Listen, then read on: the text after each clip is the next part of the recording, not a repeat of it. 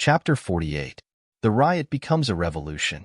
The closet into which D'Artagnan and Porthos had been ushered was separated from the drawing room where the queen was by tapestried curtains only, and this thin partition enabled them to hear all that passed in the adjoining room, whilst the aperture between the two hangings, small as it was, permitted them to see. The queen was standing in the room, pale with anger. Her self-control, however, was so great that it might have been imagined that she was calm. Comminges, Villequier, and Guitant were behind her, and the women again were behind the men. The Chancellor Sequier, who 20 years previously had persecuted her so ruthlessly, stood before her, relating how his carriage had been smashed, how he had been pursued and had rushed into the Hotel Dio, that the hotel was immediately invaded, pillaged, and devastated. Happily, he had time to reach a closet hidden behind tapestry, in which he was secreted by an old woman, together with his brother, the Bishop of Meaux. Then the danger was so imminent, the rioters came so near, uttering such threats, that the Chancellor thought his last hour had come and confessed himself to his brother priest, so as to be all ready to die in case he was discovered. Fortunately, however, he had not been taken.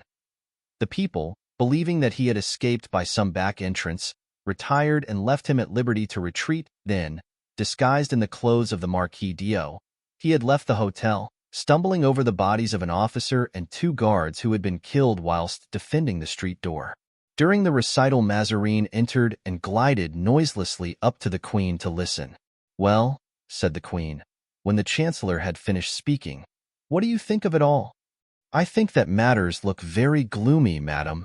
But what step would you propose to me?" "I could propose one to your Majesty, but I dare not."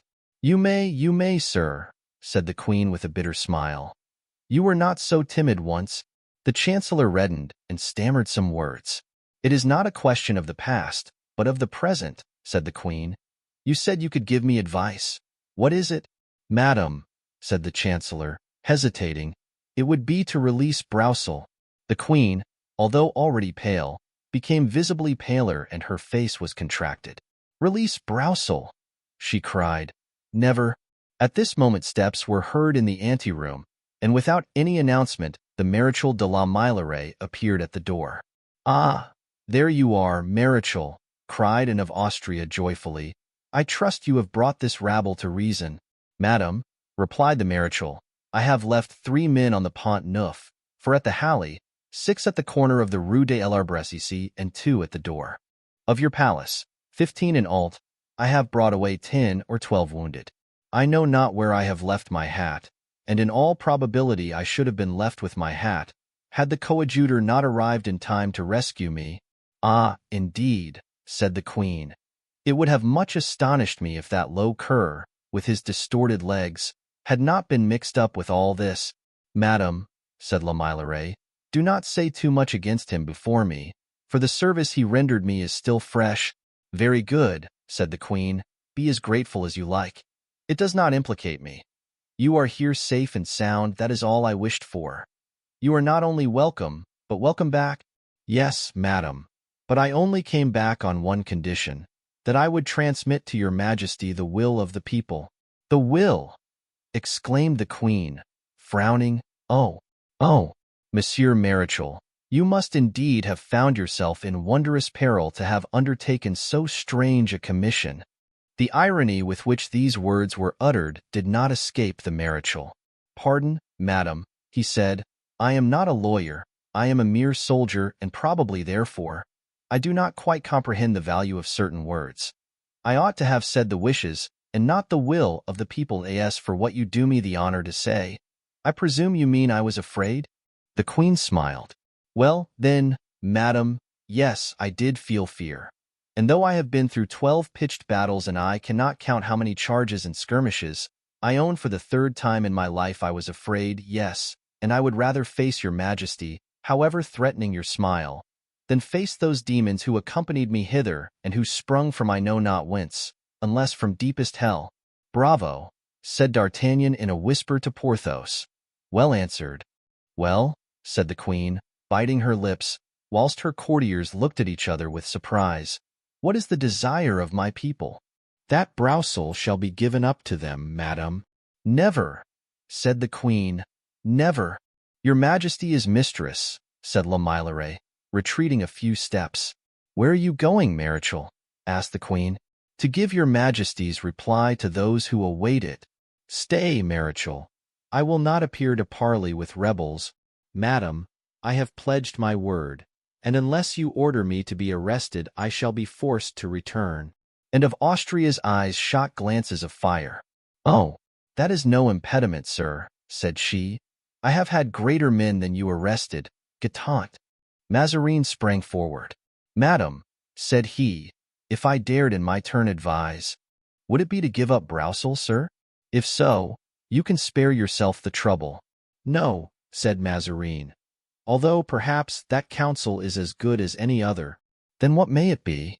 To call for Monsieur le Coadjuteur. The Coadjuteur, cried the Queen, that dreadful mischief-maker. It is he who has raised all this revolt. The more reason, said Mazarin. If he has raised it, he can put it down. And hold, madam, suggested Comminges, who was near a window, out of which he could see. Hold, the moment is a happy one. For there he is now, giving his blessing in the square of the Palais Royal. The Queen sprang to the window. It is true, she said. The arch-hypocrite, see, I see, said Mazarin, that everybody kneels before him, although he be but coadjutor, whilst I, were I in his place, though I am cardinal, should be torn to pieces. I persist.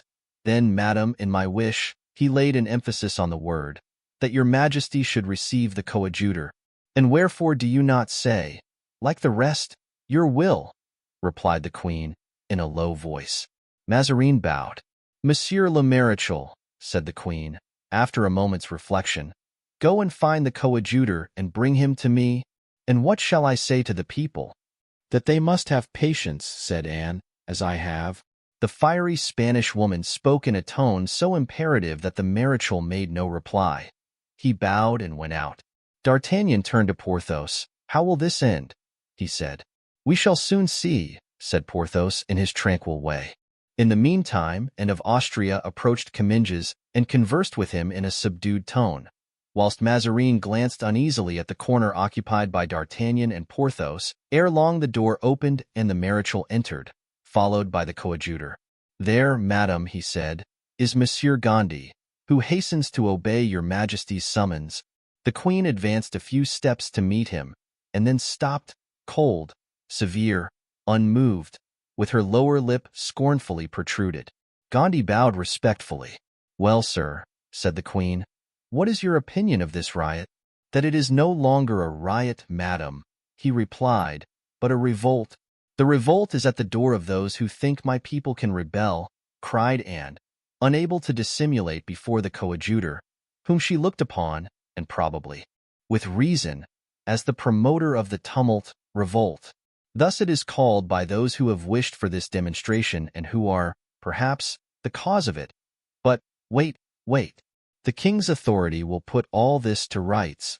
Was it to tell me that, madam, coldly replied Gondy, that your Majesty admitted me to the honor of entering your presence? No, my dear coadjutor, said Mazarin. It was to ask your advice in the unhappy dilemma in which we find ourselves. Is it true, asked Gondy, feigning astonishment, that Her Majesty summoned me to ask for my opinion? Yes, said the Queen, it is requested. The coadjutor bowed. Your Majesty wishes, then, you to say what you would do in her place, Mazarin hastened to reply. The coadjutor looked at the Queen, who replied by a sign in the affirmative. Were I in Her Majesty's place, said Gondy coldly, I should not hesitate. I should release Broussel, and if I do not give him up, what think you will be the result? Exclaimed the Queen.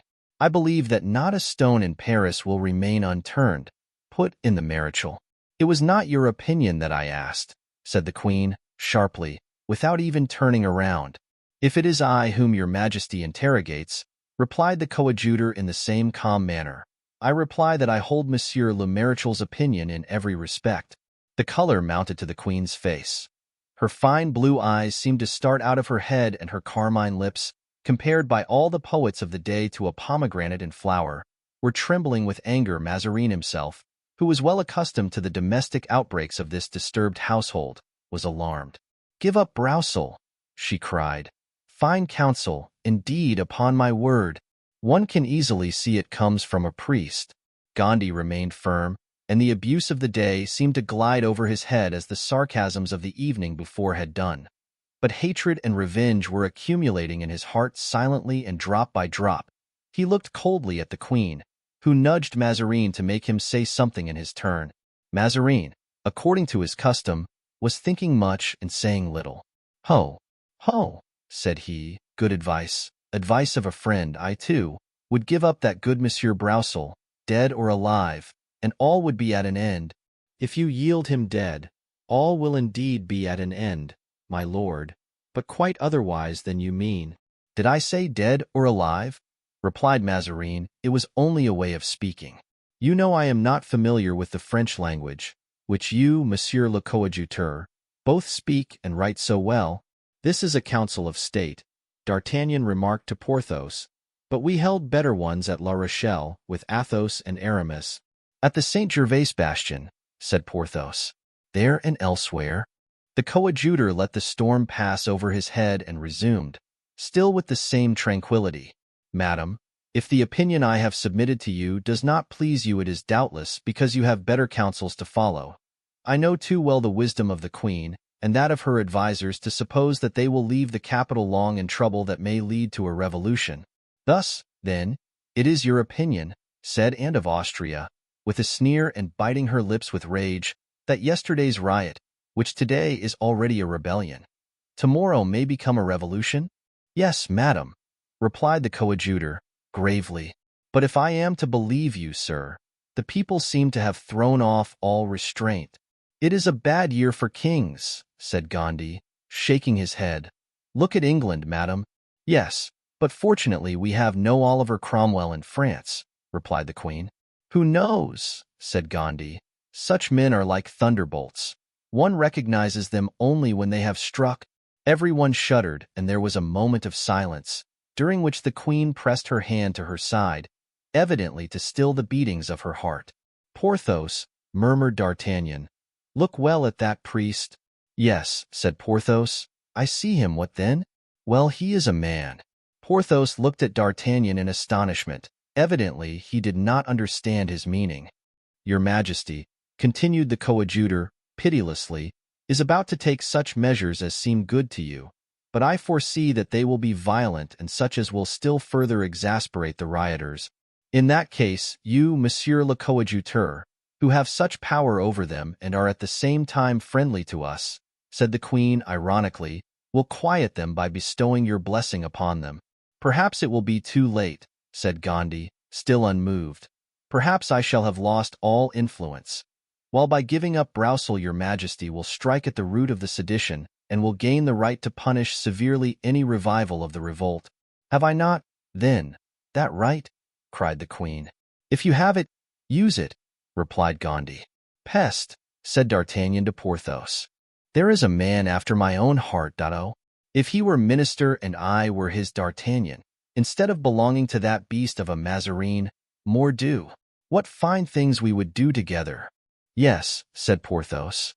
The Queen made a sign for everyone, except Mazarin, to quit the room, and Gondy bowed, as if to leave with the rest. "Stay, sir," said Anne to him. "Good," thought Gondy. "She is going to yield. She is going to have him killed," said D'Artagnan to Porthos. "But at all events it shall not be by meat, I swear to heaven, on the contrary, that if they fall upon him, I will fall upon them." "And I too," said Porthos. "Good," muttered Mazarin, sitting down. "We shall soon see something startling." The Queen's eyes followed the retreating figures, and when the last had closed the door she turned away. It was evident that she was making unnatural efforts to subdue her anger. She fanned herself, smelled at her vinaigrette, and walked up and down. Gondy, who began to feel uneasy, examined the tapestry with his eyes, touched the coat of mail which he wore under his long gown, and felt from time to time to see if the handle of a good Spanish dagger, which was hidden under his cloak, was well within reach. "And now, at last," said the Queen, "now that we are alone, repeat your counsel, Monsieur le Coadjuteur." "It is this, madam, that you should appear to have reflected, and publicly acknowledge an error, which constitutes the extra strength of a strong government. Release Broussel from prison and give him back to the people." "Oh," cried Anne, "to humble myself thus. Am I, or am I not, the queen? This screaming mob, are they, or are they not, my subjects? Have I friends? Have I guards? Ah, by Notre Dame." As Queen Catherine used to say, continued she, excited by her own words, "rather than give up this infamous Broussel to them, I will strangle him with my own hands." And she sprang toward Gondy, whom assuredly at that moment she hated more than Broussel. With outstretched arms, the coadjutor remained immovable, and not a muscle of his face was discomposed. Only his glance flashed like a sword in returning the furious looks of the queen. "He were a dead man," said the Gascon, "if there were still a Vitry at the court and if Vitry entered at this moment. But for my part, before he could reach the good prelate, I would kill Vitry at once. The cardinal would be infinitely pleased with me." "Hush," said Porthos. "Listen." "Madam," cried the cardinal, seizing hold of and in drawing her back, "Madam, what are you about?" Then he added in Spanish, "And, are you mad? You, a queen to quarrel like a washerwoman? And do you not perceive that in the person of this priest is represented the whole people of Paris, and that it is dangerous to insult him at this moment? And if this priest wished it, in an hour you would be without a crown.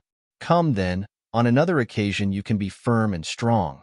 But today is not the proper time. Today, flatter and caress, or you are only a common woman." At the first words of this address D'Artagnan had seized Porthos's arm, which he pressed with gradually increasing force. When Mazarin ceased speaking, he said to Porthos in a low tone, "Never tell Mazarin that I understand Spanish, or I am a lost man and you are also." "All right," said Porthos. This rough appeal, marked by the eloquence which characterized Mazarin when he spoke in Italian or Spanish, and which he lost entirely in speaking French, was uttered with such impenetrable expression that Gondy, clever physiognomist as he was, had no suspicion of its being more than a simple warning to be more subdued. The queen, on her part, thus chided, softened immediately and sat down, and in an almost weeping voice, letting her arms fall by her side, said, "Pardon me, sir, and attribute this violence to what I suffered to woman, and consequently subject to the weaknesses of my sex. I am alarmed at the idea of civil war. A queen, accustomed to be obeyed, I am excited at the first opposition." "Madam," replied Gondy, bowing, "Your Majesty is mistaken in qualifying my sincere advice as opposition. Your Majesty has none but submissive and respectful subjects. It is not the queen with whom the people are displeased. They ask for Broussel and are only too happy, if you release him to them, to live under your government." Mazarin, who at the words, "It is not the queen with whom the people are displeased," had pricked up his ears, thinking that the coadjutor was about to speak of the cries, "Down with Mazarin," and pleased with Gondy's suppression of this fact, he said with his sweetest voice and his most gracious expression, "Madam, credit the coadjutor, who is one of the most able politicians we have. The first available cardinal's hat seems to belong already to his noble brow." "Ah, how much you have need of me, cunning rogue," thought Gondy. "And what will he promise us?" said D'Artagnan. "Peste! If he is giving away hats like that, Porthos, let us look out and both demand a regiment tomorrow. Corbeil, let the civil war last but 1 year, and I will have a constable's sword gilt for me." "And for me?" put in Porthos. "For you? I will give you the baton of the Marechal de la Meilleraie, who does not seem to be much in favor just now." "And so, sir," said the queen, "you are seriously afraid of a public tumult?" "Seriously," said Gondy, astonished at not having further advanced. "I fear that when the torrent has broken its embankment it will cause fearful destruction." "And I," said the queen, "think that in such a case other embankments should be raised to oppose it. Go. I will reflect." Gondy looked at Mazarin, astonished, and Mazarin approached the queen to speak to her. But at this moment a frightful tumult arose from the square of the Palais Royal. Gondy smiled. The queen's color rose and Mazarin grew even paler. "What is that again?" he asked. At this moment Comminges rushed into the room. "Pardon, your Majesty," he cried, "but the people have dashed the sentinels against the gates and they are now forcing the doors." "What are your commands?" "Listen, madam," said Gandhi. "The moaning of waves, the noise of thunder, the roaring of a volcano cannot be compared with the tempest of cries heard at that moment." "What are my commands?" said the Queen. "Yes, for time presses. How many men have you about the Palais Royal?" 600. "Place 100 around the king, and with the remainder sweep away this mob for me." "Madam," cried Mazarin, "what are you about?" "Go," said the Queen. Comminges went out with the soldiers' passive obedience. At this moment a monstrous battering was heard. One of the gates began to yield. "Oh, madam," cried Mazarin, "you have ruined us all, the king, yourself, and me." At this cry from the soul of the frightened cardinal, and became alarmed in her turn and would have recalled Comminges. "It is too late," said Mazarin, tearing his hair, "too late." The gale had given way. Hoarse shouts were heard from the excited mob. D'Artagnan put his hand to his sword, motioning to Porthos to follow his example. "Save the queen!" cried Mazarin to the coadjutor. Gondy sprang to the window and threw it open. He recognized Louviers at the head of a troop of about 3,000 or 4,000 men. Not a step further, he shouted, "The queen is signing." "What are you saying?" asked the queen. "The truth, madam," said Mazarin, placing a pen and a paper before her. "You must—" Then he added, "sign, and, I implore you, I command you." The queen fell into a chair, took the pen and signed. The people, kept back by Louviers, had not made another step forward. But the awful murmuring, which indicates an angry people, continued. The queen had written, "The keeper of the prison at Saint-Germain will set Councillor Broussel at liberty," and she had signed it.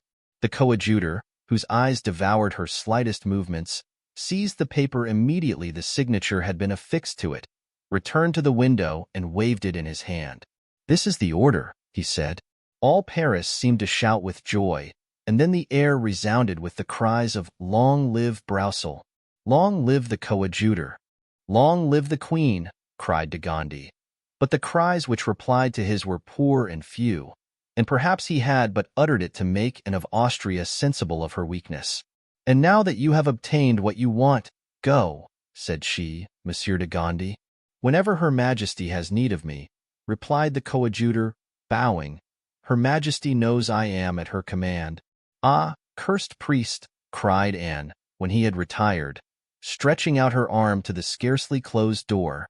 "One day I will make you drink the dregs of the atrocious gall you have poured out on me today." Mazarin wished to approach her. "Leave me," she exclaimed. "You are not a man," and she went out of the room. "It is you who are not a woman," muttered Mazarin. Then, after a moment of reverie, he remembered where he had left D'Artagnan and Porthos, and that they must have overheard everything.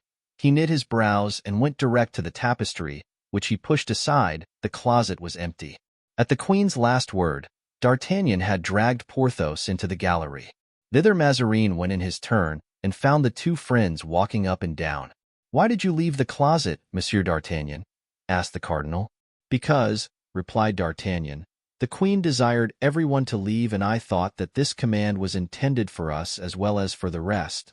And you have been here since—" "About a quarter of an hour," said D'Artagnan, motioning to Porthos not to contradict him. Mazarin saw the sign and remained convinced that D'Artagnan had seen and heard everything, but he was pleased with his falsehood.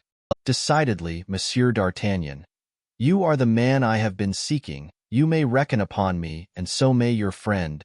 Then, bowing to the two musketeers with his most gracious smile, he re-entered his closet more calmly, for on the departure of de Gondy the uproar had ceased as though by enchantment. Chapter 49. Misfortune refreshes the memory, and of Austria returned to her oratory, furious. "What?" she cried, wringing her beautiful hands. "What? The people have seen Monsieur de Condé, a prince of the blood royal, arrested by my mother-in-law, Maria de Medicis. They saw my mother-in-law, their former regent, expelled by the cardinal. They saw Monsieur de Vendôme, that is to say, the son of Henry IV, a prisoner at Vincennes, and whilst these great personages were imprisoned, insulted, and threatened, they said nothing. And now for a Broussel, good God! What, then, is to become of royalty?" The queen unconsciously touched here upon the exciting question, The people had made no demonstration for the princes, but they had risen for Broussel. They were taking the part of a plebeian, and in defending Broussel, they instinctively felt they were defending themselves. During this time, Mazarin walked up and down the study, glancing from time to time at his beautiful Venetian mirror, starred in every direction. "Ah," he said, "it is sad, I know well, to be forced to yield thus. But, pshaw, we shall have our revenge. What matters it about Broussel? It is a name, not a thing." Mazarin, clever politician as he was for once mistaken. Broussel was a thing, not a name. The next morning, therefore, when Broussel made his entrance into Paris in a large carriage, having his son Louviers at his side and Fouquet behind the vehicle, the people threw themselves in his way, and cries of "Long live Broussel! Long live our father!" resounded from all parts and was death to Mazarin's ears. And the cardinal's spies brought bad news from every direction, which greatly agitated the minister, but was calmly received by the queen. The latter seemed to be maturing in her mind some great stroke, a fact which increased the uneasiness of the cardinal, who knew the proud princess and dreaded much the determination of Austria. The coadjutor returned to Parliament more a monarch than king, queen, and cardinal, all three together. By his advice, a decree from Parliament summoned the citizens to lay down their arms and demolish the barricades. They now knew that it required but 1 hour to take up arms again and 1 night to reconstruct the barricades. Rochefort had returned to the Chevalier d'Humieres his 50 horsemen, less 2, missing at roll call, but the Chevalier was himself at heart a Frondist, and would hear nothing said of compensation. The mendicant had gone to his old place on the steps of St. Eustache, and was again distributing holy water with one hand and asking alms with the other. No one could suspect that those two hands had been engaged with others in drawing out from the social edifice the keystone of royalty. Louviers was proud and satisfied. He had taken revenge on Mazarin and had aided in his father's deliverance from prison. His name had been mentioned as a name of terror at the Palais Royal. Laughingly, he said to the councillor, restored to his family, "Do you think, father, that if now I should ask for a company the queen would give it to me?" D'Artagnan profited by this interval of calm to send away Raoul, whom he had great difficulty in keeping shut up during the riot, and who wished positively to strike a blow for one party or the other. Raoul had offered some opposition at first, but D'Artagnan made use of the Comte de la Fere's name, and after paying a visit to Madame de Chevreuse, Raoul started to rejoin the army. Rochefort alone was dissatisfied with the termination of affairs. He had written to the Duc de Beaufort to come, and the Duke was about to arrive, and he would find Paris tranquil. He went to the coadjutor to consult with him whether it would not be better to send word to the Duke to stop on the road, but Gondy reflected for a moment, and then said, "Let him continue his journey." "All is not then over?" asked Rochefort. "My dear Count, we have only just begun." "What induces you to think so?" "The knowledge that I have of the Queen's heart. She will not rest contented beaten." "Is she, then, preparing for a stroke?" "I hope so. Come, let us see what you know." "I know that she has written to the prince to return in haste from the army." "Ah, ha," said Rochefort. "You are right, we must let Monsieur de Beaufort come." In fact, the evening after this conversation the report was circulated that the Prince de Condé had arrived. It was a very simple, natural circumstance, and yet it created a profound sensation. It was said that Madame de Longueville, for whom the prince had more than a brother's affection and in whom he had confided, had been indiscreet. His confidence had unveiled the sinister project of the queen. Even on the night of the prince's return, some citizens, bolder than the rest, such as the sheriffs, captains, and the quartermaster, went from house to house among their friends, saying, "Why do we not take the king and place him in the Hôtel de Ville? It is a shame to leave him to be educated by our enemies, who will give him evil counsel, whereas, brought up by the coadjutor, for instance, he would imbibe national principles and love his people." That night the question was secretly agitated, and on the morrow the gray and black cloaks, the patrols of armed shop people, and the bands of mendicants reappeared. The queen had passed the night in lonely conference with the prince, who had entered the oratory at midnight and did not leave till 5 o'clock in the morning. At 5 o'clock and went to the cardinal's room. If she had not yet taken any repose, he at least was already up. 6 days had already passed out of the 10 he had asked from Mordaunt. He was therefore occupied in revising his reply to Cromwell, when someone knocked gently at the door of communication with the Queen's apartment, and of Austria alone was permitted to enter by that door. The cardinal therefore rose to open it. The Queen was in a mourning gown, but it became her still, for, like Diana of Poitiers and Ninon, and of Austria enjoyed the privilege of remaining ever beautiful. Nevertheless, this morning she looked handsomer than usual, for her eyes had all the sparkle inward satisfaction adds to expression. "What is the matter, madam?" said Mazarin, uneasily. "You seem secretly elated." "Yes, Giulio," she said, proud and happy, "for I have found the means of strangling this hydra." "You are a great politician, my queen," said Mazarin. "Let us hear the means." And he hid what he had written by sliding the letter under a folio of blank paper. "You know," said the queen, "that they want to take the king away from me?" "Alas! Yes, and to hang me." "They shall not have the king, nor hang me. Listen, that I want to carry off my son from them. With yourself, that I wish that this event, which on the day it is known will completely change the aspect of affairs, should be accomplished without the knowledge of any others but yourself, myself, and a third person." "And who is this third person?" "Monsieur le Prince. He has come, then, as they told me, last evening." "And you have seen him?" "He has just left me." "And will he aid this project?" "The plan is his own." "And Paris?" "He will starve it out and force it to surrender at discretion." "The plan is not wanting in grandeur. I see but one impediment." "What is it?" "Impossibility. A senseless word. Nothing is impossible. On paper. In execution, that we have money?" "A little," said Mazarin, trembling, lest and should ask to draw upon his purse. "Troops?" 5 or 6,000 men. "Courage?" "Plenty." "Then the thing is easy, Dado. Do think of it, Giulio. Paris, this odious Paris, waking up one morning without queen or king, surrounded, besieged, famished, having for its sole resource its stupid parliament and their coadjutor with crooked limbs." "Charming, charming," said Mazarin. "I can imagine the effect. I do not see the means. I will find the means myself." "You are aware it will be war, civil war, furious, devouring, implacable?" "Oh, yes, yes, war," said, "and of Austria, yes. I will reduce this rebellious city to ashes. I will extinguish the fire with blood. I will perpetuate the crime and punishment by making a frightful example Paris. I detest, I loathe it." "Very fine, and you are now sanguinary. But take care, we are not in the time of Malatesta and Castruccio Castracani. You will get yourself decapitated, my beautiful queen, and that would be a pity." "You laugh.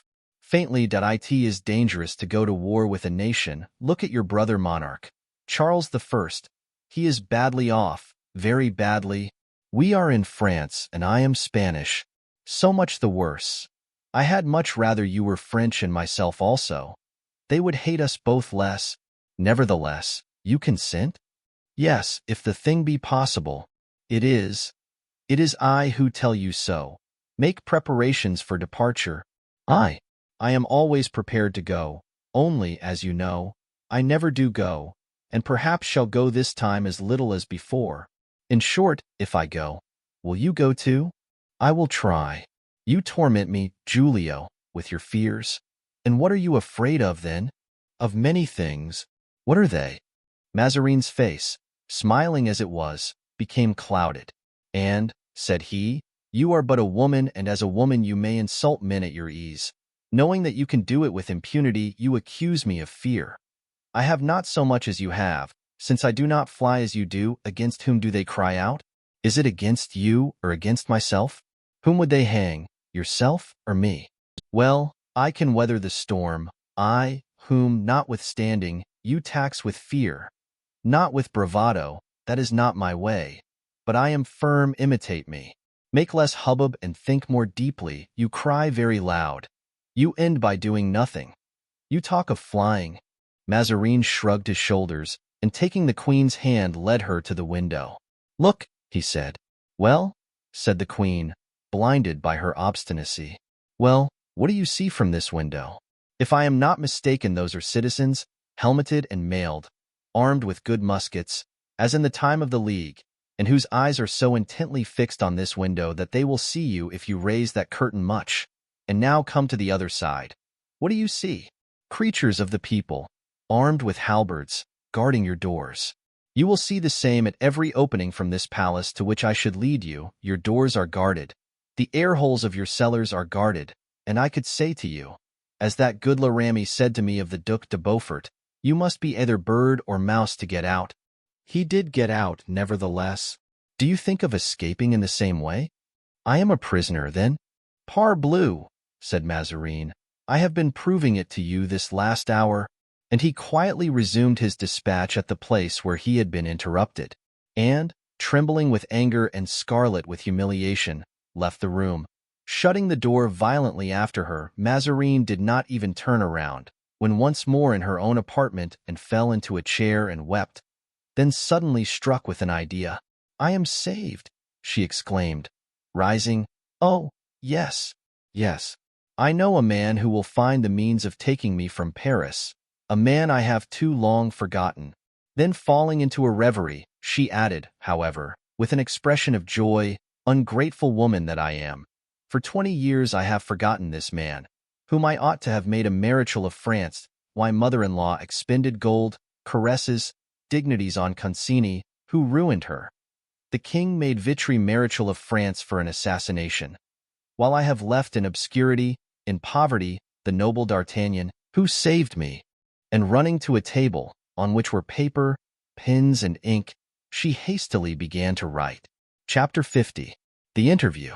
It had been D'Artagnan's practice, ever since the riots, to sleep in the same room as Porthos, and on this eventful morning he was still there, sleeping and dreaming that a yellow cloud had overspread the sky and was raining gold pieces into his hat, which he held out till it was overflowing with pistoles. As for Porthos, he dreamed that the panels of his carriage were not capacious enough to contain the armorial bearings he had ordered to be painted on them. They were both aroused at 7 o'clock by the entrance of an unliveried servant, who brought a letter for D'Artagnan. From whom? asked the Gascon. From the Queen, replied the servant. Oh, said Porthos, raising himself in his bed. What does she say?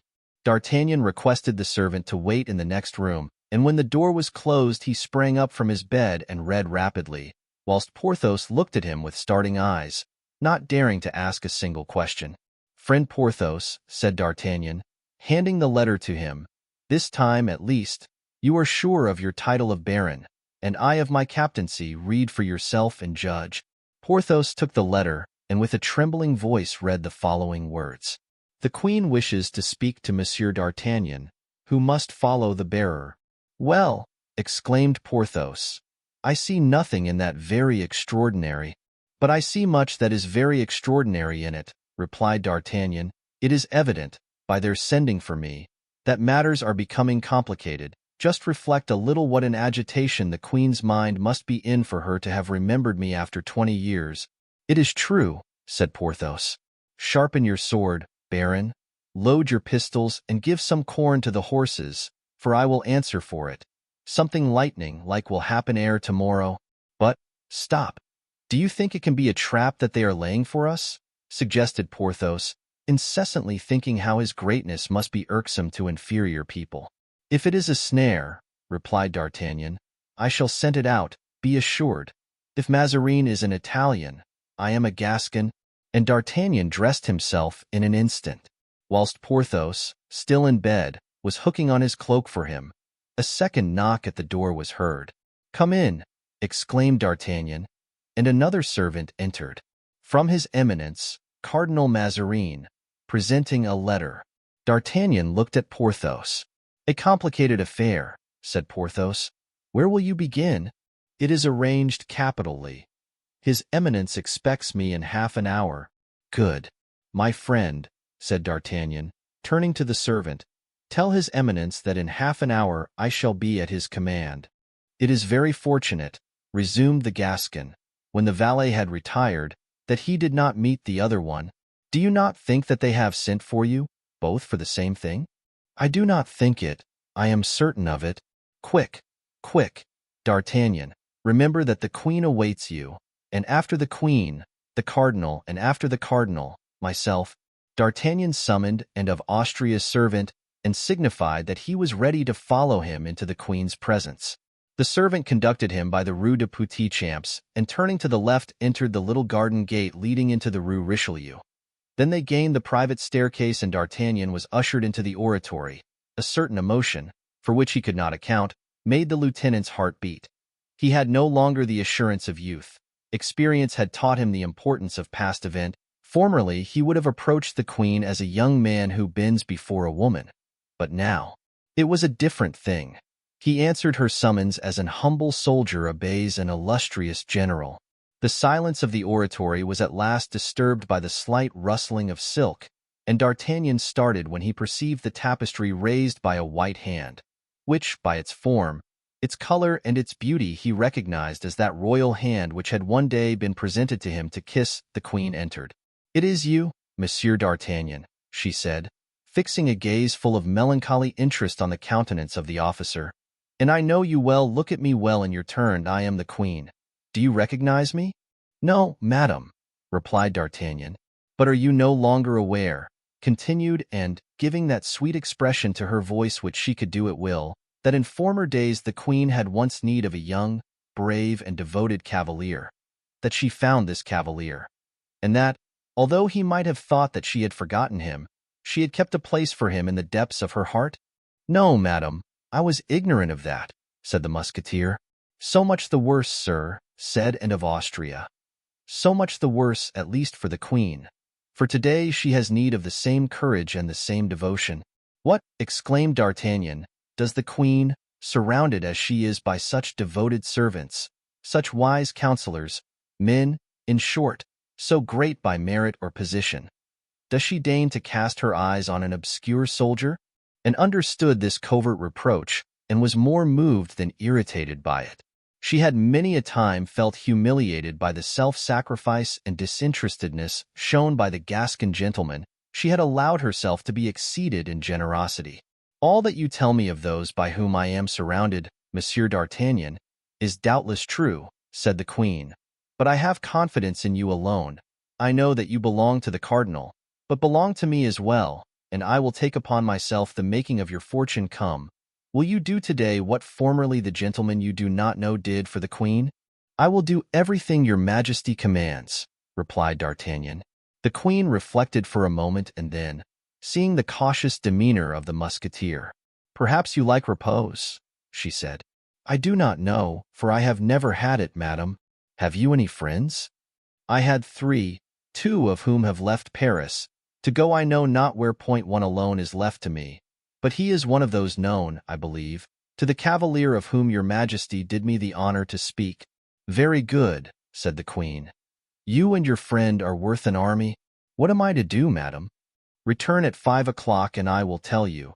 But do not breathe to a living soul, sir, the rendezvous which I give you." "No, madam." "Swear it upon the cross." "Madam, I have never been false to my word.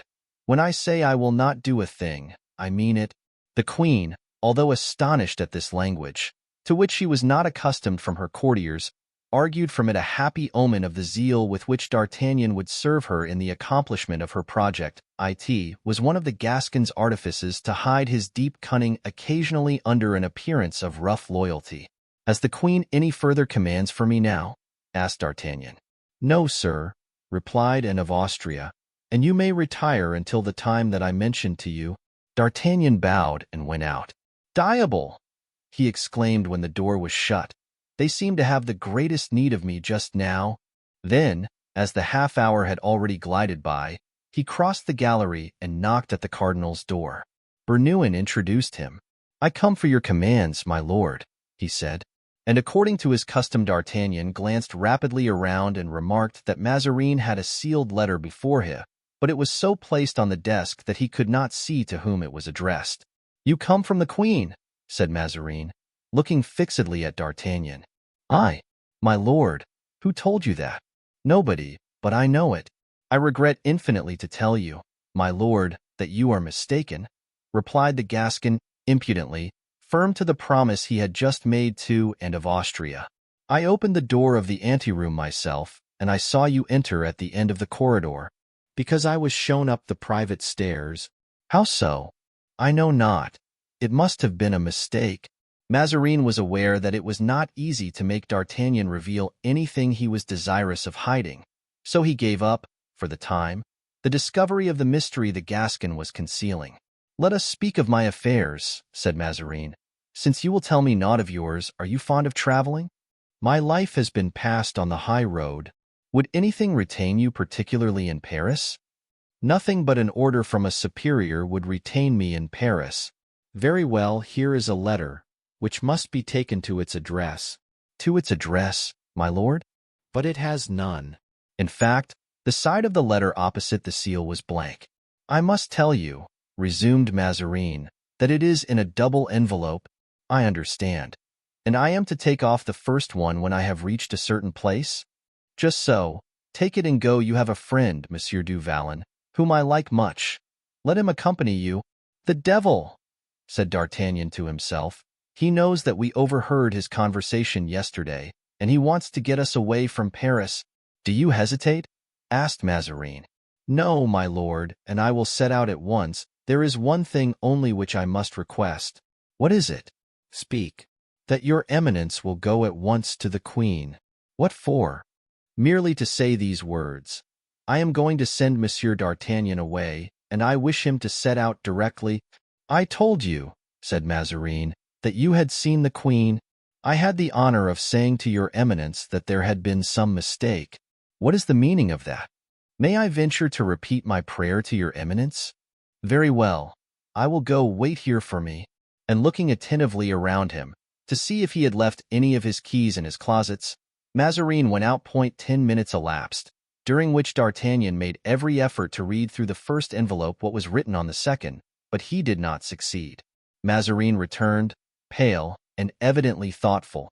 He seated himself at his desk and D'Artagnan proceeded to examine his face, as he had just examined the letter he held. But the envelope which covered his countenance appeared as impenetrable as that which covered the letter. "Aye," thought the Gascon. "He looks displeased. Can it be with me? He meditates. Is it about sending me to the Bastille? All very fine, my lord. But at the very first hint you give of such a thing, I will strangle you and become Frondist. I should be carried home in triumph like Monsieur Broussel, and Athos would proclaim me the French Brutus. It would be exceedingly droll." The Gascon, with his vivid imagination, had already seen the advantage to be derived from his situation. Mazarin gave, however, no order of the kind, but on the contrary began to be insinuating. "You were right," he said, "my dear Monsieur d'Artagnan, and you cannot set out yet. I beg you to return me that dispatch." D'Artagnan obeyed, and Mazarin ascertained that the seal was intact. "I shall want you this evening," he said. "Return in 2 hours." "My lord," said D'Artagnan, "I have an appointment in 2 hours which I cannot miss." "Do not be uneasy," said Mazarin. "It is the same." "Good," thought D'Artagnan. "I fancied it was so. Return, then, at 5 o'clock and bring that worthy Monsieur du Vallon with you, only leave him in the anteroom, as I wish to speak to you alone." D'Artagnan bowed and thought. Both at the same hour. Both commands alike. Both at the Palais Royal. Monsieur de Gondy would pay 100,000 francs for such a secret. "You are thoughtful," said Mazarin, uneasily. "Yes, I was thinking whether we ought to come armed or not." "Armed to the teeth," replied Mazarin. "Very well, my lord. It shall be so." D'Artagnan saluted, went out and hastened to repeat to his friend Mazarin's flattering promises, which gave Porthos an indescribable happiness. Chapter 51. The Flight.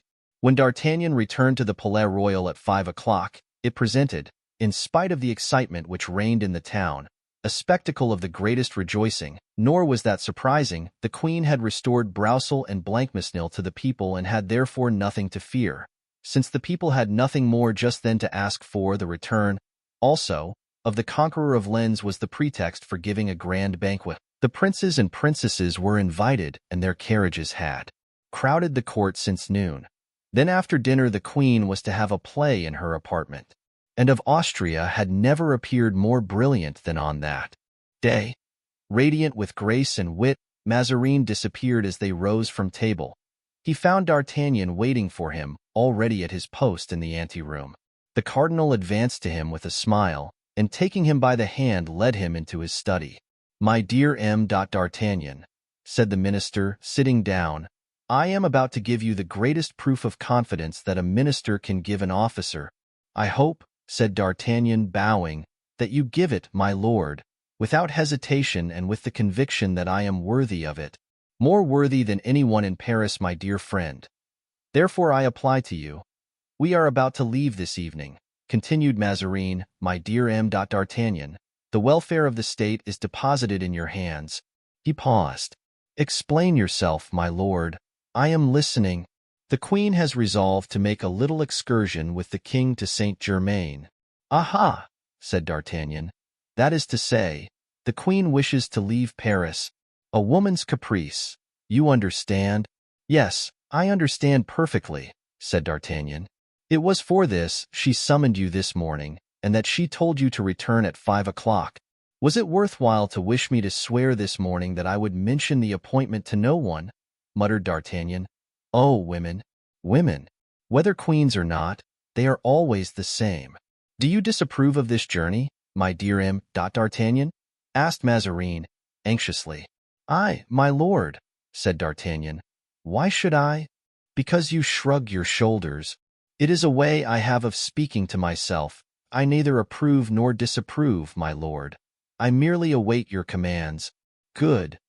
It is you, accordingly, that I have pitched upon to conduct the king and the queen to Saint-Germain." "Liar," thought D'Artagnan. "You see, therefore," continued the cardinal, perceiving D'Artagnan's composure, "that, as I have told you, the welfare of the state is placed in your hands." "Yes, my lord, and I feel the whole responsibility of such a charge." "You accept, however?" "I always accept." "Do you think the thing possible?" "Everything is possible." "Shall you be attacked on the road?" "Probably." "And what will you do in that case?" "I shall pass through those who attack me." "And suppose you cannot pass through them?" "So much the worse for them. I shall pass over them." "And you will place the king and queen in safety also, at Saint-Germain?" "Yes." "On your life?" "On my life." "You are a hero, my friend," said Mazarin, gazing at the musketeer with admiration. D'Artagnan smiled. "And I?" asked Mazarin, after a moment's silence. "How? And you, my lord?" "If I wish to leave." "That would be much more difficult." "Why so?" "Your eminence might be recognized." "Even under this disguise?"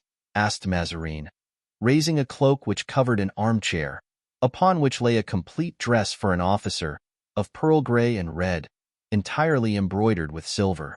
"If your eminence is disguised, it will be almost easy." "Ah," said Mazarin, breathing more freely. "But it will be necessary for your eminence to do what the other day you declared you should have done in our place. Cry, 'Down with Mazarin!'" "I will. Down with Mazarin."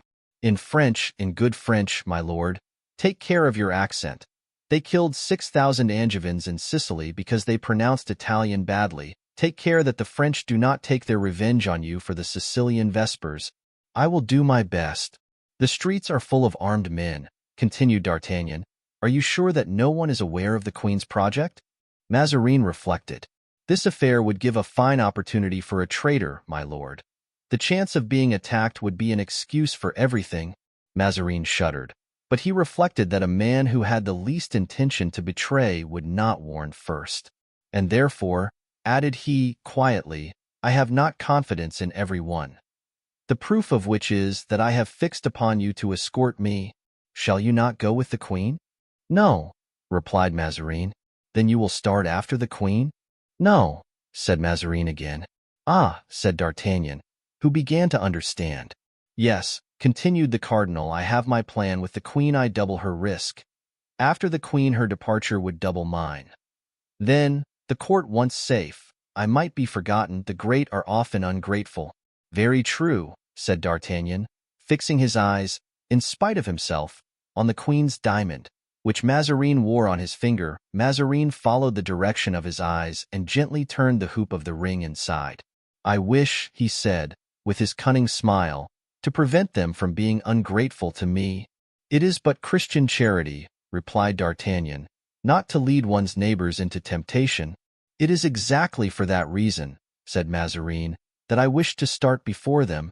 D'Artagnan smiled. He was just the man to understand the astute Italian. Mazarin saw the smile and profited by the moment. "You will begin, therefore, by taking me first out of Paris, will you not, my dear M. D'Artagnan?" "A difficult commission, my lord," replied D'Artagnan, resuming his serious manner. "But," said Mazarin, "you did not make so many difficulties with regard to the king and queen." "The king and the queen are my king and queen," replied the musketeer. "My life is theirs, and I must give it for them. If they ask it, what have I to say?" "That is true," murmured Mazarin in a low tone. "But as thy life is not mine, I suppose I must buy it, must I not?" And sighing deeply, he began to turn the hoop of his ring outside again.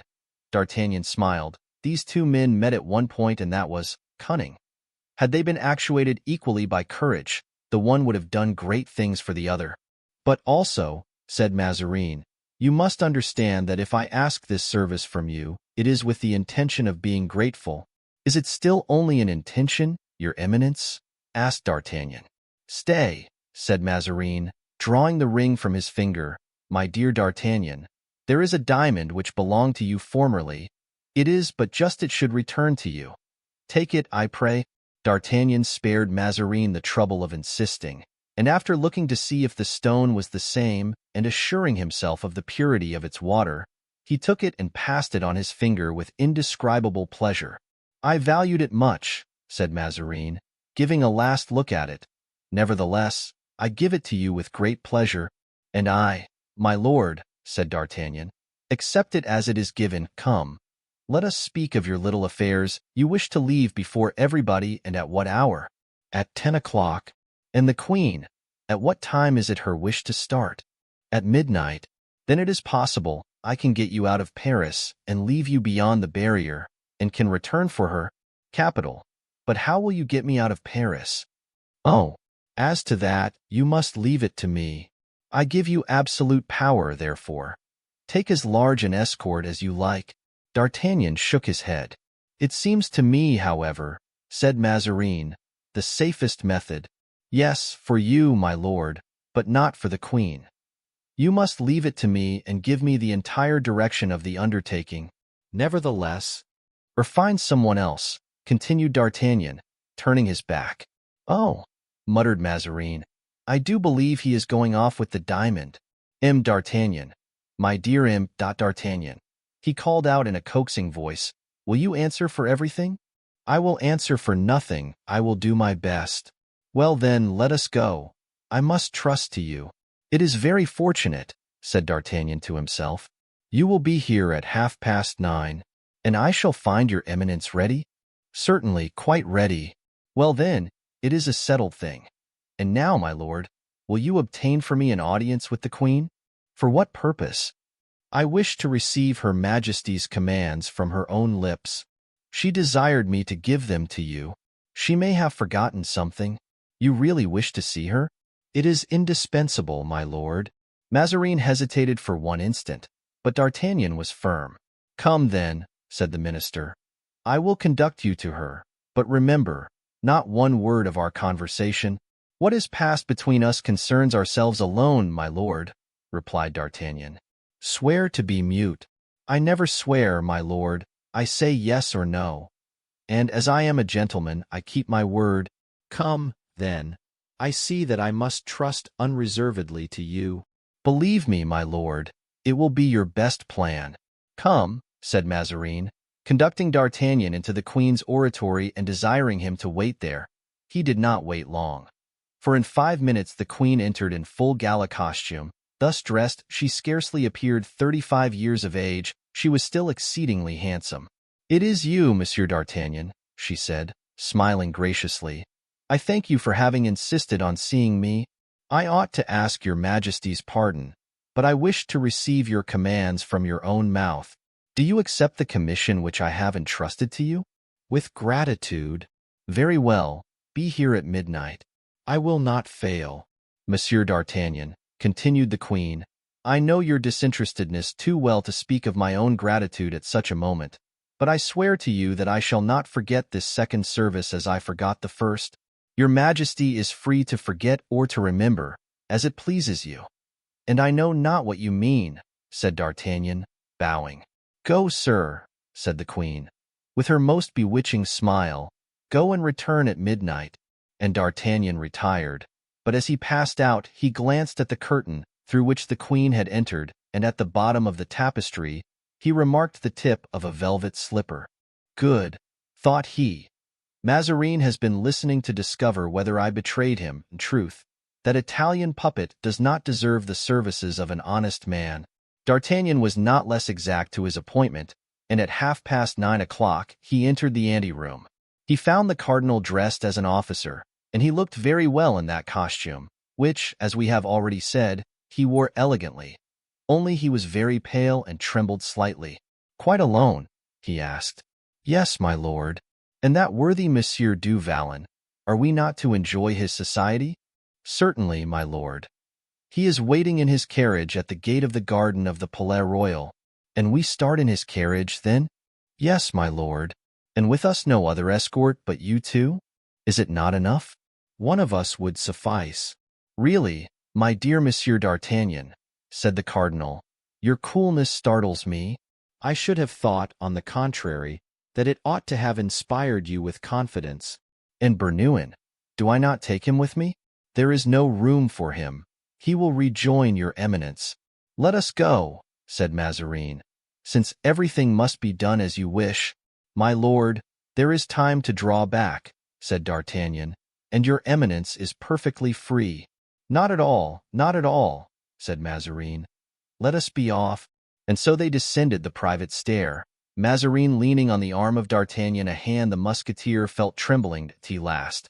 After crossing the courts of the Palais Royal, where there still remained some of the conveyances of late guests, they entered the garden and reached the little gate. Mazarin attempted to open it by a key which he took from his pocket, but with such shaking fingers that he could not find the keyhole. Give it to me, said D'Artagnan, who when the gate was opened deposited the key in his pocket, reckoning upon returning by that gate. The steps were already down and the door open. Mousqueton stood at the door and Porthos was inside the carriage. Mount, my lord, said D'Artagnan to Mazarin, who sprang into the carriage without waiting for a second bidding. D'Artagnan followed him, and Mousqueton, having closed the door, mounted behind the carriage with many groans.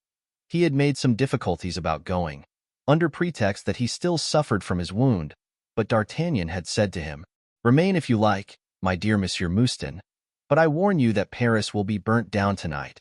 Upon which Mousqueton had declared, without asking anything further, that he was ready to follow his master and Monsieur d'Artagnan to the end of the world.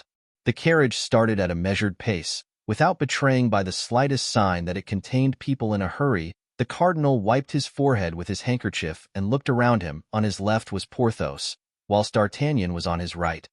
Each guarded a door and served as a rampart to him. On either side before him, on the front seat, lay two pairs of pistols, one in front of Porthos and the other of D'Artagnan. About 100 paces from the Palais Royal a patrol stopped the carriage. Who goes? Asked the captain. Mazarin, replied D'Artagnan, bursting into a laugh. The cardinal's hair stood on end, but the joke appeared an excellent one to the citizens, who, seeing the conveyance without escort and unarmed, would never have believed in the possibility of so great an imprudence. A good journey to ye, they cried, allowing it to pass. Him, said D'Artagnan. What does my lord think of that reply? Man of talent, cried Mazarin. In truth, said Porthos, I understand. But now, about the middle of the Rue de Petit Champs, they were stopped by a second patrol. Who goes there? Inquired the captain of the patrol. Keep back, my lord, said D'Artagnan, and Mazarin buried himself so far behind the two friends that he disappeared, completely hidden between them. Who goes there? Cried the same voice, impatiently, whilst D'Artagnan perceived that they had rushed to the horses' heads, but putting his head out of the carriage. Planchet, said he. The chief approached, and it was indeed Planchet. D'Artagnan had recognized the voice of his old servant. How, sir? Said Planchet. Is it you? Mon Dieu. Yes, my good friend. This worthy Porthos has just received a sword wound, and I am taking him to his country house at St. Cloud. Oh, really? Said Planchet. Porthos, said D'Artagnan, if you can still speak, say a word, my dear Porthos, to this good Planchet. Planchet, my friend, said Porthos in a melancholy voice, I am very ill. Should you meet a doctor, you will do me a favor by sending him to me? Oh, good heaven, said Planchet, what a misfortune! And how did it happen? I will tell you all about it, replied Mousqueton. Porthos uttered a deep groan. Make way for us, Planchet, said D'Artagnan in a whisper to him, or he will not arrive alive. The lungs are attacked, my friend. Planchet shook his head with the air of a man who says, in that case things look ill. Then he exclaimed, turning to his men, let them pass. They are friends. The carriage resumed its course, and Mazarin, who had held his breath, ventured to breathe again. Bracconi, muttered he. A few steps in advance of the gate of St. Honoré, they met a third troop. This latter party was composed of ill-looking fellows, who resembled bandits more than anything else. They were the men of the beggar of St. Eustache. Attention, Porthos, cried D'Artagnan. Porthos placed his hand on the pistols. What is it? Asked Mazarin. My lord, I think we are in bad company. A man advanced to the door with a kind of scythe in his hand. Que vive? He asked. Rascal, said D'Artagnan. Do you not recognize His Highness the Prince's carriage? Prince or not, said the man, open, we are here to guard the gate, and no one whom we do not know shall pass. What is to be done? Said Porthos. Pardieu, pass, replied D'Artagnan. But how? Asked Mazarin. Through or over? Coachman, gallop on. The coachman raised his whip. Not a step further, said the man, who appeared to be the captain, or I will hamstring your horses. Peste, said Porthos, it would be a pity. Animals which cost me 100 pistoles each. I will pay you 200 for them, said Mazarin. Yes, but when once they are hamstrung, our necks will be strung next. If one of them comes to my side, asked Porthos, must I kill him? Yes, by a blow of your fist if you can. We will not fire but at the last extremity. I can do it, said Porthos. Come and open, then, cried D'Artagnan to the man with the scythe, taking one of the pistols up by the muzzle and preparing to strike with the handle, and as the man approached, D'Artagnan, in order to have more freedom for his actions, leaned half out of the door. His eyes were fixed upon those of the mendicant, which were lighted up by a lantern. Without doubt he recognized D'Artagnan, for he became deadly pale. Doubtless the musketeer knew him, for his hair stood up on his head. Monsieur d'Artagnan, he cried, falling back a step, it is Monsieur d'Artagnan. Let him pass. D'Artagnan was perhaps about to reply, when a blow, similar to that of a mallet falling on the head of an ox, was heard. The noise was caused by Porthos, who had just knocked down his man. D'Artagnan turned around and saw the unfortunate man upon his back about 4 paces off. "Steth," cried he to the coachman, "spur your horses. Whip, get on." The coachman bestowed a heavy blow of the whip upon his horses. The noble animals bounded forward. Then cries of men who were knocked down were heard. Then a double concussion was felt, and 2 of the wheels seemed to pass over a round and flexible body. There was a moment's silence. Then the carriage cleared the gate. "To Cours la Reine," cried D'Artagnan to the coachman. Then turning to Mazarin he said, "Now, my lord, you can say 5 paters and 5 aves. In thanks to heaven for your deliverance, you are safe. You are free." Mazarin replied only by a groan. He could not believe in such a miracle. 5 minutes later the carriage stopped, having reached Cours la Reine. "Is my lord pleased with his escort?" asked D'Artagnan. "Enchanted, monsieur," said Mazarin, venturing his head out of one of the windows. "And now do as much for the queen." "It will not be so difficult," replied D'Artagnan, springing to the ground. "Monsieur du Vallon, I commend his eminence to your care." "Be quite at ease," said Porthos, holding out his hand, which D'Artagnan took and shook in his. "Oh!" cried Porthos as if in pain. D'Artagnan looked with surprise at his friend. "What is the matter, then?" he asked. "I think I have sprained my wrist," said Porthos. "The devil!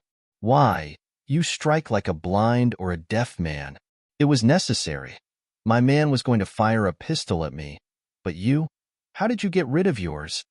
"Oh, mine! replied D'Artagnan, was not a man. What was it then? It was an apparition, and I charmed it away. Without further explanation, D'Artagnan took the pistols which were upon the front seat, placed them in his belt, wrapped himself in his cloak, and not wishing to enter by the same gate as that through which they had left, he took his way toward the Richelieu gate. Chapter 52. The carriage of Monsieur le Coadjuteur. Instead of returning, then, by the Saint-Honoré gate, D'Artagnan, who had time before him, walked around and re-entered by the Porte Richelieu.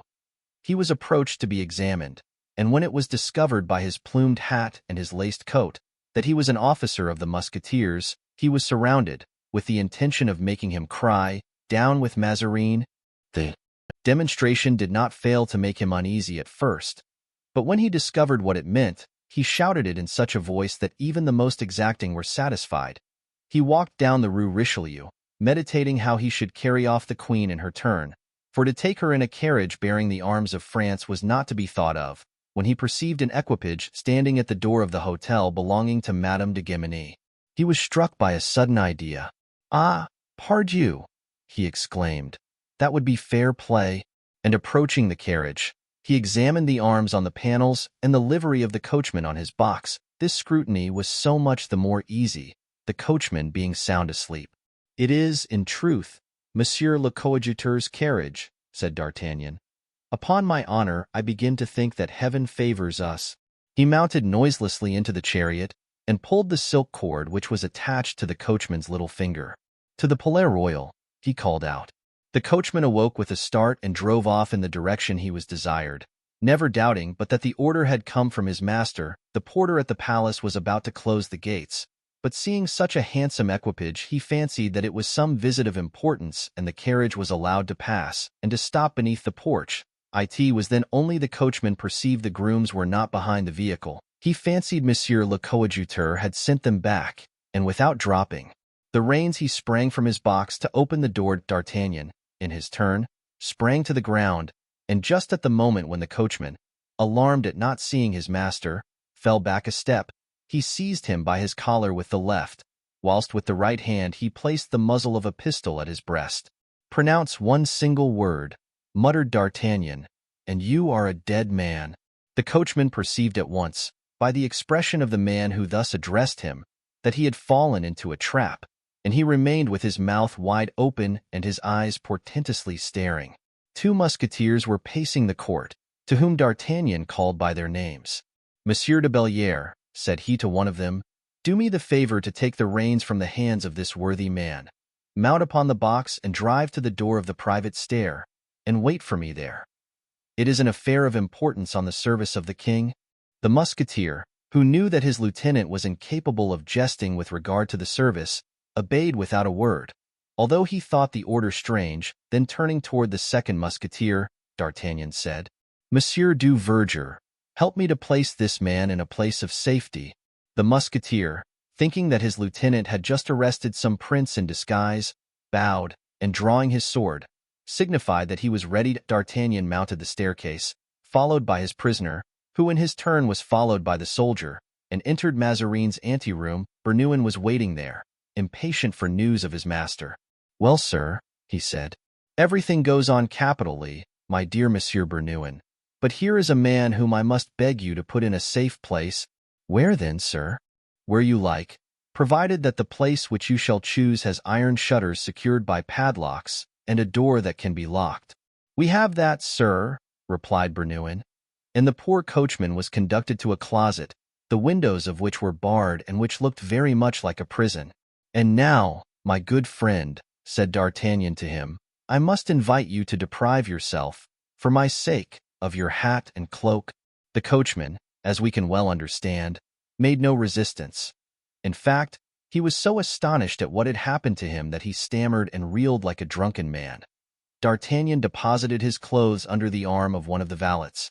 "And now, Monsieur du Verger," he said, "shut yourself up with this man until Monsieur Bernouin returns to open the door. The duty will be tolerably long and not very amusing, I know.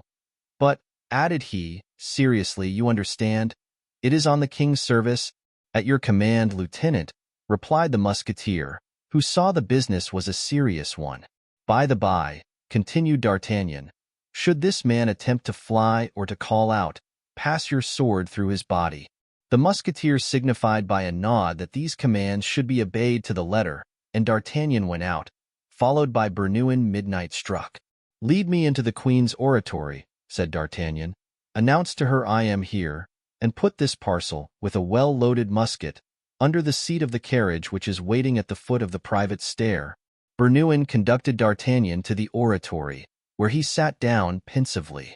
Everything had gone on as usual at the Palais Royal, as we said before. By 10 o'clock almost all the guests had dispersed. Those who were to fly with the court had the word of command, and they were each severally desired to be from 12 o'clock to 1 at Cours-la-Reine. At 10 o'clock Anne of Austria had entered the king's room. Monsieur had just retired, and the youthful Louis, remaining the last, was amusing himself by placing some lead soldiers in a line of battle, a game which delighted him much. 2 royal pages were playing with him. "Laporte," said the queen, "it is time for his Majesty to go to bed." The king asked to remain up, having, he said, no wish to sleep. But the queen was firm. "Are you not going tomorrow morning at 6 o'clock, Louis, to bathe at Conflans? I think you wish to do so of your own accord." "You are right, madame," said the king, "and I am ready to retire to my room when you have kissed me, Laporte. Give the light to Monsieur the Chevalier de Coislin." The queen touched with her lips the white, smooth brow the royal child presented to her with a gravity which already partook of etiquette. "Go to sleep soon, Louis," said the queen, "for you must be awakened very early." "I will do my best to obey you, madame," said the youthful king, "but I have no inclination to sleep." "Laporte," said Anne of Austria, in an undertone, "find some very dull book to read to his Majesty, but do not undress yourself." The king went out, accompanied by the Chevalier de Coislin, bearing the candlestick, and then the queen returned to her own apartment. Her ladies, that is to say Madame de Bregy, Mademoiselle de Beaumont, Madame de Motteville, and Socratine, her sister, so called on account of her sense, had just brought into her dressing-room the remains of the dinner, on which, according to her usual custom, she supped. The queen then gave her orders, spoke of a banquet which the Marquis de Villequier was to give to her on the day after the morrow, indicated the persons she would admit to the honor of partaking of it, announced another visit on the following day to Val-de-Grace, where she intended to pay her devotions, and gave her commands to her senior valet to accompany her. When the ladies had finished their supper, the queen feigned extreme fatigue and passed into her bedroom. Madame de Motteville, who was on a special duty that evening, followed to aid and undress her. The queen then began to read, and, after conversing with her affectionately for a few minutes, dismissed her. It was at this moment D'Artagnan entered the courtyard of the palace, in the coadjutor's carriage, and a few seconds later the carriages of the ladies-in-waiting drove out, and the gates were shut after them. A few minutes after 12 o'clock Bernouin knocked at the queen's bedroom door. Having come by the cardinal's secret corridor, Anne of Austria opened the door to him herself. She was dressed, that is to say, in dishabille, wrapped in a long, warm dressing gown. "It is you, Bernouin," she said. "Is Monsieur d'Artagnan there?" "Yes, madame, in your oratory. He is waiting till your Majesty is ready." "I am. Go and tell Laporte to wake and dress the king, and then pass on to the Marechal de Villeroy and summon him to me." Bernouin bowed and retired. The queen entered her oratory, which was lighted by a single lamp of Venetian crystal. She saw D'Artagnan, who stood expecting her. "Is it you?" she said. "Yes, madame. Are you ready?" "I am." "And his Eminence, the cardinal, has got off without any accident. He is awaiting your Majesty at Cours-la-Reine. But in what carriage do we start?" "I have provided for everything. A carriage below is waiting for your Majesty. Let us go to the king." D'Artagnan bowed and followed the queen. The young Louis was already dressed, with the exception of his shoes and doublet. He had allowed himself to be dressed in great astonishment, overwhelming Laporte with questions, who replied only in these words, "Sire, it is by the queen's commands." The bedclothes were thrown back, exposing the king's bed linen, which was so worn that here and there holes could be seen. It was one of the results of Mazarine's niggardliness. The queen entered and D'Artagnan remained at the door. As soon as the child perceived the queen he escaped from Laporte and ran to meet her, and then motioned to D'Artagnan to approach, and he obeyed. "My son," said Anne of Austria, Pointing to the musketeer, calm, standing uncovered, "Here is Monsieur d'Artagnan, who is as brave as one of those ancient heroes of whom you like so much to hear from my women. Remember his name well and look at him well, that his face may not be forgotten. For this evening he is going to render us a great service." The young king looked at the officer with his large-formed eye, and repeated, "Monsieur d'Artagnan, that is it, my son." The young king slowly raised his little hand and held it out to the musketeer. The latter bent on his knee and kissed it. "Monsieur d'Artagnan," repeated Louis. "Very well, madame." At this moment they were startled by a noise, as if a tumult were approaching. "What is that?" exclaimed the queen. "Oh, oh," replied d'Artagnan, straining both at the same time his quick ear and his intelligent glance. "It is the murmur of the populace in revolution." "We must fly," said the queen. "Your Majesty has given me the control of this business. We had better wait and see what they want." "Monsieur d'Artagnan, I will answer for everything." Nothing is so catching as confidence. The queen, full of energy and courage, was quickly alive to these two virtues in others. "Do as you like," she said. "I rely upon you. Will your Majesty permit me to give orders in your name throughout this business?" "Command, sir." "What do the people want this time?" demanded the king. "We are about to ascertain, sire," replied d'Artagnan, as he rapidly left the room. The tumult continued to increase and seemed to surround the Palais Royal entirely. Cries were heard from the interior, of which they could not comprehend the sense. It was evident that there was clamor and sedition. The king, half-dressed, the queen and Laporte remained each in the same state and almost in the same place, where they were listening and waiting. Comminges, who was on guard that night at the Palais Royal, ran in. He had about 200 men in the courtyards and stables, and he placed them at the queen's disposal. "Well?" asked Anne of Austria, when d'Artagnan reappeared. "What does it mean?" "It means, madame, that the report has spread that the queen has left the Palais Royal, carrying off the king, and the people asked to have proof to the contrary, or threatened to demolish the Palais Royal." "Oh, this time it is too much," exclaimed the queen, "and I will prove to them I have not left." D'Artagnan saw from the expression of the queen's face that she was about to issue some violent command. He approached her and said in a low voice, "Has your Majesty still confidence in me?" This voice startled her. "Yes, sir," she replied, "every confidence." "Speak. Will the queen deign to follow my advice?" "Speak." "Let your Majesty dismiss M.E. Comminges and desire him to shut himself up with his men in the guardhouse and in the stables."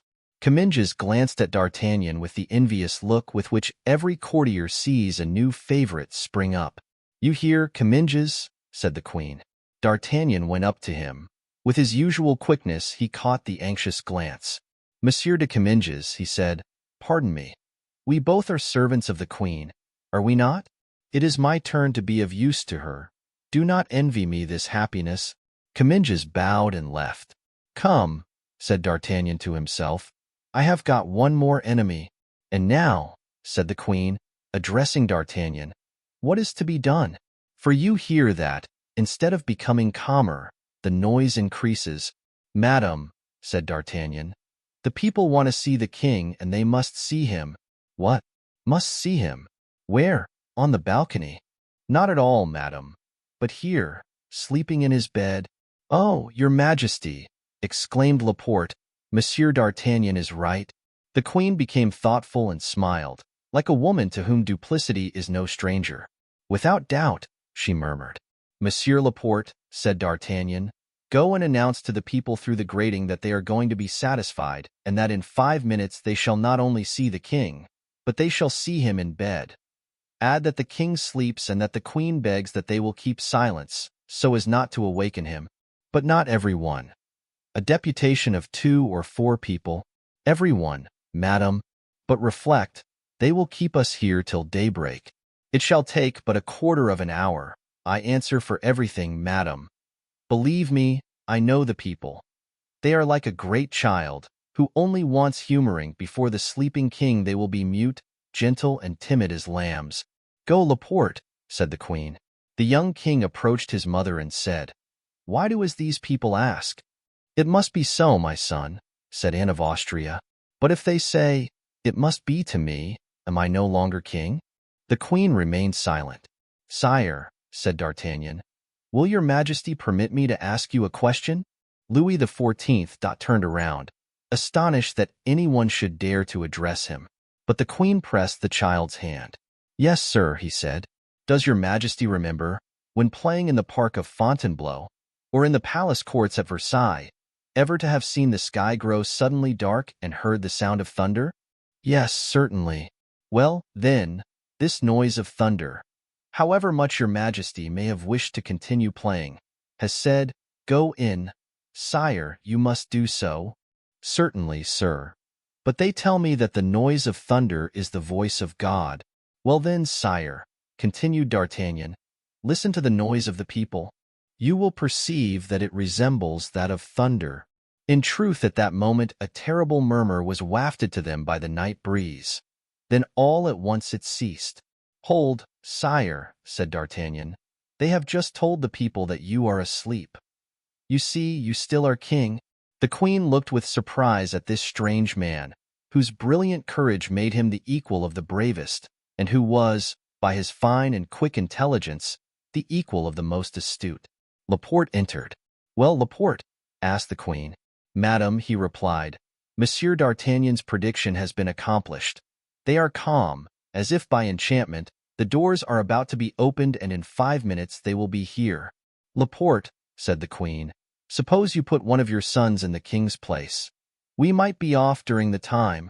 If your majesty desires it, said Laporte, my sons, like myself, are at the queen's service. Not at all, said D'Artagnan. Should one of them know his majesty and discover but a substitute, all would be lost. You are right, sir, always right, said Anne of Austria. Laporte, place the king in bed. Laporte placed the king, dressed as he was, in the bed and then covered him as far as the shoulders with the sheet. The queen bent over him and kissed his brow. Pretend to sleep, Louis, said she. Yes, said the king, but I do not wish to be touched by any of those men. Sire, I am here, said D'Artagnan, and I give you my word, that if a single man has the audacity, his life shall pay for it. And now what is to be done? Asked the queen, for I hear them. Monsieur Laporte, go to them and again recommend silence, madam. Wait at the door, whilst I shall be at the head of the king's bed, ready to die for him. Laporte went out. The queen remained standing near the hangings, whilst D'Artagnan glided behind the curtains. Then the heavy and collected steps of a multitude of men were heard, and the queen herself raised the tapestry hangings and put her finger on her lips. On seeing the queen, the men stopped short, respectfully. Enter, gentlemen, enter, said the queen. There was then amongst that crowd a moment's hesitation, which looked like shame. They had expected resistance. They had expected to be thwarted, to have to force the gates, to overturn the guards. The gates had opened of themselves, and the king, ostensibly at least, had no other guard at his bedhead but his mother. The foremost of them stammered and attempted to fall back. Enter, gentlemen, said Laporte, since the queen desires you so to do. Then one more bold than the rest ventured to pass the door and to advance on tiptoe. This example was imitated by the rest, until the room filled silently, as if these men had been the humblest, most devoted courtiers. Far beyond the door the heads of those who were not able to enter could be seen, all craning to their utmost height to try and see. D'Artagnan saw it all through an opening he had made in the curtain, and in the very first man who entered he recognized Planchet. Sir, said the queen to him, thinking he was the leader of the band, you wish to see the king, and therefore I determined to show him to you myself. Approach and look at him, and say if we have the appearance of people who wish to run away. No, certainly, replied Planchet, rather astonished at the unexpected honor conferred upon him. You will say, then, to my good and faithful Parisians, continued Anne with a smile, the expression of which did not deceive D'Artagnan, that you have seen the king in bed asleep, and the queen also ready to retire. I shall tell them, madam, and those who accompany me will say the same thing. But what? Asked Anne of Austria. Will your majesty pardon me, said Planchet, but is it really the king who is lying there? Anne of Austria started. If, she said, there is one among you who knows the king, Let him approach and say whether it is really his Majesty lying there. A man wrapped in a cloak, in the folds of which his face was hidden, approached and leaned over the bed and looked. For 1 second, D'Artagnan thought the man had some evil design, and he put his hand to his sword. But in the movement made by the man in stooping, a portion of his face was uncovered, and D'Artagnan recognized the coadjutor. "It is certainly the king," said the man, rising again. "God bless his Majesty." "Yes," repeated the leader in a whisper. "God bless his Majesty." And all these men, who had entered enraged, passed from anger to pity and blessed the royal infant in their turn. "Now," said Planchet, "let us thank the queen. My friends, retire." They all bowed, and retired by degrees as noiselessly as they had entered. Planchet, who had been the first to enter, was the last to leave. The queen stopped him. "What is your name, my friend?" she said. Planchet, much surprised at the inquiry, turned back. "Yes," continued the queen, "I think myself as much honored to have received you this evening as if you had been a prince, and I wish to know your name." "Yes," thought Planchet, "to treat me as a prince, oh, thank you."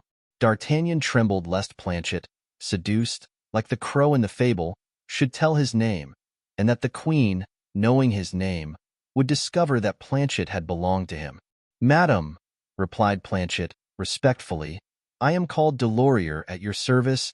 "Thank you, Monsieur Delorier," said the queen. "And what is your business?" "Madam, I am a clothier in the Rue Bourdonnais." "That is all I wish to know," said the queen. "Much obliged to you, Monsieur Delorier. You will hear again from me." Come, thought D'Artagnan, emerging from behind the curtain.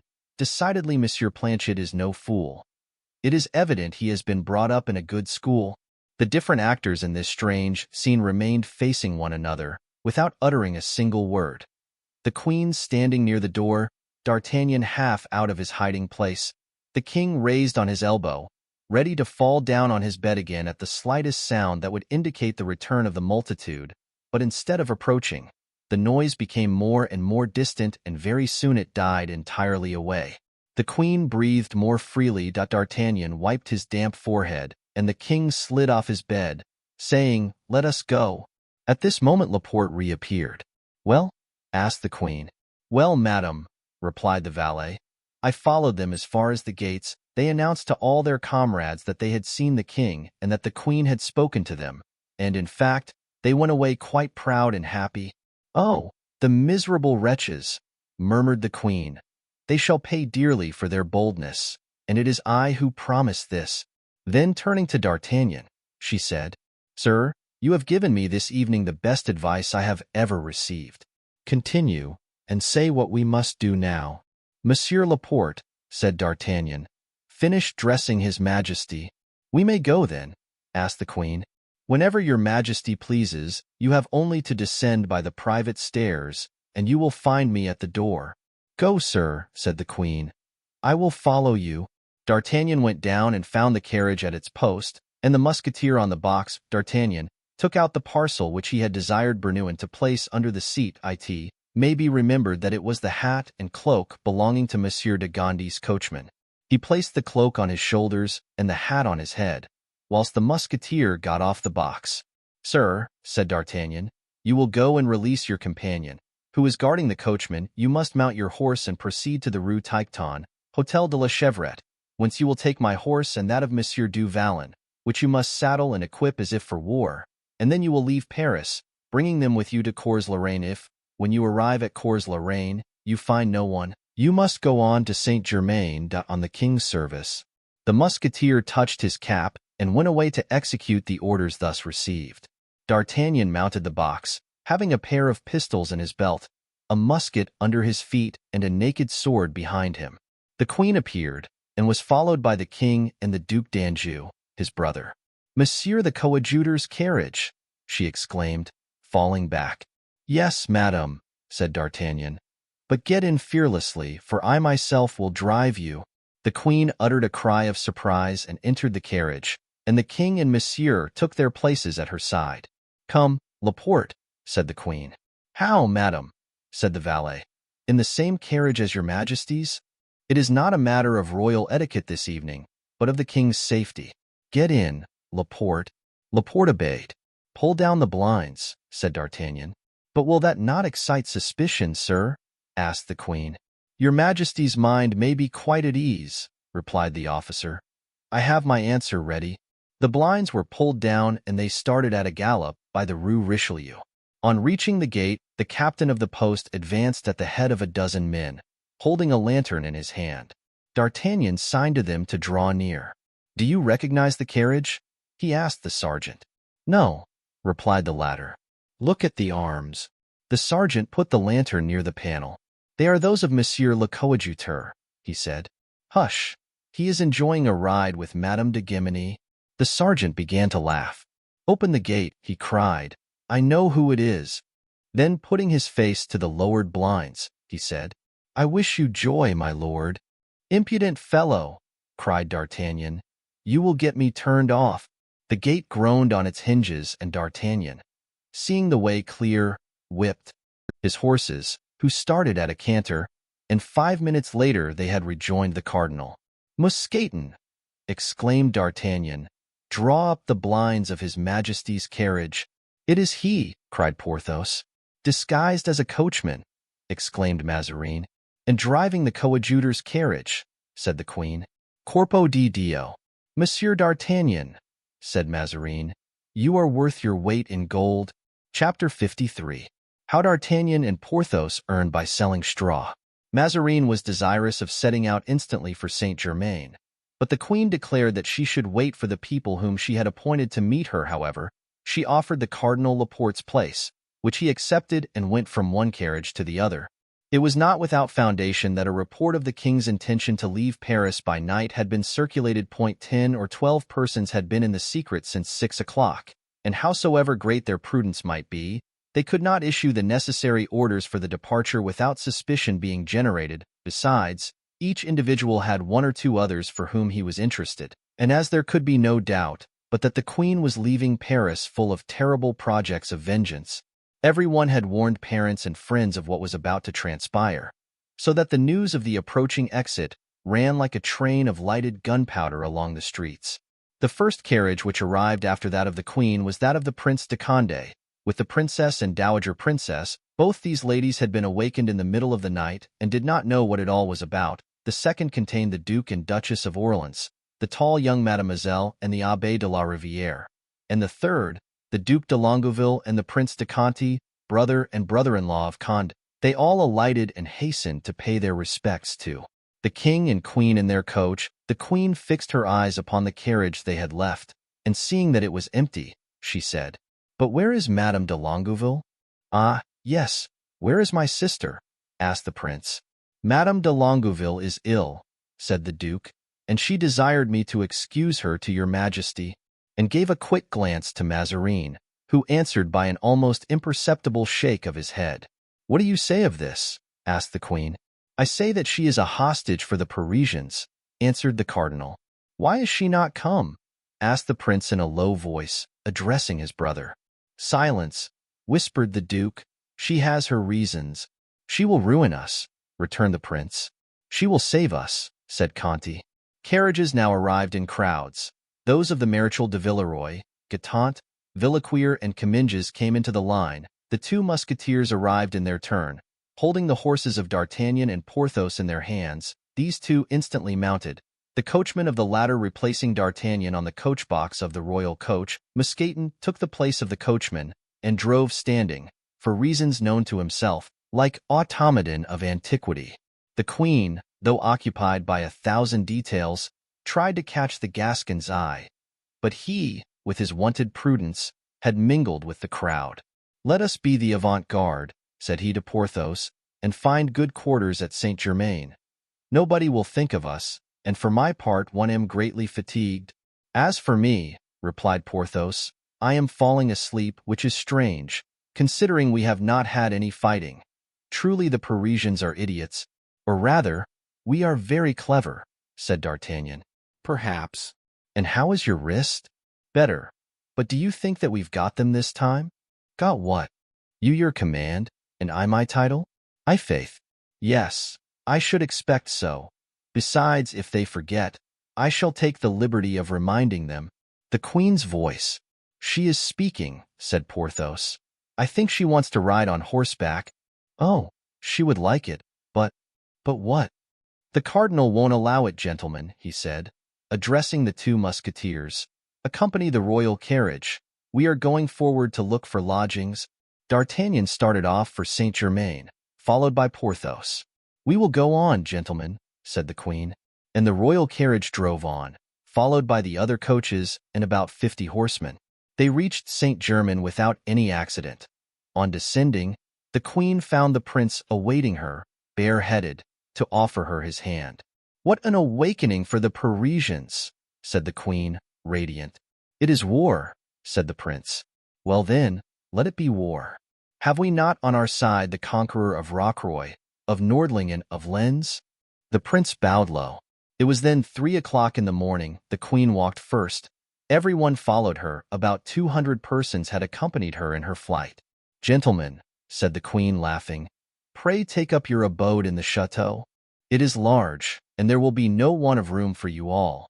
But, as we never thought of coming here, I am informed that there are, in all, only 3 beds in the whole establishment, one for the king, one for me, and one for the cardinal," muttered the prince. Am I, then, to sleep on the floor?" asked Gaston d'Orleans with a forced smile. "No, my prince," replied Mazarin. "The 3rd bed is intended for your highness." "But your eminence," replied the prince. "I," answered Mazarin, "I shall not sleep at all. I have work to do." Gaston desired that he should be shown into the room wherein he was to sleep, without in the least concerning himself as to where his wife and daughter were to repose. "Well, for my part, I shall go to bed," said D'Artagnan. "Come, Porthos."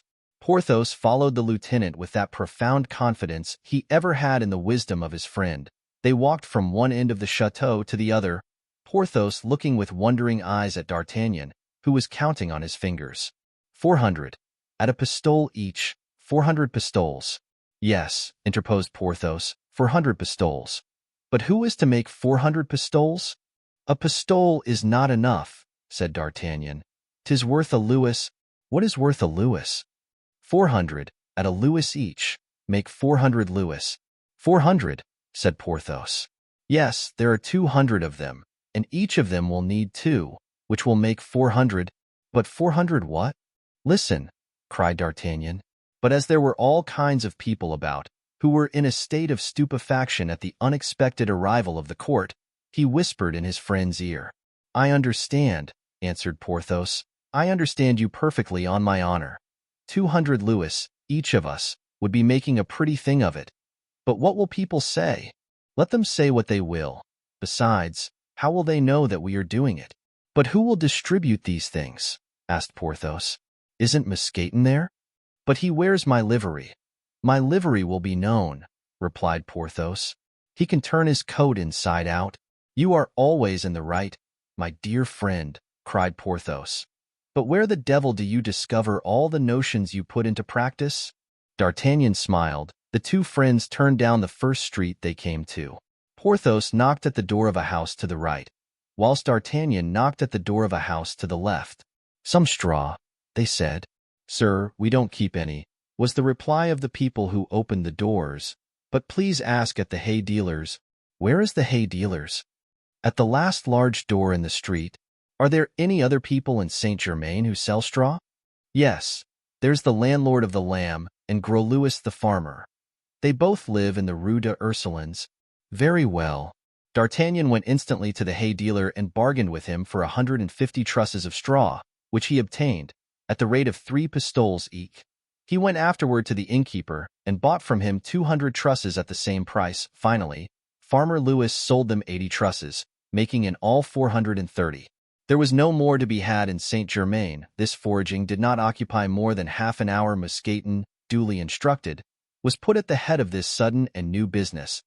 He was cautioned not to let a bit of straw out of his hands under a louis the truss, and they entrusted to him straw to the amount of 430 louis. D'Artagnan, taking with him 3 trusses of straw, returned to the chateau, where everybody, freezing with cold and more than half asleep, envied the king, the queen, and the Duke of Orleans, on their camp beds, The lieutenant's entrance produced a burst of laughter in the great drawing room.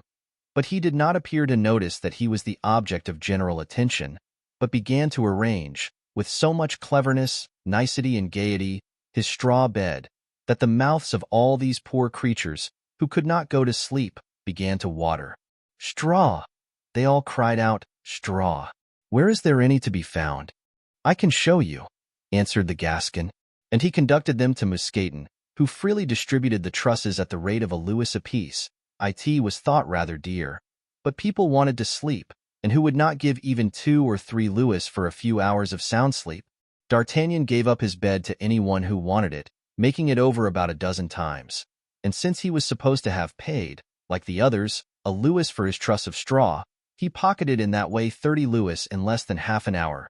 At 5 o'clock in the morning the straw was worth 80 francs a truss, and there was no more to be had. D'Artagnan had taken the precaution to set apart 4 trusses for his own use. He put in his pocket the key of the room where he had hidden them, and, accompanied by Porthos, returned to settle with Misfortune, who, naively, and like the worthy steward that he was, handed them 430 louis and kept 100 for himself. Misfortune, who knew nothing of what was going on in the chateau, wondered that the idea had not occurred to him sooner. D'Artagnan put the gold in his hat, and in going back to the chateau settled the reckoning with Porthos. Each of them had cleared 215 louis. Porthos, however, found that he had no straw left for himself. He returned to Misfortune, but the steward had sold the last wisp. He then repaired to D'Artagnan, who, thanks to his 4 trusses of straw, was in the act of making up and tasting, by anticipation, the luxury of a bed so soft, so well stuffed at the head, so well covered at the foot, that it would have excited the envy of the king himself, if his Majesty had not been fast asleep in his own. D'Artagnan could on no account consent to pull his bed to pieces again for Porthos, but for a consideration of 4 louis that the latter paid him for it, he consented that Porthos should share his couch with him. He laid his sword at the head, his pistols by his side, stretched his cloak over his feet, placed his felt hat on the top of his cloak, and extended himself luxuriously on the straw, which rustled under him. He was already enjoying the sweet dream engendered by the possession of 219 louis, made in a quarter of an hour, when a voice was heard at the door of the hall, which made him stir. "Monsieur d'Artagnan!" it cried. "Here!" cried Porthos. "Here!" Porthos foresaw that if D'Artagnan was called away, he should remain the sole possessor of the bed. An officer approached. "I am come to fetch you, Monsieur d'Artagnan." "From whom?" "His Eminence sent me. Tell my lord that I'm going to sleep, and I advise him, as a friend, to do the same. His Eminence is not gone to bed, and will not go to bed, and wants you instantly." "The devil take Mazarin, who does not know when to sleep at the proper time. What does he want with me? Is it to make me a captain? In that case I will forgive him." And the musketeer rose, grumbling, took his sword, hat, pistols, and cloak, and followed the officer, whilst Porthos, alone and sole possessor of the bed, endeavored to follow the good example of falling asleep, which his predecessor had set him. "Monsieur d'Artagnan," said the cardinal on perceiving him, "I have not forgotten with what zeal you have served me. I am going to prove to you that I have not." "Good," thought the Gascon. "This is a promising beginning. Monsieur d'Artagnan," he resumed, "do you wish to become a captain?" "Yes, my lord." "And your friend still longs to be made a baron?" "At this very moment, my lord.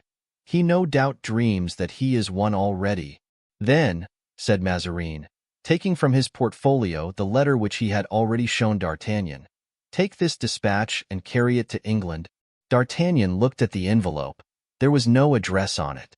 "Am I not to know to whom to present it?" "You will know when you reach London. At London you may tear off the outer envelope." "And what are my instructions?" "To obey in every particular the man to whom this letter is addressed. You must set out for Boulogne, the Royal Arms of England. You will find a young gentleman named Mordaunt." "Yes, my lord." "And what am I to do with this young gentleman?" "Follow wherever he leads you." D'Artagnan looked at the cardinal with a stupefied air. "There are your instructions," said Mazarin. "Go? Go. 'Tis easy to say so, but that requires money, and I haven't any." "Ah," replied Mazarin, "so you have no money?" "None, my lord." But the diamond I gave you yesterday? I wish to keep it in remembrance of your eminence. Mazarin sighed.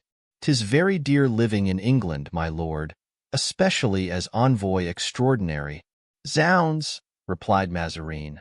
The people there are very sedate, and their habits, since the Revolution, simple. But no matter. He opened a drawer and took out a purse. What do you say to 1,000 crowns? D'Artagnan pouted out his lower lip in a most extraordinary manner. I reply, my lord, 'tis but little, as certainly I shall not go alone. I suppose not, Monsieur du Vallon, that worthy gentleman, for, with the exception of yourself, Monsieur d'Artagnan, there's not a man in France that I esteem and love so much as him. Then, my lord, replied D'Artagnan, pointing to the purse which Mazarin still held, if you love and esteem him so much, you understand me? Be it so. On his account I add 200 crowns. Scoundrel, muttered D'Artagnan, but on our return, he said aloud, may we, that is, my friend and I, depend on having, he his barony, and I my promotion? On the honor of Mazarin. I should like another sort of oath better, said D'Artagnan to himself. Then, aloud, may I not offer my duty to Her Majesty the Queen? Her Majesty is asleep, and you must set off directly, replied Mazarin. Go, pray, sir. One word more, my lord. If there's any fighting where I'm going, must I fight? You are to obey the commands of the personage to whom I have addressed the enclosed letter. 'Tis well, said D'Artagnan, holding out his hand to receive the money. I offer my best respects and services to you, my lord.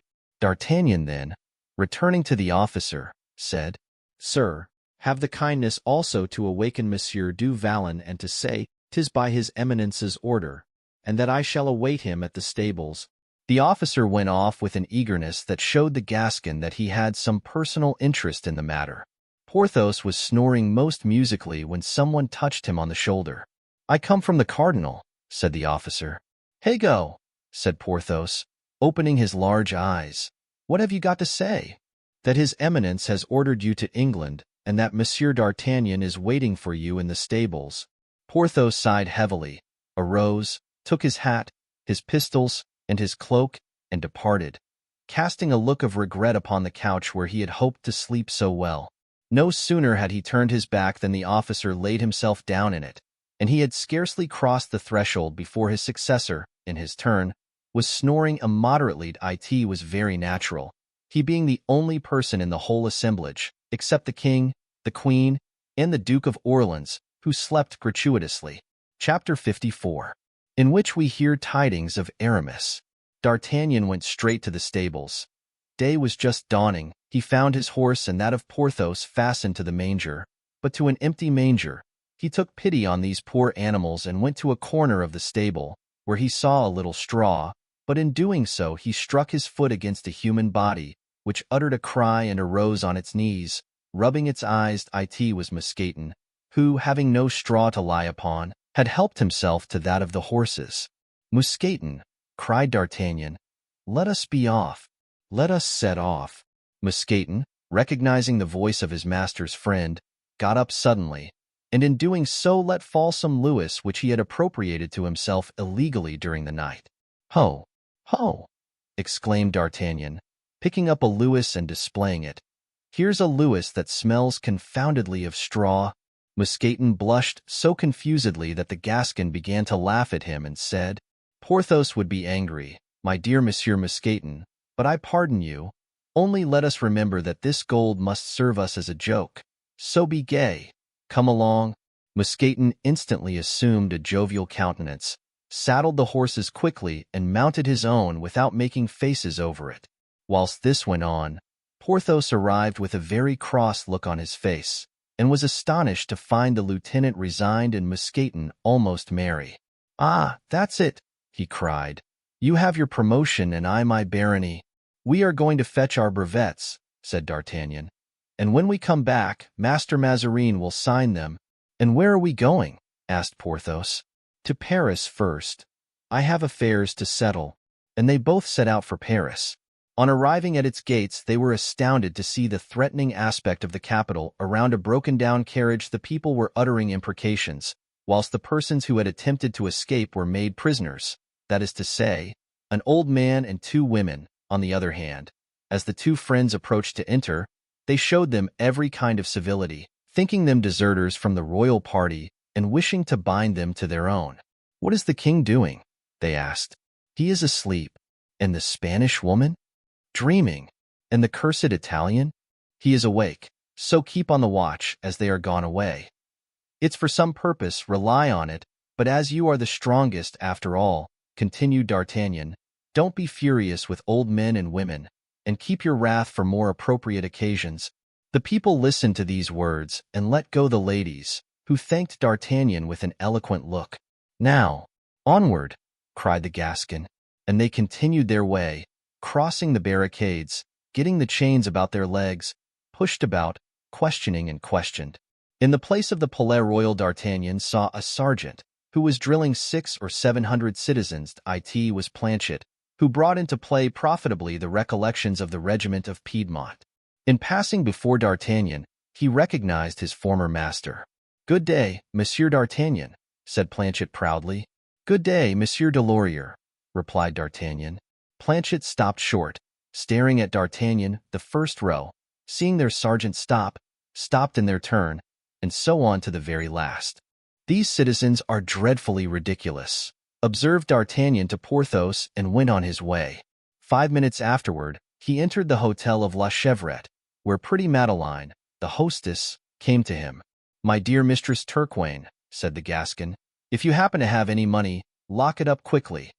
If you happen to have any jewels, hide them directly. If you happen to have any debtors, make them pay you, or any creditors, don't pay them." "Why, prithee?" asked Madeleine. "Because Paris is going to be reduced to dust and ashes like Babylon, of which you have no doubt heard tell." "And are you going to leave me at such a time?" "This very instant." "And where are you going?" "Ah, if you could tell me that, you would be doing me a service." "Ah me, ah me. Have you any letters for me?" inquired D'Artagnan, wishing to signify to the hostess that her lamentations were superfluous, and that therefore she had better spare him demonstrations of her grief. "There's one just arrived," and she handed the letter to D'Artagnan. "From Athos," cried D'Artagnan, recognizing the handwriting. "Ah," said Porthos, "let us hear what he says." D'Artagnan opened the letter and read as follows. "Dear D'Artagnan, dear Du Vallon, my good friends, perhaps this may be the last time that you will ever hear from me. Aramis and I are very unhappy, but God, our courage, and the remembrance of our friendship sustain us. Think often of Raoul. I entrust to you certain papers which are at Blois, and in 2 months and a half, if you do not hear of us, take possession of them. Embrace with all your heart the Vicomte, for your devoted friend, Athos." "I believe, by heaven," said D'Artagnan, "that I shall embrace him, since he's upon our road. And if he is so unfortunate as to lose our dear Athos, from that very day he becomes my son." "And I," said Porthos, "shall make him my sole heir." "Let us see, what more does Athos say? Should you meet on your journey a certain Monsieur Mordaunt, distrust him. In a letter I cannot say more." "Monsieur Mordaunt!" exclaimed the Gascon, surprised. "Monsieur Mordaunt, 'tis well," said Porthos, "we shall remember that. But see, there is a postscript from Aramis." "So there is," said D'Artagnan, and he read, "We conceal the place where we are, dear friends, knowing your brotherly affection, and that you would come and die with us were we to reveal it." "Confound it," interrupted Porthos, with an explosion of passion which sent Mousqueton to the other end of the room. "Are they in danger of dying?" D'Artagnan continued, "Athos bequeaths to you Raoul, and I bequeath to you my revenge. If by any good luck you lay your hand on a certain man named Mordaunt, tell Porthos to take him into a corner, and to wring his neck. I dare not say more in a letter. Aramis." "If that is all, it is easily done," said Porthos. "On the contrary," observed D'Artagnan with a vexed look, "it would be impossible." "How so?" "It is precisely this Monsieur Mordaunt whom we are going to join at Boulogne, and with whom we cross to England." "Well, suppose instead of joining this Monsieur Mordaunt, we were to go and join our friends," said Porthos, with a gesture fierce enough to have frightened an army. "I did think of it," But this letter has neither date nor postmark. True, said Porthos, and he began to wander about the room like a man beside himself, gesticulating and half drawing his sword out of the scabbard. As to D'Artagnan, he remained standing like a man in consternation, with the deepest affliction depicted on his face. Ah, this is not right. Athos insults us. He wishes to die alone. It is bad, bad, bad. Mousqueton, witnessing this despair, melted into tears in a corner of the room. Come, said D'Artagnan, all this leads to nothing. Let us go on. We will embrace Raoul, and perhaps he will have news of Athos. Stop! An idea! Cried Porthos. Indeed, my dear D'Artagnan, I don't know how you manage, but you are always full of ideas. Let us go and embrace Raoul. Woe to that man who should happen to contradict my master at this moment, said Mousqueton to himself. I wouldn't give a farthing for his life. They set out. On arriving at the Rue Saint-Denis, the friends found a vast concourse of people. It was the Duc de Beaufort, who was coming from the Vendomois and whom the Coadjuteur was showing to the Parisians. Intoxicated with joy with the Duke's aid, they already considered themselves invincible. The two friends turned off into a side street to avoid meeting the prince, and so reached the Saint-Denis gate. Is it true, said the guard to the two cavaliers, that the Duc de Beaufort has arrived in Paris? Nothing more certain. And the best proof of it is, said D'Artagnan, that he has dispatched us to meet the Duc de Vendôme, his father, who is coming in his turn. Long live de Beaufort, cried the guards, and they drew back respectfully to let the two friends pass. Once across the barriers, these two knew neither fatigue nor fear. Their horses flew, and they never ceased speaking of Athos and Aramis. The camp had entered Saint-Omer. The friends made a little detour and went to the camp, and gave the army an exact account of the flight of the king and queen. They found Raoul near his tent, reclining on a truss of hay, of which his horse stole some mouthfuls. The young man's eyes were red and he seemed dejected. The Maréchal de Gramont and the Comte de Guiche had returned to Paris, and he was quite lonely, and as soon as he saw the two cavaliers he ran to them with open arms. "Oh, is it you, dear friends? Did you come here to fetch me? Will you take me away with you? Do you bring me tidings of my guardian? Have you not received any?" said D'Artagnan to the youth. "Alas, sir, no, and I do not know what has become of him, so that I am really so unhappy that I weep." In fact, tears rolled down his cheeks. Porthos turned aside, in order not to show by his honest round face what was passing in his mind. "Deuce take it!" cried D'Artagnan, more moved than he had been for a long time. "Don't despair, my friend. If you have not received any letters from the Count, we have received one." "Oh, really?" cried Raoul. "And a comforting one, too," added D'Artagnan, seeing the delight that his intelligence gave the young man. "Have you it?" asked Raoul. "Yes, that is, I had it," repined the Gascon, making believe to find it. "Wait, it ought to be there in my pocket. It speaks of his return, does it not, Porthos?" All Gascon as he was, D'Artagnan could not bear alone the weight of that falsehood. "Yes," replied Porthos, coughing. Give it to me," said the young man. I read it a little while since. Can I have lost it?" "Ah, confound it. Yes, my pocket has a hole in it." "Oh, yes, Monsieur Raoul," said Mousqueton. "The letter was very consoling. These gentlemen read it to me, and I wept for joy. But at any rate, you know where he is, Monsieur d'Artagnan?" asked Raoul, somewhat comforted. "Ah, that's the thing," replied the Gascon. "Undoubtedly I know it, but it is a mystery. Not to me, I hope? No, not to you. So I am going to tell you where he is." Porthos devoured D'Artagnan with wondering eyes. "Where the devil shall I say that he is, so that he cannot try to rejoin him?" thought D'Artagnan. "Well, where is he, sir?" asked Raoul, in a soft and coaxing voice. "He is at Constantinople." "Among the Turks!" exclaimed Raoul, alarmed. "Good heavens! How can you tell me that? Does that alarm you?" cried D'Artagnan. "Pooh! What are the Turks to such men as the Comte de la Fère and the Abbé de Herblay?" "Ah, his friend is with him," said Raoul. "That comforts me a little. Has he wit or not, this demon D'Artagnan?" said Porthos, astonished at his friend's deception. "Now, sir," said D'Artagnan, wishing to change the conversation, Here are 50 pistoles that the Count has sent you by the same courier. I suppose you have no more money, and that they will be welcome. I have still 20 pistoles, sir. Well, take them. That makes 70. And if you wish for more, said Porthos, putting his hand to his pocket. Thank you, sir, replied Raoul, blushing. Thank you 1,000 times. At this moment LVIII appeared. Apropos, said D'Artagnan, loud enough for the servant to hear him. Are you satisfied with LVIII? Yes, in some respects, tolerably well. LVIII pretended to have heard nothing and entered the tent. What fault do you find with the fellow? He is a glutton. Oh, sir, cried LVIII, reappearing at this accusation, and a little bit of a thief. Oh, sir.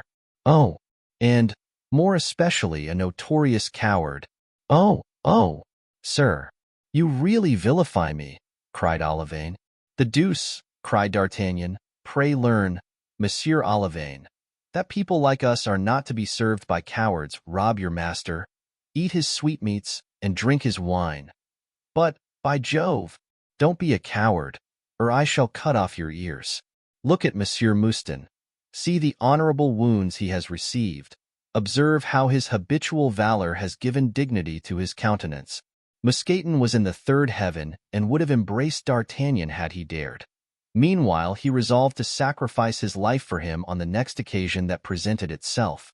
Send away that fellow Raoul, said the Gascon. For if he's a coward, he will disgrace thee some day. Monsieur says I am coward, cried LVIII, because he wanted the other day to fight a cornet in Gramont's regiment, and I refused to accompany him. Monsieur LVIII, a lackey ought never to disobey, said D'Artagnan, sternly. Then taking him aside, he whispered to him, Thou hast done right. Thy master was in the wrong.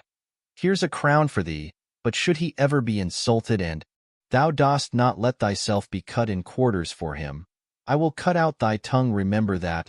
LVIII bowed and slipped the crown into his pocket. And now, Raoul, said the Gascon, Monsieur du Vallon and I are going away as ambassadors, where, I know not. But should you want anything, write to Madame Turquaine, at La Chevrette, Rue Tiquetonne, and draw upon her purse as on a banker, with economy, for it is not so well filled as that of Monsieur d'Emery. And having, meantime, embraced his ward, he passed him into the robust arms of Porthos, who lifted him up from the ground and held him a moment suspended near the noble heart of the formidable giant. Come, said D'Artagnan, let us go. And they set out for Boulogne, where toward evening they arrived, their horses flecked with foam and dark with perspiration. At 10 steps from the place where they halted was a young man in black, who seemed waiting for someone, and who, from the moment he saw them enter the town, never took his eyes off them. D'Artagnan approached him, and seeing him stare so fixedly, said, Well, friend, I don't like people to quiz me. Sir, said the young man, do you not come from Paris, if you please? D'Artagnan thought it was some gossip who wanted news from the capital. Yes, sir, he said, in a softened tone. Are you not going to put up at the Arms of England? Yes, sir. Are you not charged with a mission from His Eminence, Cardinal Mazarin? Yes, sir. In that case, I am the man you have to do with. Mordaunt. Ah, thought D'Artagnan, the man I am warned against by Athos. Ah, thought Porthos, the man Aramis wants me to strangle. They both looked searchingly at the young man, who misunderstood the meaning of that inquisition. Do you doubt my word? He said. In that case I can give you proofs. No, sir, said D'Artagnan. And we place ourselves at your orders. Well, gentlemen, resumed Mordaunt, we must set out without delay. Today is the last day granted me by the cardinal. My ship is ready, and had you not come I must have set off without you, for General Cromwell expects my return impatiently. So, thought the lieutenant, 'tis to General Cromwell that our dispatches are addressed. Have you no letter for him? Asked the young man.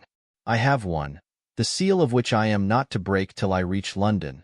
But since you tell me to whom it is addressed, 'tis useless to wait till then. D'Artagnan tore open the envelope of the letter that it was directed to Monsieur Oliver Cromwell, General of the Army of the English nation. Ah, said D'Artagnan, a singular commission. Who is this Monsieur Oliver Cromwell? Inquired Porthos. Formerly a brewer, replied the Gascon. Perhaps Mazarin wishes to make a speculation in beer, as we did in straw, said Porthos. Come, come, gentlemen, said Mordaunt, impatiently, let us depart. What? Exclaimed Porthos, without supper. Cannot Monsieur Cromwell wait a little? Yes, but I, said Mordaunt. Well, you, said Porthos, what then? I cannot wait. Oh, as to you, that is not my concern, and I shall sup either with or without your permission. The young man's eyes kindled in secret, but he restrained himself. Monsieur, said D'Artagnan, you must excuse famished travelers besides. Our supper can't delay you much. We will hasten on to the inn. You will meanwhile proceed on foot to the harbor. We will take a bite, and shall be there as soon as you are. Just as you please, gentlemen, provided we set sail, he said. The name of your ship? Inquired D'Artagnan. The Standard. Very well. In half an hour we shall be on board, and the friends, spurring on their horses, rode to the hotel, the Arms of England. What do you say of that young man? Asked D'Artagnan, as they hurried along. I say that he doesn't suit me at all, said Porthos, and that I feel a strong itching to follow Aramis's advice. By no means, my dear Porthos. That man is a messenger of General Cromwell. It would ensure for us a poor reception, I imagine, should it be announced to him that we had twisted the neck of his confidant. Nevertheless, said Porthos, I have always noticed that Aramis gives good advice. Listen, returned D'Artagnan, when our embassy is finished. Well, if it brings us back to France. Well, we shall see. At that moment the two friends reached the hotel, Arms of England, where they supped with hearty appetite, and then at once proceeded to the port. There they found a brig ready to set sail, upon the deck of which they recognized Mordaunt, walking up and down impatiently. It is singular, said D'Artagnan, whilst the boat was taking them to the Standard. It is astonishing how that young man resembles someone I must have known, but who it was I cannot yet remember. A few minutes later they were on board, but the embarkation of the horses was a longer matter than that of the men, and it was 8 o'clock before they raised anchor. The young man stamped impatiently and ordered all sail to be spread. Porthos, completely used up by 3 nights without sleep and a journey of 70 leagues on horseback, retired to his cabin and went asleep. D'Artagnan, overcoming his repugnance to Mordaunt, walked with him upon the deck and invented 100 stories to make him talk. Mousqueton was seasick. Chapter 55. The Scotchman. And now our readers must leave the Standard to sail peaceably, not toward London, where D'Artagnan and Porthos believed they were going, but to Durham, whither Mordaunt had been ordered to repair by the letter he had received during his sojourn at Boulogne, and accompany us to the Royalist camp, on this side of the Tyne, near Newcastle. There, placed between 2 rivers on the borders of Scotland, but still on English soil, the tents of a little army extended. It was midnight. Some Highlanders were listlessly keeping watch. The moon, which was partially obscured by heavy clouds, now and then lit up the muskets of the sentinels, or silvered the walls, the roofs, and the spires of the town that Charles I had just surrendered to the parliamentary troops, whilst Oxford and Newark still held out for him in the hopes of coming to some arrangement. At one of the extremities of the camp, near an immense tent, in which the Scottish officers were holding a kind of council, presided over by Lord LVIII, their commander, a man attired as a cavalier lay sleeping on the turf, his right hand extended over his sword. About 50 paces off, another man, also apparelled as a cavalier, was talking to a Scotch sentinel, and, though a foreigner, he seemed to understand without much difficulty the answers given in the broad Perthshire dialect. As the town clock of Newcastle struck 1, the sleeper awoke, and with all the gestures of a man rousing himself out of deep sleep, he looked attentively about him. Perceiving that he was alone, he rose, and making a little circuit passed close to the cavalier who was speaking to the sentinel. The former had no doubt finished his questions, for a moment later he said good night and carelessly followed the same path taken by the first cavalier. In the shadow of a tent the former was awaiting him. "Well, my dear friend," said he, in as pure French as has ever been uttered between Rouen and Tours. "Well, my friend, there is not a moment to lose. We must let the king know immediately." "Why, what is the matter?" "It would take too long to tell you. Besides, you will hear it all directly, and the least word dropped here might ruin all." We must go and find Lord Winter." They both set off to the other end of the camp, but as it did not cover more than a surface of 500 feet, they quickly arrived at the tent they were looking for. "Tony, is your master sleeping?" said one of the two cavaliers to a servant who was lying in the outer compartment, which served as a kind of anteroom. "No, Monsieur le Comte," answered the servant, "I think not. Or at least he has not long been so, for he was pacing up and down for more than 2 hours after he left the king, and the sound of his footsteps has only ceased during the last 10 minutes. However, you may look and see," added the lackey, raising the curtained entrance of the tent. Lord Winter was seated near an aperture, arranged as a window to let in the night air, his eyes mechanically following the course of the moon, intermittently veiled, as we before observed, by heavy clouds. The two friends approached Winter, who, with his head on his hands, was gazing at the heavens. He did not hear them enter and remained in the same attitude till he felt a hand upon his shoulder. He turned around, recognized Athos and Aramis, and held out his hand to them. "Have you observed," said he to them, "what a blood-red color the moon has tonight?" "No," replied Athos. "I thought it looked much the same as usual." "Look again, Chevalier," returned Lord Winter. "I must own," said Aramis, "I am like the Comte de la Fere. I can see nothing remarkable about it." "My lord," said Athos, "in a position so precarious as ours we must examine the earth and not the heavens. Have you studied our Scotch troops, and have you confidence in them?" "The Scotch?" inquired Winter. "What Scotch?" "Ours, egad!" exclaimed Athos. "Those in whom the king has confided, Lord LII's Highlanders." "No," said Winter. Then he paused. "But tell me, can you not perceive the russet tint which marks the heavens?" "Not the least in the world," said Aramis and Athos at once. "Tell me," continued Winter, always possessed by the same idea, "is there not a tradition in France that Henry IV., the evening before the day he was assassinated, when he was playing at chess with M. de Bassompierre, saw clots of blood upon the chessboard?" "Yes," said Athos, "and the Marechal has often told me so himself." "Then it was so," murmured Winter, "and the next day Henry IV. was killed."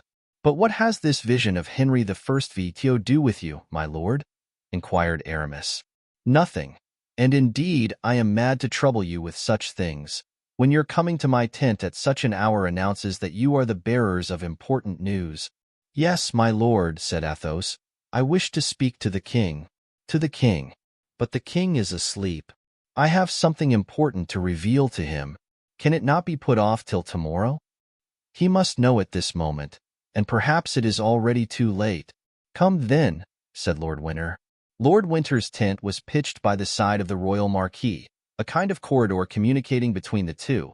This corridor was guarded, not by a sentinel, but by a confidential servant, through whom, in case of urgency, Charles could communicate instantly with his faithful subject. "These gentlemen are with me," said Winter. The lackey bowed and let them pass. As he had said, on a camp bed, dressed in his black doublet, booted, unbelted, with his felt hat beside him, lay the king.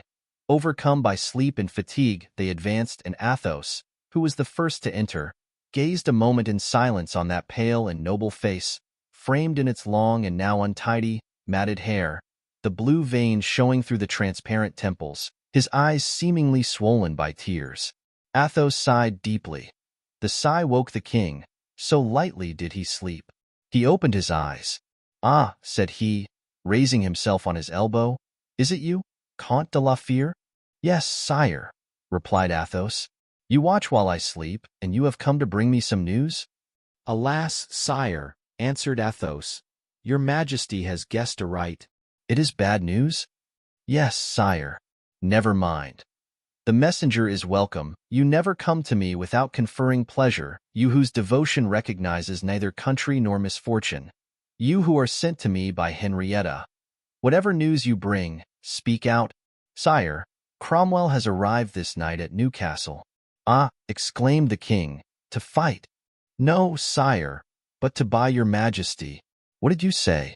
"I said, sire, that 400,000 pounds are owing to the Scottish army, for unpaid wages. Yes, I know it, for the last year my faithful Highlanders have fought for honor alone." Athos smiled.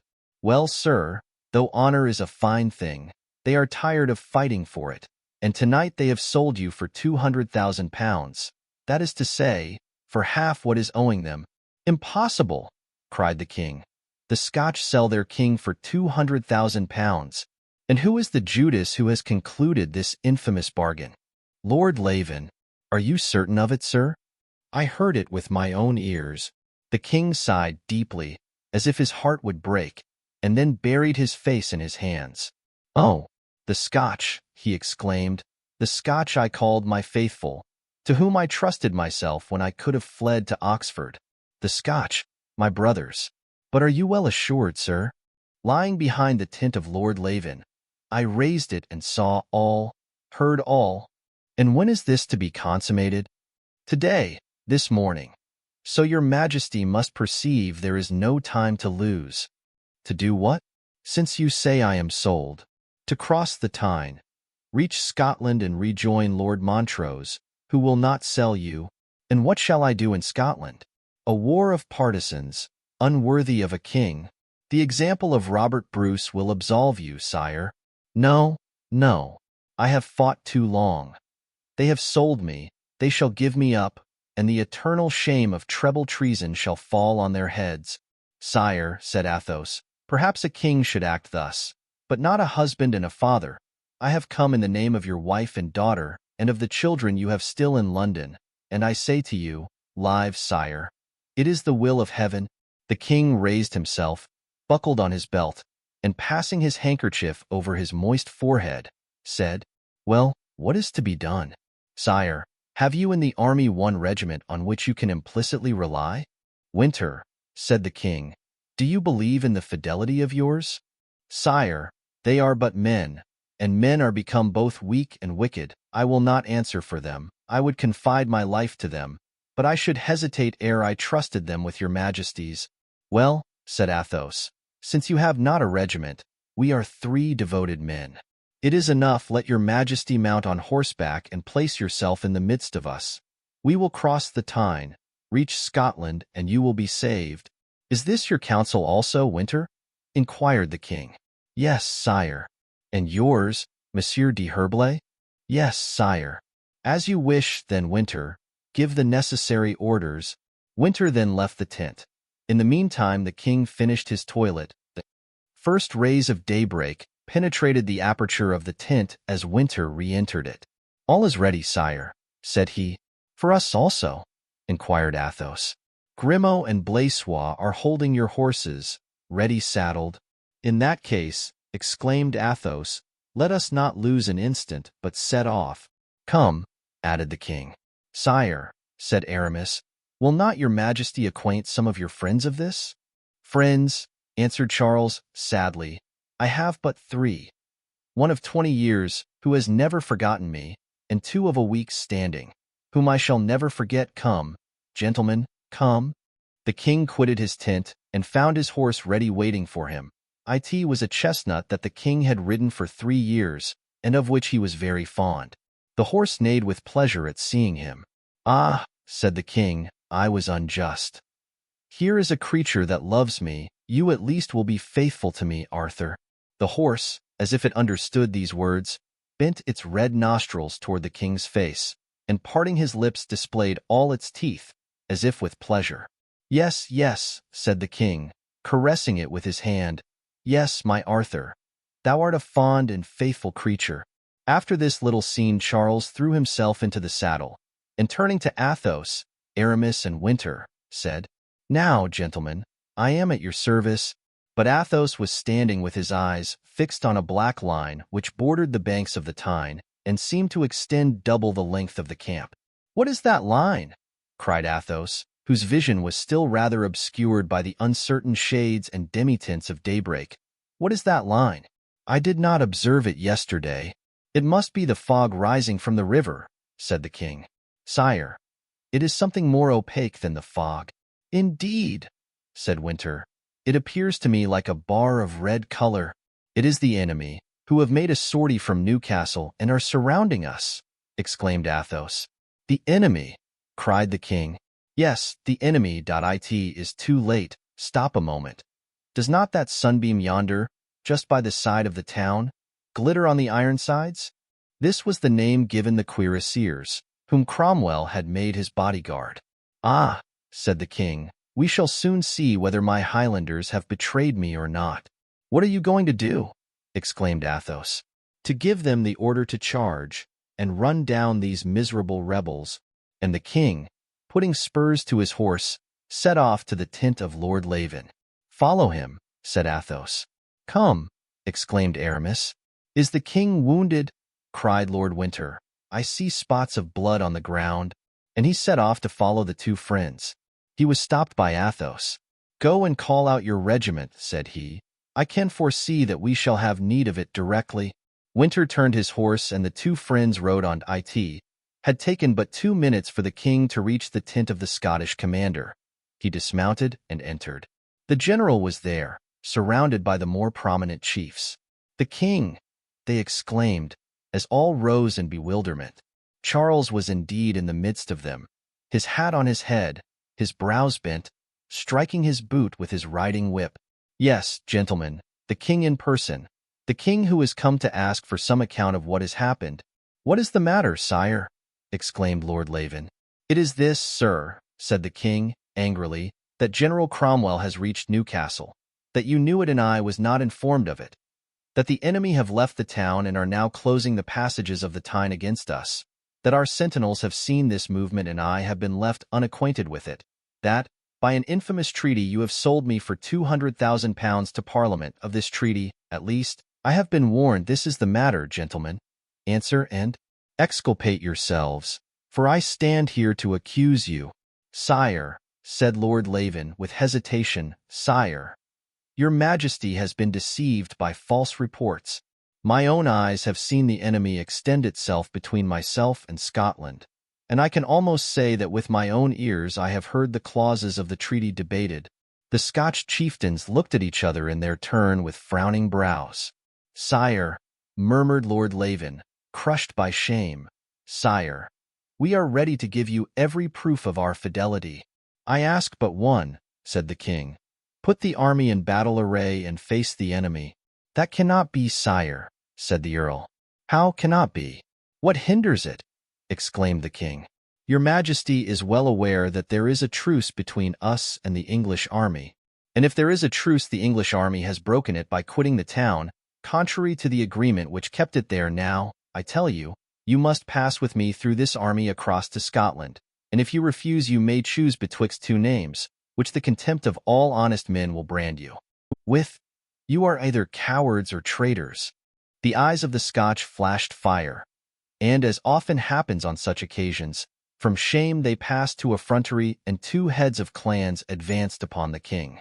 Yes, said they, we have promised to deliver Scotland and England from him, who for the last 25 years has sucked the blood and gold of Scotland and England. We have promised, and we will keep our promise. Charles Stuart, you are our prisoner. And both extended their hands as if to seize the king, but before they could touch him with the tips of their fingers, both had fallen, one dead, the other stunned.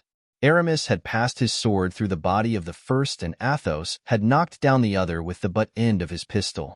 Then, as Lord LVIII and the other chieftains recoiled before this unexpected rescue, which seemed to come from heaven for the prince they already thought was their prisoner, Athos and Aramis dragged the king from the perjured assembly into which he had so imprudently ventured, and throwing themselves on horseback all 3 returned at full gallop to the royal tent. On their road they perceived Lord Winter marching at the head of his regiment.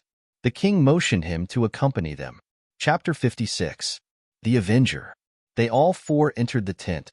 They had no plan ready. They must think of one. The king threw himself into an armchair. I am lost, said he. No, sire, replied Athos, you are only betrayed. The king sighed deeply. Betrayed. Yes, betrayed by the Scotch, amongst whom I was born, whom I have always loved better than the English. Oh, traitors that ye are. Sire, said Athos, this is not a moment for recrimination, but a time to show yourself a king and a gentleman. Up, sire. For you have here at least 3 men who will not betray you. If we had been 5, murmured Athos, thinking of D'Artagnan and Porthos. What do you say?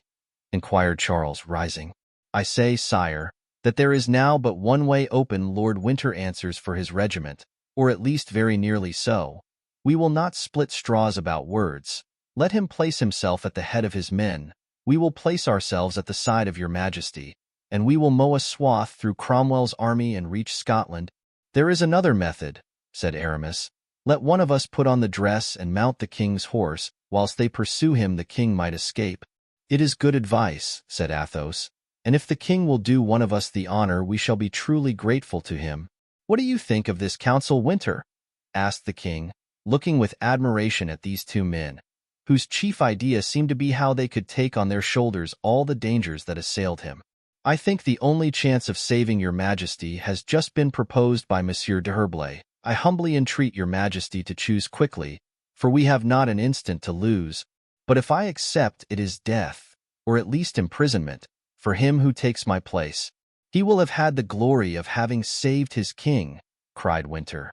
The king looked at his old friend with tears in his eyes, undid the order of the Saint-Esprit which he wore, to honor the two Frenchmen who were with him, and passed it around Winter's neck, who received on his knees this striking proof of his sovereign's confidence and friendship.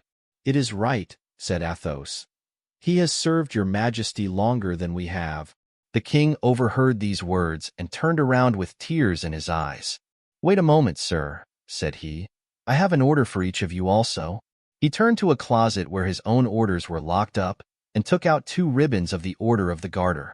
These cannot be for us, said Athos. Why not, sir? Asked Charles.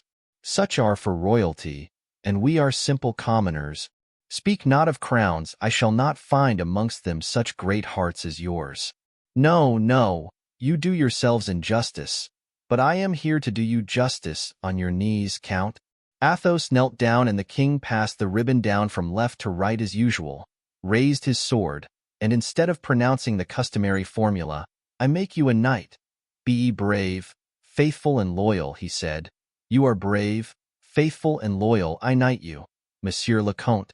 Then turning to Aramis, he said, It is now your turn, Monsieur le Chevalier. The same ceremony recommenced, with the same words, whilst Winter unlaced his leather cuirass, that he might disguise himself like the King Charles, having proceeded with Aramis as with Athos, embraced them both. Sire, said Winter, who in this trying emergency felt all his strength and energy fire up, we are ready. The king looked at the 3 gentlemen. Then we must fly, said he. Flying through an army, sire, said Athos, in all countries in the world is called charging. Then I shall die, sword in hand, said Charles. Monsieur le Comte, Monsieur le Chevalier, if ever I am king. Sire, you have already done us more honor than simple gentlemen could ever aspire to, therefore gratitude is on our side, but we must not lose time. We have already wasted too much. The king again shook hands with all 3, exchanged hats with Winter, and went out. Winter's regiment was ranged on some high ground above the camp. The king, followed by the 3 friends, turned his steps that way. The Scotch camp seemed as if at last awakened. The soldiers had come out of their tents and taken up their station in battle array. Do you see that? Said the king. Perhaps they are penitent and preparing to march. If they are penitent, said Athos, let them follow us. Well, said the king, what shall we do? Let us examine the enemy's army. At the same instant the eyes of the little group were fixed on the same line which at daybreak they had mistaken for fog, and which the morning sun now plainly showed was an army in order of battle. The air was soft and clear. As it generally is at that early hour of the morning, the regiments, the standards, and even the colors of the horses and uniforms were now clearly distinct. On the summit of a rising ground, a little in advance of the enemy, appeared a short and heavy-looking man. This man was surrounded by officers. He turned a spyglass toward the little group amongst which the king stood. "Does this man know your Majesty personally?" inquired Aramis. Charles smiled. "That man is Cromwell," said he. "Then draw down your hat, sire, that he may not discover the substitution." "Ah," said Athos, "how much time we have lost." "Now," said the king, "give the word and let us start." "Will you not give it, sire?" asked Athos. "No, I make you my lieutenant general," said the king. "Listen, then, Lord Winter, proceed." "Sire, I beg what we are going to say does not concern your Majesty." The king, smiling, turned a few steps back. "This is what I propose to do," said Athos. "We will divide our regiments into 2 squadrons. You will put yourself at the head of the first. We and His Majesty will lead the second. If no obstacle occurs, we will both charge together, force the enemy's line, and throw ourselves into the Tyne, which we must cross, either by fording or swimming. If, on the contrary, any repulse should take place, you and your men must fight to the last man, whilst we and the king proceed on our road. Once arrived at the brink of the river, should we even find them 3 ranks deep, as long as you and your regiment do your duty, we will look to the rest." "To horse," said Lord Winter. "To horse," re-echoed Athos. "Everything is arranged and decided." "Now, gentlemen," cried the king, "forward, and rally to the old cry of France, Montjoy and St. Denis. The war cry of England is too often in the mouths of traitors." They mounted, the king on Winter's horse and Winter on that of the king. Then Winter took his place at the head of the first squadron, and the king, with Athos on his right and Aramis on his left, at the head of the second. The Scotch army stood motionless and silent, seized with shame at sight of these preparations. Some of the chieftains left the ranks and broke their swords in 2. "There," said the king, "that consoles me. They are not all traitors." At this moment Winter's voice was raised with the cry of "Forward!" The first squadron moved off, the second followed, and descended from the plateau. A regiment of cuirassiers, nearly equal as to numbers, issued from behind the hill and came full gallop toward it. The king pointed this out. "Sire," said Athos, "we foresaw this, and if Lord Winter's men but do their duty, we are saved instead of lost." At this moment they heard above all the galloping and neighing of the horses Winter's voice crying out, "Sword in hand." At these words every sword was drawn, and glittered in the air like lightning. "Now, gentlemen," said the king in his turn, excited by this sight, "come, gentlemen, sword in hand." But Aramis and Athos were the only ones to obey this command and the king's example. "We are betrayed," said the king in a low voice. "Wait a moment," said Athos. "Perhaps they do not recognize your Majesty's voice, and await the order of their captain. Have they not heard that of their colonel? But look, look!" cried the king, drawing up his horse with a sudden jerk, which threw it on its haunches, and seizing the bridle of Athos's horse. "Ah, cowards! Traitors!" screamed Lord Winter, whose voice they heard, whilst his men, quitting their ranks, dispersed all over the plain. About 15 men were ranged around him and awaited the charge of Cromwell's cuirassiers. "Let us go and die with them," said the king. "Let us go," said Athos and Aramis. "All faithful hearts with me," cried out Winter. This voice was heard by the 2 friends, who set off, full gallop. "No quarter!" cried a voice in French, answering to that of Winter, which made them tremble. As for Winter, at the sound of that voice he turned pale, and was, as it were, petrified. It was the voice of a cavalier mounted on a magnificent black horse, who was charging at the head of the English regiment, of which, in his ardor, he was 10 steps in advance. "'Tis he," murmured Winter. His eyes glazed, and he allowed his sword to fall to his side. "The king! The king!" cried out several voices, deceived by the blue ribbon and chestnut horse of Winter. "Take him alive!" "No, it is not the king!" exclaimed the cavalier Lord Winter. "You are not the king. You are my uncle." At the same moment Mordaunt, for it was he, leveled his pistol at Winter. It went off, and the ball entered the heart of the old cavalier, who with one bound on his saddle fell back into the arms of Athos, murmuring, "He is avenged." "Think of my mother!" shouted Mordaunt, as his horse plunged and darted off at full gallop. "Wretch!" exclaimed Aramis, raising his pistol as he passed by him. But the powder flashed in the pan, and it did not go off.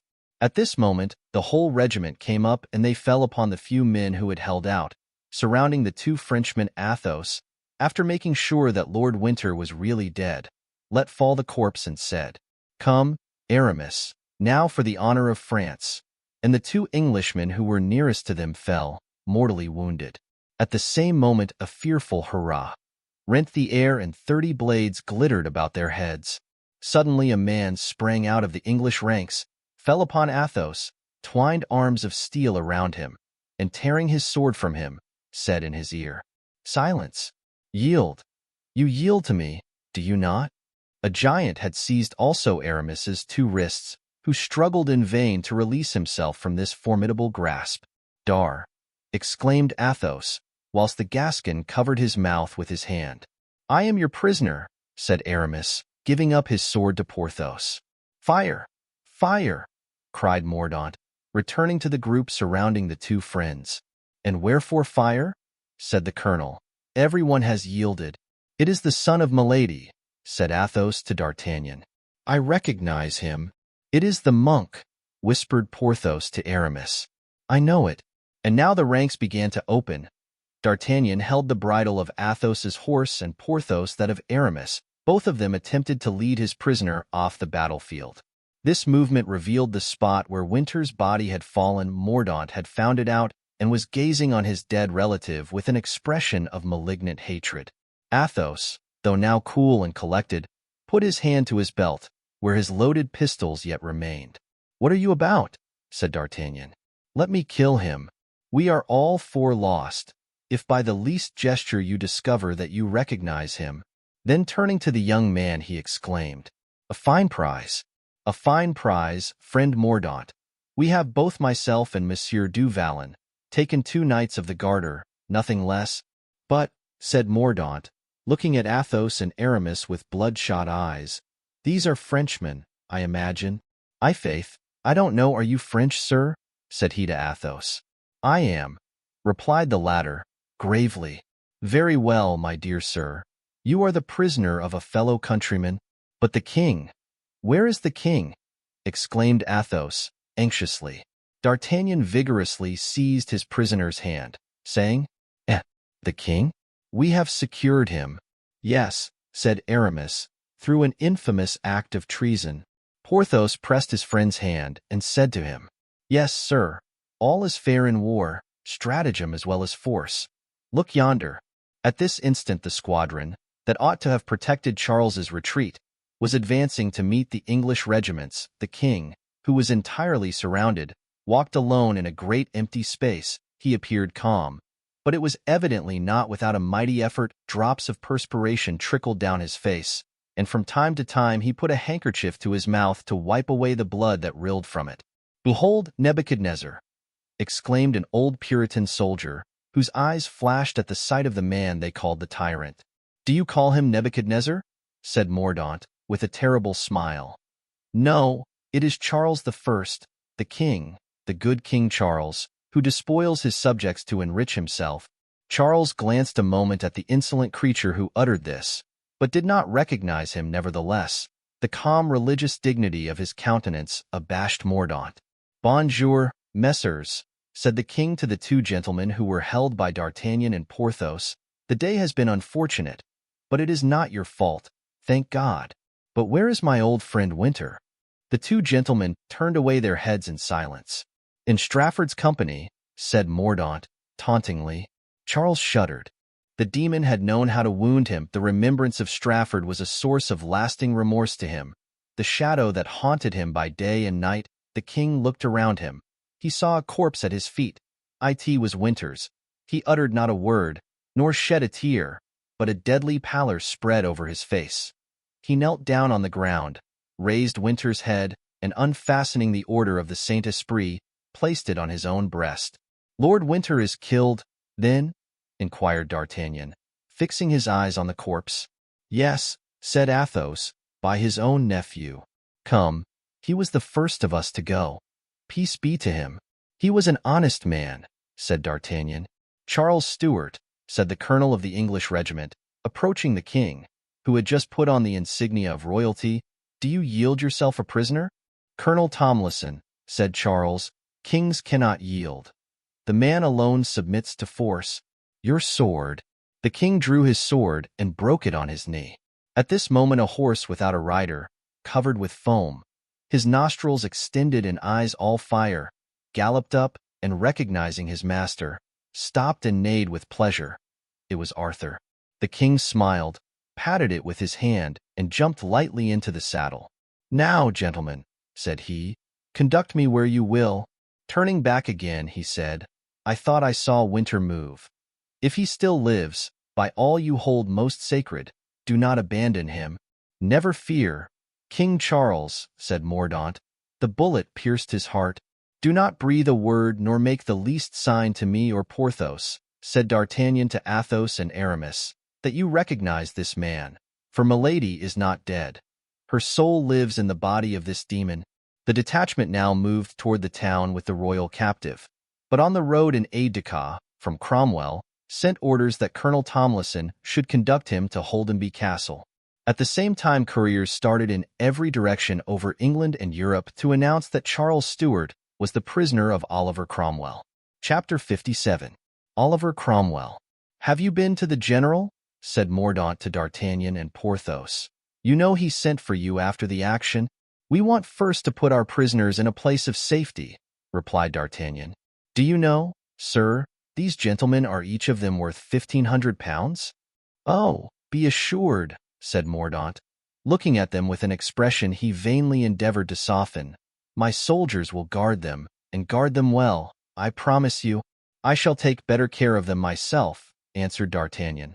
"Besides, all they require is a good room, with sentinels, or their simple parole that they will not attempt escape. I will go and see about that, and then we shall have the honor of presenting ourselves to the general and receiving his commands for his eminence." "You think of starting at once, then?" inquired Mordaunt. "Our mission is ended, and there is nothing more to detain us now but the good pleasure of the great man to whom we were sent." The young man bit his lips and whispered to his sergeant, "You will follow these men and not lose sight of them. When you have discovered where they lodge, come and await me at the town gate." The sergeant made a sign of comprehension. Instead of following the knot of prisoners that were being taken into the town, Mordaunt turned his steps toward the rising ground from whence Cromwell had witnessed the battle and on which he had just had his tent pitched. Cromwell had given orders that no one was to be allowed admission. But the sentinel, who knew that Mordaunt was one of the most confidential friends of the general, thought the order did not extend to the young man. Mordaunt, therefore, raised the canvas and saw Cromwell seated before a table, his head buried in his hands, his back being turned. Whether he heard Mordaunt or not as he entered, Cromwell did not move. Mordaunt remained standing near the door.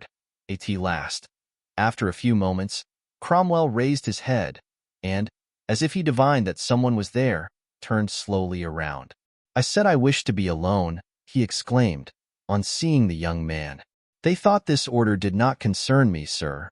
Nevertheless, if you wish it, I am ready to go." "Ah, is it you, Mordaunt?" said Cromwell, the cloud passing away from his face. "Since you are here, it is well. You may remain. I come to congratulate you." "To congratulate me? What for?" "On the capture of Charles Stuart. You are now master of England." "I was much more really so 2 hours ago." "How so, General?" "Because England had need of me to take the tyrant, and now the tyrant is taken. Have you seen him?" "Yes, sir," said Mordaunt. "What is his bearing?" Mordaunt hesitated, but it seemed as though he was constrained to tell the truth. "Calm and dignified," said he. "What did he say?" "Some parting words to his friends." "His friends?" murmured Cromwell. "Has he any friends?" Then he added aloud, "Did he make any resistance?" "No, sir. With the exception of 2 or 3 friends, everyone deserted him. He had no means of resistance." "To whom did he give up his sword?" "He did not give it up. He broke it." "He did well. But instead of breaking it, he might have used it to still more advantage." There was a momentary pause. "I heard that the colonel of the regiment that escorted Charles was killed," said Cromwell, staring very fixedly at Mordaunt. "Yes, sir." "By whom?" inquired Cromwell. "By me." "What was his name?" "Lord Winter." "Your uncle?" exclaimed Cromwell. "My uncle," answered Mordaunt. "But traitors to England are no longer members of my family." Cromwell observed the young man a moment in silence. Then, with that profound melancholy Shakespeare describes so well, "Mordaunt," he said, "you are a terrible servant." "When the Lord commands," said Mordaunt, "his commands are not to be disputed." Abraham raised the knife against Isaac, and Isaac was his son. Yes, said Cromwell, but the Lord did not suffer that sacrifice to be accomplished. I have looked around me, said Mordaunt, and I have seen neither goat nor kid caught among the bushes of the plain. Cromwell bowed. You are strong among the strong, Mordaunt, he said. And the Frenchmen? How did they behave? Most fearlessly. Yes, yes, murmured Cromwell. The French fight well, and if my glass was good and I mistake not, they were foremost in the fight. They were, replied Mordaunt. After you, however, said Cromwell. It was the fault of their horses, not theirs. Another pause. And the Scotch? They kept their word and never stirred, said Mordaunt. Wretched men. Their officers wished to see you, sir. I have no time to see them. Are they paid? Yes, tonight. Let them be off and return to their own country, there to hide their shame, if its hills are high enough. I have nothing more to do with them, nor they with me, and now go, Mordaunt. Before I go, said Mordaunt, I have some questions and a favor to ask you, sir. A favor from me? Mordaunt bowed. I come to you, my leader, my head, my father, and I ask you, master, are you contented with me? Cromwell looked at him with astonishment. The young man remained immovable. Yes, said Cromwell, you have done, since I knew you, not only your duty, but more than your duty. You have been a faithful friend, a cautious negotiator, a brave soldier. Do you remember, sir, it was my idea, the Scotch treaty, for giving up the king? Yes, the idea was yours. I had no such contempt for men before. Was I not a good ambassador in France? Yes, for Mazarin has granted what I desire. Have I not always fought for your glory and interests?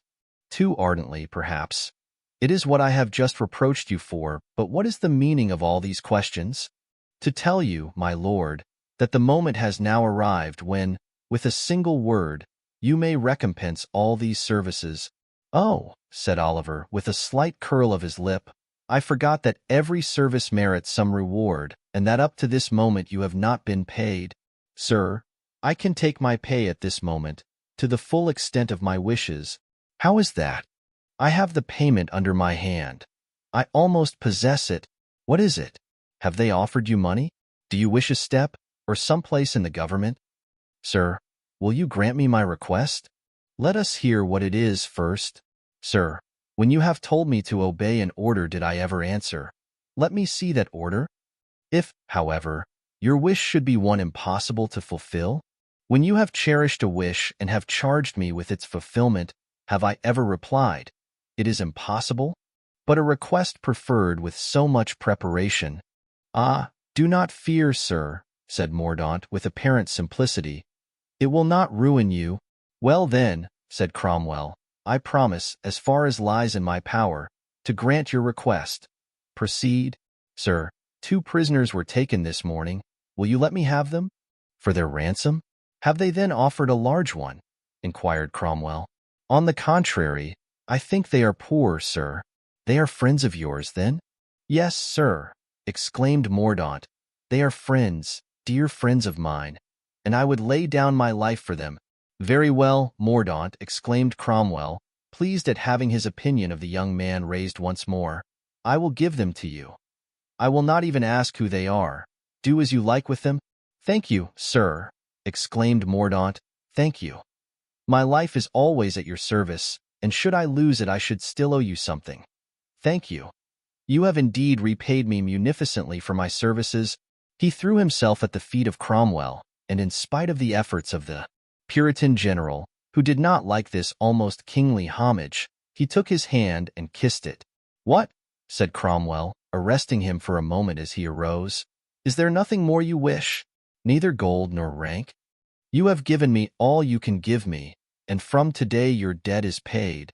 And Mordaunt darted out of the general's tent, his heart beating and his eyes sparkling with joy. Cromwell gazed a moment after him. He has slain his uncle, he murmured. Alas, what are my servants? Possibly this one, who asks nothing or seems to ask nothing, has asked more in the eyes of heaven than those who tax the country and steal the bread of the poor.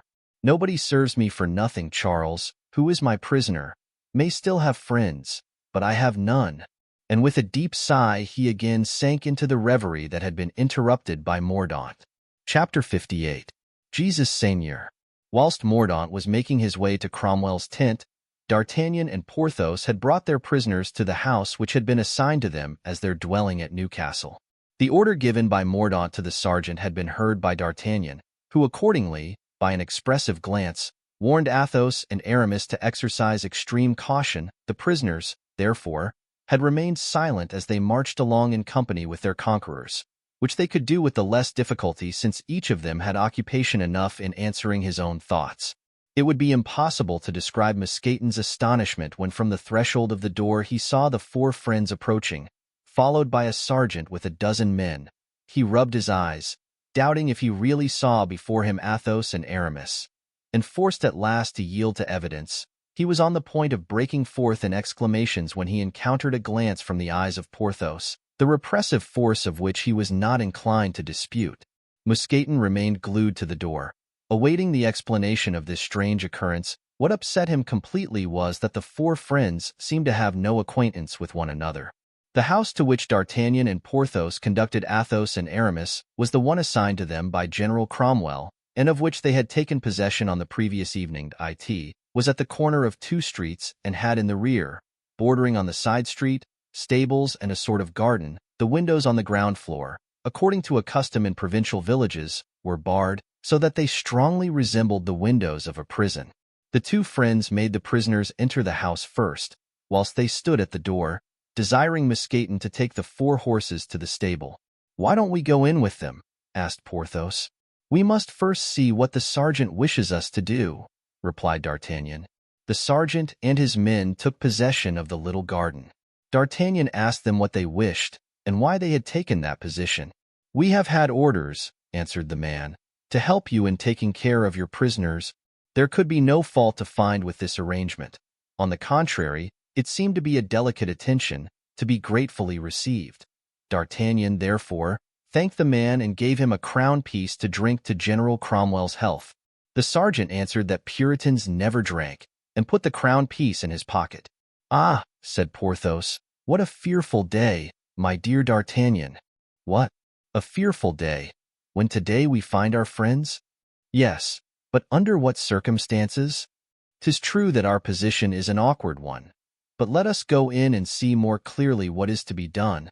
"Things look black enough," replied Porthos. "I understand now why Aramis advised me to strangle that horrible Mordaunt." "Silence!" cried the Gascon. "Do not utter that name." "But," argued Porthos, "I speak French and they are all English." D'Artagnan looked at Porthos with that air of wonder which a cunning man cannot help feeling at displays of crass stupidity. But as Porthos on his side could not comprehend his astonishment, he merely pushed him indoors, saying, "Let us go in." They found Athos in profound despondency. Aramis looked first at Porthos and then at D'Artagnan, without speaking, but the latter understood his meaningful look. "You want to know how we came here? 'Tis easily guessed. Mazarin sent us with a letter to General Cromwell. But how came you to fall into company with Mordaunt, whom I bade you distrust?" asked Athos. "And whom I advised you to strangle, Porthos," said Aramis. "Mazarin again. Cromwell had sent him to Mazarin. Mazarin sent us to Cromwell. There is a certain fatality in it." "Yes, you are right, D'Artagnan. A fatality that will separate and ruin us. So, my dear Aramis, say no more about it, and let us prepare to submit to destiny." "Zounds! On the contrary, let us speak about it. For it was agreed among us, once for all, that we should always hold together, though engaged on opposing sides." "Yes," added Athos, "I now ask you, D'Artagnan, what side you are on. Behold for what end the wretched Mazarin has made use of you. Do you know in what crime you are today engaged? In the capture of a king, his degradation and his murder." Oh, cried Porthos, "do you think so?" "You are exaggerating, Athos." "We are not so far gone as that," replied the lieutenant. "Good heavens! We are on the very eve of it, I say. Why is the king taken prisoner? Those who wish to respect him as a master would not buy him as a slave. Will you think it is to replace him on the throne that Cromwell has paid for him 200,000 pounds sterling? They will kill him, you may be sure of it. I don't maintain the contrary, said D'Artagnan, but what's that to us? I am here because I am a soldier and have to obey orders. I have taken an oath to obey, and I do obey. But you who have taken no such oath, why are you here, and what cause do you represent? That most sacred in the world, said Athos. The cause of misfortune, of religion, royalty. A friend, a wife, a daughter, have done us the honor to call us to their aid. We have served them to the best of our poor means, and God will recompense the will. Forgive the want of power. You may see matters differently, D'Artagnan, and think otherwise. I will not attempt to argue with you, but I blame you. Heyday, cried D'Artagnan. What matters it to me, after all, if Cromwell, who's an Englishman, revolts against his king, who is a Scotchman? I am myself a Frenchman. I have nothing to do with these things. Why hold me responsible? Yes, said Porthos.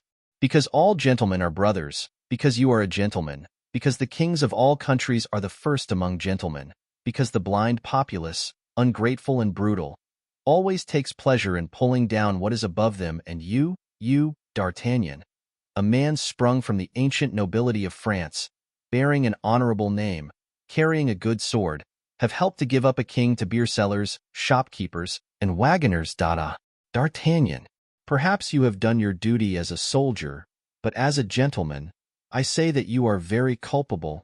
D'Artagnan was chewing the stalk of a flower, unable to reply and thoroughly uncomfortable. For when turned from the eyes of Athos, he encountered those of Aramis. And you, Porthos, continued the Count, as if in consideration for D'Artagnan's embarrassment, you, the best heart, the best friend, the best soldier that I know. You, with a soul that makes you worthy of a berth on the steps of a throne, and who, sooner or later, must receive your reward from an intelligent king. You, my dear Porthos, you, a gentleman in manners, in tastes, and in courage, you are as culpable as D'Artagnan.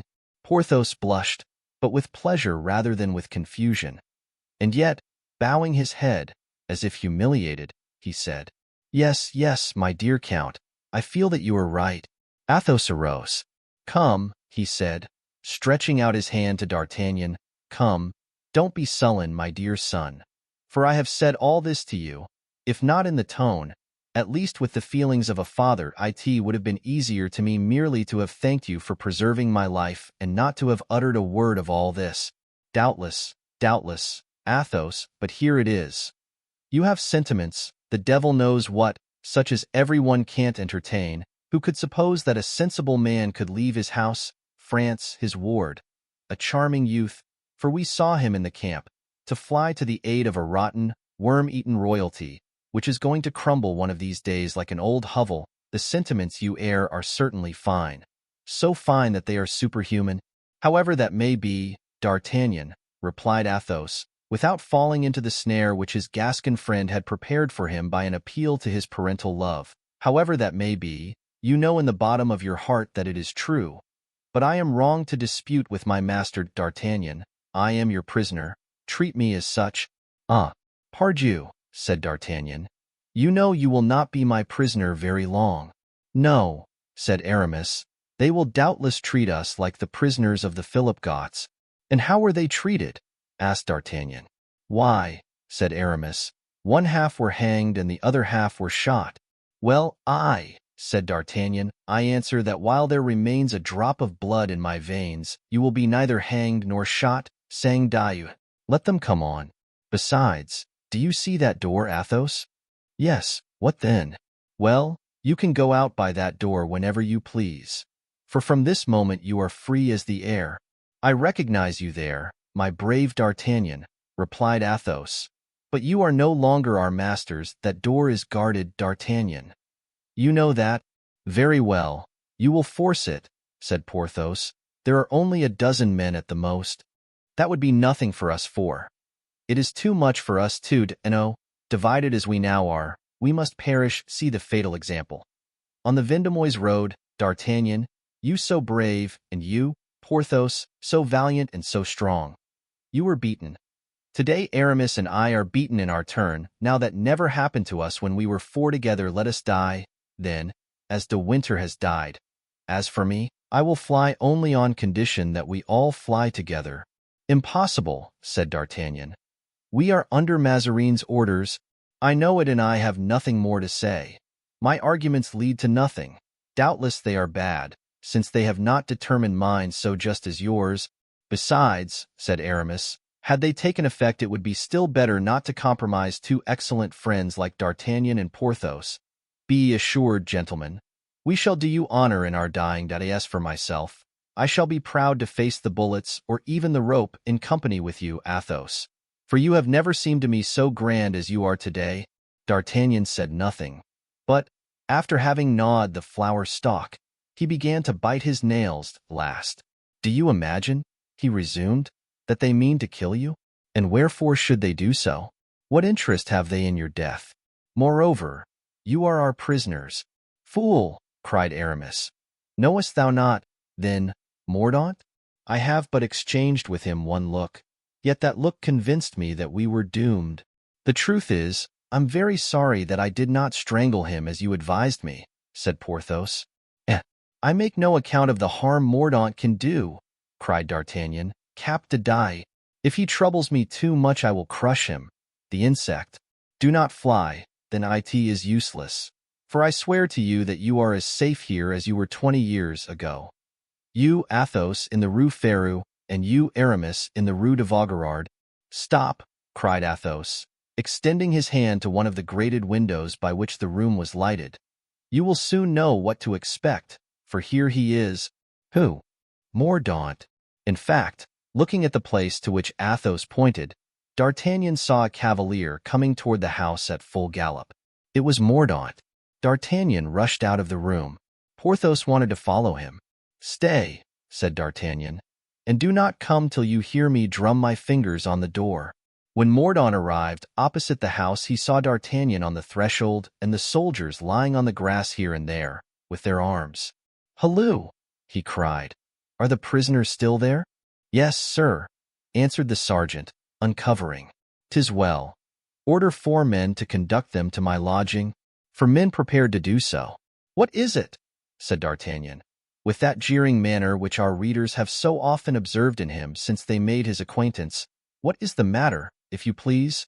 "Sir," replied Mordaunt, "I have ordered the 2 prisoners we made this morning to be conducted to my lodging." "Wherefore, sir?" "Excuse curiosity, but I wish to be enlightened on the subject." "Because these prisoners, sir, are at my disposal, and I choose to dispose of them as I like." Allow me, sir," said D'Artagnan, "to observe you are in error. The prisoners belong to those who take them, and not to those who only saw them taken. You might have taken Lord Winter, who, 'tis said, was your uncle, prisoner, but you preferred killing him. 'Tis well. We, that is, Monsieur du Vallon and I, could have killed our prisoners. We preferred taking them." Mordaunt's very lips grew white with rage. D'Artagnan now saw that affairs were growing worse, and he beat the guard's march upon the door. The first beat Porthos rushed out and stood on the other side of the door. This movement was observed by Mordaunt. "Sir," he thus addressed D'Artagnan, "your resistance is useless. These prisoners have just been given me by my illustrious patron, Oliver Cromwell." These words struck D'Artagnan like a thunderbolt. The blood mounted to his temples. His eyes became dim. He saw from what fountainhead the ferocious hopes of the young man arose, and he put his hand to the hilt of his sword. As for Porthos, he looked inquiringly at D'Artagnan. This look of Porthos's made the Gascon regret that he had summoned the brute force of his friend to aid him in an affair which seemed to require chiefly cunning. Violence, he said to himself, would spoil all. "D'Artagnan, my friend, prove to this young serpent that thou art not only stronger, but more subtle than he is."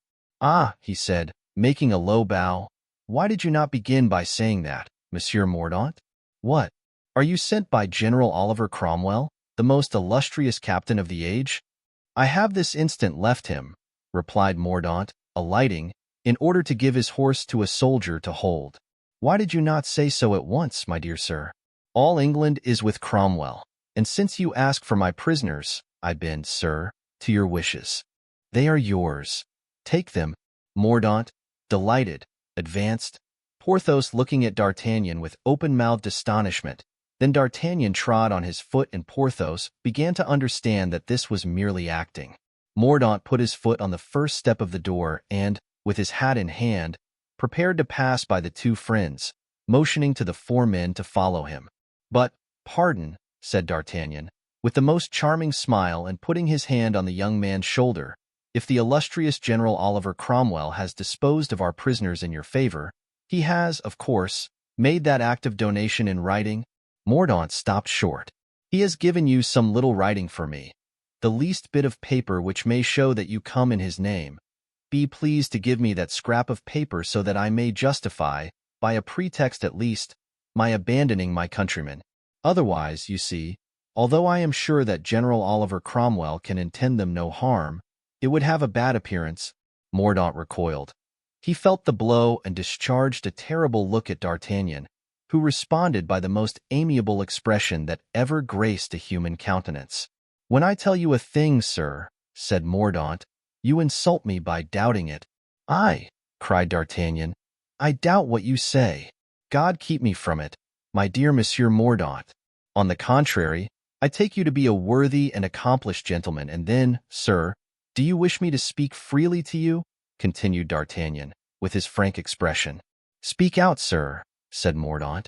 "Monsieur du Vallon, yonder, is rich and has 40,000 francs yearly, so he does not care about money.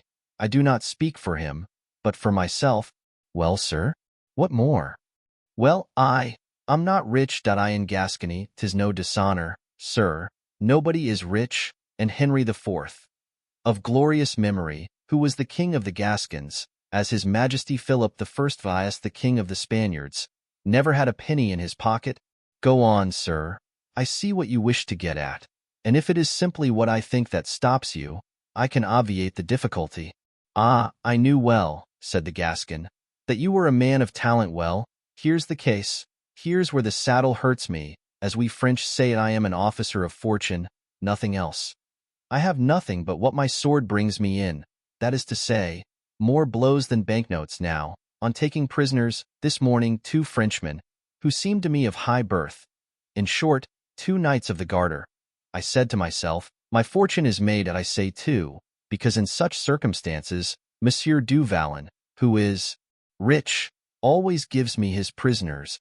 Mordaunt, completely deceived by the wordy civility of D'Artagnan, smiled like a man who understands perfectly the reasons given him, and said, "I shall have the order signed directly, sir, and with it 2,000 pistoles. Meanwhile, let me take these men away." "No," replied D'Artagnan. "What signifies a delay of half an hour? I am a man of order, sir. Let us do things in order." "Nevertheless," replied Mordaunt, "I could compel you. I command here." "Ah, sir," said D'Artagnan, "I see that although we have had the honor of traveling in your company, you do not know us. We are gentlemen. We are, both of us, able to kill you and your 8 men.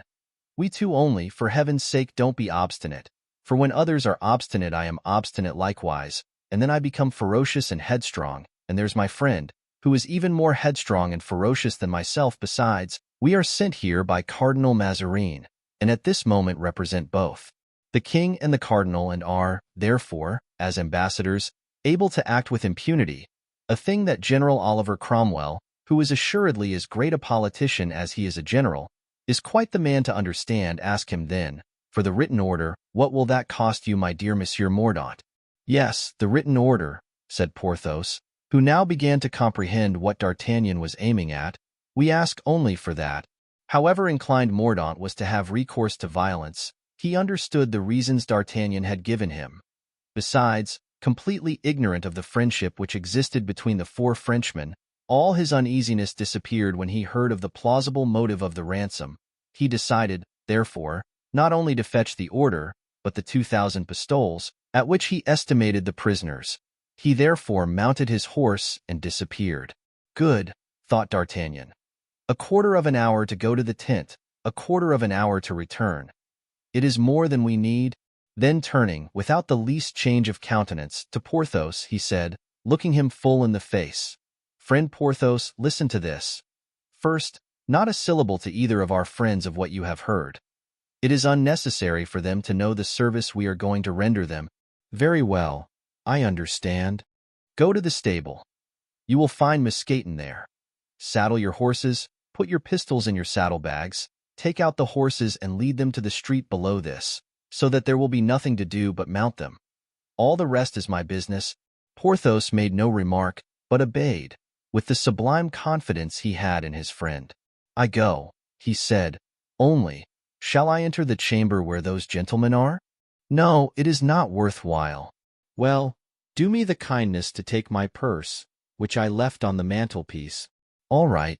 He then proceeded, with his usual calm gait, to the stable and went into the very midst of the soldiery, who, foreigner as he was, could not help admiring his height and the enormous strength of his great limbs. At the corner of the street he met Misfortune and took him with him. D'Artagnan, meantime, went into the house, whistling a tune which he had begun before Porthos went away. My dear Athos, I have reflected on your arguments and I am convinced I am sorry to have had anything to do with this matter, as you say. Mazarin is a knave. I have resolved to fly with you, not a word. Be ready, your swords are in the corner. Do not forget them, they are in many circumstances very useful. There is Porthos's purse, too. He put it into his pocket. The two friends were perfectly stupefied. Well, pray, is there anything to be so surprised at? He said. I was blind. Athos has made me see, that's all. Come here. The two friends went near him. Do you see that street? There are the horses that go out by the door. Turn to the right, jump into your saddles. All will be right. Don't be uneasy at anything except mistaking the signal. That will be the signal when I call out, Jesus, Seigneur. But give us your word that you will come too, D'Artagnan, said Athos. I swear I will, by heaven. 'Tis settled, said Aramis.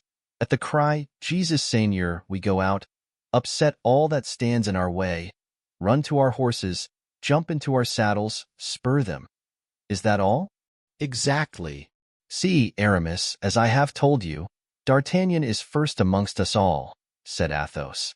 Very true, replied the Gascon, but I always run away from compliments. Don't forget the signal. Jesus, Seigneur. And he went out as he came in, whistling the self-same air. The soldiers were playing or sleeping. Two of them were singing in a corner, out of tune, the psalm. On the rivers of Babylon. D'Artagnan called the sergeant. My dear friend, General Cromwell has sent Monsieur Mordaunt to fetch me. Guard the prisoners well, I beg of you. The sergeant made a sign, as much as to say he did not understand French, and D'Artagnan tried to make him comprehend by signs and gestures. Then he went into the stable. He found the 5 horses saddled, his own amongst the rest. Each of you take a horse by the bridle, he said to Porthos and Misfortune. Turn to the left, so that Athos and Aramis may see you clearly from the window. They are coming, then, said Porthos. In a moment. You didn't forget my purse? No. Be easy. Good. Porthos and Misfortune each took a horse by the bridle and proceeded to their post. Then D'Artagnan, being alone, struck a light and lighted a small bit of tinder, mounted his horse and stopped at the door in the midst of the soldiers there, caressing as he pretended the animal with his hand. He put this bit of burning tinder in his ear. It was necessary to be as good a horseman as he was to risk such a scheme, for no sooner had the animal felt the burning tinder than he uttered a cry of pain and reared and jumped as if he had been mad. The soldiers, whom he was nearly trampling, ran away. Help! Help! Cried D'Artagnan. Stop! My horse has the staggers. In an instant the horse's eyes grew bloodshot, and he was white with foam. Help! Cried D'Artagnan. What? Will you let me be killed? Jesus, Seigneur! No sooner had he uttered this cry than the door opened and Athos and Aramis rushed out. The coast, owing to the Gascon's stratagem, was clear. The prisoners are escaping. The prisoners are escaping, cried the sergeant. Stop! Stop! Cried D'Artagnan, giving rein to his famous steed, who, darting forth, overturned several men. Stop! Stop! Cried the soldiers, and ran for their arms. But the prisoners were in their saddles, and lost no time hastening to the nearest gate. In the middle of the street they saw Grimaud and Blaisois, who were coming to find their masters. With one wave of his hand, Athos made Grimaud, who followed the little troop, understand everything, and they passed on like a whirlwind, D'Artagnan still directing them from behind with his voice. They passed through the gate like apparitions, without the guards thinking of detaining them, and reached the open country. All this time the soldiers were calling out, "Stop! Stop!" and the sergeant, who began to see that he was the victim of an artifice, was almost in a frenzy of despair. Whilst all this was going on, a cavalier in full gallop was seen approaching. It was Mordaunt with the order in his hand. "The prisoners!" he exclaimed, jumping off his horse. The sergeant had not the courage to reply. He showed him the open door, the empty room. Mordaunt darted to the steps, understood all, uttered a cry, as if his very heart was pierced, and fell fainting on the stone steps. Chapter 59. Noble natures never lose courage, nor good stomachs their appetites. The little troop, without looking behind them or exchanging a word, fled at a rapid gallop, fording a little stream, of which none of them knew the name, and leaving on their left a town which Athos declared to be Durham. At last they came in sight of a small wood, and spurring their horses afresh, rode in its direction. As soon as they had disappeared behind a green curtain sufficiently thick to conceal them from the sight of anyone who might be in pursuit, they drew up to hold a council together. The two grooms held the horses, that they might take a little rest without being unsaddled, and Grimaud was posted as sentinel. "Come, first of all," said Athos to D'Artagnan, "my friend, that I may shake hands with you. You, our rescuer. You, the true hero of us all." "Athos is right. You have my adoration," said Aramis, in his turn pressing his hand. "To what are you not equal, with your superior intelligence, infallible eye, your arm of iron, and your enterprising mind?" "Now," said the Gascon, "that is all well. I accept for Porthos and myself everything. Thanks and compliments. We have plenty of time to spare." The two friends, recalled by D'Artagnan to what was also due to Porthos, pressed his hand in their turn. "And now," said Athos, "it is not our plan to run anywhere and like madmen, but we must map up our campaign. What shall we do?" "What are we going to do, i'faith? It is not very difficult to say." "Tell us, then, D'Artagnan." "We are going to reach the nearest seaport, unite our little resources, hire a vessel, and return to France. As for me, I will give my lasso for it. Life is the greatest treasure, and speaking candidly, ours hangs by a thread. What do you say to this, Du Vallon?" "I," said Porthos, "I am entirely of D'Artagnan's opinion. This is a beastly country, this England." "You are quite decided, then, to leave it?" asked Athos of D'Artagnan. "Egad, I don't see what is to keep me here." A glance was exchanged between Athos and Aramis. "Go, then, my friends," said the former, sighing. "How, go then?" exclaimed D'Artagnan. "Let us go." "You mean—" "No, my friend," said Athos, "you must leave us." "Leave you!" cried D'Artagnan, quite bewildered at this unexpected announcement. "Bah," said Porthos, "why separate, since we are all together?" "Because you can and ought to return to France. Your mission is accomplished, but ours is not." "Your mission is not accomplished?" exclaimed D'Artagnan, looking in astonishment at Athos. "No, my friend," replied Athos, in his gentle but decided voice. "We came here to defend King Charles. We have but ill defended him. It remains for us to save him." "To save the king?" said D'Artagnan, looking at Aramis as he had looked at Athos. Aramis contented himself by making a sign with his head. D'Artagnan's countenance took an expression of the deepest compassion. He began to think he had to do with madmen. "You cannot be speaking seriously, Athos," said he. "The king is surrounded by an army, which is conducting him to London. This army is commanded by a butcher, or the son of a butcher. It matters little. Colonel Harrison, his Majesty, I can assure you, will be tried on his arrival in London. I have heard enough from the lips of Oliver Cromwell to know what to expect." A second look was exchanged between Athos and Aramis. "And when the trial is ended there will be no delay in putting the sentence into execution," continued D'Artagnan. "And to what penalty do you think the king will be condemned?" asked Athos. "The penalty of death, I greatly fear. They have gone too far for him to pardon them.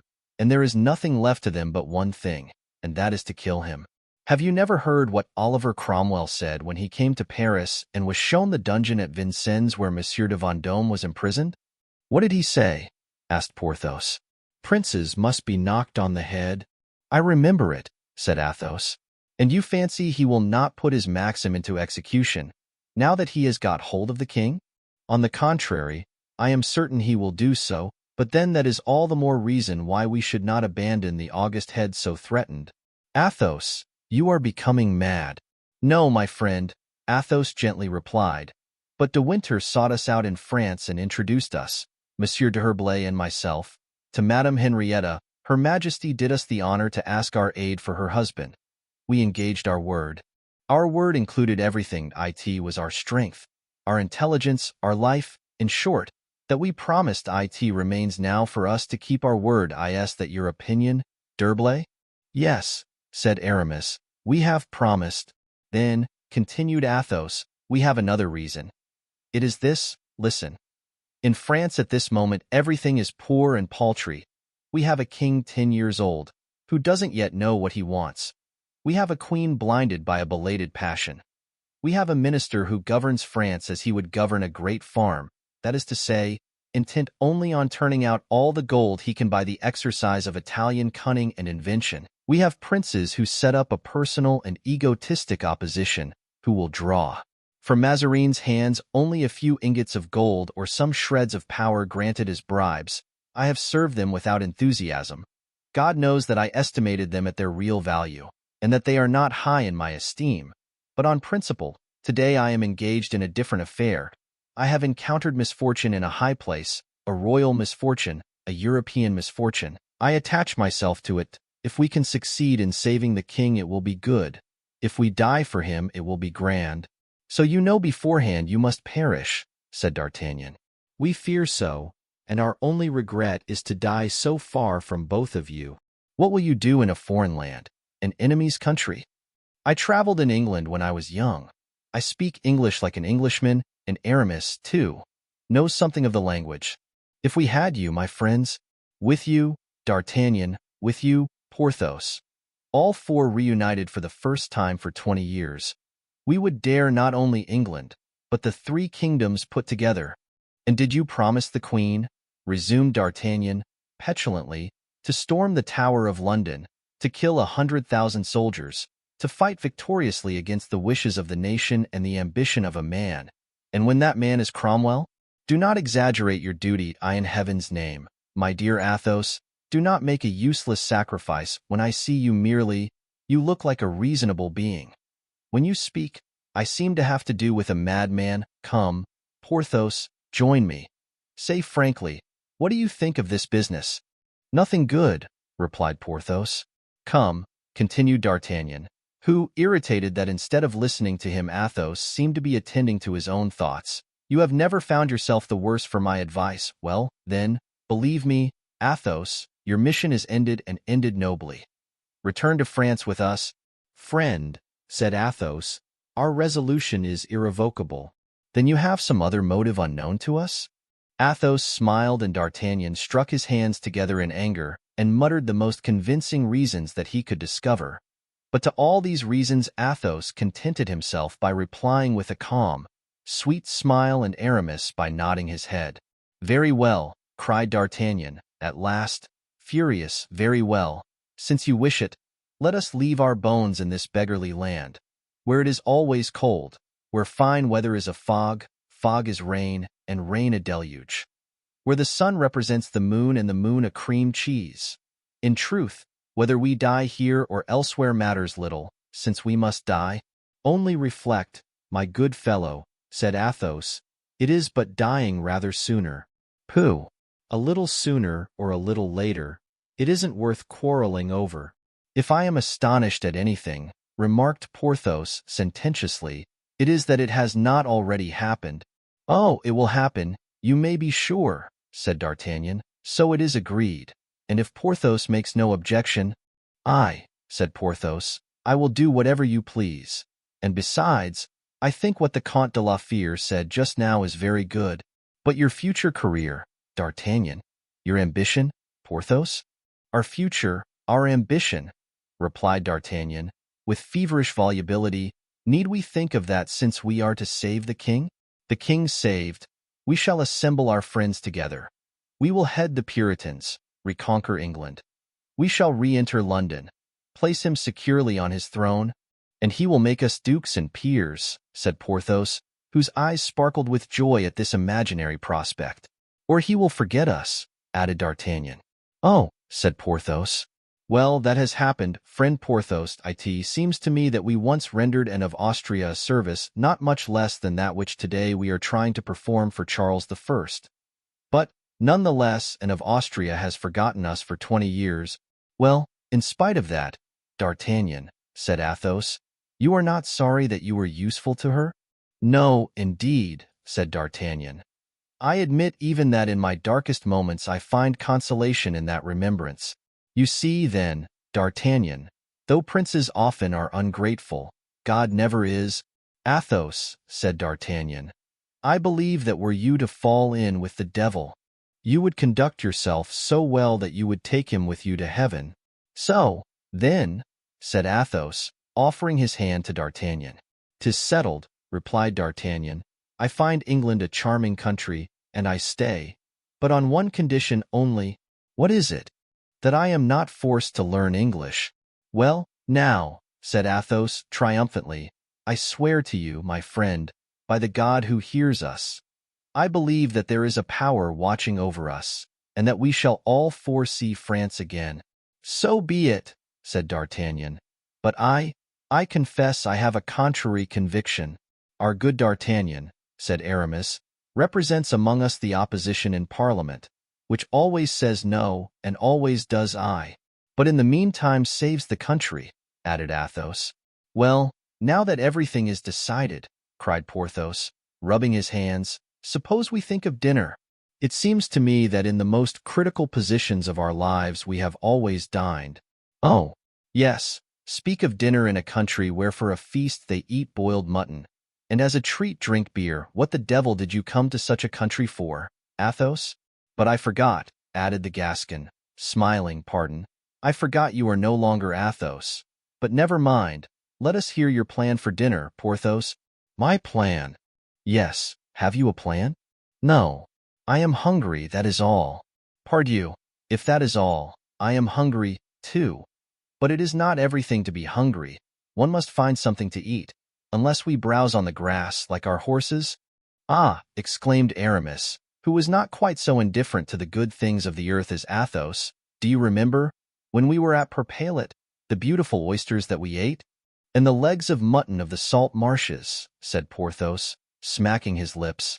But, suggested D'Artagnan, have we not our friend Mousqueton, who managed for us so well at Chantilly, Porthos? Yes, said Porthos, we have Mousqueton. But since he has been steward, he has become very heavy. Never mind, let us call him, and to make sure that he will reply agreeably. Here, Mouston, cried Porthos. Mouston appeared, with a most piteous face.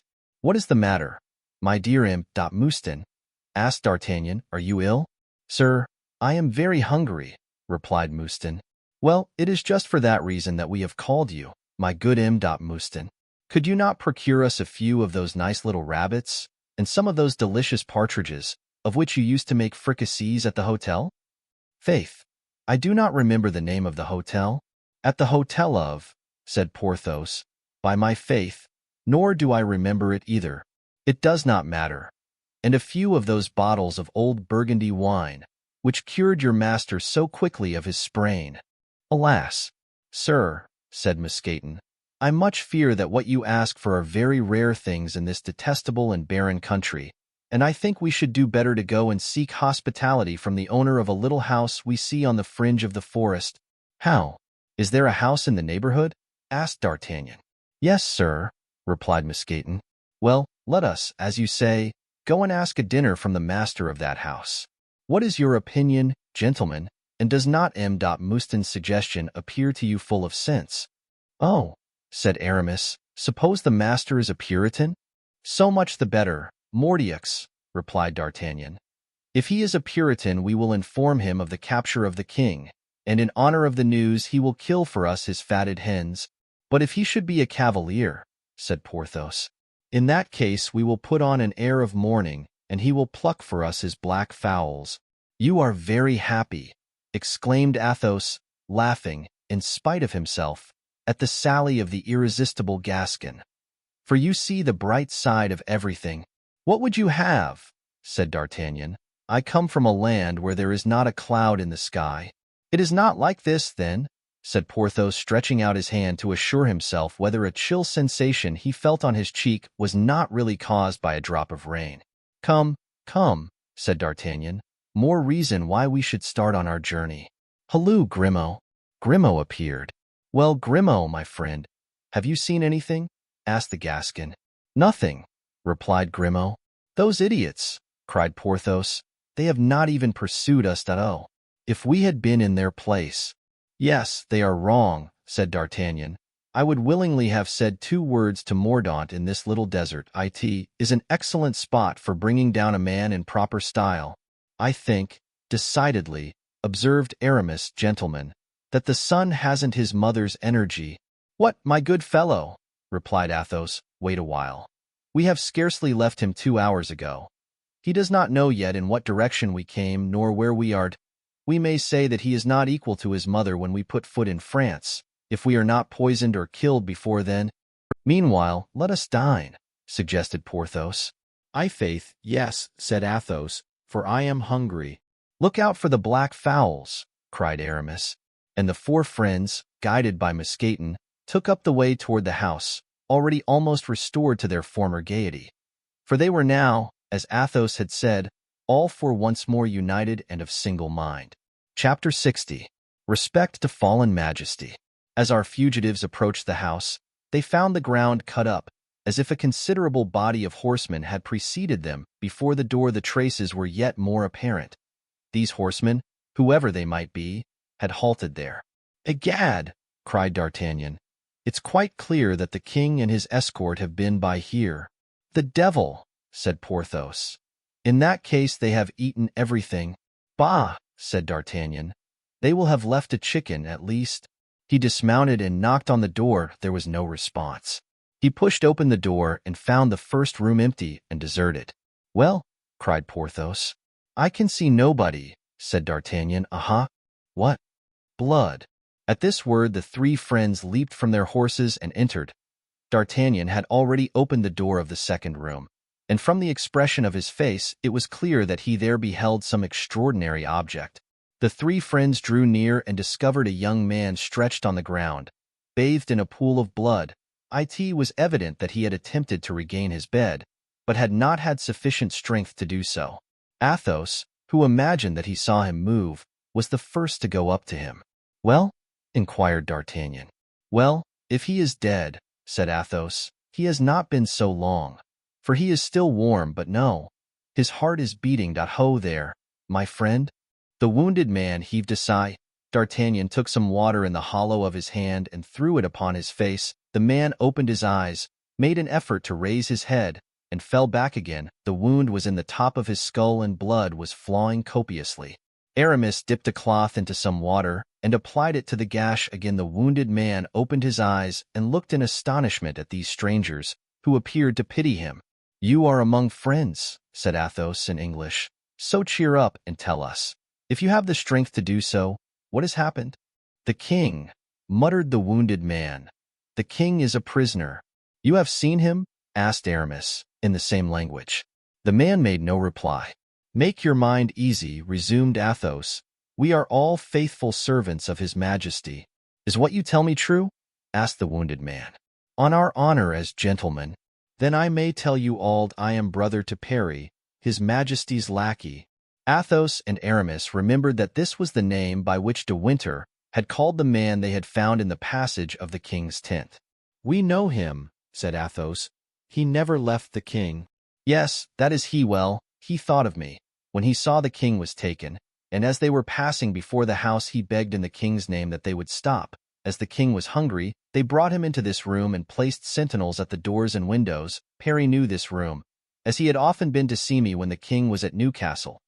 He knew that there was a trapdoor communicating with a cellar. from which one could get into the orchard. He made a sign, which I understood, but the king's guards must have noticed it and held themselves on guard. I went out as if to fetch wood, passed through the subterranean passage into the cellar, and whilst Perry was gently bolting the door, pushed up the board and beckoned to the king to follow me. Alas, he would not, but Perry clasped his hands and implored him, and at last he agreed. I went on first. Fortunately, the king was a few steps behind me, when suddenly I saw something rise up in front of me like a huge shadow. I wanted to cry out to warn the king, but that very moment I felt a blow as if the house was falling on my head, and fell insensible. When I came to myself again, I was stretched in the same place. I dragged myself as far as the yard. The king and his escort were no longer there. I spent perhaps an hour in coming from the yard to this place. Then my strength gave out and I fainted again. And now how are you feeling? Very ill, replied the wounded man. Can we do anything for you? Asked Athos. Help to put me on the bed. I think I shall feel better there. Have you any one to depend on for assistance? My wife is at Durham and may return at any moment, but you? Is there nothing that you want? We came here with the intention of asking for something to eat. Alas, they have taken everything. There isn't a morsel of bread in the house. You hear, D'Artagnan, said Athos. We shall have to look elsewhere for our dinner. It is all one to me now, said D'Artagnan. I am no longer hungry. Faith, neither am I, said Porthos. They carried the man to his bed and called Grimaud to dress the wound. In the service of the four friends, Grimaud had had so frequent occasion to make lint and bandages that he had become something of a surgeon. In the meantime, the fugitives had returned to the first room, where they took counsel together. Now, said Aramis, we know how the matter stands. The king and his escort have gone this way. We had better take the opposite direction, eh? Athos did not reply. He reflected. Yes, said Porthos, let us take the opposite direction. If we follow the escort, we shall find everything devoured and die of hunger. What a confounded country this England is! This is the first time I have gone without my dinner for 10 years, and it is generally my best meal. What do you think, D'Artagnan? Asked Athos. Do you agree with Aramis? Not at all, said D'Artagnan. I am precisely of the contrary opinion. What? You would follow the escort? Exclaimed Porthos, in dismay. No, I would join the escort. Athos's eyes shone with joy. Join the escort, cried Aramis. Let D'Artagnan speak, said Athos. You know he always has wise advice to give. Clearly, said D'Artagnan, we must go where they will not look for us now. They will be far from looking for us among the Puritans. Therefore, with the Puritans we must go. Good, my friend, good, said Athos. It is excellent advice. I was about to give it when you anticipated me. That, then, is your opinion? Asked Aramis. Yes, they will think we are trying to leave England and will search for us at the ports. Meanwhile, we shall reach London with the king. Once in London, we shall be hard to find. Without considering, continued Athos, throwing a glance at Aramis, the chances that may come to us on the way. Yes, said Aramis, I understand. I, however, do not understand, said Porthos, but no matter. Since it is at the same time the opinion of D'Artagnan and of Athos, it must be the best. But, said Aramis, shall we not be suspected by Colonel Harrison? Egad, cried D'Artagnan, he's just the man I count upon. Colonel Harrison is one of our friends. We have met him twice at General Cromwell's. He knows that we were sent from France by Monsieur Mazarin. He will consider us as brothers. Besides, is he not a butcher's son? Well, then, Porthos shall show him how to knock down an ox with a blow of the fist, and I how to trip up a bull by taking him by the horns. That will ensure his confidence. Athos smiled. You are the best companion that I know, D'Artagnan, he said, offering his hand to the Gascon. And I am very happy in having found you again, my dear son. This was, as we have seen, the term which Athos applied to D'Artagnan in his more expansive moods. At this moment Grimaud came in. He had stanched the wound, and the man was better. The four friends took leave of him, and asked if they could deliver any message for him to his brother. Tell him, answered the brave man, to let the king know that they have not killed me outright, however insignificant I am. I am sure that his Majesty is concerned for me and blames himself for my death. Be easy, said D'Artagnan. "He will know all before night." The little troop recommenced their march, and at the end of 2 hours perceived a considerable body of horsemen about half a league ahead. "My dear friends," said D'Artagnan, "give your swords to Monsieur Mouston, who will return them to you at the proper time and place, and do not forget you are our prisoners." It was not long before they joined the escort. The king was riding in front, surrounded by troopers, and when he saw Athos and Aramis, a glow of pleasure lighted his pale cheeks.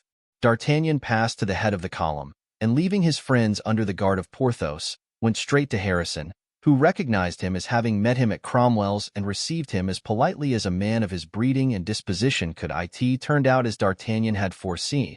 The colonel neither had nor could have any suspicion. They halted for the king to dine this time. However, due precautions were taken to prevent any attempt at escape. In the large room of the hotel, a small table was placed for him and a large one for the officers. "Will you dine with me?" asked Harrison of D'Artagnan. "Gad, I should be very happy, but I have my companion, Monsieur du Vallon, and the 2 prisoners, whom I cannot leave. Let us manage it better. Have a table set for us in a corner, and send us whatever you like from yours." "Good," answered Harrison. The matter was arranged as D'Artagnan had suggested, and when he returned he found the king already seated at his little table, where Parry waited on him, Harrison and his officers sitting together at another table, and in a corner, places reserved for himself and his companions. The table at which the Puritan officers were seated was round, and whether by chance or coarse intention, Harrison sat with his back to the king. The king saw the 4 gentlemen come in, but appeared to take no notice of them. They sat down in such a manner as to turn their backs on nobody. The officers' table and that of the king were opposite to them. "I' faith, Colonel," said D'Artagnan, "we are very grateful for your gracious invitation. For without you we ran the risk of going without dinner, as we have without breakfast. My friend here, Monsieur du Vallon, shares my gratitude, for he was particularly hungry." "And I am so still," said Porthos, bowing to Harrison. "And how," said Harrison, laughing, "did this serious calamity of going without breakfast happen to you?" "In a very simple manner, Colonel," said D'Artagnan. "I was in a hurry to join you, and took the road you had already gone by. You can understand our disappointment when, arriving at a pretty little house on the skirts of a wood, which at a distance had quite a gay appearance, with its red roof and green shutters, we found nothing but a poor wretch bathed. Ah, Colonel, pay my respects to the officer of yours who struck that blow." "Yes," said Harrison, laughing, and looking over at one of the officers seated at his table. "When Groslow undertakes this kind of thing, there's no need to go over the ground a second time." "Ah, it was this gentleman?"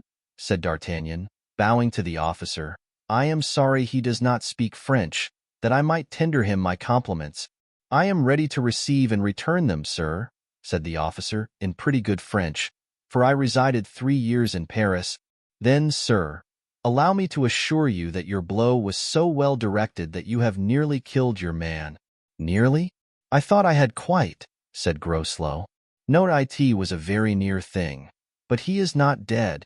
As he said this, D'Artagnan gave a glance at Parry, who was standing in front of the king, to show him that the news was meant for him.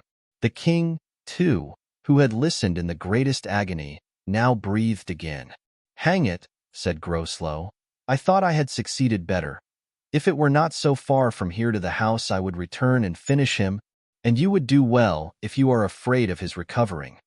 For you know, if a wound in the head does not kill at once, it is cured in a week."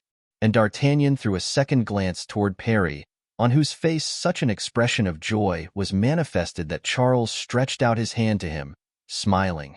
Parry bent over his master's hand and kissed it respectfully. "I've a great desire to drink the king's health," said Athos. "Let me propose it, then," said D'Artagnan. "Do," said Aramis. Porthos looked at D'Artagnan, quite amazed at the resources with which his companion's Gascon sharpness continually supplied him.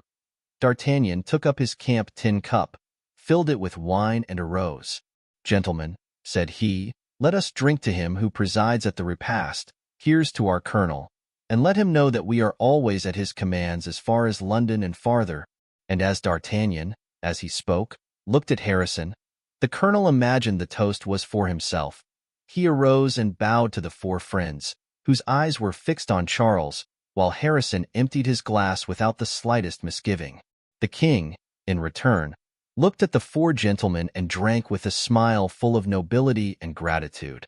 "Come, gentlemen," cried Harrison, "regardless of his illustrious captive, let us be off." "Where do we sleep, Colonel?" "At Thirsk," replied Harrison. "Parry," said the king, rising too, "my horse. I desire to go to Thirsk." "Egad," said D'Artagnan to Athos, "your king has thoroughly taken me, and I am quite at his service." "If what you say is sincere," replied Athos, "he will never reach London." "How so?" "Because before then we shall have carried him off." "Well, this time, Athos," said D'Artagnan, "upon my word, you are mad." "Have you some plan in your head, then?" asked Aramis. "Aye," said Porthos, "the thing would not be impossible with a good plan." "I have none," said Athos, "but D'Artagnan will discover one." D'Artagnan shrugged his shoulders, and they proceeded. Chapter 61. D'Artagnan hits on a plan. As night closed and they arrived at Thirsk, the four friends appeared to be entire strangers to one another and indifferent to the precautions taken for guarding the king. They withdrew to a private house, and as they had reason every moment to fear for their safety, they occupied but one room and provided an exit, which might be useful in case of an attack. The lackeys were sent to their several posts, except that Grimaud lay on a truss of straw across the doorway. D'Artagnan was thoughtful and seemed for the moment to have lost his usual loquacity. Porthos, who could never see anything that was not self-evident, talked to him as usual. He replied in monosyllables, and Athos and Aramis looked significantly at one another. Next morning D'Artagnan was the first to rise. He had been down to the stables, already taken a look at the horses and given the necessary orders for the day, whilst Athos and Aramis were still in bed and Porthos snoring. At 8 o'clock the march was resumed in the same order as the night before, except that D'Artagnan left his friends and began to renew the acquaintance which he had already struck up with Monsieur Groslow. Groslow, whom D'Artagnan's praises had greatly pleased, welcomed him with a gracious smile. "Really, sir," D'Artagnan said to him, "I am pleased to find one with whom to talk in my own poor tongue. My friend, Monsieur du Vallon, is of a very melancholy disposition, so much so, that one can scarcely get 3 words out of him all day. As for our 2 prisoners, you can imagine that they are but little in the vein for conversation." "They are hot royalists," said Groslow. "The more reason they should be sulky with us for having captured the steward, for whom, I hope, you're preparing a pretty trial." "Why," said Groslow, "that is just what we are taking him to London for." "And you never by any chance lose sight of him, I presume?" "I should think not, indeed. You see he has a truly royal escort." "Aye, there's no fear in the daytime, but at night?" "We redouble our precautions." "And what method of surveillance do you employ?" 8 men remain constantly in his room. "The deuce, he is well guarded, then. But besides these 8 men, you doubtless place some guard outside?" "Oh, no. Just think, what would you have 2 men without arms do against 8 armed men?" "2 men? How do you mean?" "Yes, the king and his lackey." "Oh, then they allow the lackey to remain with him?" "Yes." Stuart begged this favor and Harrison consented. Under pretense that he's a king, it appears he cannot dress or undress without assistance. "Really, Captain," said D'Artagnan, determined to continue on the laudatory tack on which he had commenced, "the more I listen to you, the more surprised I am at the easy and elegant manner in which you speak French. You have lived 3 years in Paris? May I ask what you were doing there?" "My father, who is a merchant, placed me with his correspondent, who in turn sent his son to join our house in London." "Were you pleased with Paris, sir?" "Yes, but you are much in want of a revolution like our own. Not against your king, who is a mere child, but against that Lazar of an Italian, the Queen's favorite." "Ah, I am quite of your opinion, sir, and we should soon make an end of Mazarin if we had only a dozen officers like yourself, without prejudices, vigilant and incorruptible." "But," said the officer, "I thought you were in his service, and that it was he who sent you to General Cromwell." "That is to say, I am in the king's service, and that knowing he wanted to send someone to England, I solicited the appointment. So great was my desire to know the man of genius who now governs the 3 kingdoms, so that when he proposed to us to draw our swords in honor of Old England, you see how we snapped up the proposition. Yes, I know that you charged by the side of Mordaunt. On his right and left, sir, there's another brave and excellent young man. Do you know him? Asked the officer. Yes, very well, Monsieur du Vallon, and myself came from France with him. It appears, too, you kept him waiting a long time at Boulogne. What would you have? I was like you, and had a king in keeping. Aha, said Groslow. What king? Our own, to be sure, the little one, Louis XIV. And how long had you to take care of him? 3 nights, and by my troth, I shall always remember those 3 nights with a certain pleasure. How do you mean? I mean that my friends, officers in the guards and musketeers, came to keep me company, and we passed the night in feasting, drinking, dicing. Ah, true, said the Englishman with a sigh. You Frenchmen are born boon companions. And don't you play, too, when you are on guard? Never, said the Englishman. In that case you must be horribly bored, and have my sympathy. The fact is, I look to my turn for keeping guard with horror. It's tiresome work to keep awake a whole night. Yes, but with a jovial partner and dice, and guineas clinking on the cloth, the night passes like a dream. You don't like playing, then? On the contrary, I do. Lansquenet, for instance? Devoted to it. I used to play almost every night in France, and since your return to England, I have not handled a card or dice box. I sincerely pity you, said D'Artagnan, with an air of profound compassion. Look here, said the Englishman. Well, tomorrow I am on guard. In Stuart's room? Yes, come and pass the night with me. Impossible. Impossible. Why so? I play with Monsieur du Vallon every night. Sometimes we don't go to bed at all. Well, what of that? Why, he would be annoyed if I did not play with him. Does he play well? I have seen him lose as much as 2,000 pistoles, laughing all the while till the tears rolled down. Bring him with you, then. But how about our prisoners? Let your servants guard them. Yes, and give them a chance of escaping, said D'Artagnan. Why, one of them is a rich lord from Turin, and the other a knight of Malta, of noble family. We have arranged the ransom of each of them, 2,000 on arriving in France. We are reluctant to leave for a single moment men whom our lackeys know to be millionaires. It is true, we plundered them a little when we took them, and I will even confess that it is their purse that Monsieur du Vallon and I draw on in our nightly play. Still, they may have concealed some precious stone, some valuable diamond, so that we are like those misers who are unable to absent themselves from their treasures. We have made ourselves the constant guardians of our men, and while I sleep, Monsieur du Vallon watches. Ah, said Groslow. You see, then, why I must decline your polite invitation, which is especially attractive to me, because nothing is so wearisome as to play night after night with the same person. The chances always balance, and at the month's end nothing is gained or lost. Ah, said Groslow, sighing, there is something still more wearisome, and that is not to play at all. I can understand that, said D'Artagnan. But, come, resumed the Englishman, are these men of yours dangerous? In what respect? Are they capable of attempting violence?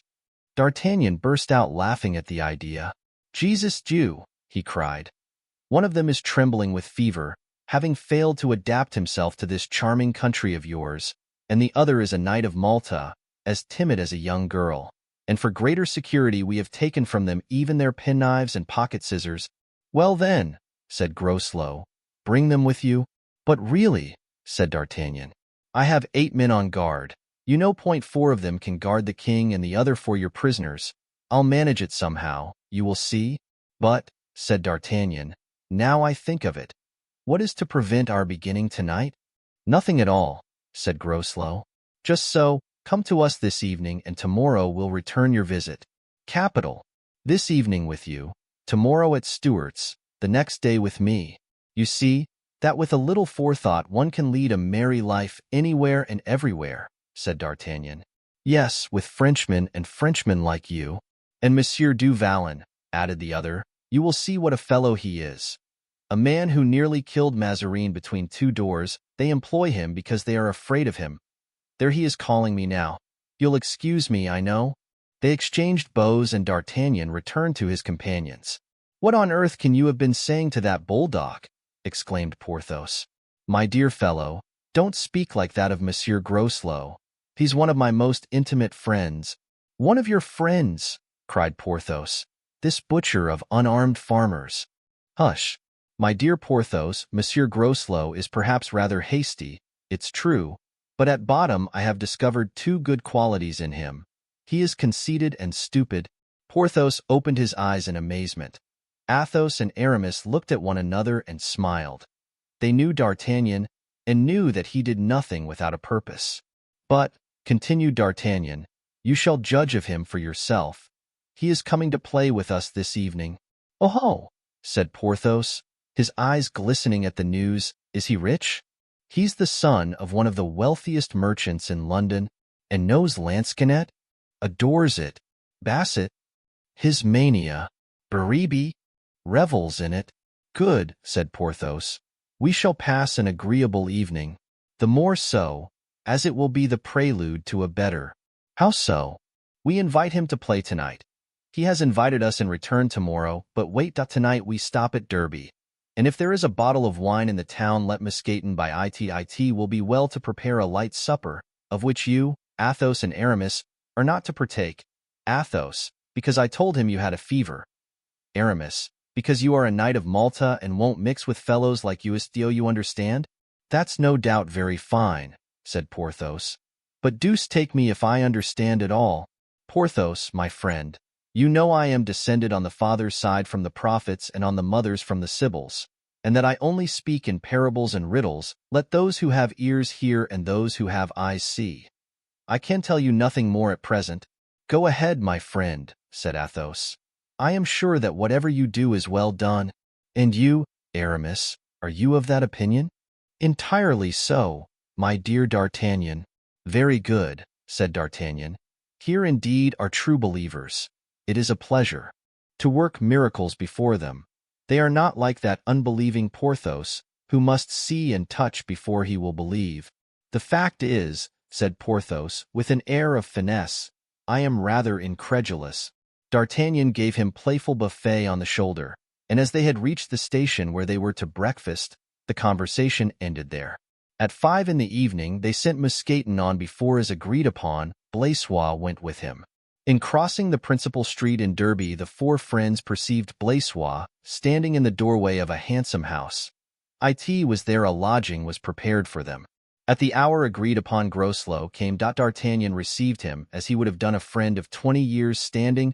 Porthos scanned him from head to foot and smiled when he discovered that in spite of the blow he had administered to Perry's brother, he was not nearly so strong as himself. Athos and Aramis suppressed, as well as they could, the disgust they felt in the presence of such coarseness and brutality. In short, Groslow seemed to be pleased with his reception. Athos and Aramis kept themselves to their role. At midnight, they withdrew to their chamber, the door of which was left open on the pretext of kindly consideration. Furthermore, D'Artagnan went with them, leaving Porthos at play with Groslow. Porthos gained 50 pistoles from Groslow, and found him a more agreeable companion than he had at first believed him to be. As to Groslow, he promised himself that on the following evening he would recover from D'Artagnan what he had lost to Porthos, and on leaving reminded the Gascon of his appointment. The next day was spent as usual. D'Artagnan went from Captain Groslow to Colonel Harrison, and from Colonel Harrison to his friends. To anyone not acquainted with him, he seemed to be in his normal condition. But to his friends, to Athos and Aramis, was apparent a certain feverishness in his gaiety. "What is he contriving?" asked Aramis. "Wait," said Athos. Porthos said nothing, but he handled in his pocket the 50 pistoles he had gained from Groslow with a degree of satisfaction which betrayed itself in his whole bearing. Arrived at Riston, D'Artagnan assembled his friends. His face had lost the expression of careless gaiety it had worn like a mask the whole day. Athos pinched Aramis's hand. "The moment is at hand," he said. "Yes," returned D'Artagnan, who had overheard him. "Tonight, gentlemen, we rescue the king." "D'Artagnan," said Athos, "this is no joke, I trust? It would quite cut me up." "You are a very odd man, Athos," he replied. To doubt me thus, where and when have you seen me trifle with a friend's heart and a king's life?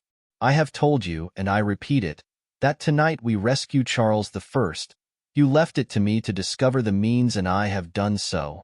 Porthos looked at D'Artagnan with an expression of profound admiration. Aramis smiled as one who hopes. Athos was pale and trembled in every limb. "Speak," said Athos. "We are invited," replied D'Artagnan, "to pass the night with M. Groslow, but do you know where?" "No." "In the king's room." "The king's room?" cried Athos. "Yes, gentlemen, in the king's room. Groslow is on guard there this evening, and to pass the time away he has invited us to keep him company." "All four of us?" asked Athos. "Pardieu, certainly all four. We couldn't leave our prisoners, could we?" Ah, said Aramis. "Tell us about it," said Athos, palpitating. "We are going then, we two with our swords, you with daggers. We four have got to master these 8 fools and their stupid captain, Monsieur Porthos. What do you say to that?" "I say it is easy enough," answered Porthos. "We dress the king in Groslow's clothes. Mousqueton, Grimaud, and Blaisois have our horses saddled at the end of the first street. We mount them, and before daylight are 20 leagues distant." Athos placed his 2 hands on D'Artagnan's shoulders and gazed at him with his calm, sad smile. "I declare, my friend," said he, "that there is not a creature under the sky who equals you in prowess and in courage, whilst we thought you indifferent to our sorrows, which you couldn't share without crime. You alone among us have discovered what we were searching for in vain. I repeat it, D'Artagnan, you are the best one among us. I bless and love you, my dear son." "And to think that I couldn't find that out," said Porthos, scratching his head. "It is so simple." "But," said Aramis, "if I understand rightly, we are to kill them all, eh?" Athos shuddered and turned pale. "Mordioux," answered D'Artagnan, "I believe we must, that I confess I can discover no other safe and satisfactory way." "Let us see," said Aramis. "How are we to act?" "I have arranged 2 plans. Firstly, at a given signal, which shall be the words at last, you each plunge a dagger into the heart of the soldier nearest to you. We, on our side, do the same. That will be 4 killed. We shall then be matched, for against the remaining 5. If these 5 men give themselves up, we gag them. If they resist, we kill them. If by chance our amphitryon changes his mind and receives only Porthos and myself, why, then, we must resort to heroic measures, and each give 2 strokes instead of 1. It will take a little longer time, and may make a greater disturbance, but you will be outside with swords, and will rush in at the proper time." "But if you yourselves should be struck?" said Athos. "Impossible," said D'Artagnan. "Those beer drinkers are too clumsy and awkward. Besides, you will strike at the throat, Porthos. It kills as quickly and prevents all outcry." "Very good," said Porthos. "It will be a nice little throat-cutting." "Horrible, horrible!" exclaimed Athos. "Nonsense," said D'Artagnan. "You would do as much, Mr. Humanity, in a battle. But if you think the king's life is not worth what it must cost, there's an end of the matter, and I send to Groslow to say I am ill." "No, you are right," said Athos. At this moment a soldier entered to inform them that Groslow was waiting for them. "Where?" asked D'Artagnan. "In the room of the English Nebuchadnezzar," replied the staunch Puritan. "Good," replied Athos, whose blood mounted to his face at the insult offered to royalty. "Tell the captain we are coming." The Puritan then went out. The lackeys had been ordered to saddle 8 horses and to wait, keeping together and without dismounting, at the corner of a street about 20 steps from the house where the king was lodged. It was 9 o'clock in the evening. The sentinels had been relieved at 8, and Captain Groslow had been on guard for an hour. D'Artagnan and Porthos, armed with their swords, and Athos and Aramis, each carrying a concealed poniard, approached the house, which for the time being was Charles Stuart's prison. The 2 latter followed their captors in the humble guise of captives, without arms. "Oh, these bodikins," said Groslow, as the 4 friends entered. "I had almost given you up." D'Artagnan went up to him and whispered in his ear. "The fact is, we, that is, Monsieur du Vallon and I, hesitated a little." "And why?" D'Artagnan looked significantly toward Athos and Aramis. "Aha," said Groslow. "On account of political opinions?" "No matter, on the contrary," he added, laughing. If they want to see their steward, they shall see him. Are we to pass the night in the king's room? Asked D'Artagnan. No, but in the one next to it, and as the door will remain open it comes to the same thing. Have you provided yourself with money? I assure you I intend to play the devil's game tonight. D'Artagnan rattled the gold in his pockets. Very good, said Groslow, and opened the door of the room. I will show you the way. And he went in first. D'Artagnan turned to look at his friends. Porthos was perfectly indifferent. Athos, pale, but resolute. Aramis was wiping a slight moisture from his brow. The 8 guards were at their posts. 4 in the king's room, 2 at the door between the rooms and 2 at that by which the friends had entered. Athos smiled when he saw their bare swords. He felt it was no longer to be a butchery, but a fight, and he resumed his usual good humor. Charles was perceived through the door, lying dressed upon his bed, at the head of which Parry was seated, reading in a low voice a chapter from the Bible. A candle of coarse tallow on a black table lighted up the handsome and resigned face of the king and that of his faithful retainer, far less calm.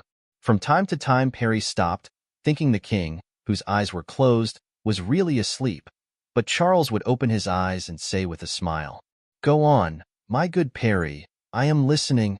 Groslow advanced to the door of the king's room, replaced on his head the hat he had taken off to receive his guests, looked for a moment contemptuously at this simple, yet touching scene, then turning to D'Artagnan, assumed an air of triumph at what he had achieved.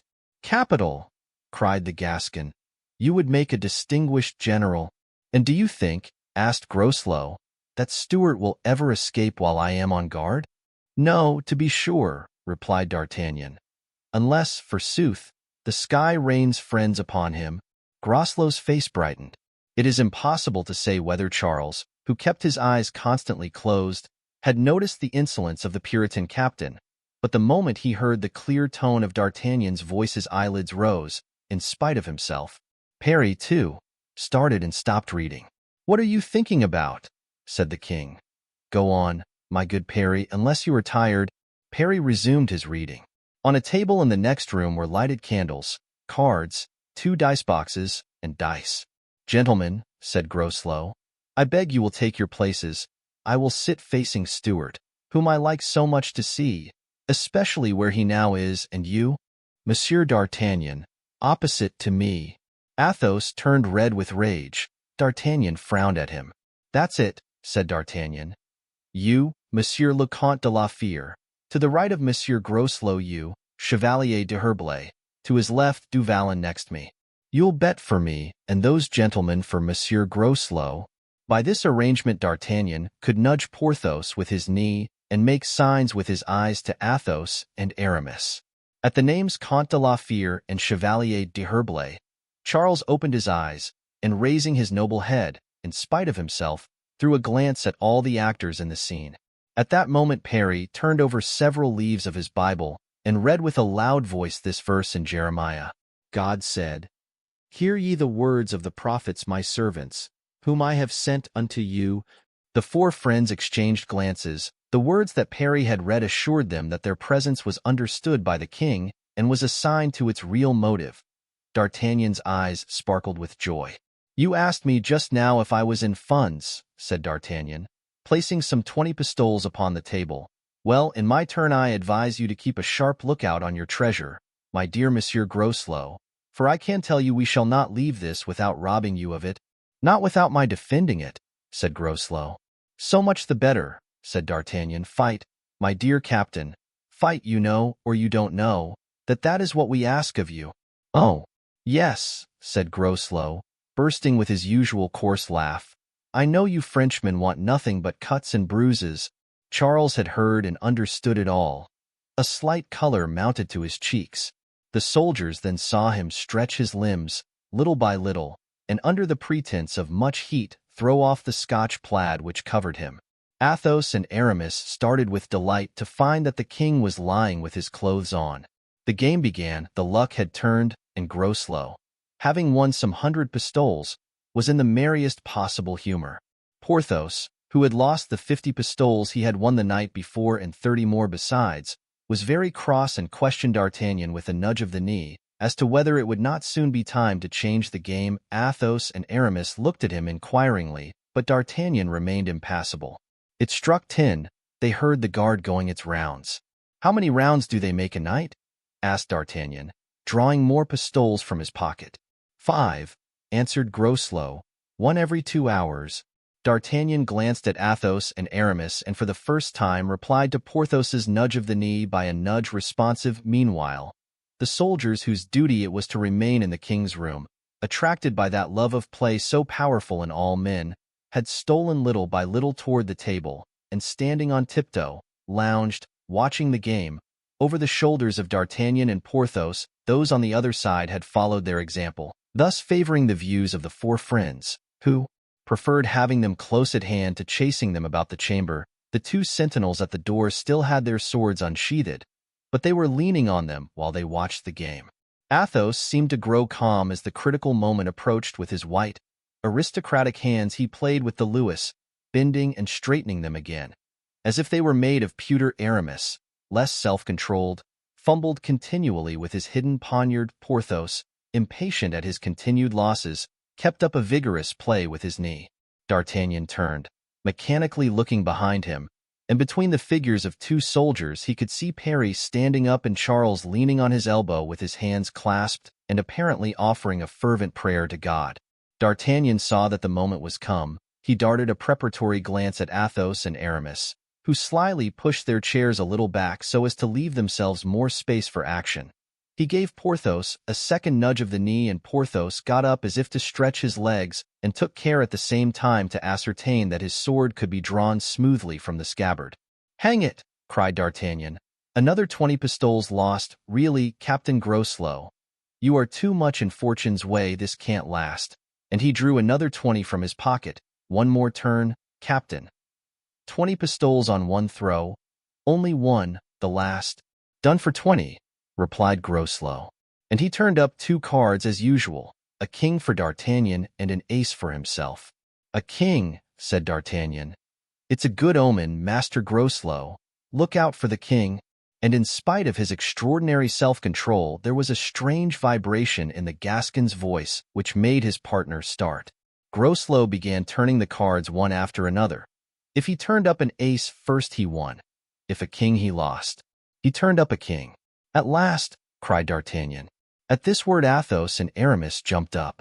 Porthos drew back a step. Daggers and swords were just about to shine, when suddenly the door was thrown open and Harrison appeared in the doorway, accompanied by a man enveloped in a large cloak. Behind this man could be seen the glistening muskets of half a dozen soldiers. Groslow jumped up, ashamed at being surprised in the midst of wine, cards, and dice, but Harrison paid not the least attention to him, and entering the king's room, followed by his companion. "Charles Stuart," said he, "an order has come to conduct you to London without stopping day or night. Prepare yourself, then, to start at once." "And by whom is this order given?" asked the king. "By General Oliver Cromwell, and here is Mr. Mordaunt, who has brought it and is charged with its execution." "Mordaunt!" muttered the 4 friends, exchanging glances. D'Artagnan swept up the money that he and Porthos had lost and buried it in his huge pocket. Athos and Aramis placed themselves behind him. This movement Mordaunt turned around, recognized them, and uttered an exclamation of savage delight. "I'm afraid we are prisoners," whispered D'Artagnan to his friend. "Not yet," replied Porthos. "Colonel, Colonel," cried Mordaunt, "you are betrayed. These 4 Frenchmen have escaped from Newcastle, and no doubt want to carry off the king. Arrest them." "Ah, my young man," said D'Artagnan, drawing his sword, "that is an order sooner given than executed. Fly, friends, fly," he added, whirling his sword around him. The next moment he darted to the door and knocked down 2 of the soldiers who guarded it. Before they had time to cock their muskets, Athos and Aramis followed him. Porthos brought up the rear, and before soldiers, officers, or colonel had time to recover their surprise, all 4 were in the street. "Fire!" cried Mordaunt. "Fire upon them!" 3 or 4 shots were fired, but with no other result than to show the 4 fugitives turning the corner of the street safe and sound. The horses were at the place fixed upon, and they leaped lightly into their saddles. "Forward!" cried D'Artagnan, and spur for your dear lives." They galloped away and took the road they had come by in the morning, namely, in the direction toward Scotland. A few hundred yards beyond the town D'Artagnan drew rein. "Halt!" he cried. "This time we shall be pursued. We must let them leave the village and ride after us on the northern road, and when they have passed we will take the opposite direction." There was a stream close by and a bridge across it. D'Artagnan led his horse under the arch of the bridge. The others followed. 10 minutes later, they heard the rapid gallop of a troop of horsemen. A few minutes more and the troop passed over their heads. Chapter 62. London.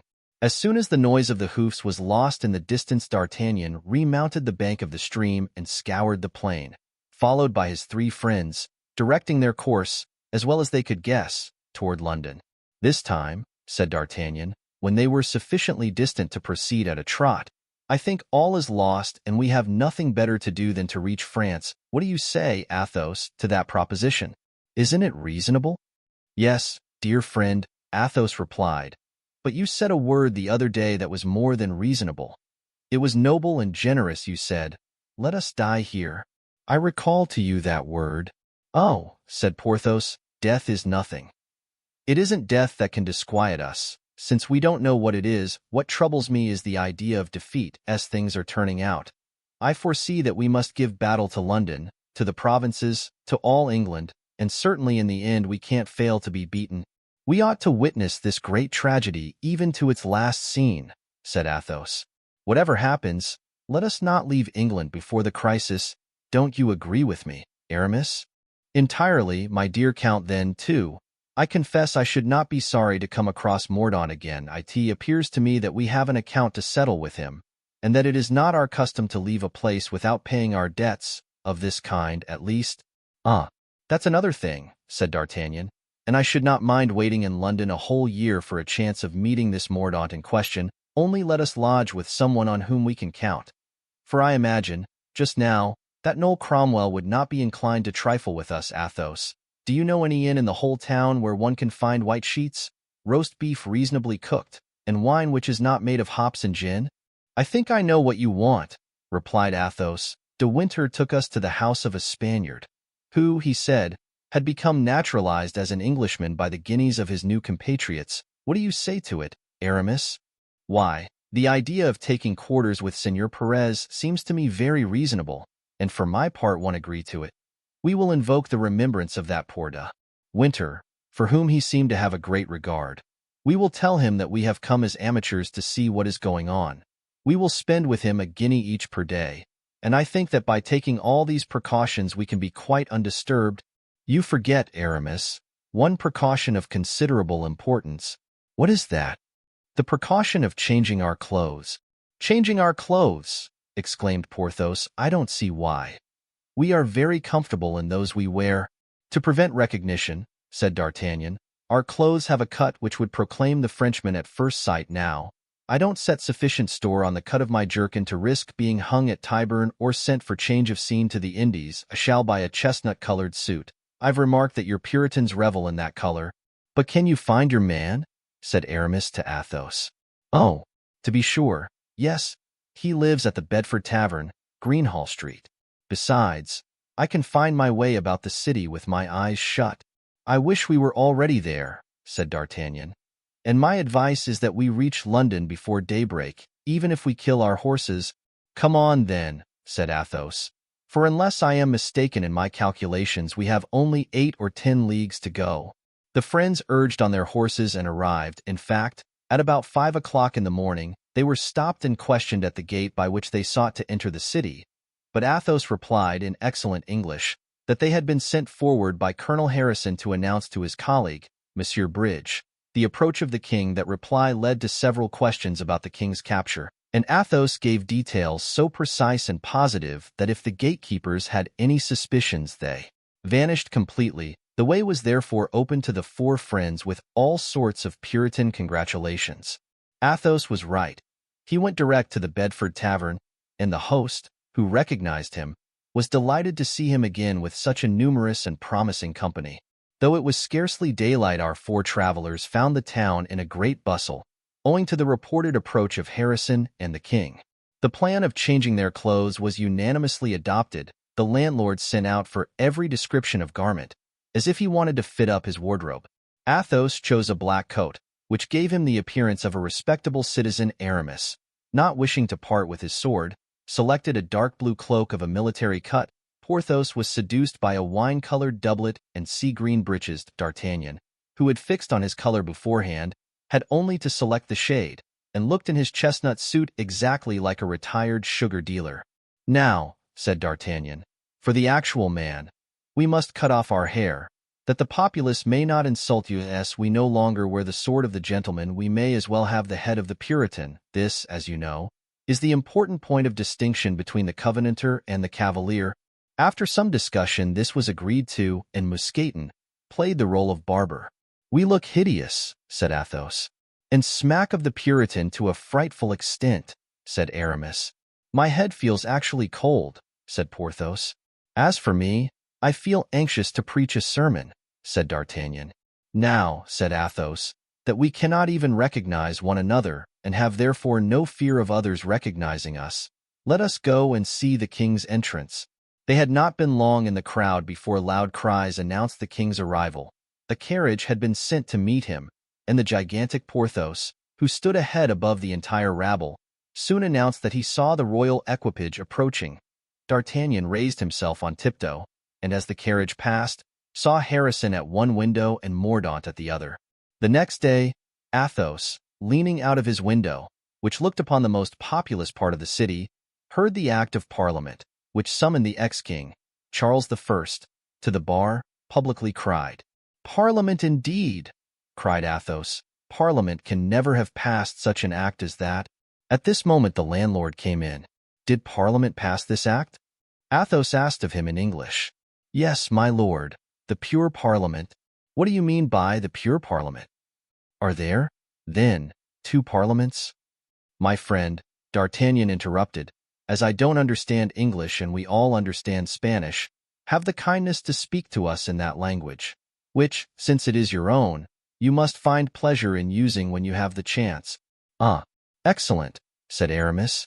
As to Porthos, all his attention was concentrated on the allurements of the breakfast table. "You were asking, then?" said the host in Spanish. "I asked," said Athos, in the same language, "if there are two parliaments, a pure and an impure." "Why, how extraordinary!" said Porthos, slowly raising his head and looking at his friends with an air of astonishment. "I understand English, then?" "I understand what you say." "That is because we are talking Spanish, my dear friend," said Athos. "Oh, the devil!" said Porthos. "I am sorry for that. It would have been one language more." "When I speak of the pure Parliament," resumed the host, "I mean the one which Colonel Bridge has weeded." "Ah, really," said D'Artagnan, "these people are very ingenious. When I go back to France, I must suggest some such convenient course to Cardinal Mazarin and the Coadjuteur. One of them will weed the Parliament in the name of the court, and the other in the name of the people, and then there won't be any Parliament at all." "And who is this Colonel Bridge?" asked Aramis, "and how does he go to work to weed the Parliament?" "Colonel Bridge," replied the Spaniard, "is a retired wagoner, a man of much sense, who made one valuable observation whilst driving his team, namely, that where there happened to be a stone on the road, it was much easier to remove the stone than try and make the wheel pass over it. Now, of 251 members who composed the Parliament, there were 191 who were in the way and might have upset his political wagon. He took them up, just as he formerly used to take up the stones from the road and threw them out of the house. "Neat," remarked D'Artagnan. "Very." "And all these 191 were royalists?" asked Athos. "Without doubt, Seigneur. And you understand that they would have saved the king." "To be sure," said Porthos with majestic common sense. "They were in the majority." "And you think," said Aramis, "he will consent to appear before such a tribunal?" "He will be forced to do so," smiled the Spaniard. "Now, Athos," said D'Artagnan, "do you begin to believe that it's a ruined cause, and that what with your Harrisons, Joyces, Bridges, and Cromwells, we shall never get the upper hand?" "The king will be delivered at the tribunal," said Athos. "The very silence of his supporters indicates that they are at work." D'Artagnan shrugged his shoulders. But, said Aramis, if they dare to condemn their king, it can only be to exile or imprisonment. D'Artagnan whistled a little air of incredulity. We shall see, said Athos, for we shall go to the sittings, I presume. You will not have long to wait, said the landlord. They begin tomorrow. So, then, they drew up the indictments before the king was taken? Of course, said D'Artagnan. They began the day he was sold, and you know, said Aramis, that it was our friend Mordaunt who made, if not the bargain, at least the overtures. And you know, added D'Artagnan, that whenever I catch him I will kill him, this Mordaunt. And I too, exclaimed Porthos. And I too, added Aramis.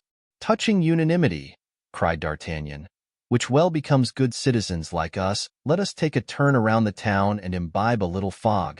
Yes, said Porthos, 'twill be at least a little change from beer. Chapter 63. The Trial. The next morning King Charles I was hailed by a strong guard before the High Court which was to judge him. All London was crowding to the doors of the house. The throng was terrific, and it was not till after much pushing and some fighting that our friends reached their destination. When they did so, they found the 3 lower rows of benches already occupied. But being anxious not to be too conspicuous, all, with the exception of Porthos, who had a fancy to display his red doublet, were quite satisfied with their places, the more so as chance had brought them to the center of their row, so that they were exactly opposite the armchair prepared for the royal prisoner. Toward 11 o'clock the king entered the hall, surrounded by guards, but wearing his head covered, and with a calm expression turned to every side with a look of complete assurance, as if he were there to preside at an assembly of submissive subjects, rather than to meet the accusations of a rebel court. The judges, proud of having a monarch to humiliate, evidently prepared to enjoy the right they had arrogated to themselves, and sent an officer to inform the king that it was customary for the accused to uncover his head. Charles, without replying a single word, turned his head in another direction and pulled his felt hat over it.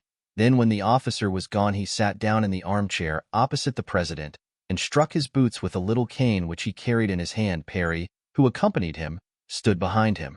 D'Artagnan was looking at Athos, whose face betrayed all those emotions which the king, possessing more self-control, had banished from his own. This agitation in one so cold and calm as Athos frightened him. I hope, he whispered to him, that you will follow his Majesty's example and not get killed for your folly in this den. Set your mind at rest, replied Athos. Aha, continued D'Artagnan, it is clear that they are afraid of something or other. For look, the sentinels are being reinforced. They had only halberds before. Now they have muskets. The halberds were for the audience in the rear. The muskets are for us. 30, 40, 50, 65 men, said Porthos, counting the reinforcements. Ah, said Aramis, but you forget the officer. D'Artagnan grew pale with rage. He recognized Mordaunt, who with bare sword was marshalling the musketeers behind the king and opposite the benches. Do you think they have recognized us? Said D'Artagnan. In that case, I should beat a retreat. I don't care to be shot in a box. No, said Aramis. He has not seen us. He sees no one but the king, mon Dieu. How he stares at him, the insolent dog. Does he hate his Majesty as much as he does us? Pardy, answered Athos, we only carried off his mother. The king has spoiled him of his name and property. True, said Aramis. But silence. The president is speaking to the king. Stuart, Bradshaw was saying, listen to the roll call of your judges and address to the court any observations you may have to make. The king turned his head away, as if these words had not been intended for him. Bradshaw waited, and as there was no reply, there was a moment of silence. Out of the 163 members designated, there were only 73 present, for the rest, fearful of taking part in such an act, had remained away. When the name of Colonel Fairfax was called, one of those brief but solemn silences ensued, which announced the absence of the members who had no wish to take a personal part in the trial. Colonel Fairfax, repeated Bradshaw.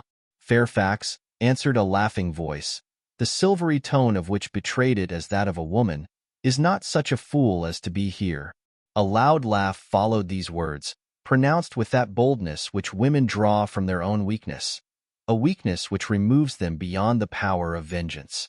"It is a woman's voice," cried Aramis. "Faith, I would give a good deal if she is young and pretty." And he mounted on the bench to try and get a sight of her. "By my soul," said Aramis, "she is charming. Look, D'Artagnan. Everybody is looking at her, and in spite of Bradshaw's gaze she has not turned pale." "It is Lady Fairfax herself," said D'Artagnan. "Don't you remember, Porthos? We saw her at General Cromwell's." The roll call continued. "These rascals will adjourn when they find that they are not in sufficient force," said the Comte de la Fere. "You don't know them, Athos. Look at Mordaunt's smile. Is that the look of a man whose victim is likely to escape him? Ah, cursed basilisk, it will be a happy day for me when I can cross something more than a look with you." "The king is really very handsome," said Porthos. "And look, too, though he is a prisoner, how carefully he is dressed. The feather in his hat is worth at least 25 pistoles. Look at it, Aramis."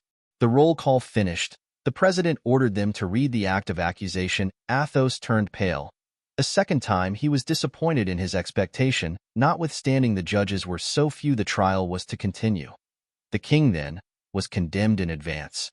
"I told you so, Athos," said D'Artagnan, shrugging his shoulders. "Now take your courage in both hands and hear what this gentleman in black is going to say about his sovereign, with full license and privilege."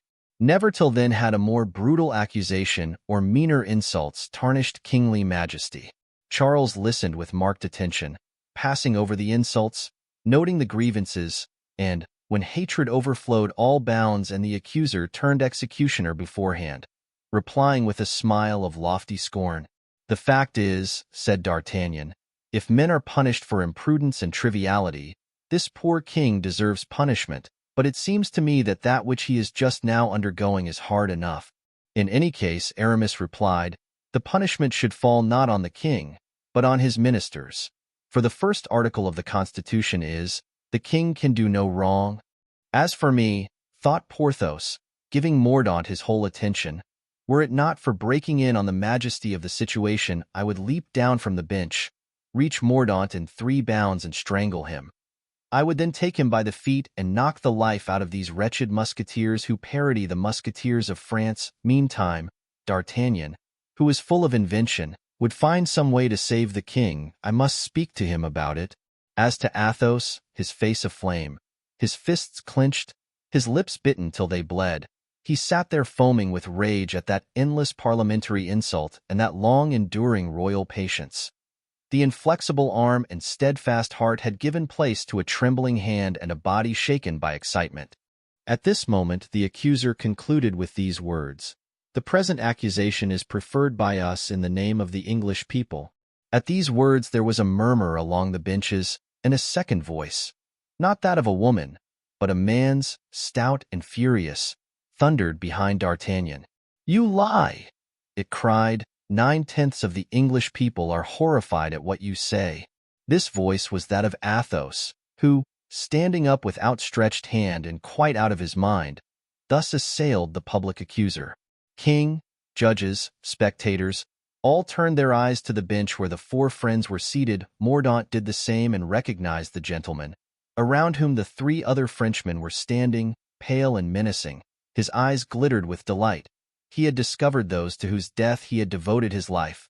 A movement of fury called to his side some 20 of his musketeers, and pointing to the bench where his enemies were, "Fire on that bench," he cried. But with the rapidity of thought D'Artagnan seized Athos by the waist, and followed by Porthos with Aramis, leaped down from the benches, rushed into the passages, and flying down the staircase were lost in the crowd without, while the muskets within were pointed on some 3,000 spectators, whose piteous cries and noisy alarms stopped the impulse already given to bloodshed. Charles also had recognized the 4 Frenchmen. He put one hand on his heart to still its beating and the other over his eyes, that he might not witness the slaying of his faithful friends. Mordaunt, pale and trembling with anger, rushed from the hall sword in hand, followed by 6 pikemen, pushing, inquiring and panting in the crowd, and then, having found nothing, returned. The tumult was indescribable. More than half an hour passed before anyone could make himself heard. The judges were looking for a new outbreak from the benches. The spectators saw the muskets leveled at them, and divided between fear and curiosity, remained noisy and excited. Quiet was at length restored. "What have you to say in your defense?" asked Bradshaw of the king. Then rising, with his head still covered, in the tone of a judge rather than a prisoner, Charles began. "Before questioning me," he said, "reply to my question. I was free at Newcastle and had there concluded a treaty with both houses. Instead of performing your part of this contract, as I performed mine, you bought me from the Scotch, cheaply, I know, and that does honor to the economic talent of your government. But because you have paid the price of a slave, do you imagine that I have ceased to be your king? No, to answer you would be to forget it. I shall only reply to you when you have satisfied me of your right to question me. To answer you would be to acknowledge you as my judges, and I only acknowledge you as my executioners." And in the middle of a death-like silence, Charles, calm, lofty, and with his head still covered, sat down again in his armchair. "Why are not my Frenchmen here?" he murmured proudly, and turning his eyes to the benches where they had appeared for a moment, they would have seen that their friend was worthy of their defense while alive, and of their tears when dead. "Well," said the president, seeing that Charles was determined to remain silent, "so be it. We will judge you in spite of your silence. You are accused of treason, of abuse of power, and murder. The evidence will support it. Go, and another sitting will accomplish what you have postponed in this." Charles rose and turned toward Parry, whom he saw pale and with his temples dewed with moisture. "Well, my dear Parry," said he, "what is the matter, and what can affect you in this manner?" "Oh, my king," said Parry, with tears in his eyes and in a tone of supplication, "do not look to the left as we leave the hall." "And why, Parry?" "Do not look, I implore you, my king." "But what is the matter? Speak," said Charles, attempting to look across the hedge of guards which surrounded him. "It is, but you will not look, will you? It is because they have had the axe, with which criminals are executed, brought and placed there on the table. The sight is hideous." "Fools," said Charles, "do they take me for a coward, like themselves? You have done well to warn me. Thank you, Parry." When the moment arrived, the king followed his guards out of the hall. As he passed the table on which the axe was laid, he stopped, and turning with a smile, said, "Ah, the axe, an ingenious device, and well worthy of those who know not what a gentleman is. You frighten me not. Executioner's axe," added he, touching it with the cane which he held in his hand, "and I strike you now, waiting patiently and Christianly for you to return the blow." And shrugging his shoulders with unaffected contempt, he passed on. When he reached the door, a stream of people, who had been disappointed in not being able to get into the house and to make amends, had collected to see him come out, stood on each side, as he passed, many among them glaring on him with threatening looks. How many people, thought he, and not one true friend. And as he uttered these words of doubt and depression within his mind, a voice beside him said, "Respect to fallen Majesty." The king turned quickly around, with tears in his eyes and heart. It was an old soldier of the guards who could not see his king pass captive before him without rendering him this final homage, but the next moment the unfortunate man was nearly killed with heavy blows of sword hilts, and among those who set upon him the king recognized Captain Groslow. "Alas," said Charles, "that is a severe chastisement for a very trifling fault." He continued his walk, but he had scarcely gone 100 paces, when a furious fellow, leaning between two soldiers, spat in the king's face, as once an infamous and accursed Jew spit in the face of Jesus of Nazareth. Loud roars of laughter and sullen murmurs arose together. The crowd opened and closed again, undulating like a stormy sea, and the king imagined that he saw shining in the midst of this living wave the bright eyes of Athos. Charles wiped his face and said with a sad smile, "Poor wretch, for half a crown he would do as much to his own father." The king was not mistaken. Athos and his friends, again mingling with the throng, were taking a last look at the martyr king. When the soldiers saluted Charles, Athos's heart bounded for joy, and that unfortunate, on coming to himself, found 10 guineas that the French gentleman had slipped into his pocket. But when the cowardly insulter spat in the face of the captive monarch, Athos grasped his dagger, but D'Artagnan stopped his hand and in a hoarse voice cried, "Wait." Athos stopped. D'Artagnan, leaning on Athos, made a sign to Porthos and Aramis to keep near them, and then placed himself behind the man with the bare arms, who was still laughing at his own vile pleasantry and receiving the congratulations of several others. The man took his way toward the city. The four friends followed him. The man, who had the appearance of being a butcher, descended a little steep and isolated street. Looking onto the river, with two of his friends, arrived at the bank of the river. The three men perceived that they were followed, turned around, and looking insolently at the Frenchman, passed some jests from one to another. "I don't know English, Athos," said D'Artagnan, "but you know it and will interpret for me." Then, quickening their steps, they passed the three men, but turned back immediately, and D'Artagnan walked straight up to the butcher, and touching him on the chest with the tip of his finger, said to Athos, "Say this to him in English. You are a coward, you have insulted a defenseless man, you have befouled the face of your king, you must die." Athos, pale as a ghost, repeated these words to the man, who, seeing the bodeful preparations that were making, put himself in an attitude of defense. Aramis, at this movement, drew his sword. "No," cried D'Artagnan, "no steel, steel is for gentlemen," and seizing the butcher by the throat, "Porthos," said he, "kill this fellow for me with a single blow."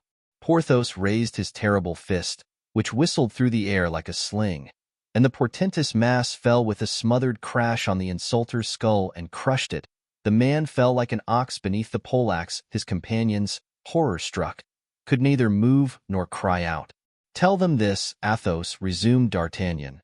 "Thus shall all die who forget that a captive man is sacred, and that a captive king doubly represents the Lord." Athos repeated D'Artagnan's words. The fellows looked at the body of their companion, swimming in blood, and then recovering voice and legs together, ran screaming off. "Justice is done," said Porthos, wiping his forehead. "And now," said D'Artagnan to Athos, "entertain no further doubts about me. I undertake all that concerns the king." Chapter 64. Whitehall. The Parliament condemned Charles to death. As might have been foreseen, political judgments are generally vain formalities, for the same passions which give rise to the accusation ordain to the condemnation, such as the atrocious logic of revolutions. Although our friends were expecting that condemnation, it filled them with grief. D'Artagnan, whose mind was never more fertile in resources than in critical emergencies, swore again that he would try all conceivable means to prevent the denouement of the bloody tragedy, but by what means? As yet he could form no definite plan.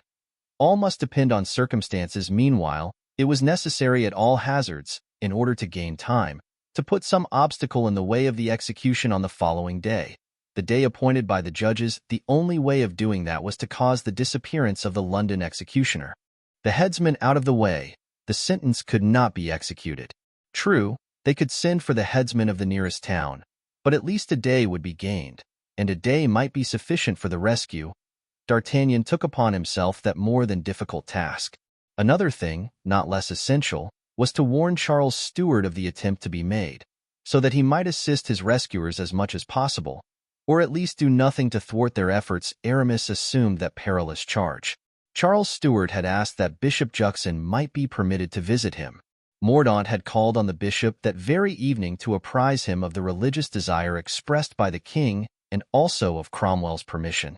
Aramis determined to obtain from the bishop, through fear or by persuasion, consent that he should enter in the bishop's place, and clad in his sacerdotal robes, the prison at Whitehall. Finally, Athos undertook to provide in any event the means of leaving England, in case either of failure or of success. The night having come, they made an appointment to meet at 11 o'clock at the hotel, and each started out to fulfill his dangerous mission. The palace of Whitehall was guarded by 3 regiments of cavalry and by the fierce anxiety of Cromwell, who came and went or sent his generals or his agents continually. Alone in his usual room, lighted by 2 candles, the condemned monarch gazed sadly on the luxury of his past greatness, just as at the last hour one sees the images of life more mildly brilliant than of yore. Parry had not quitted his master, and since his condemnation had not ceased to weep. Charles, leaning on a table, was gazing at a medallion of his wife and daughter. He was waiting first for Juxon, then for martyrdom. At times he thought of those brave French gentlemen who had appeared to him from a distance of 100 leagues, fabulous and unreal, like the forms that appear in dreams. In fact, He sometimes asked himself if all that was happening to him was not a dream, or at least the delirium of a fever. He rose and took a few steps as if to rouse himself from his torpor, and went as far as the window. He saw glittering below him the muskets of the guards. He was thereupon constrained to admit that he was indeed awake, and that his bloody dream was real. Charles returned in silence to his chair, rested his elbow on the table, bowed his head upon his hand, and reflected. Alas, he said to himself, if I only had for a confessor one of those lights of the church, whose soul has sounded all the mysteries of life, all the littlenesses of greatness, perhaps his utterance would overawe the voice that wails within my soul. But I shall have a priest of vulgar mind, whose career and fortune I have ruined by my misfortune. He will speak to me of God and death, as he has spoken to many another dying man, not understanding that this one leaves his throne to an usurper, his children to the cold contempt of public charity. And he raised the medallion to his lips. It was a dull, foggy night, and neighboring church clocks slowly struck the hour. The flickering light of the 2 candles showed fitful phantom shadows in the lofty room. These were the ancestors of Charles, standing back dimly in their tarnished frames. An awful sadness enveloped the heart of Charles. He buried his brow in his hands and thought of the world, so beautiful when one is about to leave it, of the caresses of children, so pleasing and so sweet, especially when one is parting from his children never to see them again. Then of his wife, the noble and courageous woman who had sustained him to the last moment. He drew from his breast the diamond cross and the star of the garter which she had sent him by those generous Frenchmen. He kissed it, and then, as he reflected, that she would never again see those things till he lay cold and mutilated in the tomb, there passed over him one of those icy shivers which may be called forerunners of death. Then, in that chamber which recalled to him so many royal souvenirs, whither had come so many courtiers, the scene of so much flattering homage, alone with a despairing servant, whose feeble soul could afford no support to his own, the king at last yielded to sorrow, and his courage sank to a level with that feebleness, those shadows, and that wintry cold. That king, who was so grand, so sublime in the hour of death, meeting his fate with a smile of resignation on his lips, now in that gloomy hour wiped away a tear which had fallen on the table and quivered on the gold-embroidered cloth. Suddenly the door opened. An ecclesiastic in episcopal robes entered, followed by 2 guards, to whom the king waved an imperious gesture. The guards retired. The room resumed its obscurity. "Juxon!" cried Charles. "Juxon, thank you, my last friend. You come at a fitting moment." The bishop looked anxiously at the man sobbing in the ingle nook. "Come, Perry," said the king, "cease your tears." "If it's Perry," said the bishop, "I have nothing to fear. So allow me to salute your majesty, and to tell you who I am and for what I am come." At this sight and this voice Charles was about to cry out, when Aramis placed his finger on his lips and bowed low to the King of England. "The Chevalier," murmured Charles. "Yes, sire," interrupted Aramis, raising his voice, "Bishop Juxon, the faithful knight of Christ, obedient to your majesty's wishes." Charles clasped his hands, amazed and stupefied to find that these foreigners, without other motive than that which their conscience imposed on them, thus combated the will of a people and the destiny of a king. "You," he said, "you, how did you penetrate hither? If they recognize you, you are lost. Care not for me, sire. Think only of yourself. You see, your friends are wakeful. I know not what we shall do yet, but 4 determined men can do much. Meanwhile, do not be surprised at anything that happens. Prepare yourself for every emergency." Charles shook his head. "Do you know that I die tomorrow at 10 o'clock? Something, your majesty, will happen between now and then to make the execution impossible." The king looked at Aramis with astonishment. At this moment a strange noise, like the unloading of a cart, and followed by a cry of pain, was heard beneath the window. "Do you hear?" said the king. "I hear," said Aramis, "but I understand neither the noise nor the cry of pain." "I know not who can have uttered the cry," said the king, "but the noise is easily understood. Oh, you know that I am to be beheaded outside this window? Well, these boards you hear unloaded are the posts and planks to build my scaffold.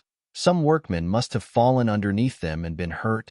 Aramis shuddered in spite of himself. "You see," said the king, "that it is useless for you to resist. I am condemned. Leave me to my death." "My king," said Aramis, "they well may raise a scaffold, but they cannot make an executioner." "What do you mean?" asked the king. "I mean that at this hour the headsman has been got out of the way by force or persuasion. The scaffold will be ready by tomorrow, but the headsman will be wanting, and they will put it off till the day after tomorrow." "What then?" said the king. "Tomorrow night we shall rescue you." "How can that be?" cried the king, whose face was lighted up, in spite of himself, by a flash of joy. "Oh, sir," cried Parry, "may you and yours be blessed." "How can it be?" repeated the king. "I must know, so that I may assist you if there is any chance." "I know nothing about it," continued Aramis, "but the cleverest, the bravest, the most devoted of us four said to me when I left him, 'Tell the king that tomorrow at 10 o'clock at night we shall carry him off.' He has said it and will do it." "Tell me the name of that generous friend," said the king, "that I may cherish for him an eternal gratitude, whether he succeeds or not." "D'Artagnan, sire, the same who had so nearly rescued you when Colonel Harrison made his untimely entrance." "You are, indeed, wonderful men," said the king. "If such things had been related to me, I should not have believed them." "Now, sire," resumed Aramis, "listen to me. Do not forget for a single instant that we are watching over your safety. Observe the smallest gesture, the least bit of song, the least sign from anyone near you. Watch everything, hear everything, interpret everything." "Oh, chevalier," cried the king, "what can I say to you? There is no word, though it should come from the profoundest depth of my heart, that can express my gratitude. If you succeed, I do not say that you will save a king. No, in presence of the scaffold as I am, royalty, I assure you, is a very small affair. But you will save a husband to his wife, a father to his children. Chevalier, take my hand.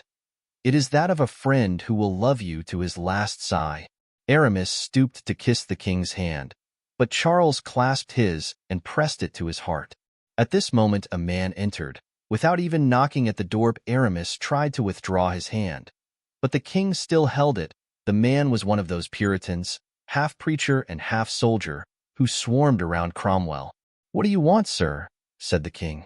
"I desire to know if the confession of Charles Stuart is at an end," said the stranger. "And what is it to you?" replied the king. "We are not of the same religion." "All men are brothers," said the Puritan. "One of my brothers is about to die, and I come to prepare him." "Bear with him," whispered Aramis. "It is doubtless some spy." "After my reverend Lord Bishop," said the king to the man. "I shall hear you with pleasure, sir." The man retired, but not before examining the supposed Juxon with an attention which did not escape the king. "Chevalier," said the king, when the door was closed, "I believe you are right, and that this man only came here with evil intentions. Take care that no misfortune befalls you when you leave." "I thank your Majesty," said Aramis, "but under these robes I have a coat of mail, a pistol, and a dagger." "Go then, sir, and God keep you." The king accompanied him to the door, where Aramis pronounced his benediction upon him, and passing through the anterooms, filled with soldiers, jumped into his carriage and drove to the bishop's palace. Juxon was waiting for him impatiently. "Well," said he, on perceiving Aramis, "everything has succeeded as I expected. Spies, guards, satellites, all took me for you, and the king blesses you while waiting for you to bless him. May God protect you, my son. For your example has given me at the same time hope and courage." Aramis resumed his own attire, and left Juxon with the assurance that he might again have recourse to him. He had scarcely gone 10 yards in the street when he perceived that he was followed by a man, wrapped in a large cloak. He placed his hand on his dagger and stopped. The man came straight toward him. It was Porthos. "My dear friend," cried Aramis. "You see, we had each our mission," said Porthos. "Mine was to guard you, and I am doing so. Have you seen the king?" "Yes, and all goes well. We are to meet our friends at the hotel at 11. It was then striking 10:30 by St. Paul's. Arrived at the hotel, it was not long before Athos entered. "All's well," he cried as he entered.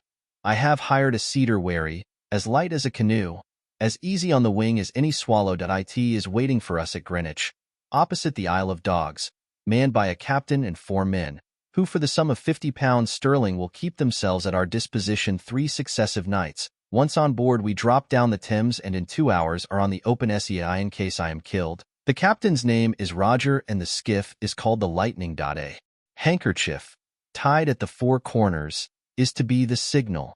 Next moment D'Artagnan entered. "Empty your pockets," said he. "I want £100, and as for my own," and he emptied them inside out.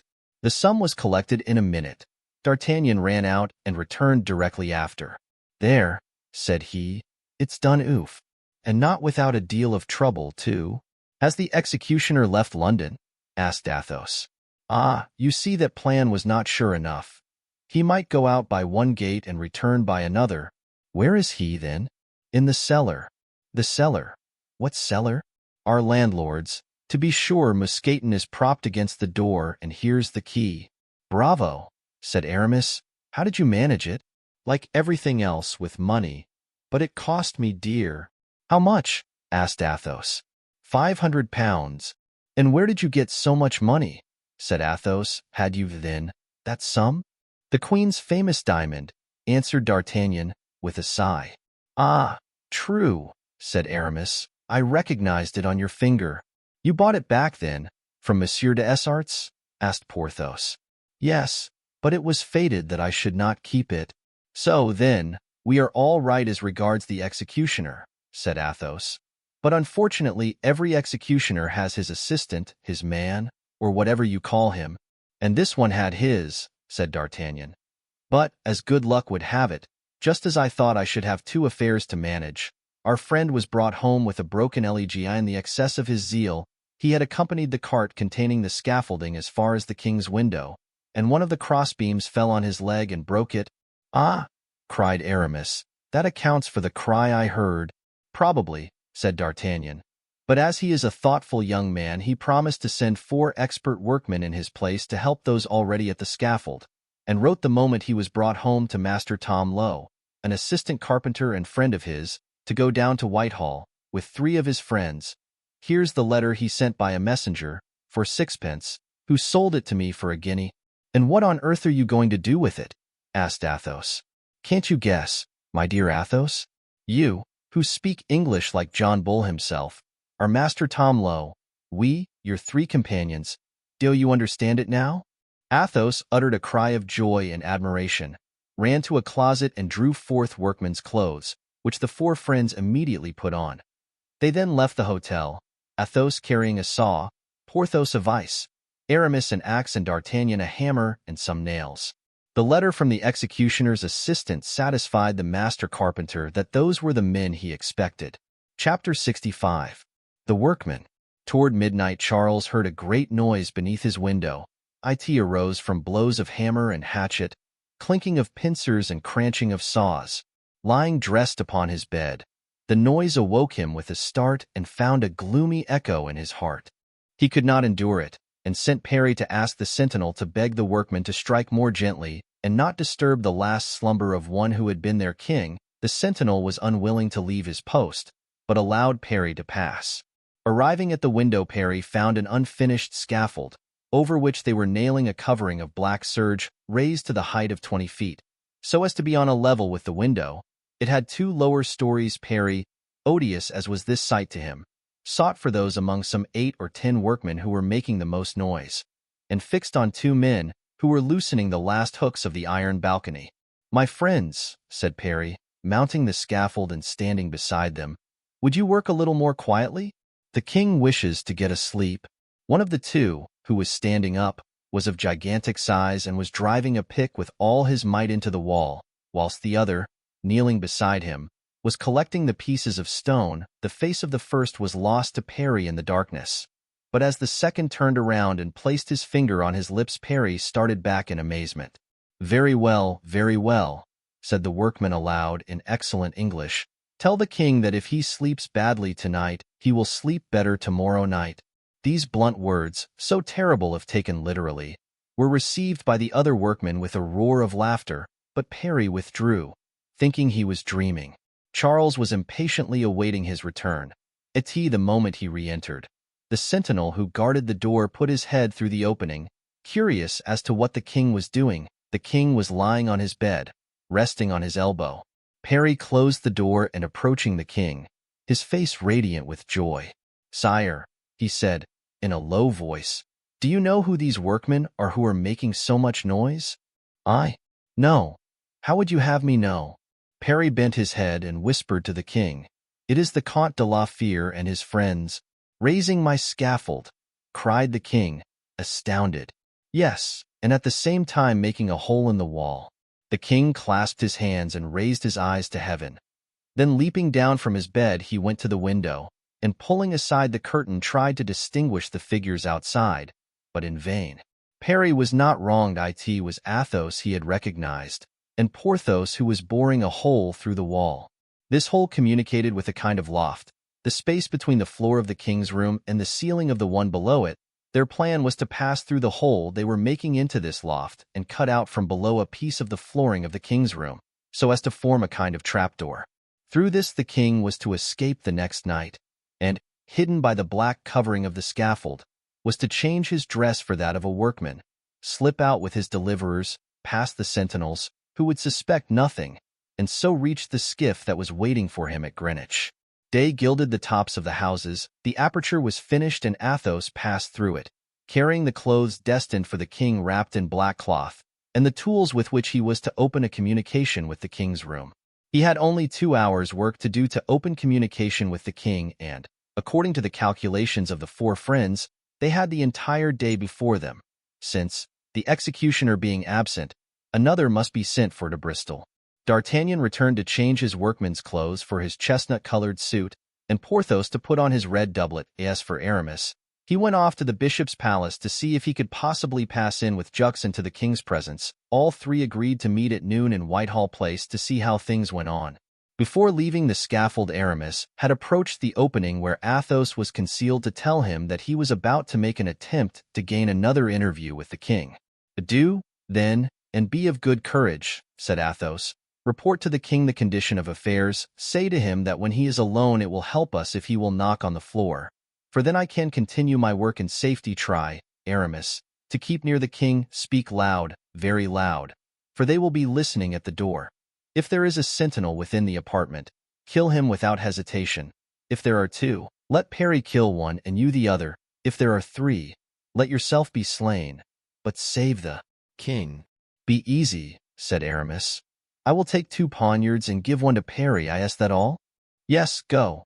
But urge the king strongly not to stand on false generosity while you are fighting. If there is a fight, he must flee, the trap once replaced over his head. You being on the trap, dead or alive, they will need at least 10 minutes to find the hole by which he has escaped. In those 10 minutes we shall have gained the road and the king will be saved. Everything shall be done as you say. Athos, your hand, for perhaps we shall not see each other again." Athos put his arm around Aramis's neck and embraced him. "For you," he said, "now if I die, say to D'Artagnan that I love him as a son, and embrace him for me. Embrace also our good and brave Porthos. Adieu." "Adieu," said Aramis. "I am as sure now that the king will be saved as I am sure that I clasp the most loyal hand in the world." Aramis parted from Athos, went down from the scaffold in his turn, and took his way to the hotel, whistling the air of a song in praise of Cromwell. He found the other 2 friends sitting at table before a good fire, drinking a bottle of port and devouring a cold chicken. Porthos was cursing the infamous parliamentarians. D'Artagnan ate in silence, revolving in his mind the most audacious plans. Aramis related what had been agreed upon. D'Artagnan approved with a movement of the head and Porthos with his voice. "Bravo," he said. "Besides, we shall be there at the time of the flight. What with D'Artagnan, Grimaud, and Mousqueton, we can manage to dispatch 8 of them. I say nothing about Blaisois, for he is only fit to hold the horses. 2 minutes a man makes 4 minutes. Mousqueton will lose another, that's 5. And in 5 minutes we shall have galloped a quarter of a league." Aramis swallowed a hasty mouthful, gulped a glass of wine, and changed his clothes. "Now," said he, "I'm off to the bishop's. Take care of the executioner, D'Artagnan." "All right." Grimaud has relieved Mousqueton, and has his foot on the cellar door. Well, don't be inactive. Inactive, my dear fellow? Asked Porthos. I pass my life upon my legs. Aramis again presented himself at the bishop's. Juxon consented the more readily to take him with him, as he would require an assistant priest in case the king should wish to communicate, dressed as Aramis had been the night before. The bishop got into his carriage, and the former, more disguised by his pallor and sad countenance than his deacon's dress, got in by his side. The carriage stopped at the door of the palace. It was about 9 o'clock in the morning. Nothing was changed. The anterooms were still full of soldiers, the passages still lined by guards. The king was already sanguine, but when he perceived Aramis his hope turned to joy. He embraced Juxon and pressed the hand of Aramis. The bishop affected to speak in a loud voice, before everyone, of their previous interview. The king replied that the words spoken in that interview had borne their fruit, and that he desired another under the same conditions. Juxon turned to those present and begged them to leave him and his assistant alone with the king. Everyone withdrew as soon as the door was closed. Sire, said Aramis, speaking rapidly, you are saved. The London executioner has vanished. His assistant broke his leg last night beneath your Majesty's window. The cry we heard was his, and there is no executioner nearer at hand than Bristol. But the Comte de la Fere? Asked the king. 2 feet below you. Take the poker from the fireplace and strike 3 times on the floor. He will answer you. The king did so, and the moment after, 3 muffled knocks, answering the given signal, sounded beneath the floor. So, said Charles, he who knocks down there is the Comte de la Fere. Sire, said Aramis, he is preparing a way for your Majesty to escape Paris. For his part, will raise this slab of marble and a passage will be opened. Oh, Juxon, said the king, seizing the bishop's 2 hands in his own, promise that you will pray all your life for this gentleman, and for the other that you hear beneath your feet, and for 2 others also, who, wherever they may be, are on the watch for my safety. Sire, replied Juxon, you shall be obeyed. Meanwhile, the miner underneath was heard working away incessantly, when suddenly an unexpected noise resounded in the passage. Aramis seized the poker and gave the signal to stop. The noise came nearer and nearer. It was that of a number of men steadily approaching. The 4 men stood motionless. All eyes were fixed on the door, which opened slowly and with a kind of solemnity. A parliamentary officer, clothed in black and with a gravity that augured ill, entered, bowed to the king, and unfolding a parchment, read the sentence, as is usually done to criminals before their execution. What is this? Said Aramis to Juxon. Juxon replied with a sign which meant that he knew no more than Aramis about it. Then it is for today? Asked the king. Was not your Majesty warned that it was to take place this morning? Then I must die like a common criminal by the hand of the London executioner? The London executioner has disappeared, your Majesty, but a man has offered his services instead. The execution will therefore only be delayed long enough for you to arrange your spiritual and temporal affairs. A slight moisture on his brow was the only trace of emotion that Charles evinced as he learned these tidings, but Aramis was livid. His heart ceased beating. He closed his eyes and leaned upon the table. Charles perceived it and took his hand. Come, my friend, said he, courage. Then he turned to the officer. Sir, I am ready. There is but little reason why I should delay you. Firstly, I wish to communicate. Secondly, to embrace my children and bid them farewell for the last time. Will this be permitted me? Certainly, replied the officer, and left the room. Aramis dug his nails into his flesh and groaned aloud. Oh, my lord bishop, he cried, seizing Juxon's hands, where is Providence? Where is Providence? My son, replied the bishop with firmness, you see him not, because the passions of the world conceal him.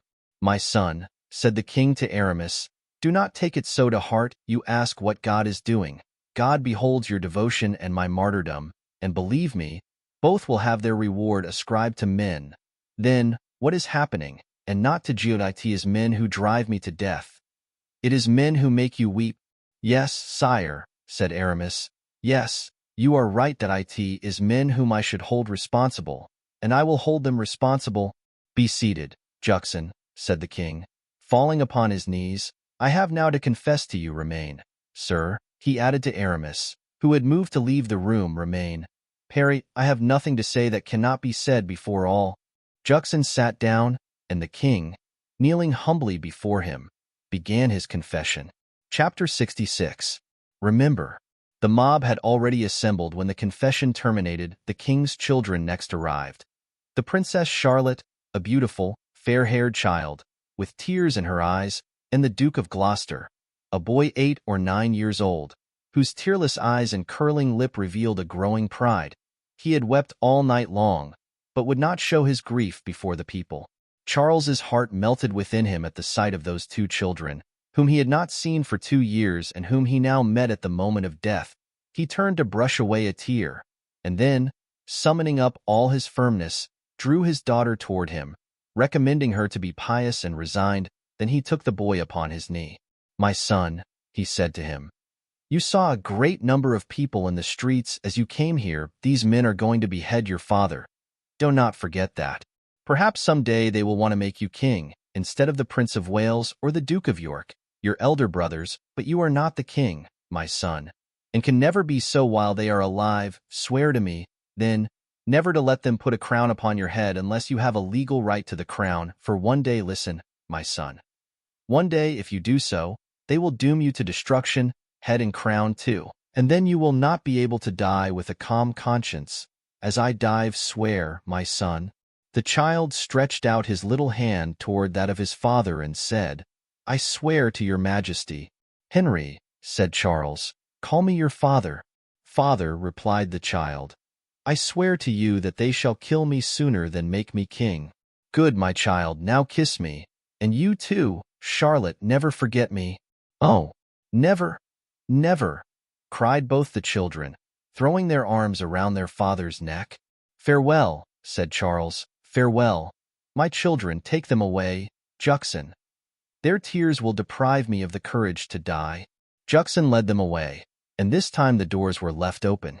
Meanwhile, Athos, in his concealment, waited in vain the signal to recommence his work.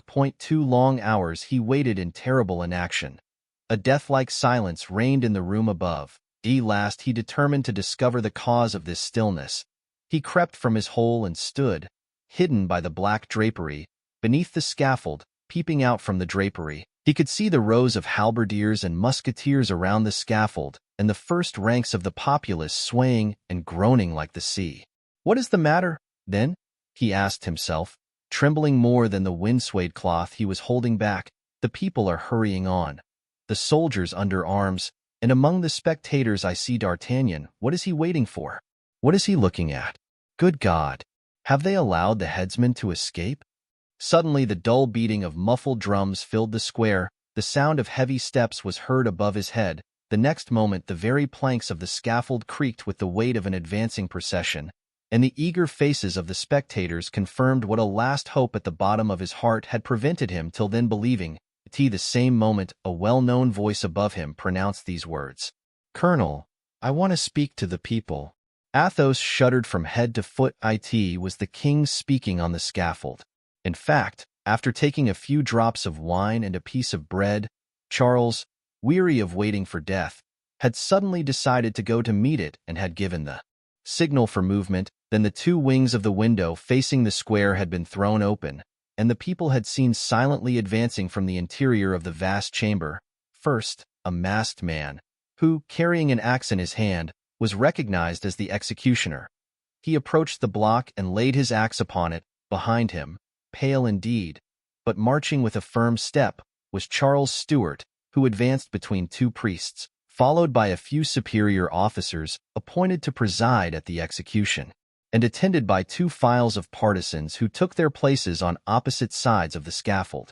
The sight of the masked man gave rise to a prolonged sensation. Everyone was full of curiosity as to who that unknown executioner could be who presented himself so opportunely to assure to the people the promised spectacle. When the people believed it had been postponed until the following day, all gazed at him searchingly. But they could discern nothing but a man of middle height, dressed in black, apparently of a certain age, for the end of a gray beard peeped out from the bottom of the mask that hid his features.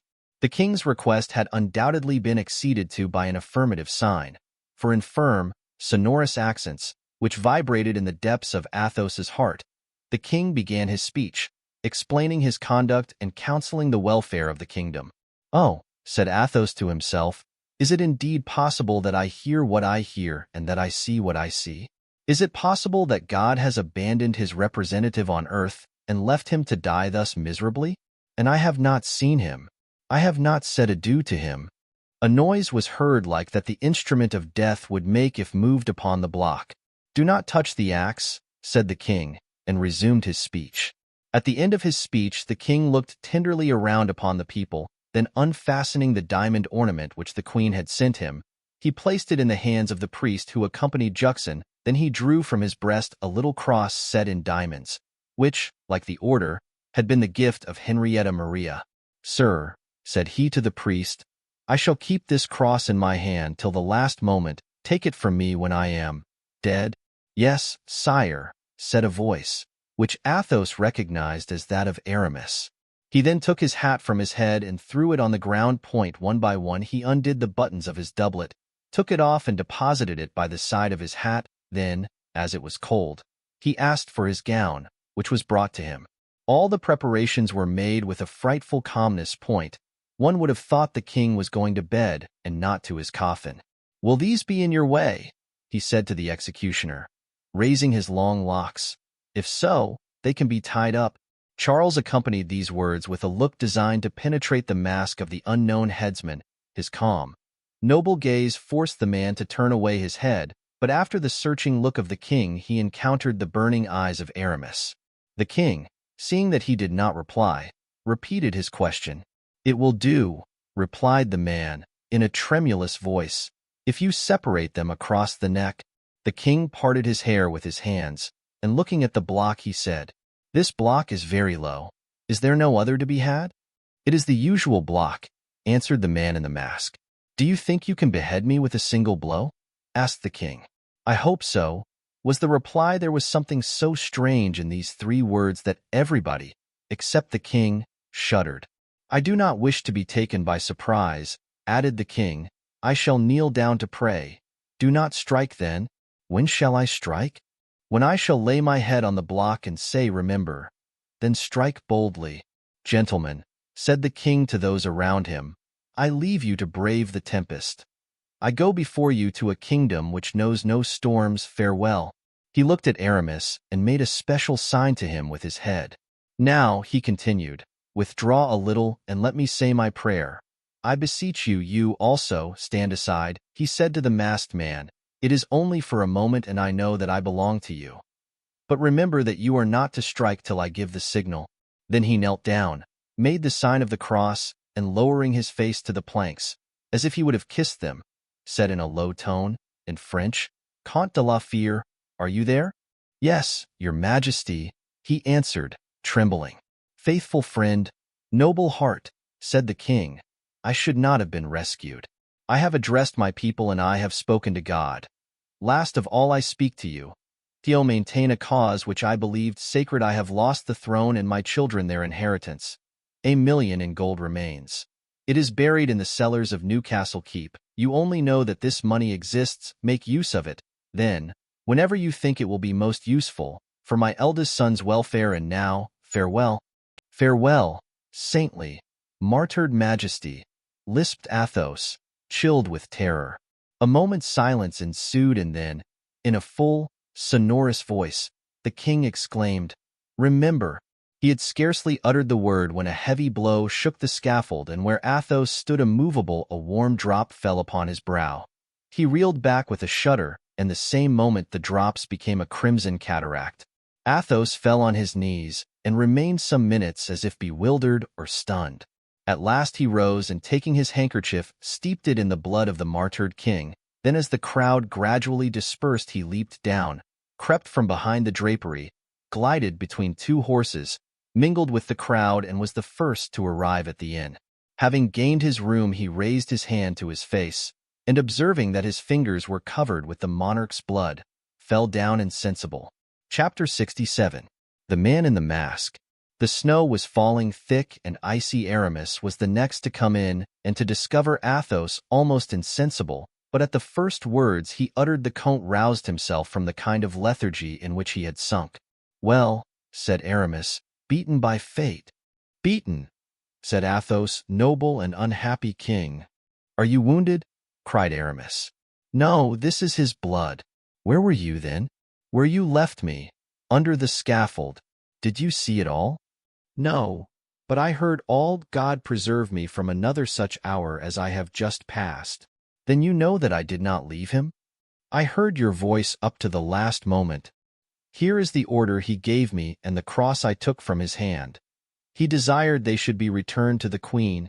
Then here is a handkerchief to wrap them in, replied Athos, drawing from his pocket the one he had steeped in the king's blood. And what, he continued, has been done with the poor body? By order of Cromwell, royal honors will be accorded to it. The doctors are embalming the corpse, and when it is ready it will be placed in a lighted chapel. Mockery, muttered Athos, savagely. Royal honors to one whom they have murdered. Well, cheer up, said a loud voice from the staircase, which Porthos had just mounted. We are all mortal, my poor friends. You are late, my dear Porthos.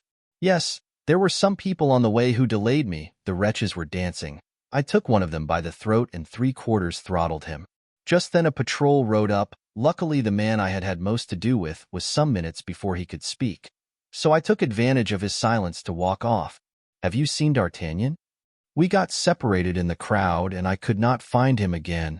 Oh, said Athos satirically, I saw him. He was in the front row of the crowd, admirably placed for seeing. And as on the whole the sight was curious, he probably wished to stay to the end. Au compte de la fière, said a calm voice, though hoarse with running. Is it your habit to calumniate the absent? This reproof stung Athos to the heart, but as the impression produced by seeing D'Artagnan foremost in a coarse, ferocious crowd had been very strong, he contented himself with replying, I am not calumniating you, my friend. They were anxious about you here. I simply told them where you were. You didn't know King Charles. To you he was only a foreigner, and you were not obliged to love him. So saying, he stretched out his hand, but the other pretended not to see it, and he let it drop again slowly by his side. Ugh, I am tired, cried D'Artagnan, sitting down. Drink a glass of port, said Aramis. It will refresh you. Yes, let us drink, said Athos, anxious to make it up by hobnobbing with D'Artagnan. Let us drink and get away from this hateful country. The felucca is waiting for us, you know. Let us leave tonight. We have nothing more to do here. You are in a hurry, Sir Count, said D'Artagnan. But what would you have us to do here, now that the king is dead? Go, Sir Count, replied D'Artagnan, carelessly. You see nothing to keep you a little longer in England? Well, for my part, I, a bloodthirsty ruffian, who can go and stand close to a scaffold in order to have a better view of the king's execution, I remain. Athos turned pale. Every reproach his friend uttered struck deeply in his heart. Ah, you remain in London, said Porthos. Yes, and you? Hang it, said Porthos, a little perplexed between the two. I suppose, as I came with you, I must go away with you. I can't leave you alone in this abominable country. Thanks, my worthy friend, so I have a little adventure to propose to you when the Count is gone. I want to find out who was the man in the mask, who so obligingly offered to cut the king's throat. A man in a mask? Cried Athos. You did not let the executioner escape, then? The executioner is still in the cellar, where, I presume, he has had an interview with mine host's bottles, but you remind me, Mousqueton. Sir, answered a voice from the depths of the earth, let out your prisoner, all is over. But, said Athos, who is the wretch that has dared to raise his hand against his king? An amateur headsman, replied Aramis, who, however, does not handle the axe amiss. Did you not see his face? Asked Athos. He wore a mask. But you, Aramis, who were close to him? I could see nothing but a gray beard under the fringe of the mask. Then it must be a man of a certain age. Oh, said D'Artagnan, that matters little when one puts on a mask. It is not difficult to wear a beard under it. I am sorry I did not follow him, said Porthos.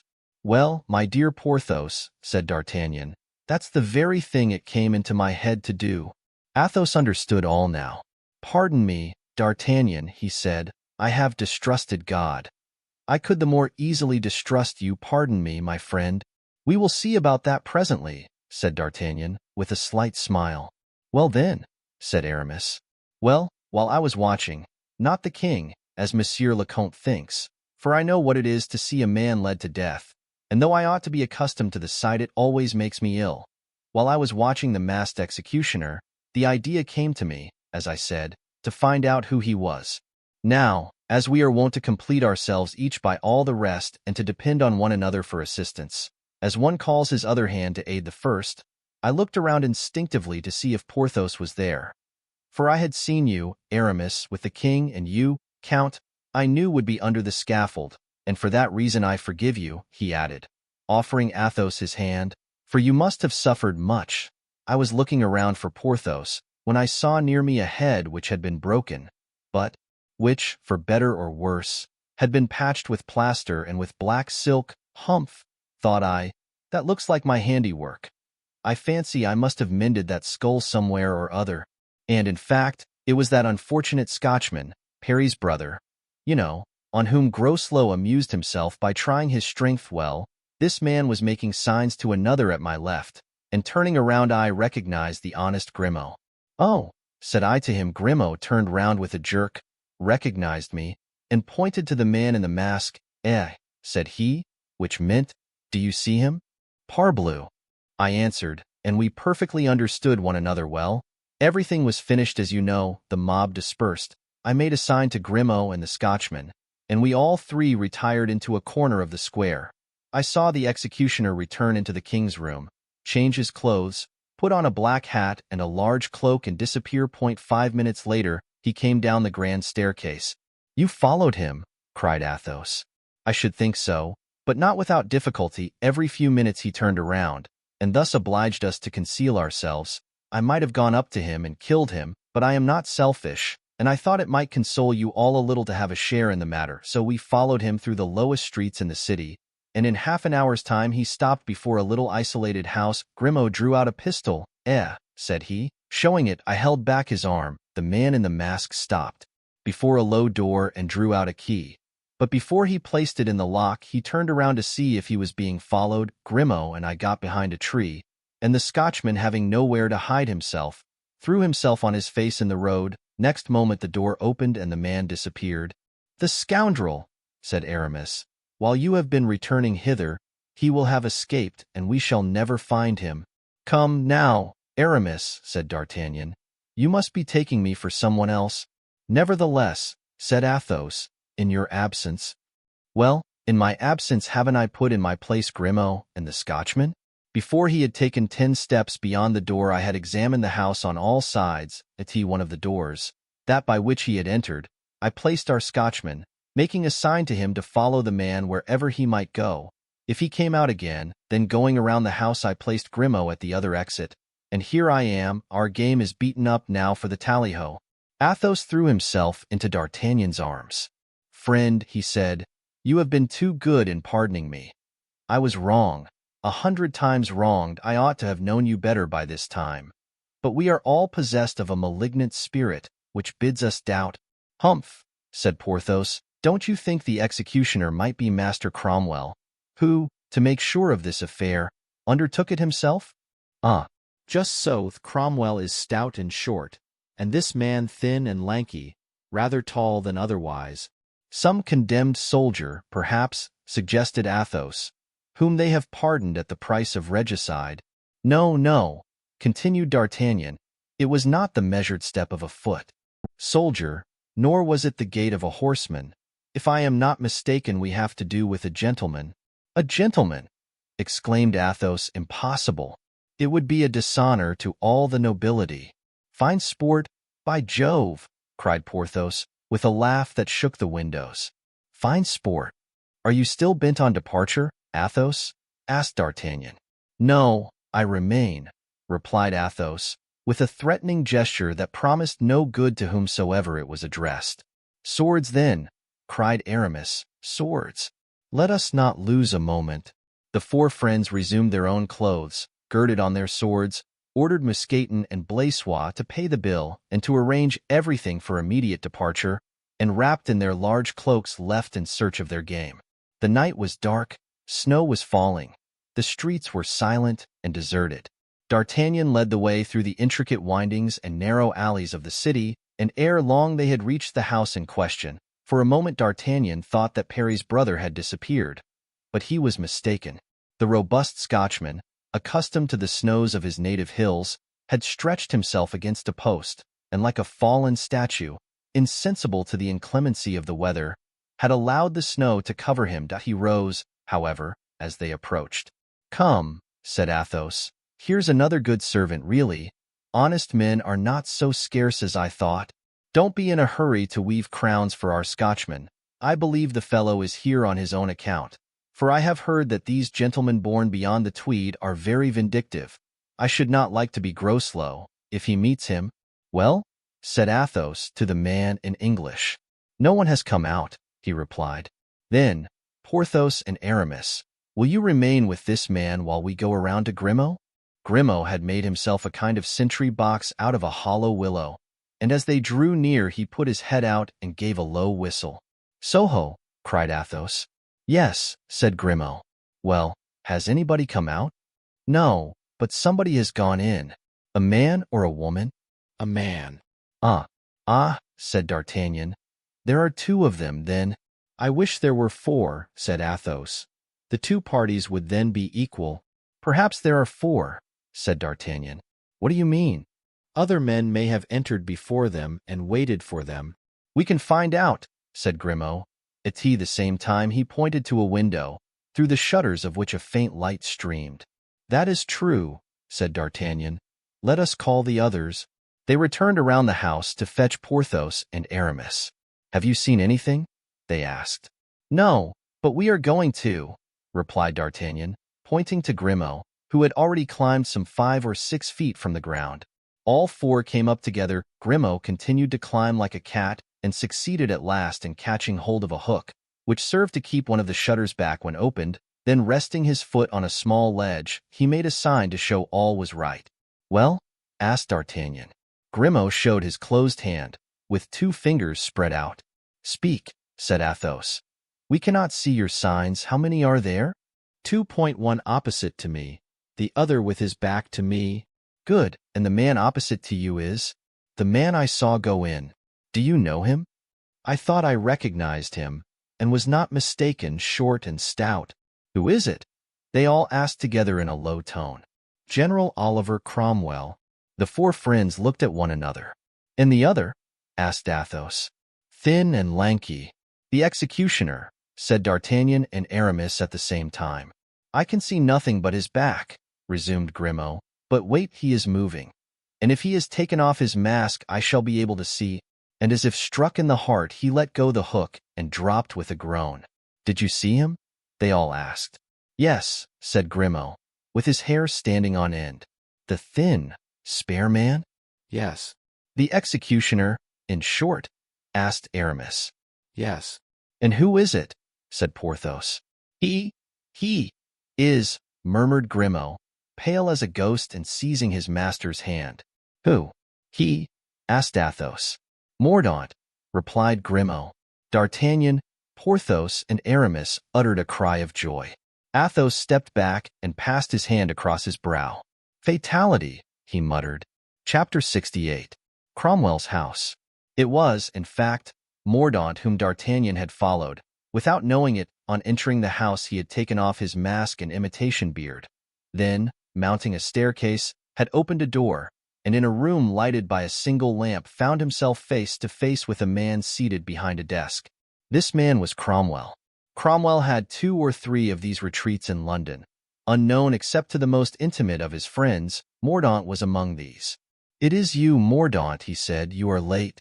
"General, I wished to see the ceremony to the end, which delayed me." I scarcely thought you were so curious as that."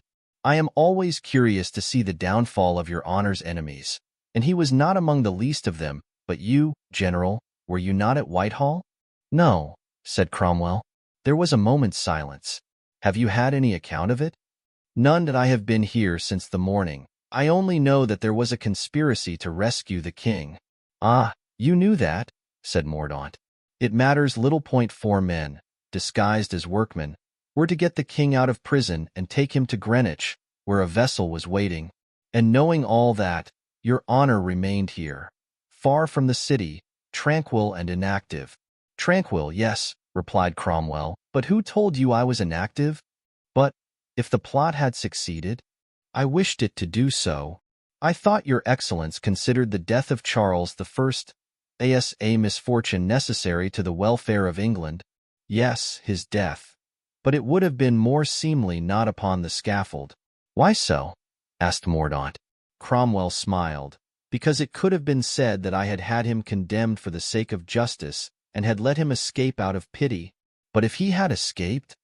Impossible. My precautions were taken. And does your honor know the 4 men who undertook to rescue him? The 4 Frenchmen, of whom 2 were sent by the Queen to her husband and 2 by Mazarin to me. And do you think Mazarin commissioned them to act as they have done? It is possible, but he will not avow it. How so? Because they failed. Your honor gave me 2 of these Frenchmen when they were only guilty of fighting for Charles I. Now that they are guilty of a conspiracy against England, will your honor give me all 4 of them? Take them, said Cromwell. Mordaunt bowed with a smile of triumphant ferocity. Did the people shout at all? Cromwell asked. Very little, except, Long live Cromwell. Where were you placed?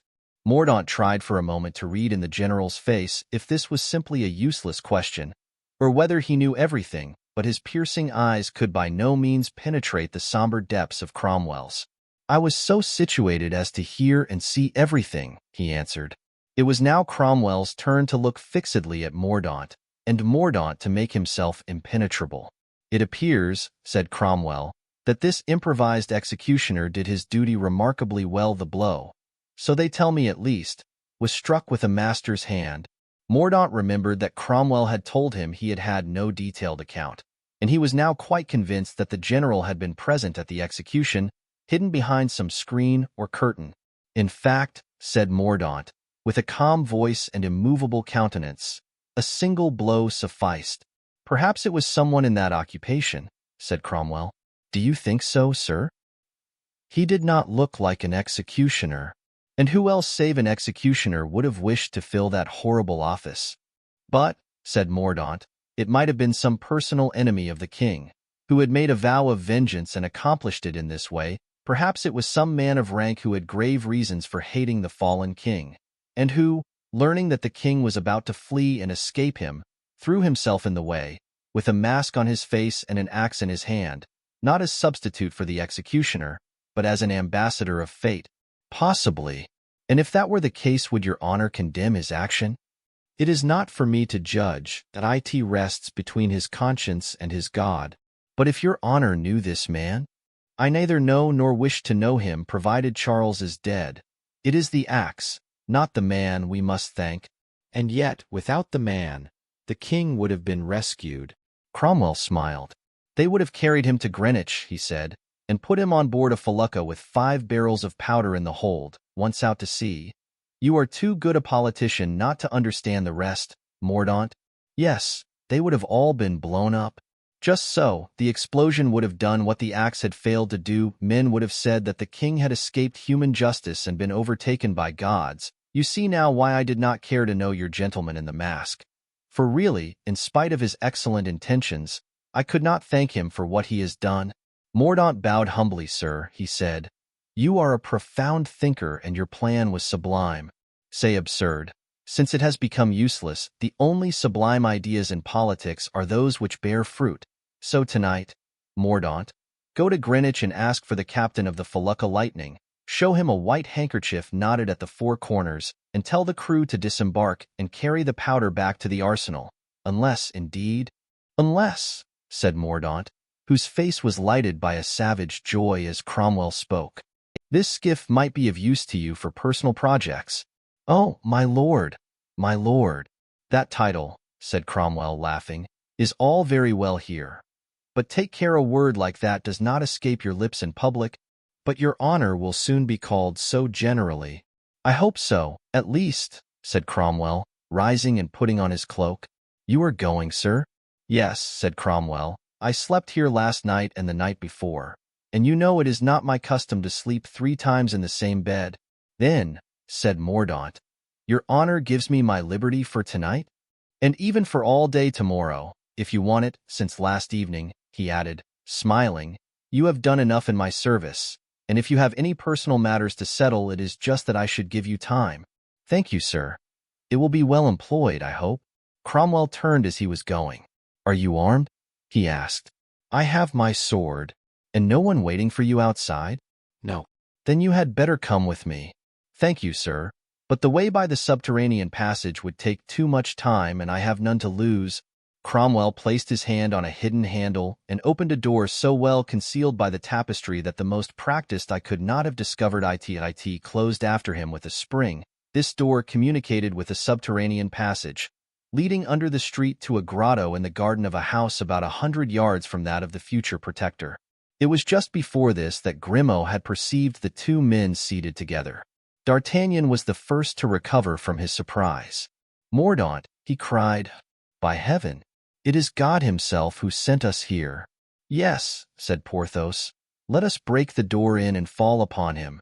"No," replied D'Artagnan, "no noise now. Grimaud, you come here, climb up to the window again, and tell us if Mordaunt is alone and whether he is preparing to go out or go to bed. If he comes out, we shall catch him. If he stays in, we will break in the window. It is easier and less noisy than the door." Grimaud began to scale the wall again. "Keep guard at the other door. Athos and Aramis, Porthos and I will stay here." The friends obeyed. "He is alone," said Grimaud. "We did not see his companion come out. He may have gone by the other door."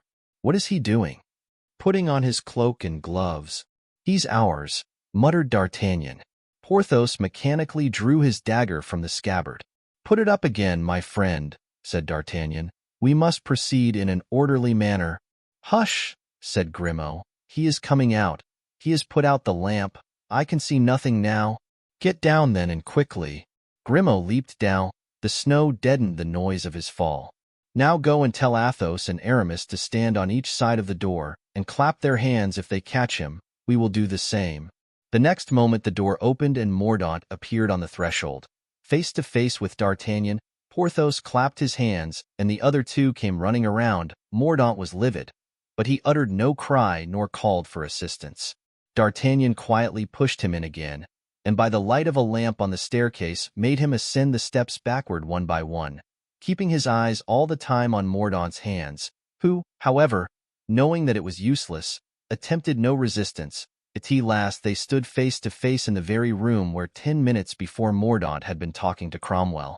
Porthos came up behind, and unhooking the lamp on the staircase relit that in the room. Athos and Aramis entered last and locked the door behind them. "Oblige me by taking a seat," said D'Artagnan, pushing a chair toward Mordaunt, who sat down.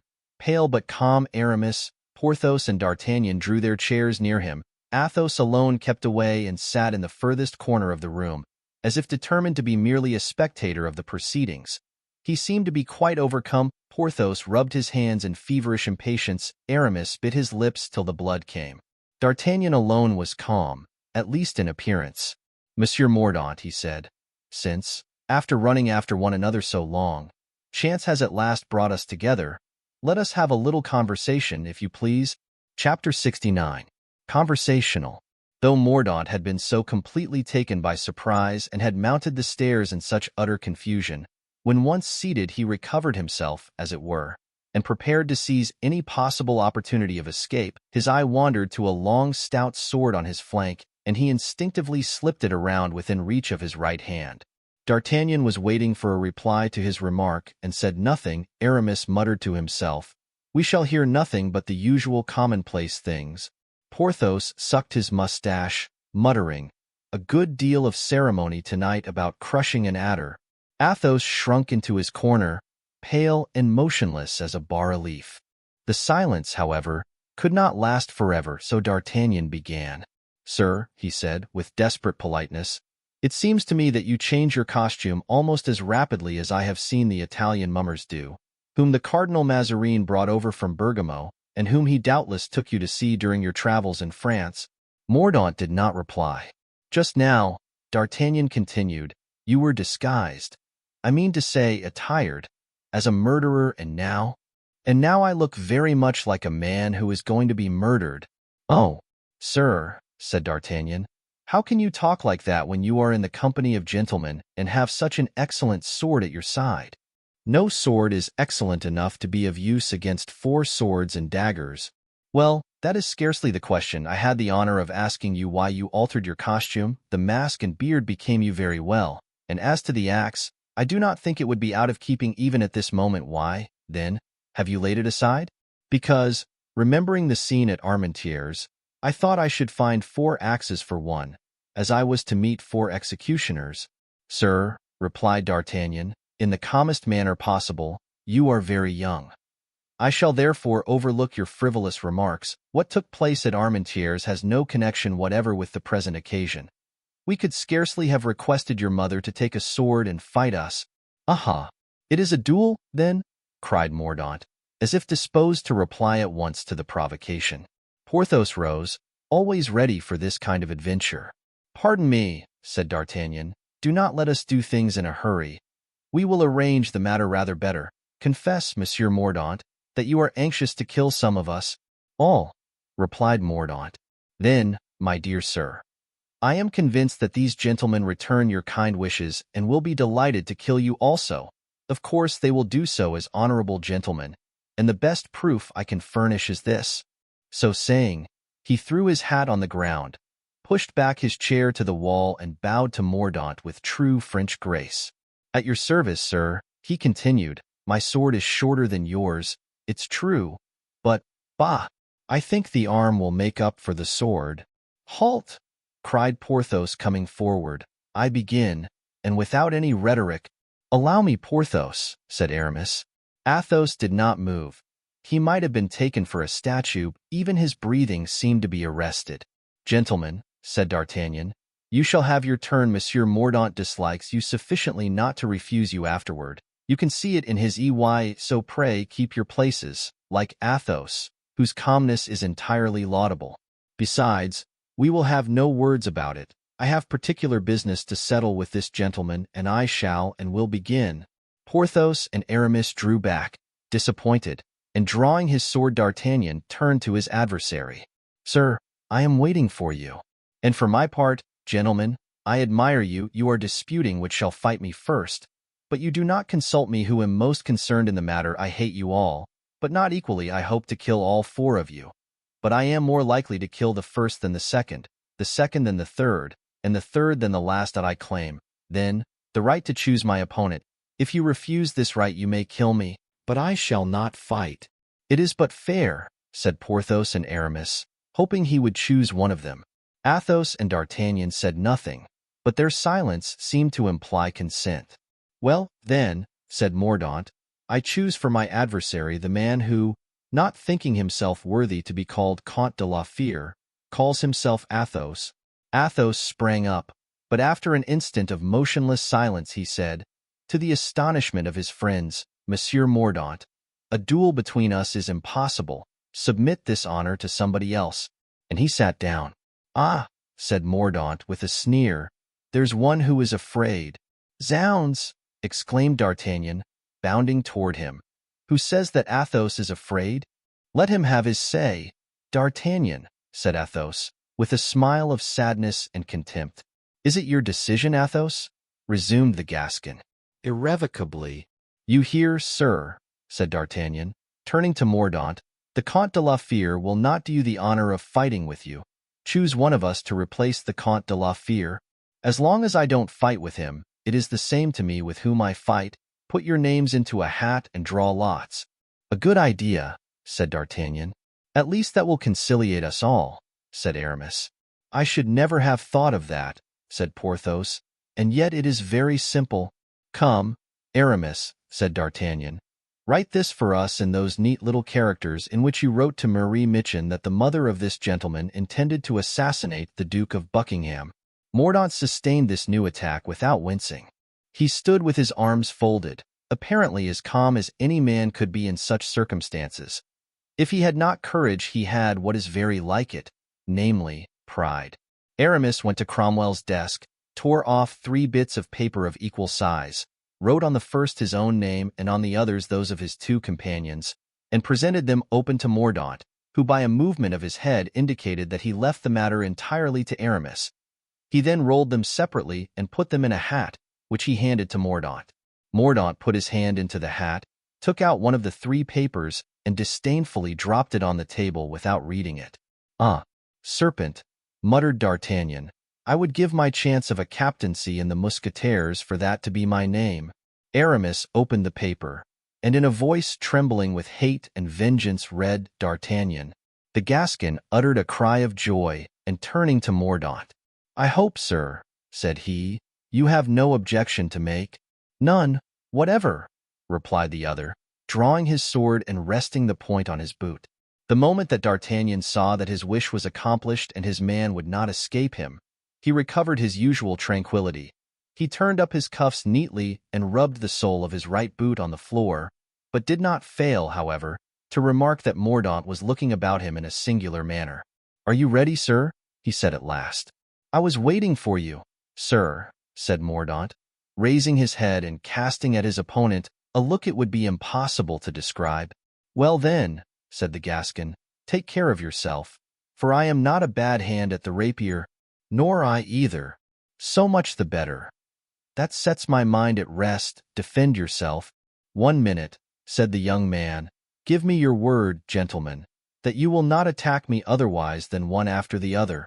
Is it to have the pleasure of insulting us that you say that, my little viper?" "No, but to set my mind at rest, as you observed just now." "It is for something else than that, I imagine," muttered D'Artagnan, shaking his head doubtfully. "On the honor of gentlemen," said Aramis and Porthos.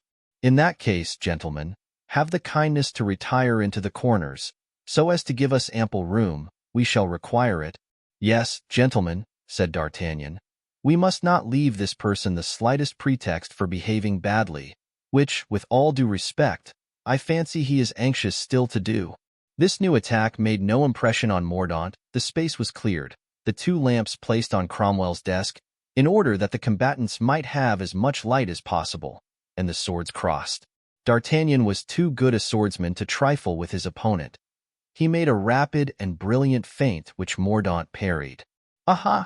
he cried with a smile of satisfaction, and without losing a minute, thinking he saw an opening, he thrust his right in and forced Mordaunt to parry a counter incart so fine that the point of the weapon might have turned within a wedding ring. This time it was Mordaunt who smiled. "Ah, sir," said D'Artagnan, "you have a wicked smile. It must have been the devil who taught it you, was it not?" Mordaunt replied by trying his opponent's weapon with an amount of strength which the Gascon was astonished to find in a form apparently so feeble. But thanks to a parry no less clever than that which Mordaunt had just achieved, he succeeded in meeting his sword, which slid along his own without touching his chest. Mordaunt rapidly sprang back a step. "Ah, you lose ground. You are turning? Well, as you please. I even gain something by it, for I no longer see that wicked smile of yours. You have no idea what a false look you have, particularly when you are afraid. Look at my eyes, and you will see what no looking-glass has ever shown you. A frank and honorable countenance." To this flow of words, not perhaps in the best taste, but characteristic of D'Artagnan, whose principal object was to divert his opponent's attention, Mordaunt did not reply, but continuing to turn around he succeeded in changing places with D'Artagnan. He smiled more and more sarcastically, and his smile began to make the Gascon anxious. "Come, come," cried D'Artagnan, "we must finish with this," and in his turn he pressed Mordaunt hard, who continued to lose ground, but evidently on purpose and without letting his sword leave the line for a moment. However, as they were fighting in a room and had not space to go on like that forever, Mordaunt's foot at last touched the wall, against which he rested his left hand. "Ah, this time you cannot lose ground, my fine friend," exclaimed D'Artagnan. "Gentlemen, did you ever see a scorpion pinned to a wall? No, well then, you shall see it now." In a second D'Artagnan had made 3 terrible thrusts at Mordaunt, all of which touched, but only pricked him. The 3 friends looked on, panting and astonished.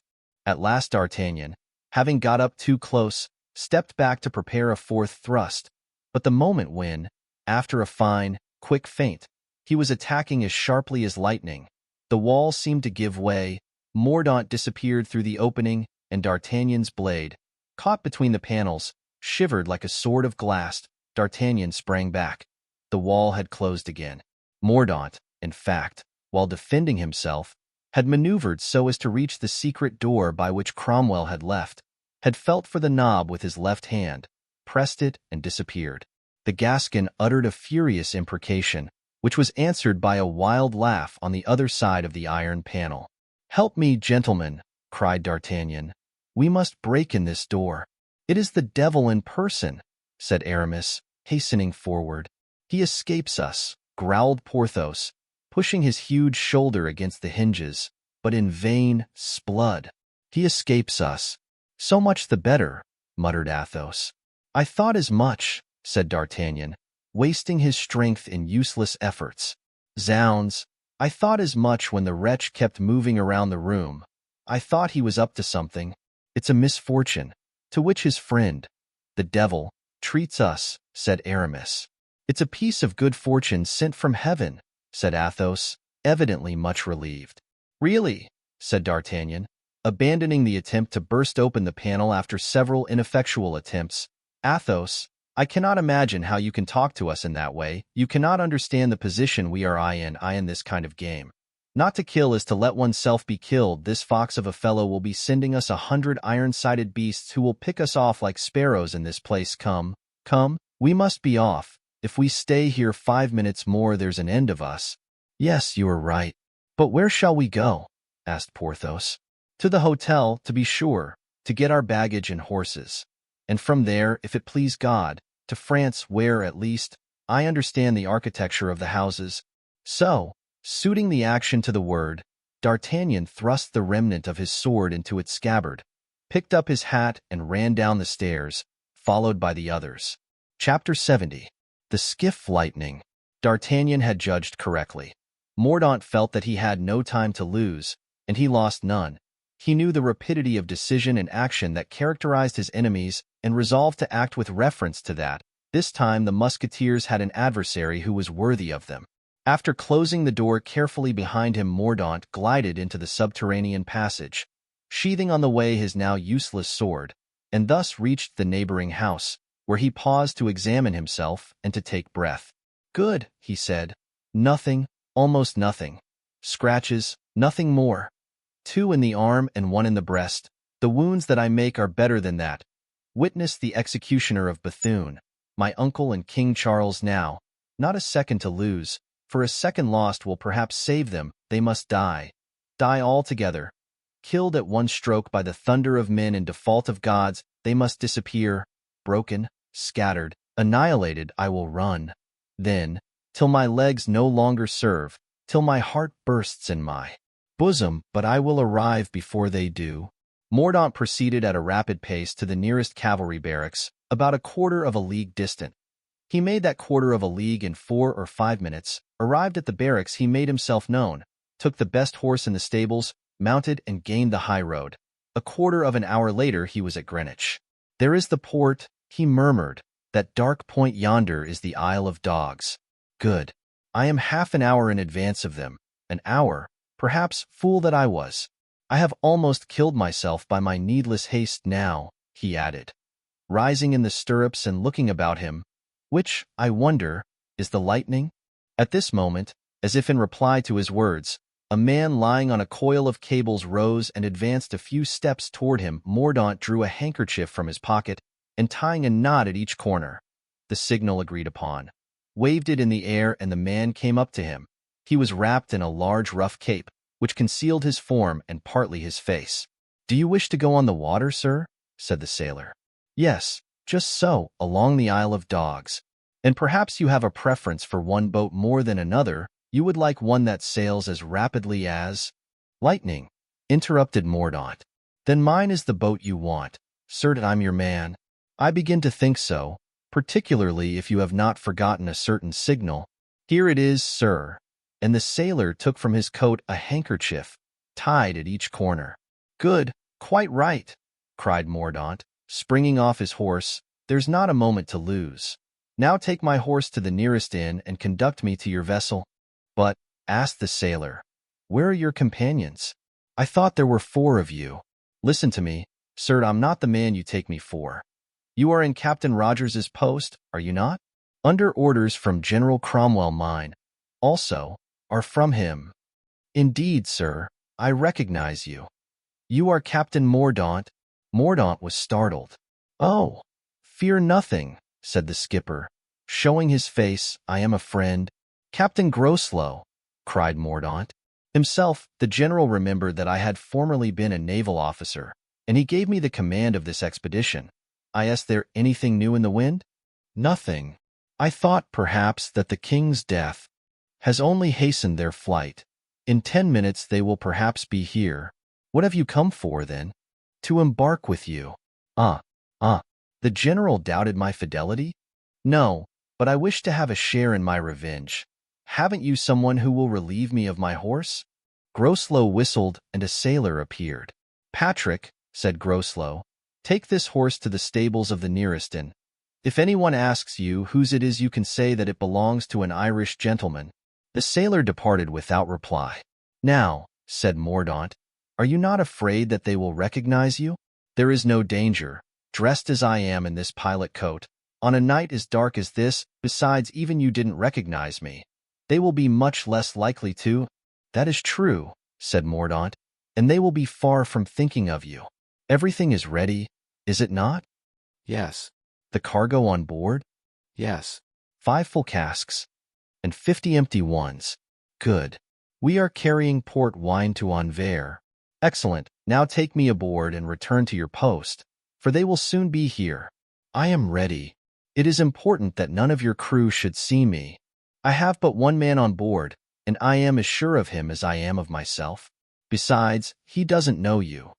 Like his mates, he is ready to obey our orders, knowing nothing of our plan." "Very well. Let us go."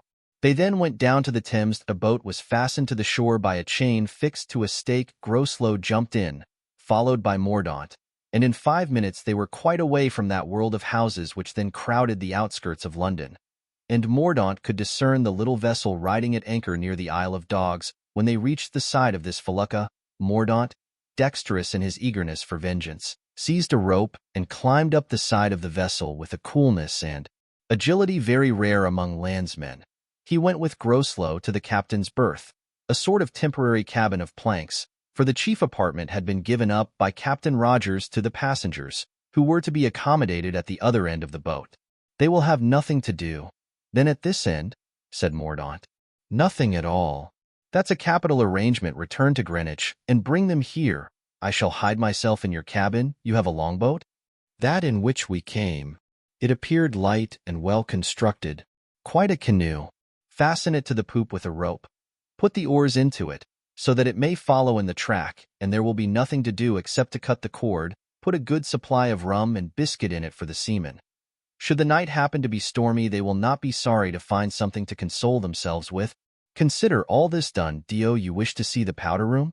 "No, when you return I will set the fuse myself, but be careful to conceal your face, so that you cannot be recognized by them." "Never fear. There's 10 o'clock striking at Greenwich."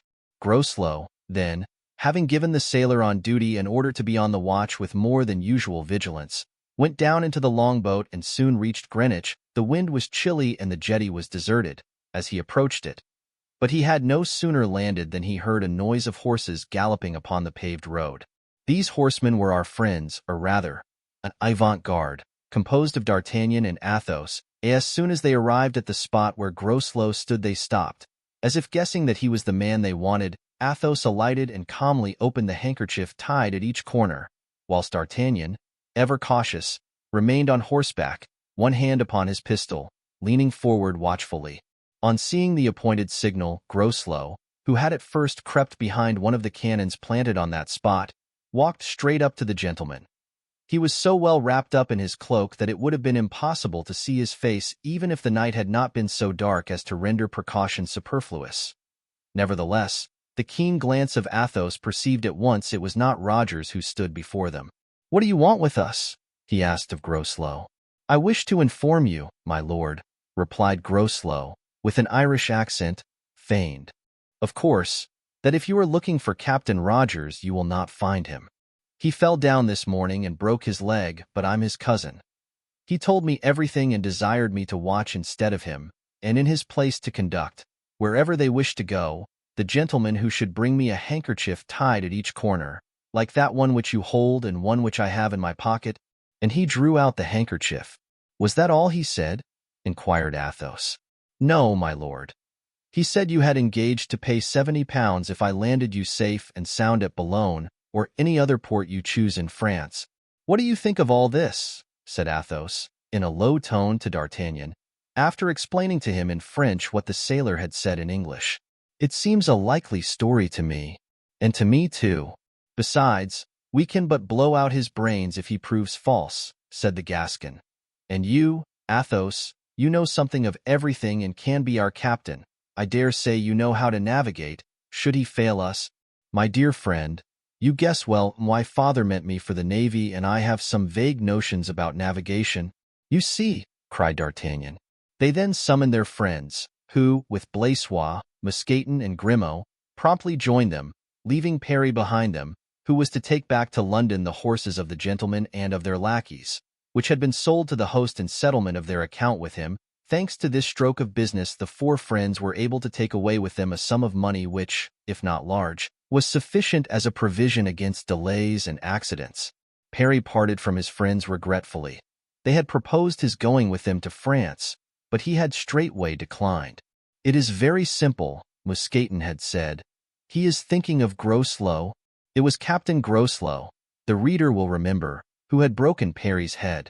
D'Artagnan resumed immediately the attitude of distrust that was habitual with him.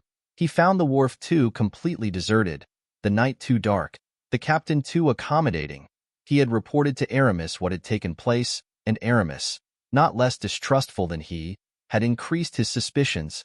A slight click of the tongue against his teeth informed Athos of the Gascon's uneasiness. "We have no time now for suspicions," said Athos. "The boat is waiting for us. Come." "Besides," said Aramis, "what prevents our being distrustful and going aboard at the same time? We can watch the skipper, and if he doesn't go straight I will crush him. That's all." "Well said, Porthos," replied D'Artagnan. "Let us go." "Then you first, Mousqueton." And he stopped his friends, directing the valets to go first, in order to test the plank leading from the pier to the boat. The three valets passed without accident. Athos followed them, then Porthos, then Aramis. D'Artagnan went last, still shaking his head. "What in the devil is the matter with you, my friend?" said Porthos. "Upon my word you would make Caesar afraid." "The matter is," replied D'Artagnan, "that I can see upon this pier neither inspector nor sentinel nor exciseman." "And you complain of that," said Porthos. "Everything goes as if in flowery paths." "Everything goes too well, Porthos, but no matter. We must trust in God."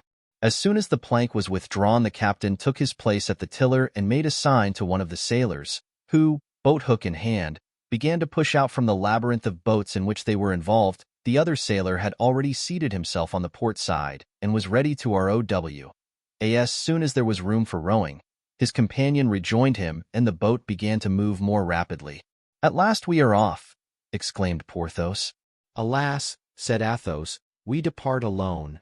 "Yes, but all four together and without a scratch, which is a consolation. We are not yet at our destination," observed the prudent D'Artagnan. "Beware of misadventure." "Ah, my friend," cried Porthos, "like the crows, you always bring bad omens. Who could intercept us on such a night as this, pitch dark, when one does not see more than 20 yards before one? Yes, but tomorrow morning. Tomorrow we shall be at Boulogne." "I hope so, with all my heart," said the Gascon, "and I confess my weakness." "Yes, Athos, you may laugh, but as long as we were within gunshot of the pier or of the vessels lying by it I was looking for a frightful discharge of musketry which would crush us. But," said Porthos with great wisdom, "that was impossible, for they would have killed the captain and the sailors. Bah! Much Monsieur Mordaunt would care. You don't imagine he would consider a little thing like that?" "At any rate," said Porthos, "I am glad to hear D'Artagnan admit that he is afraid." "I not only confess it, but am proud of it," returned the Gascon. I'm not such a rhinoceros as you are, oh ho. What's that? The lightning, answered the captain. Our felucca? So far, so good, laughed Athos. They went on board, and the captain instantly conducted them to the berth prepared for them, a cabin which was to serve for all purposes and for the whole party. He then tried to slip away under pretext of giving orders to someone. "Stop a moment," cried D'Artagnan. "Pray, how many men have you on board, Captain?" "I don't understand," was the reply. "Explain it, Athos." Groslow, on the question being interpreted, answered, 3, without counting myself. D'Artagnan understood, for while replying the captain had raised 3 fingers. "Oh," he exclaimed, "I begin to be more at my ease, however. Whilst you settle yourselves, I shall make the round of the boat." "As for me," said Porthos, "I will see to the supper." "A very good idea, Porthos," said the Gascon. "Athos, lend me Grimaud, who in the society of his friend Perry has perhaps picked up a little English, and can act as my interpreter." "Go, Grimaud," said Athos. D'Artagnan, finding a lantern on the deck, took it up, and with a pistol in his hand he said to the captain, in English, "Come," being, with the classic English oath, the only English words he knew, and so saying he descended to the lower deck. This was divided into 3 compartments, one which was covered by the floor of that room in which Athos, Porthos, and Aramis were to pass the night. The second was to serve as the sleeping room for the servants. The third, under the prow of the ship, was under the temporary cabin in which Mordaunt was concealed. "Oh ho!" cried D'Artagnan, as he went down the steps of the hatchway, preceded by the lantern. "What a number of barrels! One would think one was in the cave of Ali Baba. What is there in them?" he added, putting his lantern on one of the casks. The captain seemed inclined to go upon deck again, but controlling himself, he answered, "Port wine." "Ah, port wine. 'Tis a comfort," said the Gascon. "Since we shall not die of thirst, are they all full?" Grimaud translated the question, and Groslow, who was wiping the perspiration from off his forehead, answered, "Some full, others empty." D'Artagnan struck the barrels with his hand, and having ascertained that he spoke the truth, pushed his lantern, greatly to the captain's alarm, into the interstices between the barrels, and finding that there was nothing concealed in them. "Come along," he said, and he went toward the door of the second compartment. "Stop," said the Englishman, "I have the key of that door." And he opened the door with a trembling hand into the second compartment, where Mousqueton and Blaisois were preparing supper. Here there was evidently nothing to seek or to apprehend, and they passed rapidly to examine the third compartment. This was the room appropriated to the sailors. 2 or 3 hammocks hung upon the ceiling. A table and 2 benches composed the entire furniture. D'Artagnan picked up 2 or 3 old sails hung on the walls, and meeting nothing to suspect, regained by the hatchway the deck of the vessel. "And this room?" he asked, pointing to the captain's cabin. "That's my room," replied Groslow. "Open the door." The captain obeyed. D'Artagnan stretched out his arm in which he held the lantern, put his head in at the half-opened door, and seeing that the cabin was nothing better than a shed. "Good," he said. "If there is an army on board, it is not here that it is hidden. Let us see what Porthos has found for supper." And thanking the captain, he regained the state cabin, where his friends were. Porthos had found nothing, and with him fatigue had prevailed over hunger. He had fallen asleep, and was in a profound slumber when D'Artagnan returned. Athos and Aramis were beginning to close their eyes, which they half opened when their companion came in again. "Well," said Aramis, "all is well. We may sleep tranquilly." On this assurance the 2 friends fell asleep, and D'Artagnan, who was very weary, bade good night to Grimaud and laid himself down in his cloak, with naked sword at his side, in such a manner that his body barricaded the passage, and it should be impossible to enter the room without upsetting him. Chapter 71. Port wine. In 10 minutes the masters slept. Not so the servants, hungry, and more thirsty than hungry. Blaisois and Mousqueton set themselves to preparing their bed, which consisted of a plank and a valise. On a hanging table, which swung to and fro with the rolling of the vessel, were a pot of beer and 3 glasses. "This cursed rolling," said Blaisois. "I know it will serve me as it did when we came over." "And to think," said Mousqueton, that we have nothing to fight seasickness with but barley bread and hop beer, pa. But where is your wicker flask, Monsieur Mousqueton? Have you lost it? Asked Blaisois. No, replied Mousqueton. Perry kept it. Those devilish Scotchmen are always thirsty. And you, Grimaud, he said to his companion, who had just come in after his round with D'Artagnan, are you thirsty? As thirsty as a Scotchman, was Grimaud's laconic reply, and he sat down and began to cast up the accounts of his party, whose money he managed. Oh, lackadaisy! I'm beginning to feel queer, cried Blaisois.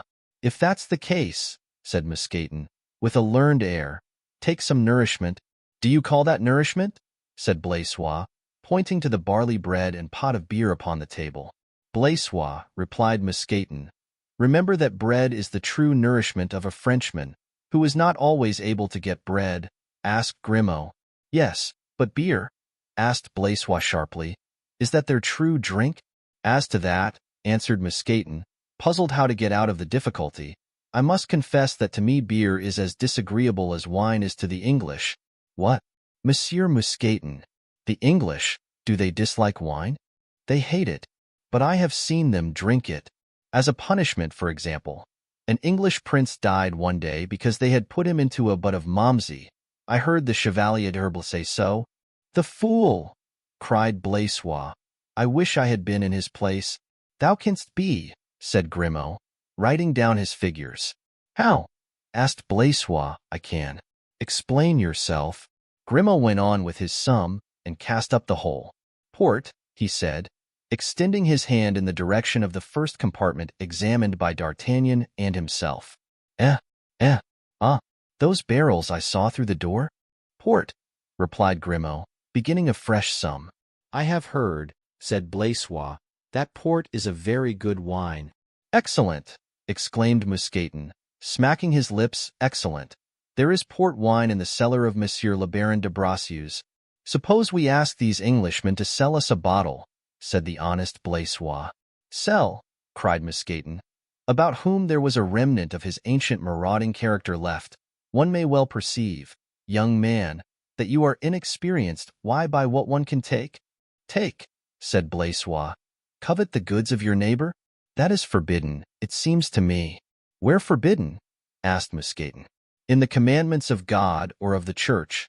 I don't know which, that I only know it says, Thou shalt not covet thy neighbor's goods, nor yet his wife. That is a child's reason, Monsieur Blaisois, said Mousqueton in his most patronizing manner. Yes, you talk like a child. I repeat the word, where have you read in the Scriptures, I ask you, that the English are your neighbors? Where, that is true, said Blaisois. At least, I can't now recall it. A child's reason. I repeat it, continued Mousqueton, if you had been 10 years engaged in war, as Grimaud and I have been, my dear Blaisois, you would know the difference there is between the goods of others and the goods of enemies. Now an Englishman is an enemy. This port wine belongs to the English, therefore it belongs to us. And our masters? Asked Blaisois, stupefied by this harangue, delivered with an air of profound sagacity. Will they be of your opinion? Mousqueton smiled disdainfully. I suppose that you think it necessary that I should disturb the repose of these illustrious lords to say, Gentlemen, your servant, Mousqueton, is thirsty. What does Monsieur Bracieux care? Think you, whether I am thirsty or not? 'Tis a very expensive wine, said Blaisois, shaking his head. Were it liquid gold, Monsieur Blaisois, our masters would not deny themselves this wine. Know that Monsieur de Bracieux is rich enough to drink a ton of port wine, even if obliged to pay a pistole for every drop. His manner became more and more lofty every instant. Then he arose, and after finishing off the beer at one draught, he advanced majestically to the door of the compartment where the wine was. Locked, he exclaimed. These devils of English, how suspicious they are. Locked, said Blaisois. The deuce it is. Unlucky, for my stomach is getting more and more upset. Locked, repeated Mousqueton. But, Blaisois ventured to say, I have heard you relate, Monsieur Mousqueton, that once on a time at Chantilly, you fed your master and yourself by taking partridges in a snare, carp with a line, and bottles with a slip noose. Perfectly true. But there was an air hole in the cellar, and the wine was in bottles. I cannot throw the loop through this partition, nor move with a pack thread a cask of wine which may perhaps weigh 200 pounds. No, but you can take out 2 or 3 boards of the partition, answered Blaisois, and make a hole in the cask with a gimlet. Mousqueton opened his great round eyes to the utmost, astonished to find in Blaisois qualities for which he did not give him credit. "'Tis true," he said, "but where can I get a chisel to take the planks out, a gimlet to pierce the cask?" "Trousers," said Grimaud, still squaring his accounts. "Ah, yes," said Mousqueton. Grimaud, in fact, was not only the accountant, but the armorer of the party. And as he was a man full of forethought, these trousers, carefully rolled up in his valise, contained every sort of tool for immediate use. Mousqueton, therefore, was soon provided with tools, and he began his task. In a few minutes he had extracted 3 boards. He tried to pass his body through the aperture, but not being like the frog in the fable, who thought he was larger than he really was, he found he must take out 3 or 4 more before he could get through. He sighed and set to work again. Grimaud had now finished his accounts. He arose and stood near Mousqueton. "I," he said. "What?" said Mousqueton. "I can pass." "That is true," said Mousqueton, glancing at his friend's long and thin body. "You will pass easily." "And he knows the full casks," said Blaisois, "for he has already been in the hold with Monsieur le Chevalier d'Artagnan. Let Monsieur Grimaud go in, Monsieur Mouston." "I could go in as well as Grimaud," said Mousqueton, a little piqued. "Yes, but that would take too much time, and I am thirsty. I am getting more and more seasick." "Go in, then, Grimaud," said Mousqueton, handing him the beer pot and gimlet. "Rinse the glasses," said Grimaud, then with a friendly gesture toward Mousqueton, that he might forgive him for finishing an enterprise so brilliantly begun by another, he glided like a serpent through the opening and disappeared. Blaisois was in a state of great excitement. He was in ecstasies of all the exploits performed since their arrival in England by the extraordinary men with whom he had the honor to be associated. This seemed without question to be the most wonderful. "You are about to see," said Mousqueton, looking at Blaisois with an expression of superiority which the latter did not even think of questioning. "You are about to see, Blaisois, how we old soldiers drink when we are thirsty." "My cloak," said Grimaud, from the bottom of the hold. "What do you want?" asked Blaisois. "My cloak." "Stop up the aperture with it." "Why?" asked Blaisois. "Simpleton!" exclaimed Mousqueton. "Suppose anyone came into the room." "Ah, true," cried Blaisois with evident admiration. "But it will be dark in the cellar." "Grimaud always sees, dark or light, night as well as day," answered Mousqueton. "That is lucky," said Blaisois. "As for me, when I have no candle I can't take 2 steps without knocking against something." "That's because you haven't served," said Mousqueton. "Had you been in the army you would have been able to pick up a needle on the floor of a closed oven. But hark! I think someone is coming." Mousqueton made, with a low whistling sound, the sign of alarm well known to the lackeys in the days of their youth, resumed his place at the table, and made a sign to Blaisois to follow his example. Blaisois obeyed. The door of their cabin was opened. 2 men, wrapped in their cloaks, appeared. "Oh ho!" said they. "Not in bed at 11:15. That's against all rules. In a quarter of an hour let everyone be in bed and snoring." These 2 men then went toward the compartment in which Grimaud was secreted, opened the door, entered, and shut it after them. "Ah!" cried Blaisois, "he is lost." "Grimaud's a cunning fellow," murmured Mousqueton. They waited for 10 minutes, during which time no noise was heard that might indicate that Grimaud was discovered, and at the expiration of that anxious interval the 2 men returned, closed the door after them, and repeating their orders that the servants should go to bed and extinguish their lights, disappeared. "Shall we obey?" asked Blaisois. "All this looks suspicious." "They said a quarter of an hour." "We still have 5 minutes," replied Mousqueton. "Suppose we warn the masters. Let's wait for Grimaud." "But perhaps they have killed him." "Grimaud would have cried out. You know he is almost dumb. We should have heard the blow then. But if he doesn't return? Here he is." At that very moment Grimaud drew back the cloak which hid the aperture and came in with his face livid, his eyes staring wide open with terror, so that the pupils were contracted almost to nothing. with a large circle of white around them. He held in his hand a tankard full of a dark substance, and approaching the gleam of light shed by the lamp he uttered this single monosyllable, "Oh," with such an expression of extreme terror that Misfortune started, alarmed, and Blaisois was near fainting from fright. Both, however, cast an inquisitive glance into the tankard. It was full of gunpowder.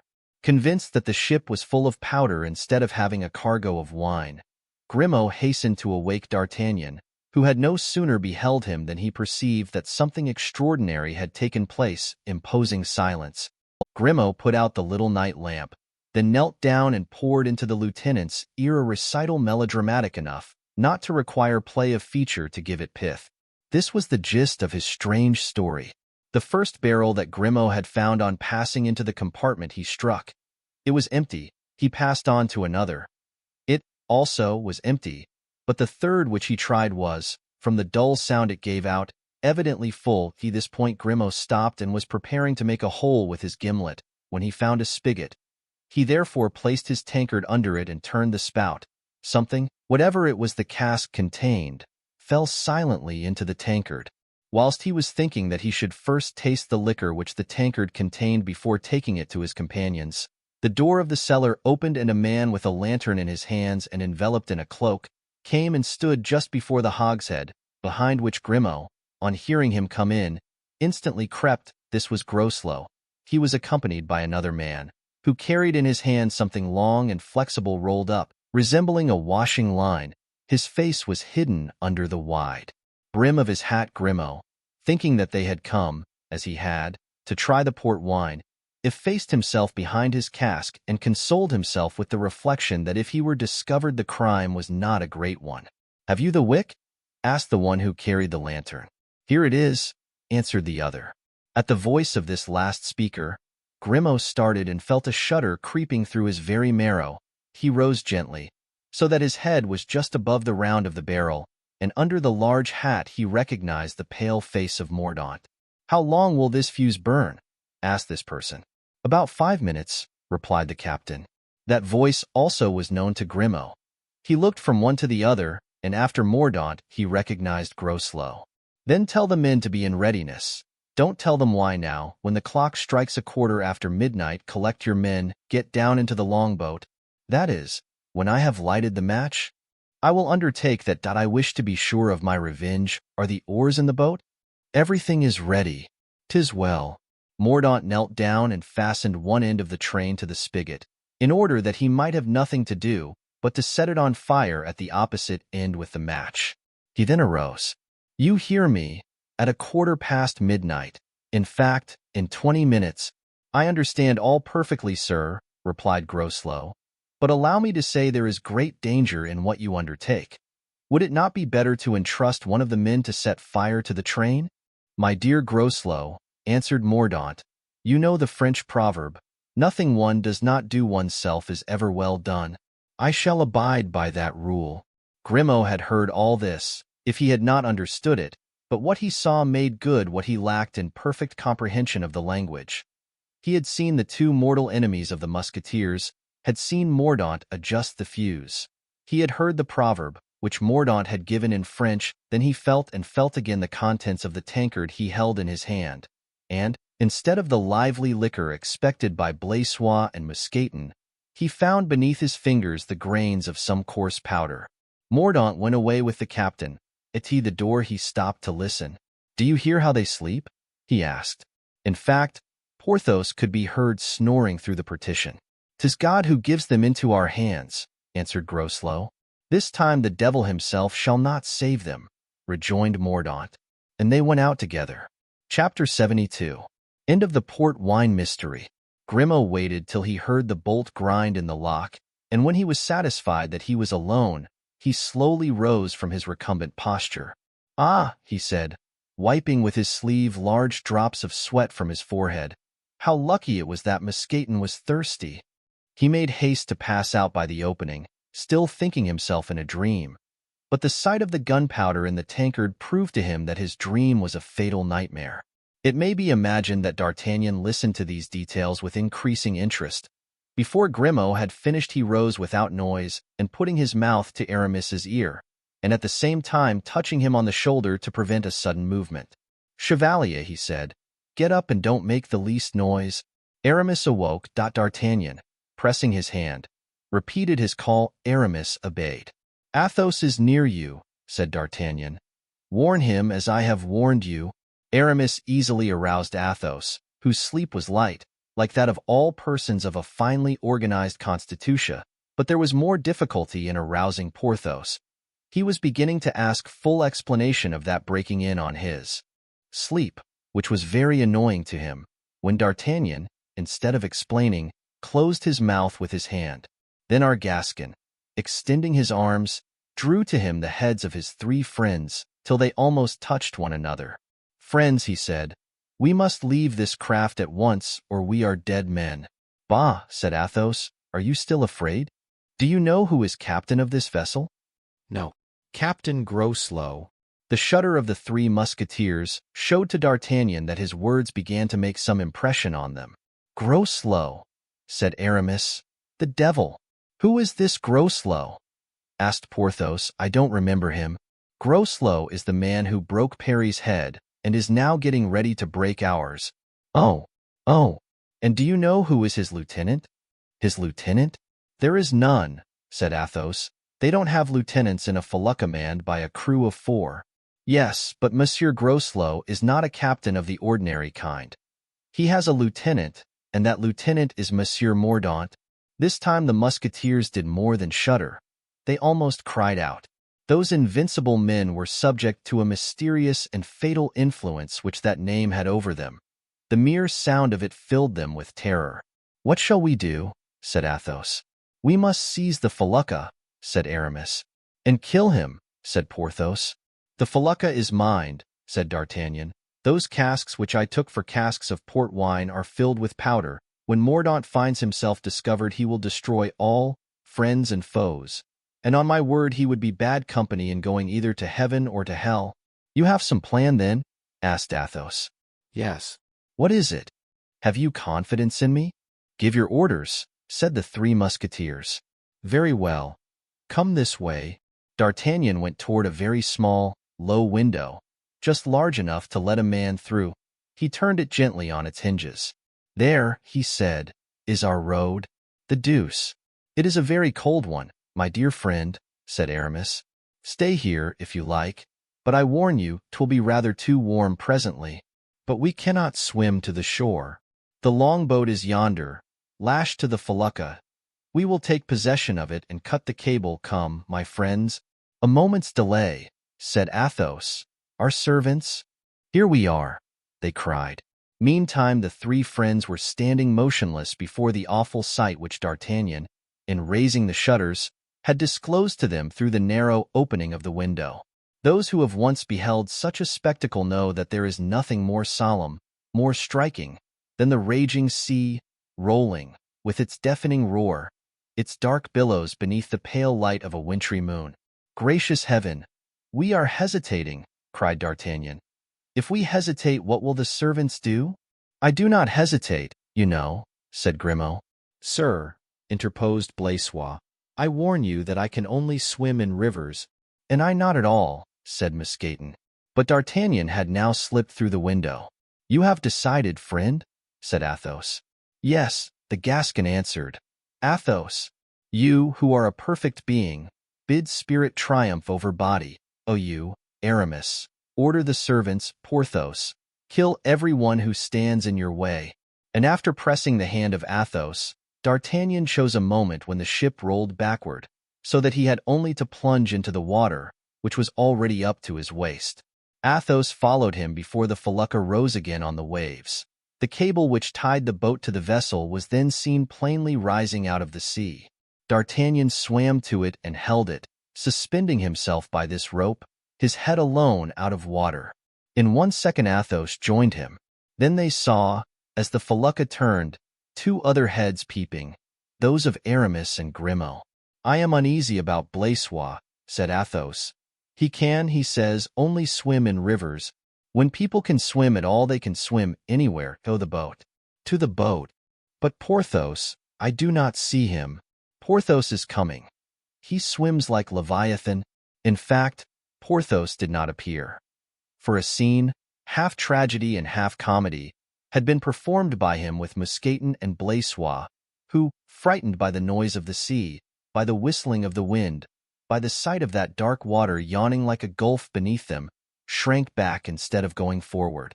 "Come, come," said Porthos. "Jump in." "But, monsieur," said Mousqueton, "I can't swim. Let me stay here." "And me too, monsieur," said Blaisois. "I assure you, I shall be very much in the way in that little boat," said Mousqueton. "And I know I shall drown before reaching it," continued Blaisois. "Come along. I shall strangle you both if you don't get out," said Porthos at last, seizing Mousqueton by the throat. "Forward, Blaisois." A groan, stifled by the grasp of Porthos, was all the reply of poor Blaisois, for the giant, taking him neck and heels, plunged him into the water, head foremost, pushing him out of the window as if he had been a plank. "Now, Mousqueton," he said, "I hope you don't mean to desert your master?" "Ah, sir," replied Mousqueton, his eyes filling with tears, "why did you re-enter the army? We were all so happy in the Château de Pierrefonds."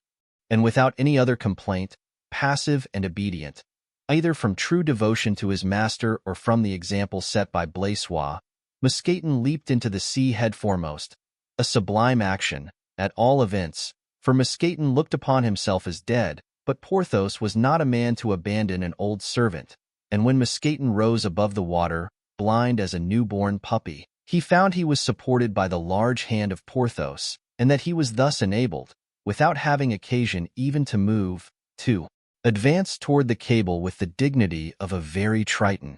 In a few minutes Porthos had rejoined his companions, who were already in the boat. But when, after they had all got in, it came to his turn, there was great danger that in putting his huge leg over the edge of the boat he would upset the little vessel. Athos was the last to enter. "Are you all here?" he asked. "Ah, have you your sword, Athos?" cried D'Artagnan. "Yes." "Cut the cable, then." Athos drew a sharp poniard from his belt and cut the cord. The felucca went on. The boat continued stationary, rocked only by the swashing waves. "Come, Athos," said D'Artagnan, giving his hand to the Count. "You are going to see something curious," added the Gascon. Chapter 63. Fatality. Scarcely had D'Artagnan uttered these words when a ringing and sudden noise was heard resounding through the felucca, which had now become dim in the obscurity of the night. "That, you may be sure," said the Gascon, "means something." They then at the same instant perceived a large lantern carried on a pole appear on the deck, defining the forms of shadows behind it. Suddenly a terrible cry, a cry of despair, was wafted through space, and as if the shrieks of anguish had driven away the clouds, the veil which hid the moon was cleated away, and the gray sails and dark shrouds of the felucca were plainly visible beneath the silvery light. Shadows ran, as if bewildered, to and fro on the vessel, and mournful cries accompanied these delirious walkers. In the midst of these screams they saw Mordaunt upon the poop with a torch in hand. The agitated figures, apparently wild with terror, consisted of Groslow, who at the hour fixed by Mordaunt had collected his men and the sailors. Mordaunt, after having listened at the door of the cabin to hear if the musketeers were still asleep, had gone down into the cellar, convinced by their silence that they were all in a deep slumber. Then he had run to the train, impetuous as a man who is excited by revenge, and full of confidence, as are those whom God blinds. He had set fire to the wick of niter. All this while Groslow and his men were assembled on deck. "Haul up the cable and draw the boat to us," said Groslow. One of the sailors got down the side of the ship, seized the cable, and drew it. It came without the least resistance. "The cable is cut," he cried. "No boat?" "How? No boat?" exclaimed Groslow. "It is impossible." "'Tis true, however," answered the sailor. "There's nothing in the wake of the ship. Besides, here's the end of the cable." "What's the matter?" cried Mordaunt, who, coming up out of the hatchway, rushed to the stern, waving his torch. "Only that our enemies have escaped. They have cut the cord and gone off with the boat." Mordaunt bounded with one step to the cabin and kicked open the door. "Empty!" he exclaimed. "The infernal demons! We must pursue them," said Groslow. "They can't be gone far, and we will sink them, passing over them." "Yes, but the fire," ejaculated Mordaunt. "I have lighted it." 10,000 devils!" cried Groslow, rushing to the hatchway. "Perhaps there is still time to save us." Mordaunt answered only by a terrible laugh, threw his torch into the sea and plunged in after it. The instant Groslow put his foot upon the hatchway steps, the ship opened like the crater of a volcano. A burst of flame rose toward the skies with an explosion like that of 100 cannon. The air burned, ignited by flaming embers, then the frightful lightning disappeared. The brands sank, one after another, into the abyss, where they were extinguished, and save for a slight vibration in the air. After a few minutes had elapsed, one would have thought that nothing had happened. Only, the felucca had disappeared from the surface of the sea, and Groslow and his 3 sailors were consumed. The 4 friends saw all this. Not a single detail of this fearful scene escaped them, at one moment, bathed as they were in a flood of brilliant light, which illumined the sea for the space of a league. They might each be seen, each by his own peculiar attitude and manner expressing the awe which, even in their hearts of bronze, they could not help experiencing. Soon a torrent of vivid sparks fell around them. Then, at last, the volcano was extinguished. Then all was dark and still, the floating bark and heaving ocean. They sat silent and dejected.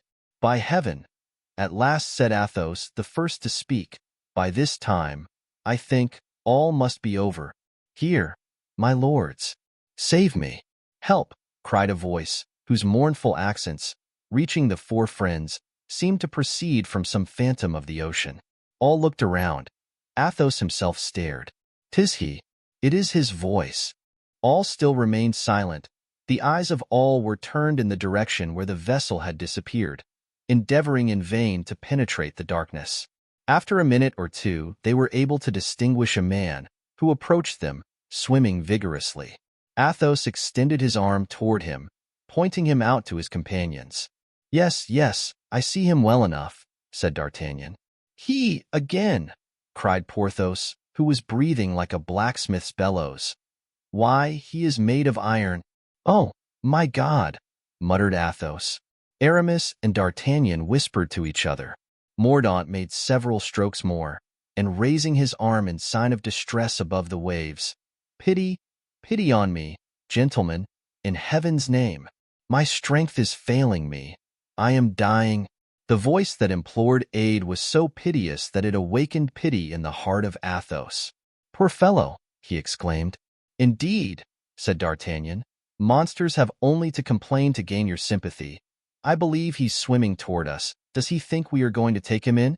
Row, Porthos, row." And setting the example, he plowed his oar into the sea. 2 strokes took the bark on 20 fathoms further. "Oh, you will not abandon me. You will not leave me to perish. You will not be pitiless," cried Mordaunt.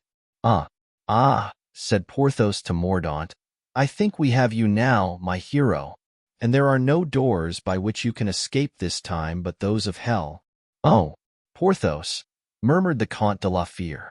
"Oh, pray, for mercy's sake, don't fly from me, for pity's sake," cried the young man, whose agony-drawn breath at times, when his head went under water, under the wave, exhaled and made the icy waters bubble. D'Artagnan, however, who had consulted with Aramis, spoke to the poor wretch. "Go away," he said. "Your repentance is too recent to inspire confidence. See, the vessel in which you wish to fry us is still smoking, and the situation in which you are is a bed of roses compared to that in which you wish to place us, and in which you have placed Monsieur Groslow and his companions." "Sir," replied Mordaunt, in a tone of deep despair, "my penitence is sincere. Gentlemen, I am young, scarcely 23 years old. I was drawn on by a very natural resentment to avenge my mother. You would have done what I did." Mordaunt wanted now only 2 or 3 fathoms to reach the boat, for the approach of death seemed to give him supernatural strength. "Alas," he said, "I am then to die? You are going to kill the son, as you killed the mother. Surely, if I am culpable and if I ask for pardon, I ought to be forgiven. Then, as if his strength failed him, he seemed unable to sustain himself above the water, and a wave passed over his head, which drowned his voice. "Oh, this is torture to me," cried Athos. Mordaunt reappeared. "For my part," said D'Artagnan, "I say this must come to an end. Murderer as you were of your uncle, executioner as you were of King Charles, incendiary, I recommend you to sink forthwith to the bottom of the sea, and if you come another fathom nearer, I'll stave your wicked head in with this oar." "D'Artagnan, D'Artagnan," cried Athos, "my son, I entreat you. The wretch is dying, and it is horrible to let a man die without extending a hand to save him. I cannot resist doing so. He must live." "Zounds," replied D'Artagnan, "why don't you give yourself up directly, feet and hands bound, to that wretch? Ah, Comte de la Fere, you wish to perish by his hands. I, your son, as you call me, I will not let you." 'Twas the first time D'Artagnan had ever refused a request from Athos. Aramis calmly drew his sword, which he had carried between his teeth as he swam. "If he lays his hand on the boat's edge, I will cut it off, regicide that he is." "And I," said Porthos. "Wait. What are you going to do?" asked Aramis. "Throw myself in the water and strangle him." "Oh, gentlemen," cried Athos, "be men, be Christians. See, death is depicted on his face. Ah, do not bring on me the horrors of remorse. Grant me this poor wretch's life. I will bless you. I am dying," cried Mordaunt. "Come to me, come to me." D'Artagnan began to be touched. The boat at this moment turned around, and the dying man was by that turn brought nearer Athos. "Monsieur the Comte de la Fere," he cried, "I supplicate you. Pity me. I call on you. Where are you? I see you no longer. I am dying. Help me. Help me." "Here I am, sir," said Athos, leaning and stretching out his arm to Mordaunt with that air of dignity and nobility of soul habitual to him. "Here I am. Take my hand and jump into our boat." Mordaunt made a last effort, rose, seized the hand thus extended to him, and grasped it with the vehemence of despair. "That's right," said Athos. "Put your other hand here." And he offered him his shoulder as another stay and support, so that his head almost touched that of Mordaunt. And these two mortal enemies were in as close an embrace as if they had been brothers. "Now, sir," said the Count, "you are safe. Calm yourself." "Ah, my mother," cried Mordaunt, with eyes on fire, with a look of hate impossible to paint, "I can only offer thee one victim, but it shall at any rate be the one thou wouldst thyself have chosen." And whilst D'Artagnan uttered a cry, Porthos raised the oar, and Aramis sought a place to strike. A frightful shake given to the boat precipitated Athos into the sea, whilst Mordaunt, with a shout of triumph, grasped the neck of his victim, and in order to paralyze his movements, twined arms and legs around the musketeer. For an instant, without an exclamation, without a cry for help, Athos tried to sustain himself on the surface of the waters, but the weight dragged him down. He disappeared by degrees. Soon nothing was to be seen except his long, floating hair. Then both men disappeared, and the bubbling of the water, which, in its turn, was soon effaced, alone indicated the spot where these two had sunk. Mute with horror, the three friends had remained open-mouthed, their eyes dilated, their arms extended like statues, and, motionless as they were, the beating of their hearts was audible. Porthos was the first who came to himself. He tore his hair. "Oh," he cried, "Athos, Athos, thou man of noble heart, woe is me! I have let thee perish." At this instant, in the midst of the silver circle illumined by the light of the moon, the same whirlpool which had been made by the sinking men was again obvious, and first were seen, rising above the waves, a wisp of hair, then a pale face with open eyes, yet, nevertheless, the eyes of death, then a body, which, after rising of itself even to the waist above the sea, turned gently on its back, according to the caprice of the waves, and floated. In the bosom of this corpse was plunged a poniard, the gold hilt of which shone in the moonbeams. "Mordaunt! Mordaunt!" cried the three friends. "'Tis Mordaunt!" "But Athos!" exclaimed D'Artagnan. Suddenly the boat leaned on one side beneath a new and unexpected weight, and Grimaud uttered a shout of joy. Everyone turned around and beheld Athos, livid, his eyes dim and his hands trembling, supporting himself on the edge of the boat. 8 vigorous arms lifted him up immediately and laid him in the boat, where directly Athos was warmed and reanimated, reviving with the caresses and cares of his friends, who were intoxicated with joy. "You are not hurt?" asked D'Artagnan. "No," replied Athos. "And he?" "Oh, he. Now we may say at last, thank heaven, he is really dead. Look," and D'Artagnan, obliging Athos to look in the direction he pointed, showed him the body of Mordaunt floating on its back, which, sometimes submerged, sometimes rising, seemed still to pursue the four friends with looks of insult and mortal hatred. At last he sank. Athos had followed him with a glance in which the deepest melancholy and pity were expressed. "Bravo, Athos!" cried Aramis, with an emotion very rare in him. "A capital blow you gave," cried Porthos. "I have a son, I wish to live," said Athos. "In short," said D'Artagnan, "this has been the will of God." "It was not I who killed him," said Athos in a soft, low tone. "'Twas destiny." Chapter 64. How Mousqueton had a narrow escape of being eaten. A deep silence reigned for a long time in the boat after the fearful scene described. The moon, which had shone for a short time, disappeared behind the clouds. Every object was again plunged in the obscurity that is so awful in the deserts, and still more so in that liquid desert, the ocean, and nothing was heard save the whistling of the west wind driving along the tops of the crested billows. Porthos was the first to speak. "I have seen," he said, "many dreadful things, but nothing that ever agitated me so much as what I have just witnessed. Nevertheless, even in my present state of perturbation, I protest that I feel happy. I have 100 pounds weight less upon my chest. I breathe more freely." In fact, Porthos breathed so loud as to do credit to the free play of his powerful lungs. "For my part," observed Aramis, "I cannot say the same as you do, Porthos. I am still terrified to such a degree that I scarcely believe my eyes. I look around the boat, expecting every moment to see that poor wretch holding between his hands the poniard plunged into his heart." "Oh, I feel easy," replied Porthos. "The poniard was pointed at the 6th rib and buried up to the hilt in his body. I do not reproach you, Athos, for what you have done. On the contrary, when one aims a blow, that is the regulation way to strike. Oh, now, I breathe again. I am happy." "Don't be in haste to celebrate a victory, Porthos," interposed D'Artagnan. "Never have we incurred a greater danger than we are now encountering. Men may subdue men. They cannot overcome the elements. We are now on the sea at night, without any pilot, in a frail bark. Should a blast of wind upset the boat, we are lost." Mousqueton heaved a deep sigh. "You are ungrateful, D'Artagnan," said Athos. "Yes, ungrateful to Providence, to whom we owe our safety in the most miraculous manner. Let us sail before the wind, and unless it changes we shall be drifted either to Calais or Boulogne.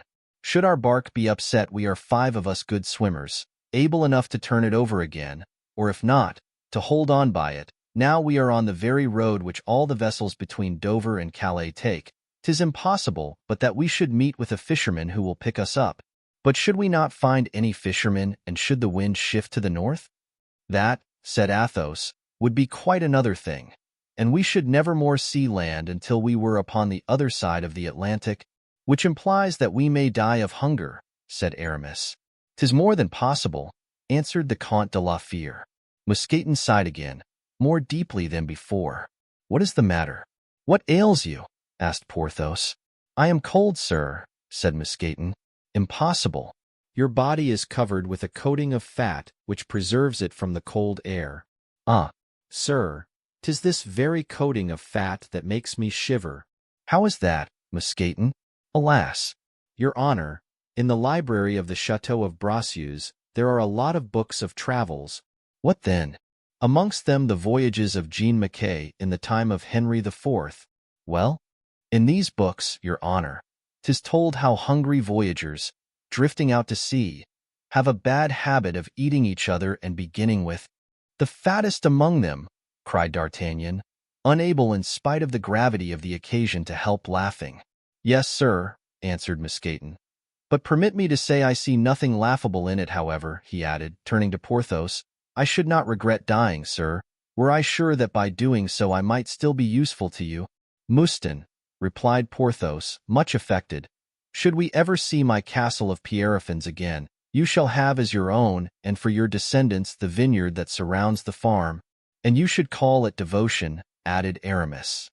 "The vineyard of self-sacrifice, to transmit to latest ages the recollection of your devotion to your master."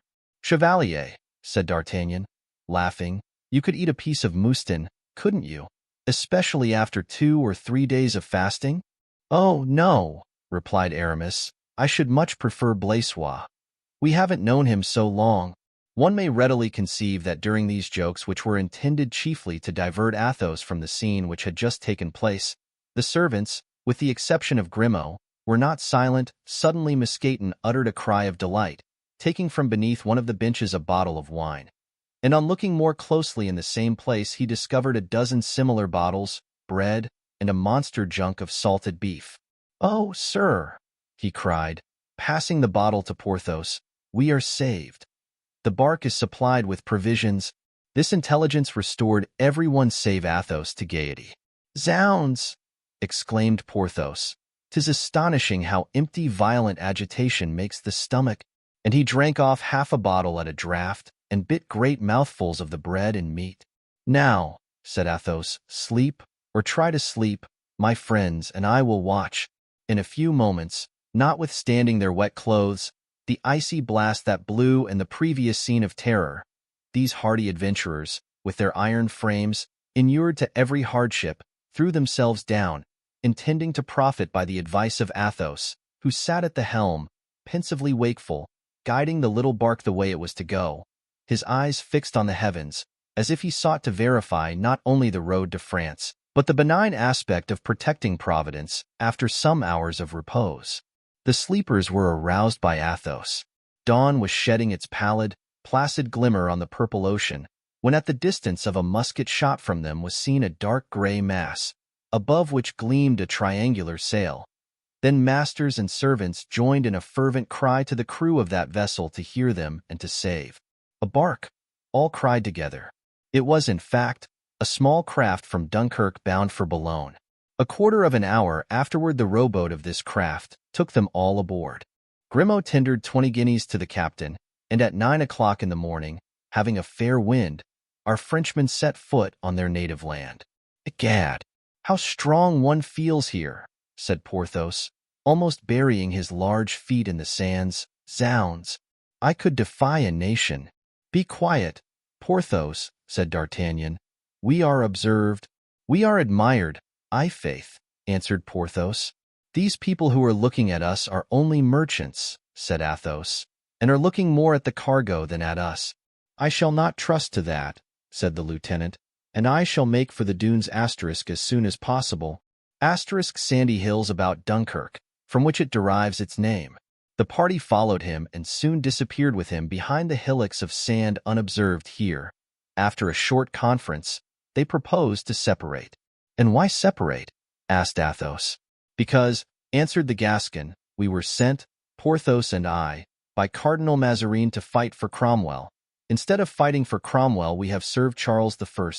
Not the same thing by any means, and returning with the Comte de la Fere and Monsieur de Herblay, our crime would be confirmed.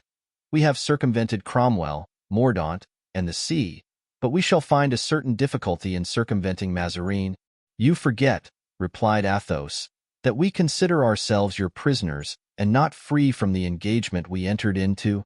"Truly," Athos interrupted D'Artagnan, "I am vexed that such a man as you are should talk nonsense which schoolboys would be ashamed of. Chevalier," he continued, addressing Aramis, who, leaning proudly on his sword, seemed to agree with his companion, "Chevalier, Porthos and I run no risk. Besides, should any ill luck happen to two of us, will it not be much better that the other two should be spared to assist those who may be apprehended? Besides, who knows whether, divided, we may not obtain a pardon? You from the Queen, we from Mazarin, which, were we all four together, would never be granted. Come, Athos and Aramis, go to the right. Porthos, come with me to the left. These gentlemen should file off into Normandy, whilst we, by the nearest road, reach Paris. He then gave his friends minute directions as to their route. "Ah, my dear friend," exclaimed Athos, "how I should admire the resources of your mind did I not stop to adore those of your heart." And he gave him his hand. "Isn't this fox a genius, Athos?" asked the Gascon. "No. He knows how to crunch fowls, to dodge the huntsman, and to find his way home by day or by night.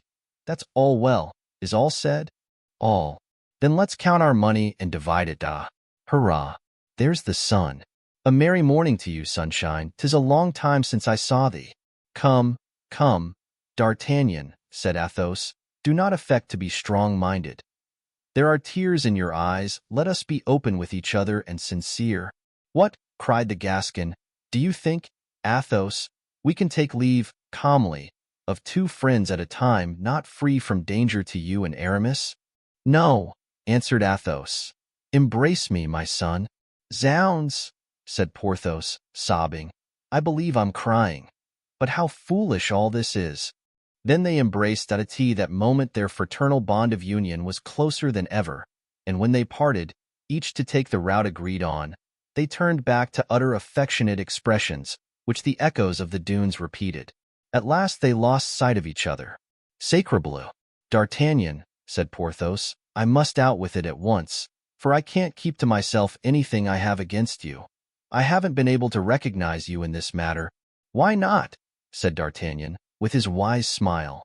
"Because if, as you say, Athos and Aramis are in real danger, this is not the time to abandon them. For my part, I confess to you that I was all ready to follow them, and am still ready to rejoin them, in spite of all the Mazarines in the world. You would be right, Porthos, but for one thing, which may change the current of your ideas, and that is that it is not those gentlemen who are in the greatest danger, it is ourselves. It is not to abandon them that we have separated, but to avoid compromising them." "Really?" said Porthos, opening his eyes in astonishment. "Yes, no doubt. If they are arrested, they will only be put in the Bastille. If we are arrested, it is a matter of the place to grieve." "Oh, oh," said Porthos, "there is quite a gap between that fate and the baronial coronet you promised me, D'Artagnan." "Bah, perhaps not so great as you think, Porthos. You know the proverb, all roads lead to Rome." "But how is it that we are incurring greater risks than Athos and Aramis?" asked Porthos. "Because they have but fulfilled the mission confided to them by Queen Henrietta, and we have betrayed that confided to us by Mazarin. Because, going hence as emissaries to Cromwell, we became partisans of King Charles. Because, instead of helping cut off the royal head condemned by those fellows called Mazarin, Cromwell, Joyce, Bridge, Fairfax, etc., we very nearly succeeded in saving it." "Upon my word that is true," said Porthos. "But how can you suppose, my dear friend, that in the midst of his great preoccupations General Cromwell has had time to think?" "Cromwell thinks of everything. Cromwell has time for everything. And believe me, dear friend, we ought not to lose our time. It is precious. We shall not be safe till we have seen Mazarin, and then—" "The devil," said Porthos. "What can we say to Mazarin?" "Leave that to me. I have my plan. He laughs best who laughs last. Cromwell is mighty, Mazarin is tricky, but I would rather have to do with them than with the late Monsieur Mordaunt." "Ah," said Porthos, "it is very pleasant to be able to say the late Monsieur Mordaunt." "My faith, yes," said D'Artagnan, "but we must be going." The two immediately started across country toward the road to Paris, followed by Mousqueton, who, after being too cold all night, at the end of a quarter of an hour found himself too warm. Chapter 75. The Return. During the 6 weeks that Athos and Aramis had been absent from France, the Parisians, finding themselves one morning without either queen or king, were greatly annoyed at being thus deserted, and the absence of Mazarin, a thing so long desired, did not compensate for that of the two august fugitives. The first feeling that pervaded Paris on hearing of the flight to Saint-Germain was that sort of affright which seizes children when they awake in the night and find themselves alone. A deputation was therefore sent to the queen to entreat her to return to Paris, but she not only declined to receive the deputies, but sent an intimation by Chancellor Seguier, implying that if the Parliament did not humble itself before Her Majesty by negativing all the questions that had been the cause of the quarrel, Paris would be besieged the very next day. This threatening answer, unluckily for the court, produced quite a different effect to that which was intended. It wounded the pride of the Parliament, which, supported by the citizens, replied by declaring that Cardinal Mazarin was the cause of all the discontent, denounced him as the enemy both of the king and the state, and ordered him to retire from the court that same day and from France within a week afterward, enjoining, in case of disobedience on his part, all the subjects of the king to pursue and take him. Mazarin being thus placed beyond the pale of the protection of the law, preparations on both sides were commenced, by the queen, to attack Paris, by the citizens, to defend it. The latter were occupied in breaking up the pavement and stretching chains across the streets, when, headed by the Coadjuteur, appeared the Prince de Conti, the brother of the Prince de Condé, and the Duc de Longueville, his brother-in-law. This unexpected band of auxiliaries arrived in Paris on the 10th of January, and the Prince of Conti was named, but not until after a stormy discussion, generalissimo of the army of the king, out of Paris. As for the Duc de Beaufort, he arrived from Vendôme, according to the annals of the day, bringing with him his high bearing and his long and beautiful hair, qualifications which gained him the sovereignty of the marketplaces.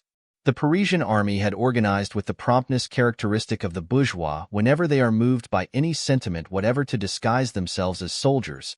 On the 19th, the impromptu army had attempted a sortie, more to assure itself and others of its actual existence than with any more serious intention. They carried a banner, on which could be read this strange device: "We are seeking our king."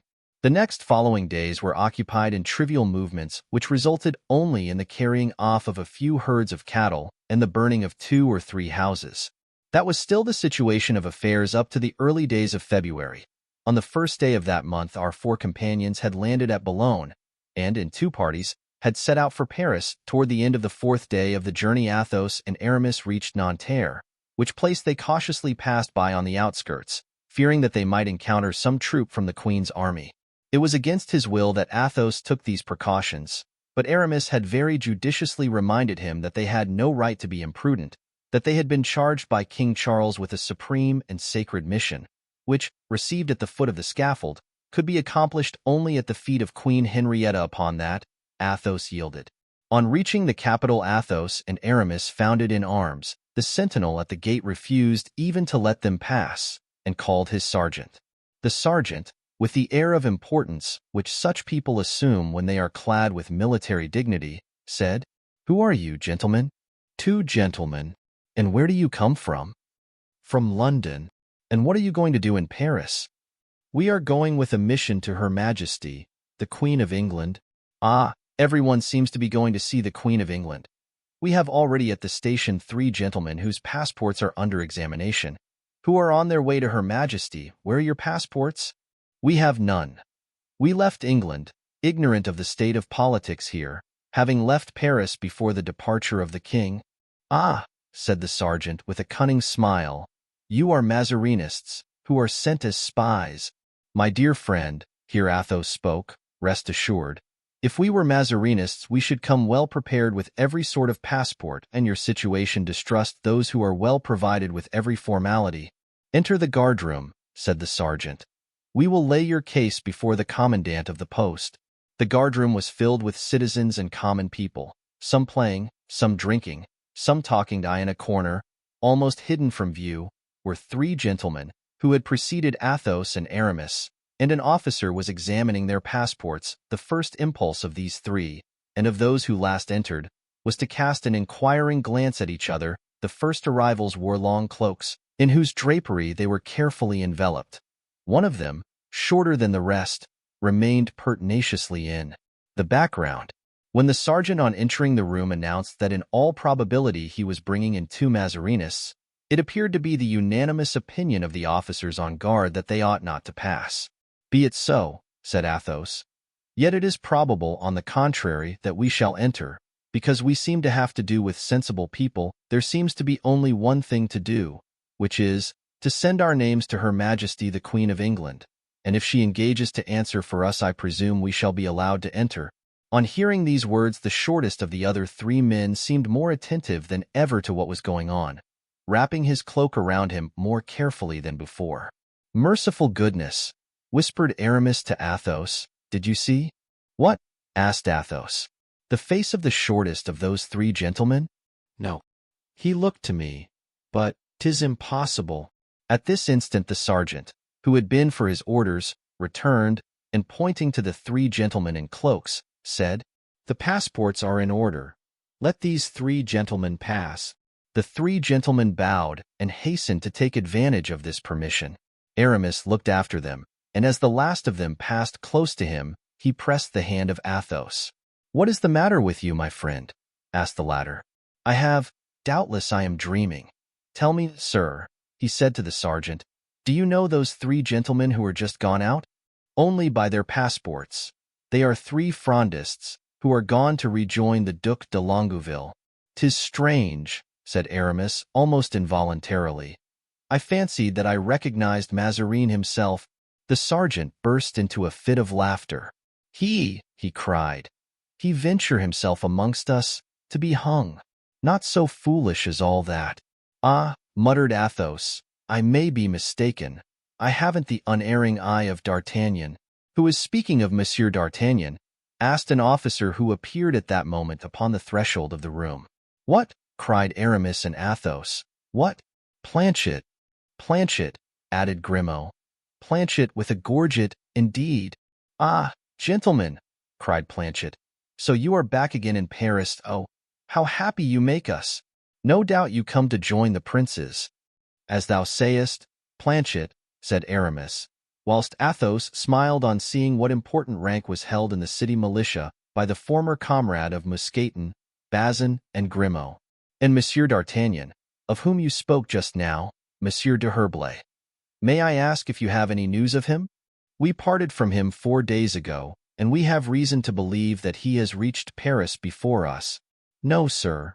I am sure he hasn't yet arrived, but then he may have stopped at Saint-Germain." "I don't think so. We appointed to meet at La Chevrette. I was there this very day." "And had the pretty Madeleine no news?" asked Aramis, smiling. "No, sir, and it must be admitted that she seemed very anxious." "In fact," said Aramis, "there is no time lost, and we made our journey quickly. Permit me, then, my dear Athos, without inquiring further about our friend, to pay my respects to M. Planchet." "Ah, Monsieur le Chevalier," said Planchet, bowing. "Lieutenant?" asked Aramis. "Lieutenant, with a promise of becoming captain." "'Tis capital. And pray, how did you acquire all these honors?" "In the first place, gentlemen, you know that I was the means of Monsieur de Rochefort's escape. Well, I was very near being hung by Mazarin, and that made me more popular than ever." "So, owing to your popularity—" "No, thanks to something better, you know, gentlemen, that I served the Piedmont regiment and had the honor of being a sergeant." "Yes." "Well, one day when no one could drill a mob of citizens, who began to march, some with the right foot, others with the left, I succeeded, I did, in making them all begin with the same foot, and I was made lieutenant on the spot." "So I presume," said Athos, "that you have a large number of the nobles with you?" "Certainly there are the Prince de Conti, the Duc de Longueville, the Duc de Beaufort, the Duc de Bouillon, the Marechal de la Mothe, the Marquis de Sévigné, and I don't know who, for my part." "And the Vicomte Raoul de Bragelonne?" inquired Athos, in a tremulous voice.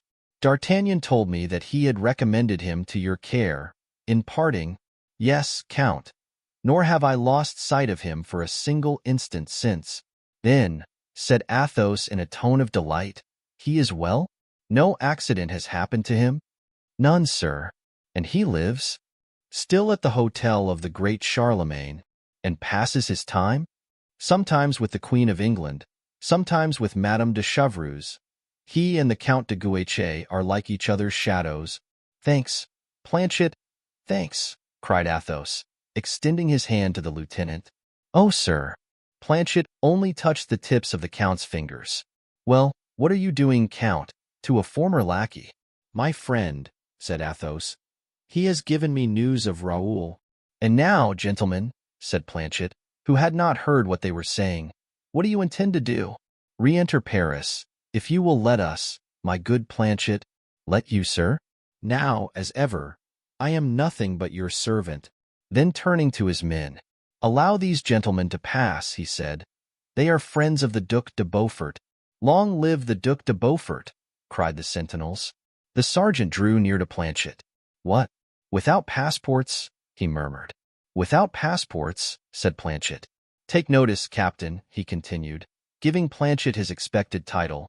Take notice that one of the 3 men who just now went out from here told me privately to distrust these gentlemen. And I, said Planchet with dignity, I know them and I answer for them. As he said this, he pressed Grimaud's hand, who seemed honored by the distinction. Farewell till we meet again, said Aramis, as they took leave of Planchet. If anything happens to us, we shall blame you for it. Sir, said Planchet, I am in all things at your service. That fellow is no fool, said Aramis, as he got on his horse. How should he be? Replied Athos, whilst mounting also, seeing he was used so long to brush your hats. Chapter 76. The Ambassadors. The 2 friends rode rapidly down the declivity of the Faubourg, but on arriving at the bottom were surprised to find that the streets of Paris had become rivers, and the open places lakes. After the great rains which fell in January, the Seine had overflowed its banks and the river inundated half the capital. The 2 gentlemen were obliged, therefore, to get off their horses and take a boat, and in that strange manner they approached the Louvre. Night had closed in, and Paris, seen thus, by the light of lanterns flickering on the pools of water, crowded with ferry boats of every kind, including those that glittered with the armed patrols, with the watchword, passing from post to post. Paris presented such an aspect as to strongly seize the senses of Aramis, a man most susceptible to warlike impressions. They reached the Queen's apartments, but were compelled to stop in the antechamber, since Her Majesty was at that moment giving audience to gentlemen bringing her news from England. We too, said Athos, to the footman who had given him that answer, not only bring news from England, but have just come from there. What, then, are your names, gentlemen?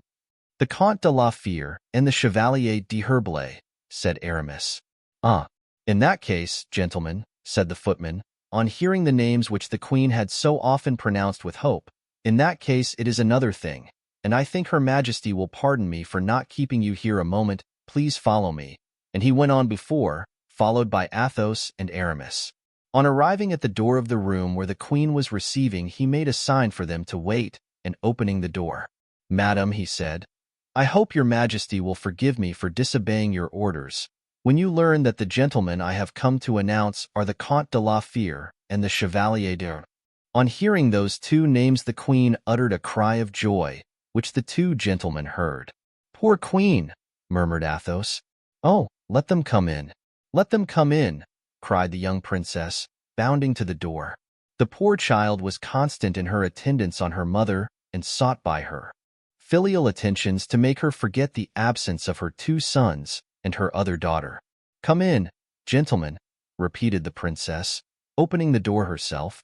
The Queen was seated on a fauteuil, and before her were standing 2 or 3 gentlemen, and among them the Duc de Chatillon, the brother of the nobleman killed 8 or 9 years previously in a duel on account of Madame de Longueville, on the Place Royale. All these gentlemen had been noticed by Athos and Aramis in the guardhouse, and when the 2 friends were announced they started and exchanged some words in a low tone. Well, sirs, cried the Queen, on perceiving the 2 friends, you have come, faithful friends? But the royal couriers have been more expeditious than you, and here are Monsieur de Flamarens and Monsieur de Chatillon, who bring me from Her Majesty the Queen and of Austria the very latest intelligence. Aramis and Athos were astounded by the calmness, even the gaiety of the Queen's manner. Go on with your recital, sirs, said the Queen, turning to the Duc de Chatillon.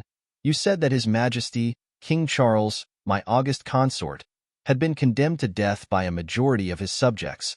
Yes, madam, Chatillon stammered out. Athos and Aramis were more and more astonished. And that being conducted to the scaffold, resumed the Queen, Oh, my lord, oh, my king. And that being led to the scaffold, he had been saved by an indignant people. Just so, madam, replied Chatillon, in so low a voice that though the 2 friends were listening eagerly, they could hardly hear this affirmation. The queen clasped her hands in enthusiastic gratitude, whilst her daughter threw her arms around her mother's neck and kissed her, her own eyes streaming with tears. "Now, madam, nothing remains to me except to proffer my respectful homage," said Chatillon, who felt confused and ashamed beneath the stern gaze of Athos. "One moment, yes," answered the queen, "one moment, I beg.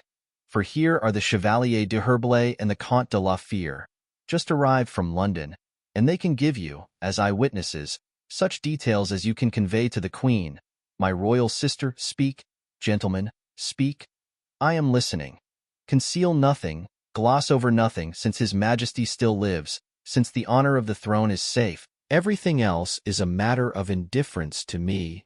Athos turned pale and laid his hand on his heart.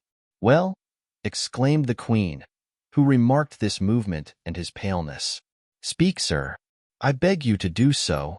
I beg you to excuse me, madam. I wish to add nothing to the recital of these gentlemen until they perceive themselves that they have perhaps been mistaken." "Mistaken!" cried the queen, almost suffocated by emotion. "Mistaken! What has happened, then?" "Sir," interposed Monsieur de Flamarens to Athos, "if we are mistaken, the error has originated with the queen. I do not suppose you will have the presumption to set it to rights. That would be to accuse Her Majesty, Queen, and of falsehood." "With the queen, sir," replied Athos, in his calm, vibrating voice. "Yes," murmured Flamarens, lowering his eyes. Athos sighed deeply. "Or rather, sir," said Aramis, with his peculiar irritating politeness, "the error of the person who was with you when we met you in the guardroom. For if the Comte de la Fere and I are not mistaken, we saw you in the company of a third gentleman." Chatillon and Flamarens started. "Explain yourself, Count," cried the queen, whose anxiety grew greater every moment. "On your brow I read despair. Your lips falter ere you announce some terrible tidings. Your hands tremble. Oh, my God! My God! What has happened?" "Lord!" ejaculated the young princess, falling on her knees, "have mercy on us." "Sir," said Chatillon, "if you bring bad tidings, it will be cruel in you to announce them to the queen." Aramis went so close to Chatillon as almost to touch him. "Sir," said he, with compressed lips and flashing eyes, "you have not the presumption to instruct the Comte de la Fere and myself what we ought to say here?" During this brief altercation Athos, with his hands on his heart, his head bent low, approached the queen and in a voice of deepest sorrow said, "Madam, princes, who by nature are above other men, receive from heaven courage to support greater misfortunes than those of lower rank, for their hearts are elevated as their fortunes. We ought not, therefore, I think, to act toward a queen so illustrious as your Majesty as we should act toward a woman of our lowlier condition. Queen, destined as you are to endure every sorrow on this earth, hear the result of our unhappy mission." Athos, kneeling down before the queen, trembling and very cold, drew from his bosom, enclosed in the same case, the order set in diamonds which the queen had given to Lord de Winter and the wedding ring which Charles I, before his death, had placed in the hands of Aramis. Since the moment he had first received these two mementos, Athos had never parted with them. He opened the case and offered them to the queen with deep and silent anguish. The queen stretched out her hand, seized the ring, pressed it convulsively to her lips, and without being able to breathe a sigh, to give vent to a sob, she extended her arms, became deadly pale, and fell senseless in the arms of her attendants and her daughter. Athos kissed the hem of the robe of the widowed queen and rising, with a dignity that made a deep impression on those around. "I, the Comte de la Fere, a gentleman who has never deceived any human being, swear before God and before this unhappy queen, that all that was possible to save the King of England was done whilst we were on English ground. Now, Chevalier," he added, turning to Aramis, "let us go, our duty is fulfilled." "Not yet," said Aramis. "We have still a word to say to these gentlemen." And turning to Chatillon, "Sir, be so good as not to go away without giving me an opportunity to tell you something I cannot say before the queen." Chatillon bowed in token of assent, and they all went out, stopping at the window of a gallery on the ground floor. "Sir," said Aramis, "you allowed yourself just now to treat us in a most extraordinary manner. that would not be endurable in any case, and is still less so on the part of those who came to bring the queen the message of a liar. "Sir," cried de Chatillon, "what have you done with Monsieur de Bruy? Has he by any possibility gone to change his face, which was too like that of Monsieur de Mazarin? There is an abundance of Italian masks at the Palais Royal, from Harlequin even to Pantaloon." "Chevalier, Chevalier," said Athos. "Leave me alone," said Aramis impatiently. "You know well that I don't like to leave things half-finished." "Conclude then, sir," answered de Chatillon, with as much hauteur as Aramis. "Gentlemen," resumed Aramis, "anyone but the Comte de la Fere and myself would have had you arrested, for we have friends in Paris, but we are contented with another course. Come and converse with us for just 5 minutes, sword in hand, upon this deserted terrace." "One moment, gentlemen," cried Flamarens. "I know well that the proposition is tempting, but at present it is impossible to accept it." "And why not?" said Aramis, in his tone of raillery. "Is it Mazarin's proximity that makes you so prudent?" "Oh, you hear that, Flamarens," said Chatillon. "Not to reply would be a blot on my name and my honor." "That is my opinion," said Aramis. "You will not reply, however, and these gentlemen, I am sure, will presently be of my opinion." Aramis shook his head with a motion of indescribable insolence. Chatillon saw the motion and put his hand to his sword. "Willingly," replied de Chatillon. "Duke," said Flamarens, "you forget that tomorrow you are to command an expedition of the greatest importance, projected by the prince, assented to by the queen. Until tomorrow evening you are not at your own disposal." "Let it be then the day after tomorrow," said Aramis. "Tomorrow, rather," said de Chatillon. "If you will take the trouble of coming so far as the gates of Charenton." "How can you doubt it, sir? For the pleasure of a meeting with you, I would go to the end of the world." "Very well, tomorrow, sir. I shall rely on it. Are you going to rejoin your cardinal?" "Swear first on your honor not to inform him of our return." "Conditions?" "Why not?" "Because it is for victors to make conditions, and you are not yet victors, gentlemen. Then let us draw on the spot. It is all one to us who do not command tomorrow's expedition." Chatillon and Flamarens looked at each other. There was such irony in the words and in the bearing of Aramis that the Duke had great difficulty in bridling his anger, but at a word from Flamarens he restrained himself and contented himself with saying, "You promise, sir, that's agreed, that I shall find you tomorrow at Charenton?" "Oh, don't be afraid, sir," replied Aramis, and the two gentlemen shortly afterward left the Louvre. "For what reason is all this fume and fury?" asked Athos. "What have they done to you?" Did you not see what they did?" "No." "They laughed when we swore that we had done our duty in England. Now, if they believed us, they laughed in order to insult us. If they did not believe it, they insulted us all the more. However, I'm glad not to fight them until tomorrow. I hope we shall have something better to do tonight than to draw the sword." "What have we to do?" "Egad, to take Mazarin." Athos curled his lip with disdain. "These undertakings do not suit me, as you know, Aramis." "Why?" "Because it is taking people unawares." "Really, Athos, you would make a singular general. You would fight only by broad daylight, warn your foe before an attack, and never attempt anything by night, lest you should be accused of taking advantage of the darkness." Athos smiled. "You know one cannot change his nature," he said. "Besides, do you know what is our situation, and whether Mazarin's arrest wouldn't be rather an encumbrance than an advantage? Say at once you disapprove of my proposal. I think you ought to do nothing, since you exacted a promise from these gentlemen not to let Mazarin know that we were in France. I have entered into no engagement and consider myself quite free. Come. Where? Either to seek the Duc de Beaufort or the Duc de Bouillon, and to tell them about this.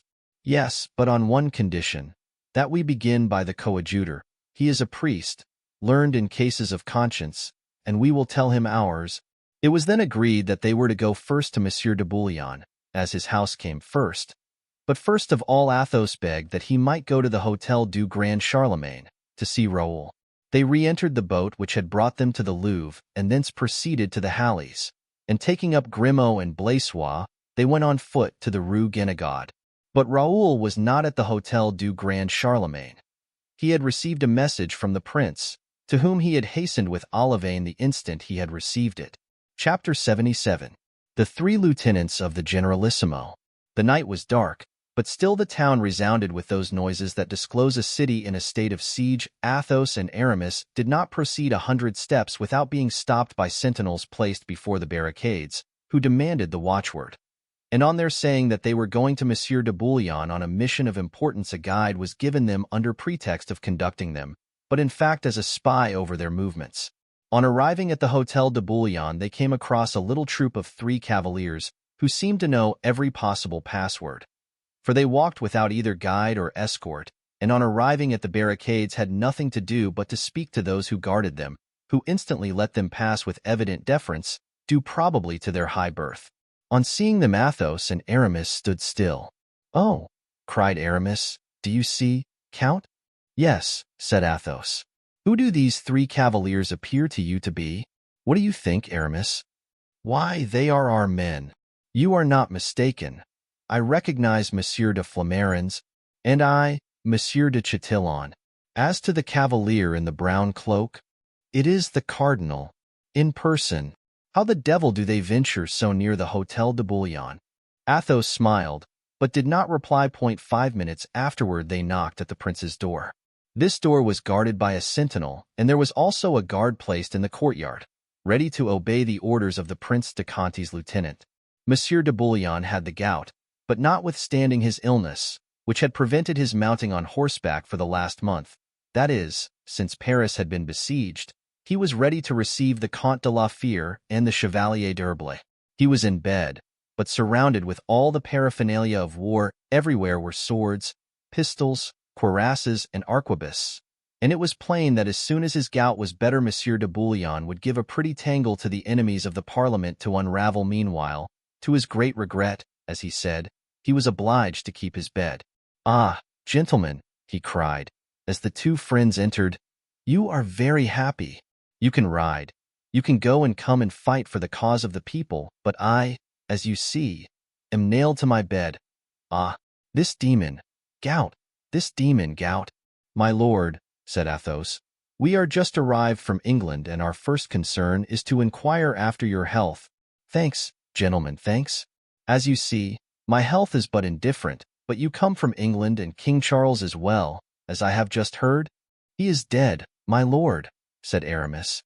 "Pooh," said the duke, too much astonished to believe it true.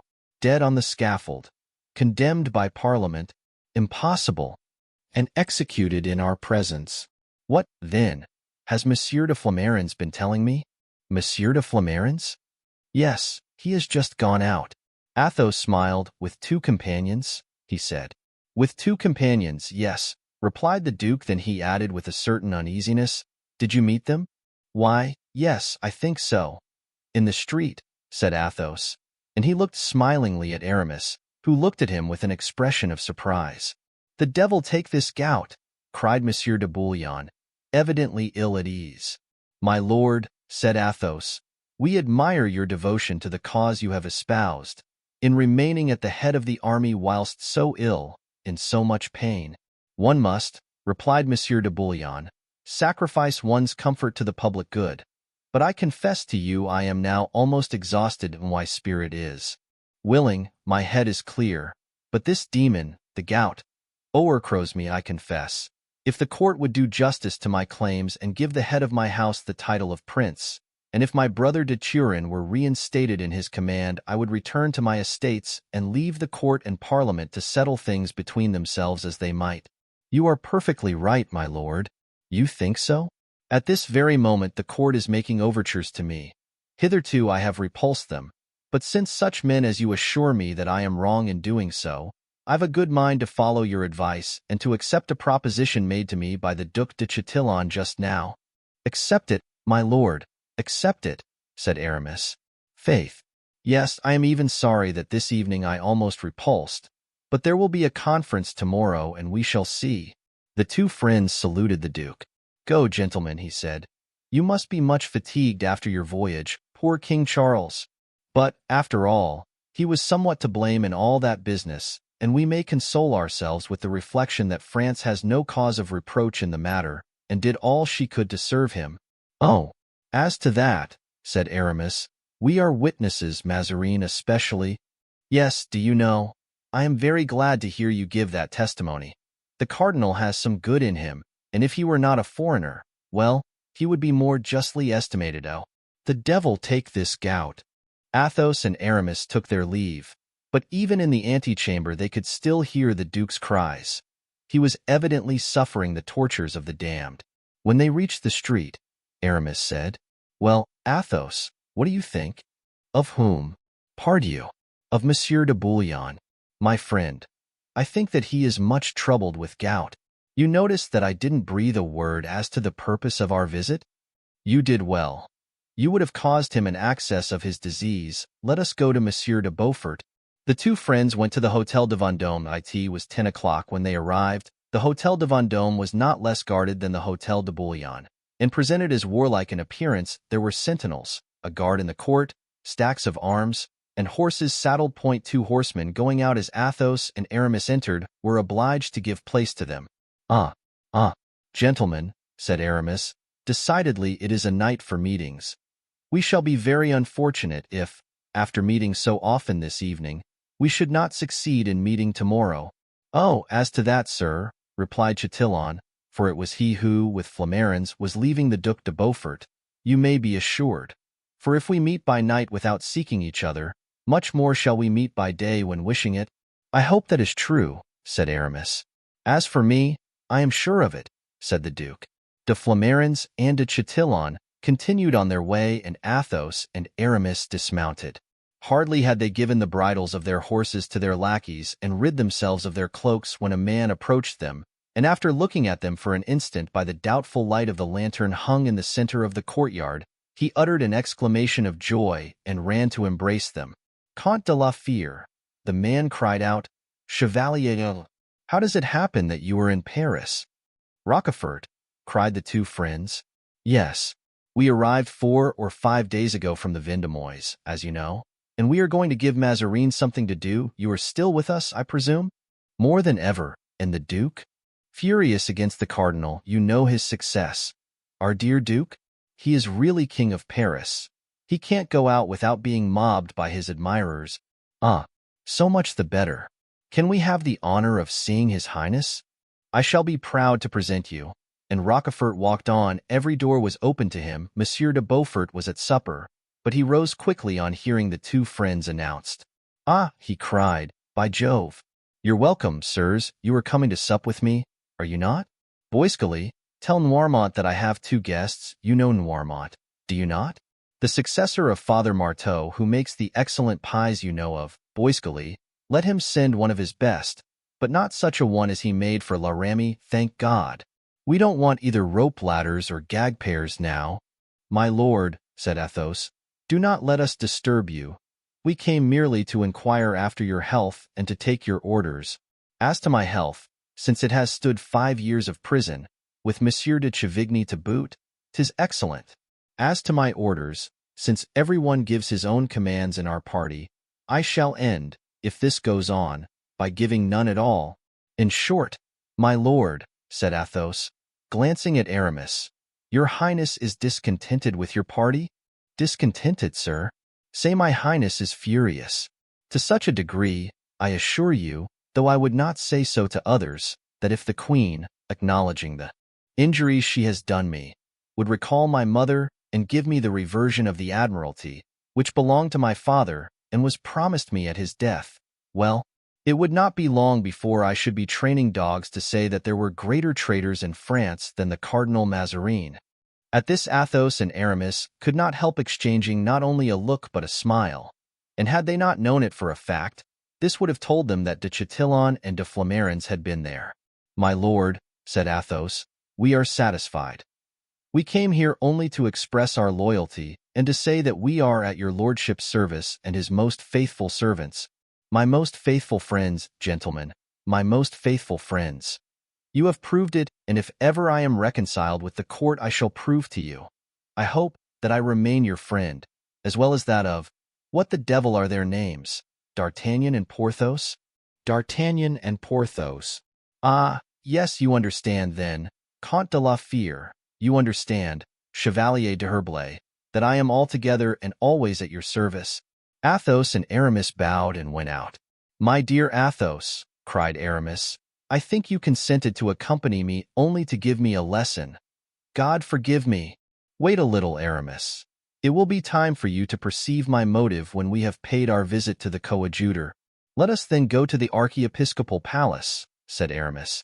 They directed their horses to the city. On arriving at the cradle from which Paris sprang, they found it inundated with water, and it was again necessary to take a boat. The palace rose from the bosom of the water, and to see the number of boats around it one would have fancied oneself not in Paris, but in Venice. Some of these boats were dark and mysterious, others noisy and lighted up with torches. The friends slid in through this congestion of embarkation and landed in their turn. The palace was surrounded with water, but a kind of staircase had been fixed to the lower walls, and the only difference was that instead of entering by the doors, people entered by the windows.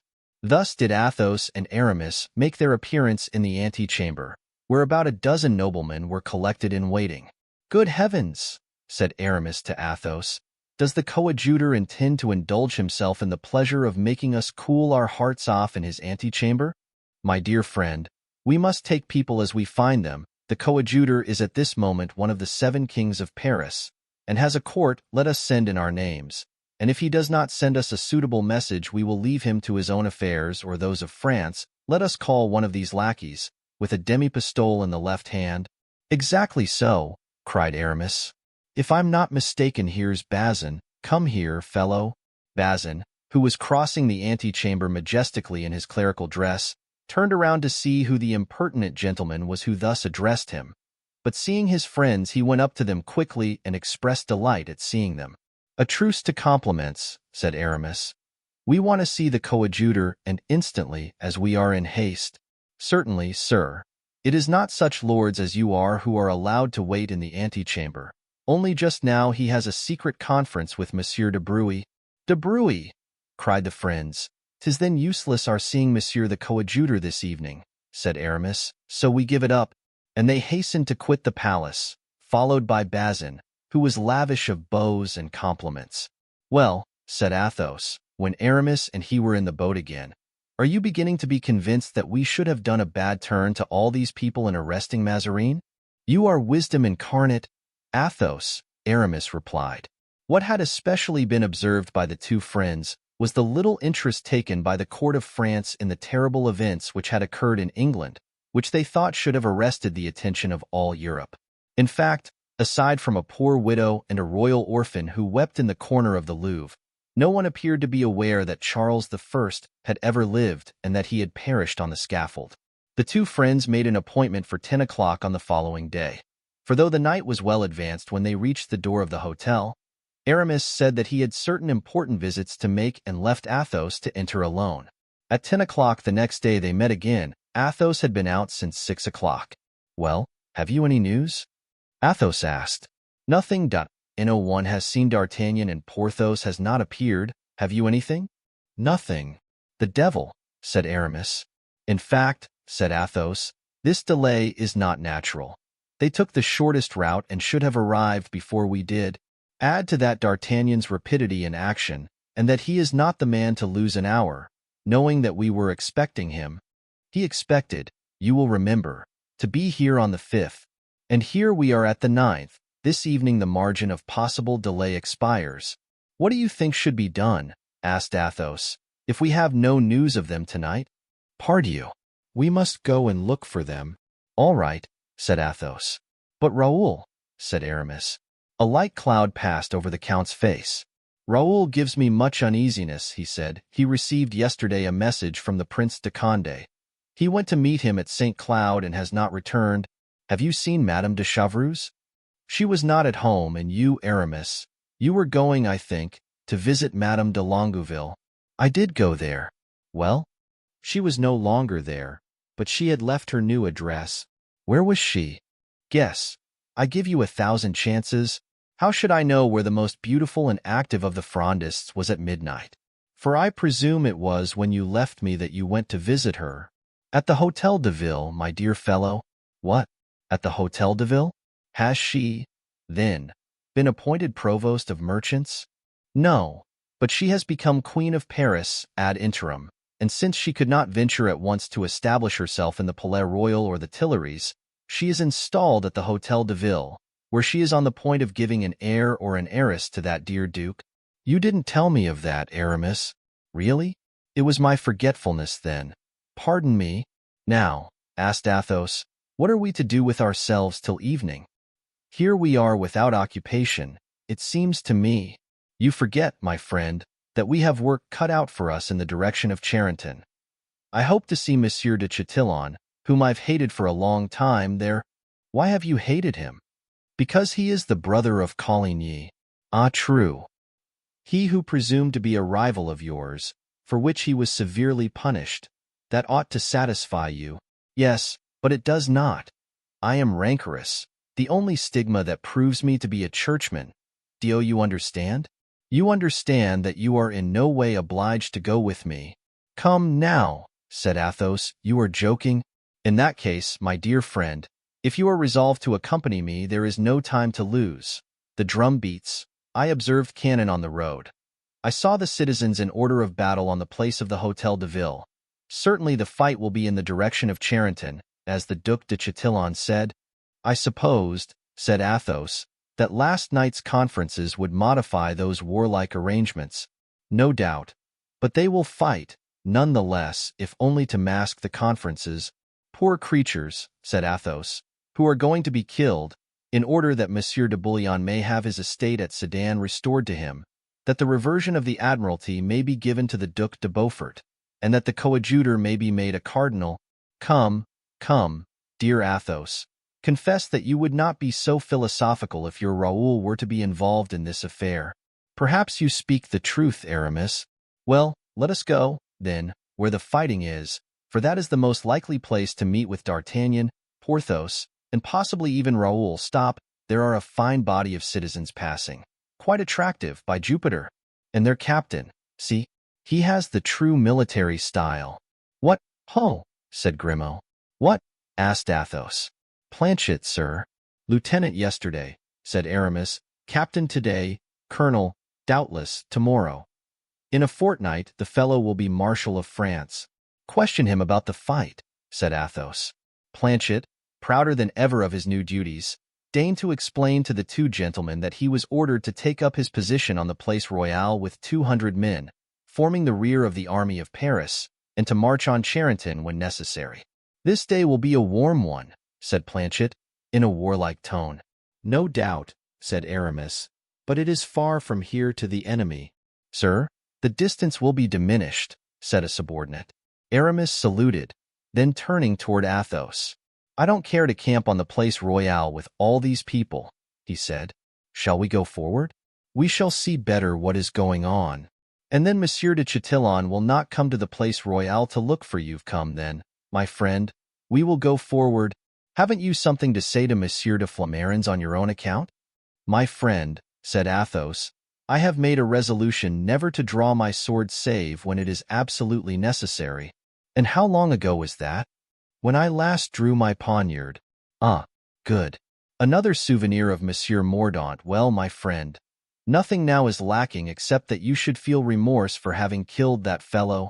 Hush, said Athos, putting a finger on his lips, with the sad smile peculiar to him. Let us talk no more of Mordaunt. It will bring bad luck. And Athos set forward toward Charenton, followed closely by Aramis. Chapter 78. The Battle of Charenton. As Athos and Aramis proceeded, and passed different companies on the road, they became aware that they were arriving near the field of battle. Ah, my friend, cried Athos suddenly, where have you brought us? I fancy I perceive around us faces of different officers in the royal army. Is not that the Duc de Chatillon himself coming toward us with his brigadiers? Good day, sirs, said the Duke, advancing. You are puzzled by what you see here, but one word will explain everything. There is now a truce and a conference. The Prince, Monsieur de Retz, the Duc de Beaufort, the Duc de Bouillon, are talking over public affairs. Now one of two things must happen. Either matters will not be arranged, or they will be arranged, in which last case I shall be relieved of my command, and we shall still meet again. Sir, said Aramis, you speak to the point. Allow me to ask you a question. Where are the plenipotentiaries? At Charenton, in the second house on the right on entering from the direction of Paris. And was this conference arranged beforehand? No, gentlemen. It seems to be the result of certain propositions which Mazarin made last night to the Parisians. Athos and Aramis exchanged smiles, for they well knew what those propositions were, to whom they had been made and who had made them. And that house in which the plenipotentiaries are, asked Athos, belongs to Monsieur de Chanleu, who commands your troops at Charenton. I say your troops, for I presume that you gentlemen are frondeurs? Yes, almost, said Aramis. We are for the king and the princes, added Athos. We must understand each other, said the duke. The king is with us, and his generals are the Duke of Orleans and the Prince de Condé. Although I must add, 'tis almost impossible now to know to which party anyone belongs. Yes, answered Athos, but his right place is in our ranks, with the Prince de Conti, de Beaufort, d'Elbeuf, and de Bouillon. But, sir, supposing that the conference is broken off, are you going to try to take Charenton? Such are my orders, sir, since you command the cavalry. Pardon me, I am commander-in-chief. So much the better, you must know all your officers. I mean those more distinguished. Why, yes, very nearly. Will you then kindly tell me if you have in your command the Chevalier d'Artagnan, lieutenant in the Musketeers? No, sir, he is not with us. He left Paris more than 6 weeks ago, and is believed to have gone on a mission to England. I knew that, but I supposed he had returned. No, sir. No one has seen him. I can answer positively on that point, for the Musketeers belong to our forces, and Monsieur de Cambon, the substitute for Monsieur d'Artagnan, still holds his place. The two friends looked at each other. You see, said Athos. It is strange, said Aramis. It is absolutely certain that some misfortune has happened to them on the way. If we have no news of them this evening, tomorrow we must start. Athos nodded affirmatively, then turning. And Monsieur de Bragelonne, a young man 15 years of age, attached to the Prince de Condé, has he the honor of being known to you? Diffident in allowing the sarcastic Aramis to perceive how strong were his paternal feelings. Yes, surely, he came with the prince, a charming young man. He is one of your friends, then, Monsieur le Comte? Yes, sir, answered Athos, agitated. So much so that I wish to see him if possible. Quite possible, sir. Do me the favor to accompany me, and I will conduct you to headquarters. Halloo, there, cried Aramis, turning around. What a noise behind us! A body of cavaliers is coming toward us, said Chatillon. I recognize the Coadjuteur by his frondist hat, and I the Duc de Beaufort by his white plume of ostrich feathers. They are coming, full gallop. The prince is with them. Ah, he is leaving them. They are beating the rappel, cried Chatillon. We must discover what is going on. In fact, they saw the soldiers running to their arms. The trumpets sounded. The drums beat. The Duc de Beaufort drew his sword. On his side the prince sounded a rappel, and all the officers of the royalist army, mingling momentarily with the Parisian troops, ran to him. Gentlemen, cried Chatillon, the truce is broken. That is evident. They are going to fight. Go, then, into Charenton, for I shall begin in a short time. There's a signal from the prince. The cornet of a troop had, in fact, just raised the standard of the prince. Farewell, till the next time we meet, cried Chatillon, and he set off, full gallop. Athos and Aramis turned also, and went to salute the Coadjuteur and the Duc de Beaufort to the Duc de Bouillon. He had such a fit of gout as obliged him to return to Paris in a litter, but his place was well filled by the Duc. D'Elbeuf and his 4 sons, ranged around him like a staff. Meantime, between Charenton and the royal army was left a space which looked ready to serve as a last resting place for the dead. Gentlemen, cried the Coadjuteur, tightening his sash, which he wore, after the fashion of the ancient military prelates, over his archiepiscopal samar, there's the enemy approaching, let us save them half of their journey. And without caring whether he were followed or not, he set off. His regiment, which bore the name of the Regiment of Corinth, from the name of his archbishopric, darted after him and began the fight. Monsieur de Beaufort sent his cavalry toward Étampes, and Monsieur de Chanleu, who defended the place, was ready to resist an assault, or if the enemy were repulsed, to attempt a sortie. The battle soon became general, and the coadjutor performed miracles of valor. His proper vocation had always been the sword, and he was delighted whenever he could draw it from the scabbard, no matter for whom or against whom. Chanleu, whose fire at one time repulsed the royal regiment, thought that the moment was come to pursue it, but it was reformed and led again to the charge by the Duc de Chatillon in person. This charge was so fierce, so skillfully conducted, that Chanleu was almost surrounded. He commanded a retreat, which began, step by step, foot by foot. Unhappily, in an instant he fell, mortally wounded. Chatillon saw him fall, and announced it in a loud voice to his men, which raised their spirits and completely disheartened their enemies, so that every man thought only of his own safety and tried to gain the trenches, where the coadjutor was trying to reform his disorganized regiment. Suddenly a squadron of cavalry galloped up to encounter the royal troops, who were entering, pell-mell, the entrenchments with the fugitives. Athos and Aramis charged at the head of their squadrons. Aramis with sword and pistol in his hands, Athos with his sword in his scabbard, his pistol in his saddlebags. Calm and cool as if on the parade, except that his noble and beautiful countenance became sad as he saw slaughtered so many men who were sacrificed on the one side to the obstinacy of royalty and on the other to the personal rancor of the princes. Aramis, on the contrary, struck right and left and was almost delirious with excitement. His bright eyes kindled, and his mouth, so finely formed, assumed a wicked smile. Every blow he aimed was sure, and his pistol finished the deed, annihilated the wounded wretch who tried to rise again. On the opposite side, two cavaliers, one covered with a gilt cuirass, the other wearing simply a buff doublet, from which fell the sleeves of a vest of blue velvet, charged in front. The cavalier in the gilt cuirass fell upon Aramis and struck a blow that Aramis parried with his wonted skill. "Ah, 'tis you, Monsieur de Chatillon," cried the chevalier. "Welcome to you. I expected you."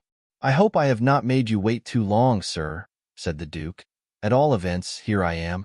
"Monsieur de Chatillon," cried Aramis, taking from his saddlebags a second pistol. "I think if your pistols have been discharged you are a dead man." "Thank God, sir, they are not." And the duke, pointing his pistol at Aramis, fired, but Aramis bent his head the instant he saw the duke's finger press the trigger and the ball passed without touching him. "Oh, you've missed me," cried Aramis, "but I swear to heaven, I will not miss you. If I give you time," cried the duke, spurring on his horse and rushing upon him with his drawn sword.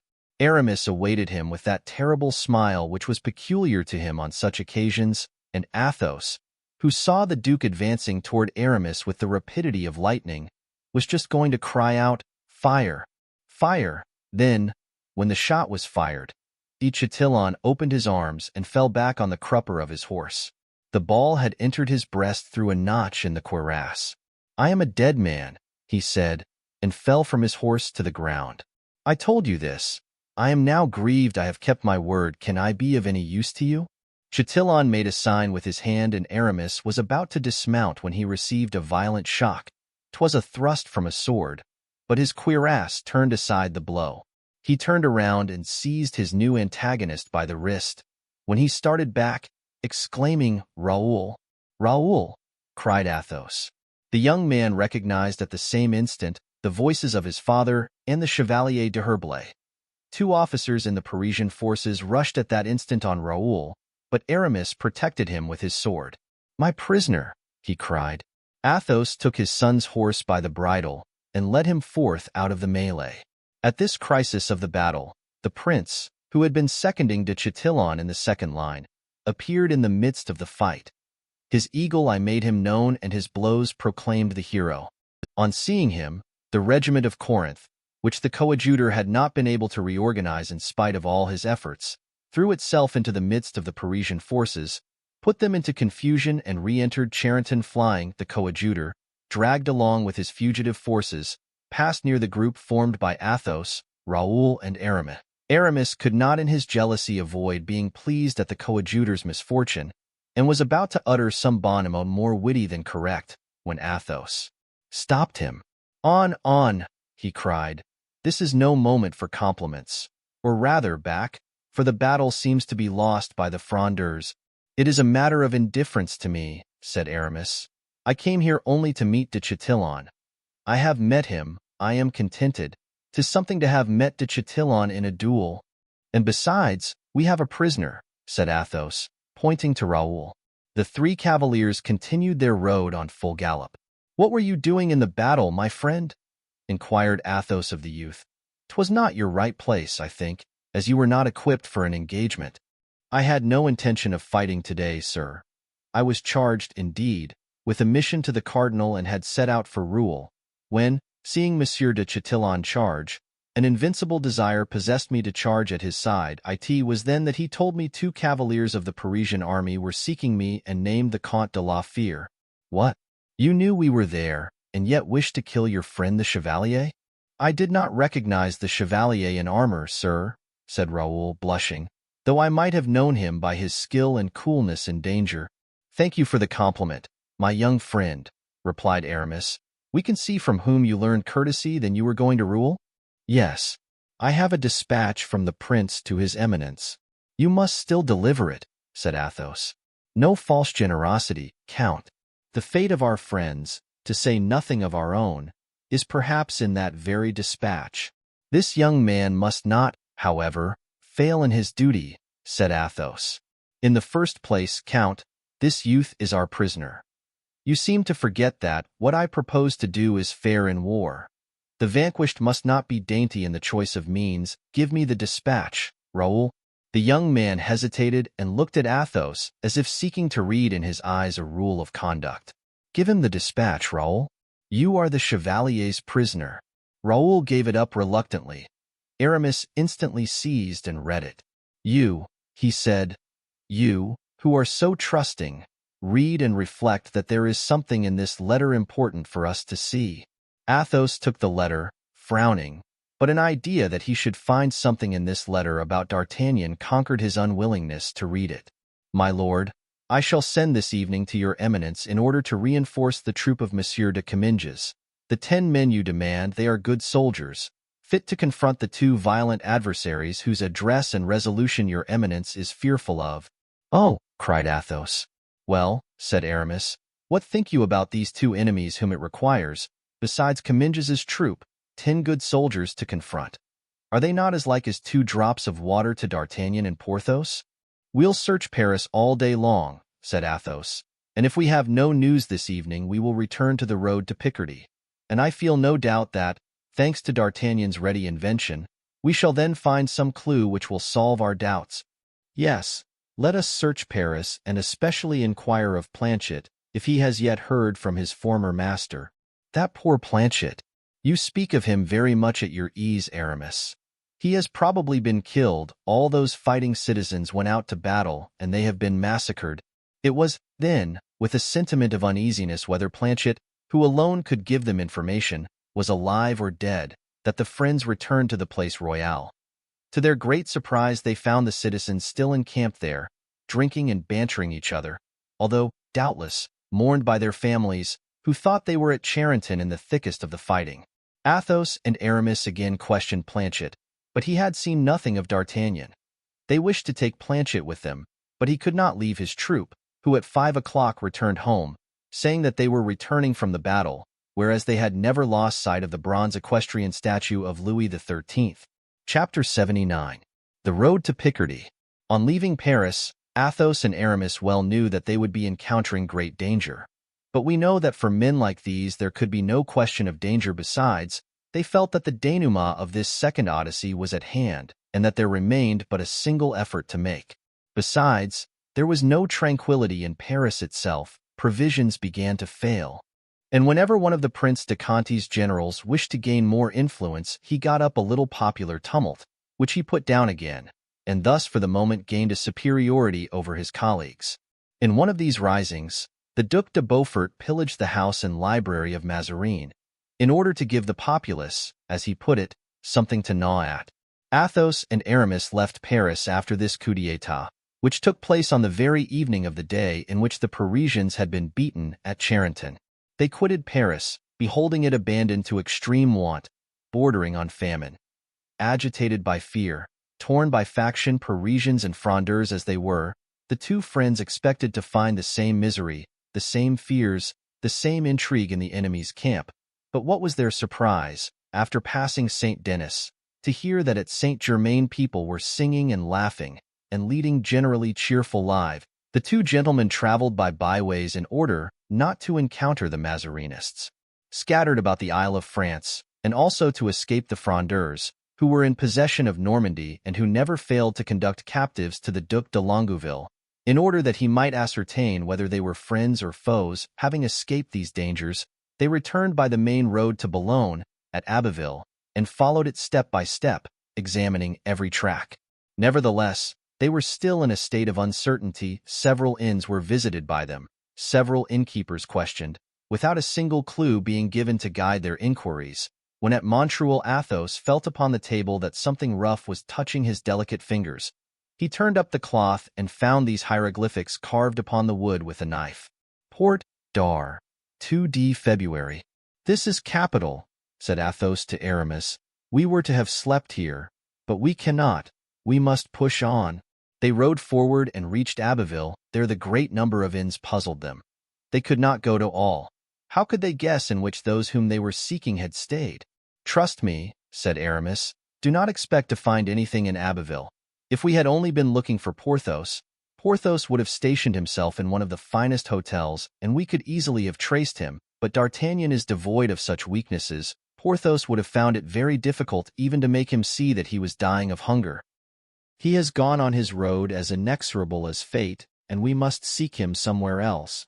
They continued their route. It had now become a weary and almost hopeless task, and had it not been for the threefold motives of honor, friendship, and gratitude, implanted in their hearts, our two travelers would have given up many a time their rides over the sand, their interrogatories of the peasantry, and their close inspection of faces. They proceeded thus to Peronne.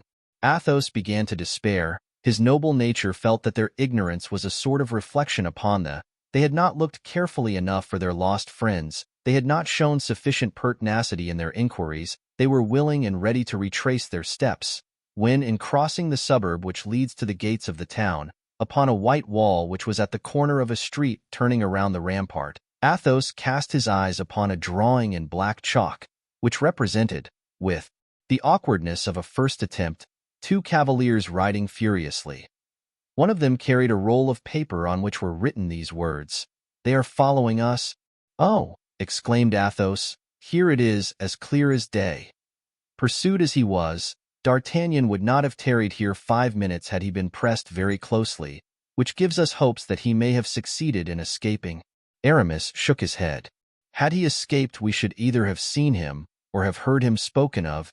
"You are right, Aramis. Let us travel on."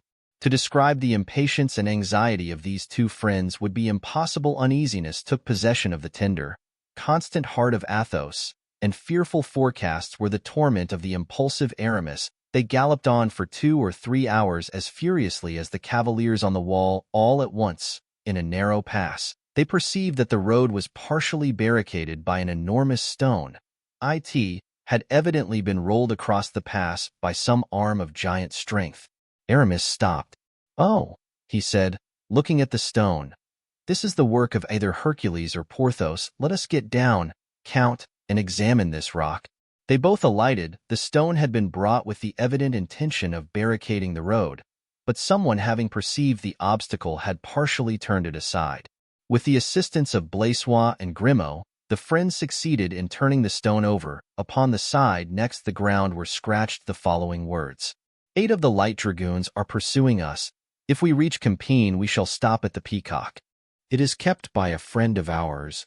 At last we have something definite, said Athos. Let us go to the Peacock. Yes, answered Aramis. But if we are to get there, we must rest our horses, for they are almost broken-winded. Aramis was right.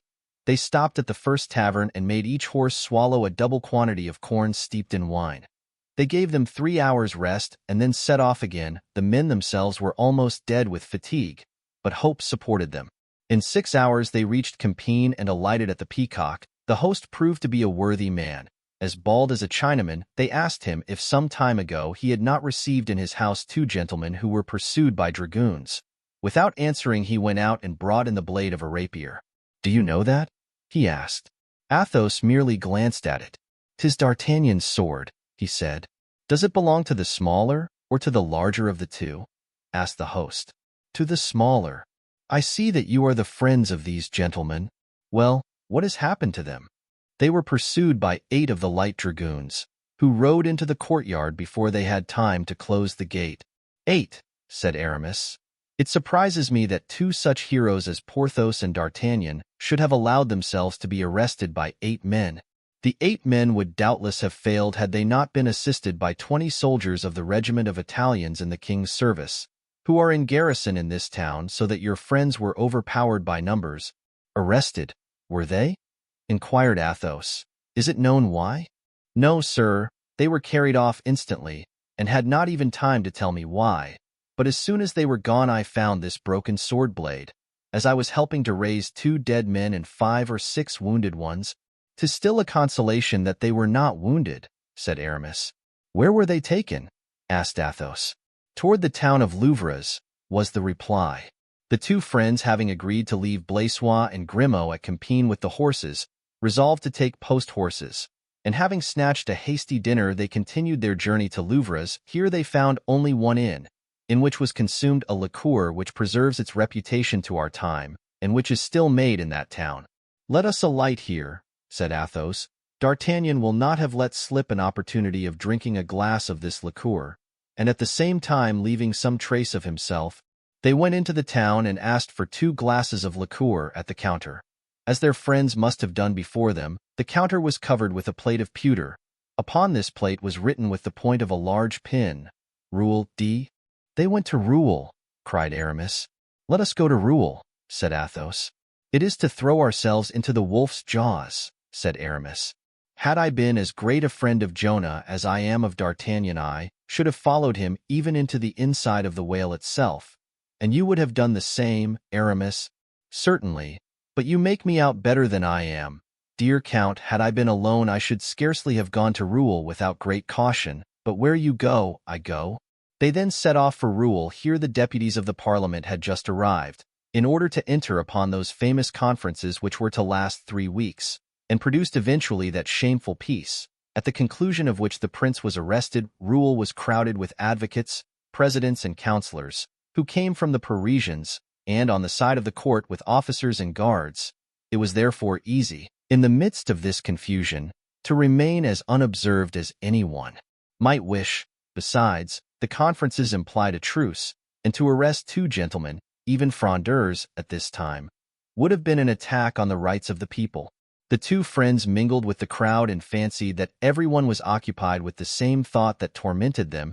They expected to hear some mention made of D'Artagnan or of Porthos, but everyone was engrossed by articles and reforms. It was the advice of Athos to go straight to the minister. "My friend," said Aramis, "take care. Our safety lies in our obscurity. If we were to make ourselves known, we should be sent to rejoin our friends in some deep ditch, from which the devil himself could not take us out. Let us try not to find them out by accident, but from our notions arrested at Compiègne. They have been carried to Roule. At Roule they have been questioned by the cardinal, who has either kept them near him or sent them to Saint-Germain. As to the Bastille, they are not there. Though the Bastille is especially for the Frondeurs, they are not dead, for the death of D'Artagnan would make a sensation. As for Porthos, I believe him to be eternal, like God, although less patient. Oh, not let us despond, but wait at Roule, for my conviction is that they are at Roule." "But what ails you? You are pale." "It is this," answered Athos with a trembling voice. "I remember that at the castle of Roule the Cardinal Richelieu had some horrible oubliettes constructed." "Oh, never fear," said Aramis. "Richelieu was a gentleman, our equal in birth, our superior in position. He could, like the king, touch the greatest of us on the head, and touching them make such heads shake on their shoulders. But Mazarin is a low-born rogue, who can at the most take us by the collar, like an archer. Be calm, for I am sure that D'Artagnan and Porthos are at Roule alive and well." "But," resumed Athos, "I recur to my first proposal. I know no better means than to act with candor. I shall seek, not Mazarin, but the queen, and say to her, 'Madam, restore to us your 2 servants and our 2 friends.'" Aramis shook his head. "'Tis a last resource, but let us not employ it till it is imperatively called for." Let us rather persevere in our researches. They continued their inquiries, and at last met with a light dragoon, who had formed one of the guard which had escorted D'Artagnan to Rouen. Athos, however, perpetually recurred to his proposed interview with the queen. "In order to see the queen," said Aramis, "we must first see the cardinal. And when we have seen the cardinal, remember what I tell you, Athos, we shall be reunited to our friends, but not in the way you wish now. That way of joining them is not very attractive to me. I confess, let us act in freedom, that we may act well and quickly." "I shall go," he said, "to the queen." "Well then," answered Aramis, "pray tell me a day or two beforehand, that I may take that opportunity of going to Paris." "To whom?" "Zounds! How do I know? Perhaps to Madame de Longueville. She is all-powerful yonder. She will help me, but send me word should you be arrested, for then I will return directly." "Why do you not take your chance and be arrested with me?" "No, I thank you. Should we, by being arrested, be all four together again, we should not, I am not sure, be 24 hours in prison without getting free. My friend, since I killed Chatillon, adored of the ladies of Saint Germain, I am too great a celebrity not to fear a prison doubly. The queen is likely to follow Mazarin's counsels, and to have me tried. Do you think she loves this Italian so much as they say she does? Did she not love an Englishman? My friend, she is a woman. No, no, you are deceived. She is a queen. Dear friend, I shall sacrifice myself and go and see Anne of Austria. Adieu, Athos. I am going to raise an army. For what purpose? To come back and besiege Rouen. Where shall we meet again? At the foot of the cardinal's gallows. The two friends departed, Aramis to return to Paris, Athos to take measures preparatory to an interview with the queen. Chapter 80. The gratitude of Anne of Austria. Athos found much less difficulty than he had expected in obtaining an audience of Anne of Austria. It was granted, and was to take place after her morning's levee, at which, in accordance with his rights of birth, he was entitled to be present. A vast crowd filled the apartments of Saint Germain, and had never at the Louvre had so large a court. But this crowd represented chiefly the second class of nobility, while the Prince de Conti, the Duc de Beaufort, and the Coadjuteur assembled around them. The first nobility of France. The greatest possible gaiety prevailed at court. The particular characteristic of this was that more songs were made than cannons fired during its continuance. The court made songs on the Parisians and the Parisians on the court. And the casualties, though not mortal, were painful, as are all wounds inflicted by the weapon of ridicule. In the midst of this seeming hilarity, nevertheless, people's minds were uneasy. Was Mazarin to remain the favorite and minister of the queen? Was he to be carried back by the wind which had blown him there? Everyone hoped so that the minister felt that all around him, beneath the homage of the courtiers, lay a fund of hatred, ill disguised by fear and interest. He felt ill at ease and at a loss what to do. Condé himself, whilst fighting for him, lost no opportunity of ridiculing, of humbling him. The queen, on whom he threw himself as sole support, seemed to him now not much to be relied upon. When the hour appointed for the audience arrived, Athos was obliged to stay until the queen, who was waited upon by a new deputation from Paris, had consulted with her minister as to the propriety and manner of receiving them. All were fully engrossed with the affairs of the day. Athos could not therefore have chosen a more inauspicious moment to speak of his friends. Poor Adams, lost in that raging whirlwind. But Athos was a man of inflexible determination. He firmly adhered to a purpose once formed, when it seemed to him to spring from conscience and to be prompted by a sense of duty. He insisted on being introduced, saying that although he was not a deputy from Monsieur de Conti, or Monsieur de Beaufort, or Monsieur de Bouillon, or Monsieur d'Elbeuf, or the Coadjuteur, or Madame de Longueville, or Broussel, or the Parliament, and although he had come on his own private account, he nevertheless had things to say to Her Majesty of the utmost importance. The conference being finished, the Queen summoned him to her cabinet. Athos was introduced and announced by name. It was a name that too often resounded in Her Majesty's ears and too often vibrated in her heart for Anne of Austria not to recognize it. Yet she remained impassive, looking at him with that fixed stare which is tolerated only in women who are queens, either by the power of beauty or by the right of birth. "It is then a service which you propose to render us, Count?" asked Anne of Austria, after a moment's silence. "Yes, madam. Another service," said Athos, shocked that the queen did not seem to recognize him. Athos had a noble heart and made, therefore, but a poor courtier, and frowned. Mazarin, who was sitting at a table folding up papers, as if he had only been a secretary of state, looked up. "Speak," said the queen. Mazarin turned again to his papers. "Madame," resumed Athos, "two of my friends, named D'Artagnan and Monsieur du Vallon, sent to England by the cardinal, suddenly disappeared when they set foot on the shores of France. No one knows what has become of them." "Well," said the queen, "I address myself, therefore, first to the benevolence of your Majesty, that I may know what has become of my friends, reserving to myself, if necessary, the right of appealing hereafter to your justice." "Sir," replied Anne, with a degree of haughtiness which to certain persons became impertinence, "this is the reason that you trouble me in the midst of so many absorbing concerns. An affair for the police. Well, sir, you ought to know that we no longer have a police, since we are no longer at Paris. I think your Majesty will have no need to apply to the police to know where my friends are, but that if you will deign to interrogate the cardinal he can reply without any further inquiry than into his own recollections." "But, God forgive me," cried Anne, with that disdainful curl of the lips peculiar to her. "I believe that you are yourself interrogating." "Yes, madam. Here I have a right to do so, for it concerns Monsieur d'Artagnan." "D'Artagnan," he repeated, in such a manner as to bow the regal brow with recollections of the weak and erring woman. The cardinal saw that it was now high time to come to the assistance of Anne. "Sir," he said, "I can tell you what is at present unknown to Her Majesty. These individuals are under arrest. They disobeyed orders." "I beg of your Majesty, then," said Athos, calmly and not replying to Mazarin, "to quash these arrests of Messrs. D'Artagnan and du Vallon." "What you ask is merely an affair of discipline and does not concern me," said the queen. "Monsieur d'Artagnan never made such an answer as that when the service of your Majesty was concerned," said Athos, bowing with great dignity. He was going toward the door when Mazarin stopped him. "You, too, have been in England, sir?" he said, making a sign to the queen, who was evidently going to issue a severe order. "I was a witness of the last hours of Charles I, a poor king, culpable, at the most, of weakness, how cruelly punished by his subjects.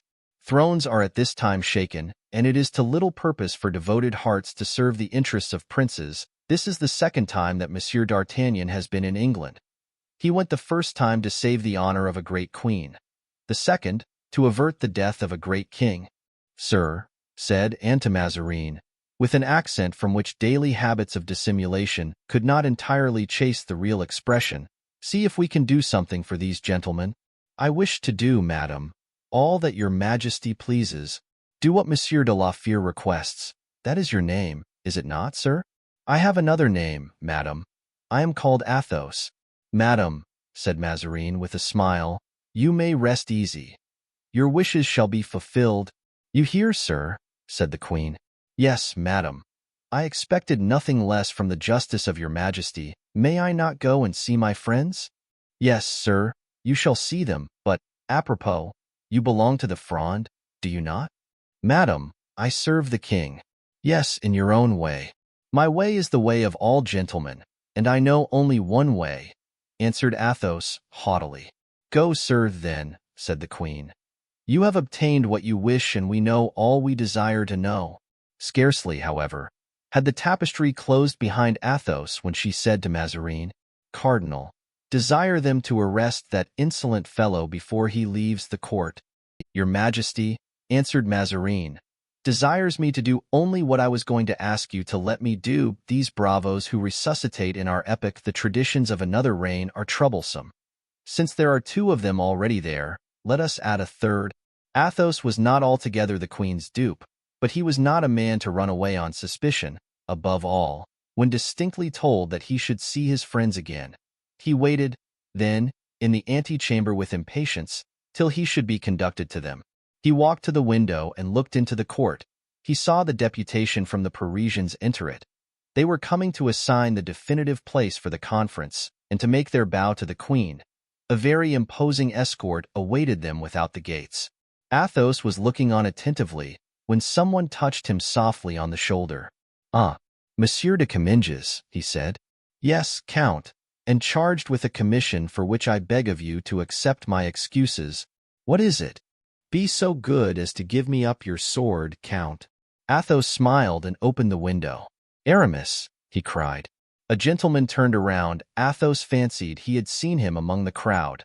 It was Aramis. He bowed with great friendship to the Count. "Aramis," cried Athos, "I am arrested." "Good," replied Aramis calmly. "Sir," said Athos, turning to Comminges and giving him politely his sword by the hilt, "here is my sword. Have the kindness to keep it safely for me until I quit my prison. I prize it. It was given to my ancestor by King Francis I. In his time they armed gentlemen, not disarmed them now. Whither do you conduct me?" "Into my room first," replied Comminges. "The queen will ultimately decide your place of domicile."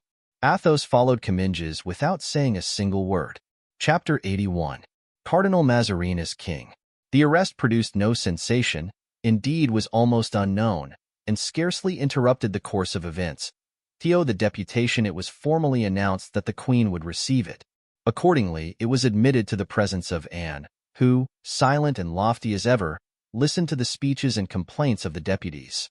But when they had finished their harangues, not one of them could say, so calm remained her face, whether or no she had heard them. On the other hand, Mazarin, present at that audience, heard very well what those deputies demanded. It was purely and simply his removal, in terms clear and precise. The discourse being finished, the queen remained silent. "Gentlemen," said Mazarin, "I join with you in supplicating the queen to put an end to the miseries of her subjects.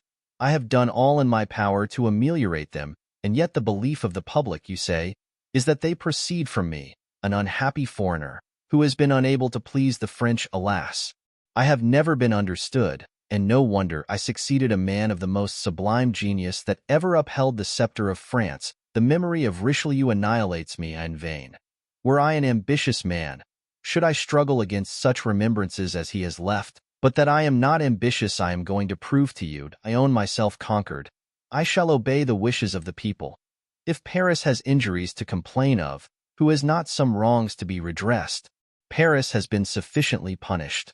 Enough blood has flowed, enough misery has humbled a town deprived of its king and of justice. 'Tis not for me, a private individual, to disunite a queen from her kingdom. Since you demand my resignation, I retire." "Then," said Aramis in his neighbor's ear, "the conferences are over. There is nothing to do but to send Monsieur Mazarin to the most distant frontier, and to take care that he does not return even by that, nor any other entrance into France." "One instant, sir," said the man in a gown, whom he addressed. "A plague on't! How fast you go! One may soon see that you're a soldier. There's the article of remunerations and indemnifications to be discussed and set to rights." "Chancellor," said the queen, turning to Seguier, our old acquaintance, "you will open the conferences. They can take place at Rouen. The cardinal has said several things which have agitated me. Therefore I will not speak more fully now. As to his going or staying, I feel too much gratitude to the cardinal not to leave him free in all his actions. He shall do what he wishes to do." A transient pallor overspread the speaking countenance of the prime minister. He looked at the queen with anxiety. Her face was so passionless that he, as everyone else present, was incapable of reading her thoughts. "But," added the queen, "in awaiting the cardinal's decision let there be, if you please, a reference to the king only." The deputies bowed and left the room. "What!" exclaimed the queen, when the last of them had quitted the apartment. "You would yield to these limbs of the law, these advocates?" "To promote your Majesty's welfare, madam," replied Mazarin, fixing his penetrating eyes on the queen. "There is no sacrifice that I would not make," and dropped her head and fell into one of those reveries so habitual with her. A recollection of Athos came into her mind, his fearless deportment, his words, so firm, yet dignified, the shades which by one word he had evoked, recalled to her the past in all its intoxication of poetry and romance, youth, beauty, the eclat of love at 20 years of age, the bloody death of Buckingham, the only man whom she had ever really loved, and the heroism of those obscure champions who had saved her from the double hatred of Richelieu and the king. Mazarin looked at her, and whilst she deemed herself alone and freed from the world of enemies who sought to spy into her secret thoughts, he read her thoughts in her countenance, as one sees in a transparent lake clouds pass, reflections like thoughts of the heavens. Must we, then, asked and of Austria, yield to the storm, by peace, and patiently and piously await better times? Mazarin smiled sarcastically at this speech, which showed that she had taken the minister's proposal seriously. Anne's head was bent down. She had not seen the Italian's smile, but finding that her question elicited no reply, she looked up. "Well, you do not answer, Cardinal. What do you think about it?" "I am thinking, madam, of the allusion made by that insolent gentleman, whom you have caused to be arrested, to the Duke of Buckingham, to him whom you allowed to be assassinated, to the Duchess de Chevreuse, whom you suffered to be exiled, to the Duc de Beaufort, whom you imprisoned. But if he made allusion to me, it was because he is ignorant of the relation in which I stand to you," and drew up, as she always did. When anything touched her pride, she blushed, and that she might not answer, clasped her beautiful hands till her sharp nails almost pierced them. "That man has sagacity, honor, and wit, not to mention likewise that he is a man of undoubted resolution. You know something about him, do you not, madam? I shall tell him, therefore, and in doing so I shall confer a personal favor on him. How he is mistaken in regard to me, what is proposed to me would be, in fact, almost an abdication, and an abdication requires reflection." "An abdication?" repeated Anne. "I thought, sir, that it was kings alone who abdicated." "Well," replied Mazarin, "and am I not almost a king indeed, of France? Thrown over the foot of the royal bed, my simar, madam, looks not unlike the mantle worn by kings." This was one of the humiliations which Mazarin made and undergo more frequently than any other, and one that bowed her head with shame. Queen Elizabeth and Catherine II of Russia are the only two monarchs of their set on record who were at once sovereigns and lovers, and of Austria looked with a sort of terror at the threatening aspect of the cardinal. His physiognomy in such moments was not destitute of a certain grandeur. "Sir," she replied, "did I not say, and did you not hear me say to those people, that you should do as you pleased?" "In that case," said Mazarin, "I think it must please me best to remain, not only on account of my own interest, but for your safety." "Remain then, sir. Nothing can be more agreeable to me. Only do not allow me to be insulted." "You are referring to the demands of the rebels and to the tone in which they stated them?" "Patience. They have selected a field of battle on which I am an abler general than they, that of a conference, and oh, we shall beat them by merely temporizing. They want food already. They will be 10 times worse off in a week." "Ah, yes. Good heavens! I know it will end in that way. But it is not they who taunt me with the most wounding reproaches, but I understand. You mean to allude to the recollections perpetually revived by these 3 gentlemen. However, we have them safe in prison, and they are just sufficiently culpable for us to keep them in prison as long as we find it convenient. One only is still not in our power and braves us, but, devil take him, we shall soon succeed in sending him to join his boon companions. We have accomplished more difficult things than that, and the first place I have as a precaution shut up at Rouen, near me, under my own eyes, within reach of my hand, the 2 most intractable ones. Today the 3rd will be there also." "As long as they are in prison all will be well," said Anne, "but one of these days they will get out." "Yes, if your Majesty releases them." "Ah!" exclaimed Anne, following the train of her own thoughts on such occasions, "one regrets Paris." "Why so?" "On account of the Bastille, sir, which is so strong and so secure." "Madam, these conferences will bring us peace. When we have peace we shall regain Paris. With Paris, the Bastille, and our 4 bullies shall rot therein," and frowned slightly when Mazarin, in taking leave, kissed her hand. Mazarin, after this half-humble, half-gallant attention, went away and followed him with her eyes, and as he withdrew, at every step he took, a disdainful smile was seen playing, then gradually burst upon her lips. "I once," she said, "despised the love of a cardinal who never said I shall do, but I have done so and so.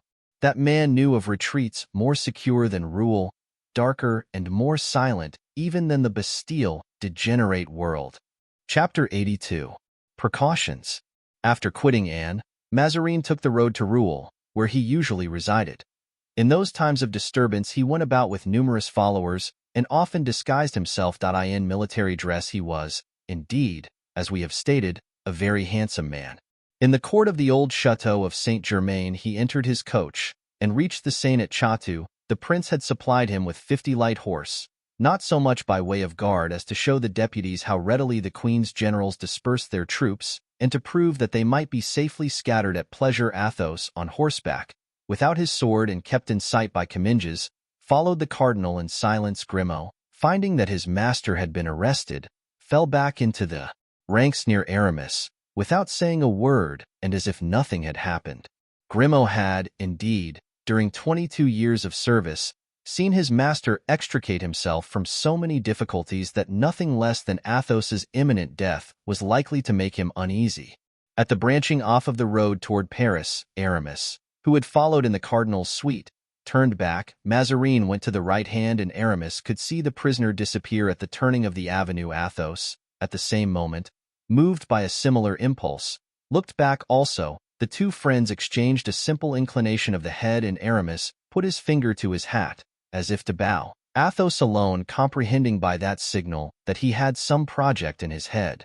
10 minutes afterward Mazarin entered the court of that chateau which his predecessor had built for him at Rouen. As he alighted, Comminges approached him. "My lord," he asked, "where does your eminence wish Monsieur Comte de la Fère to be lodged?" "In the pavilion of the Orangery, of course.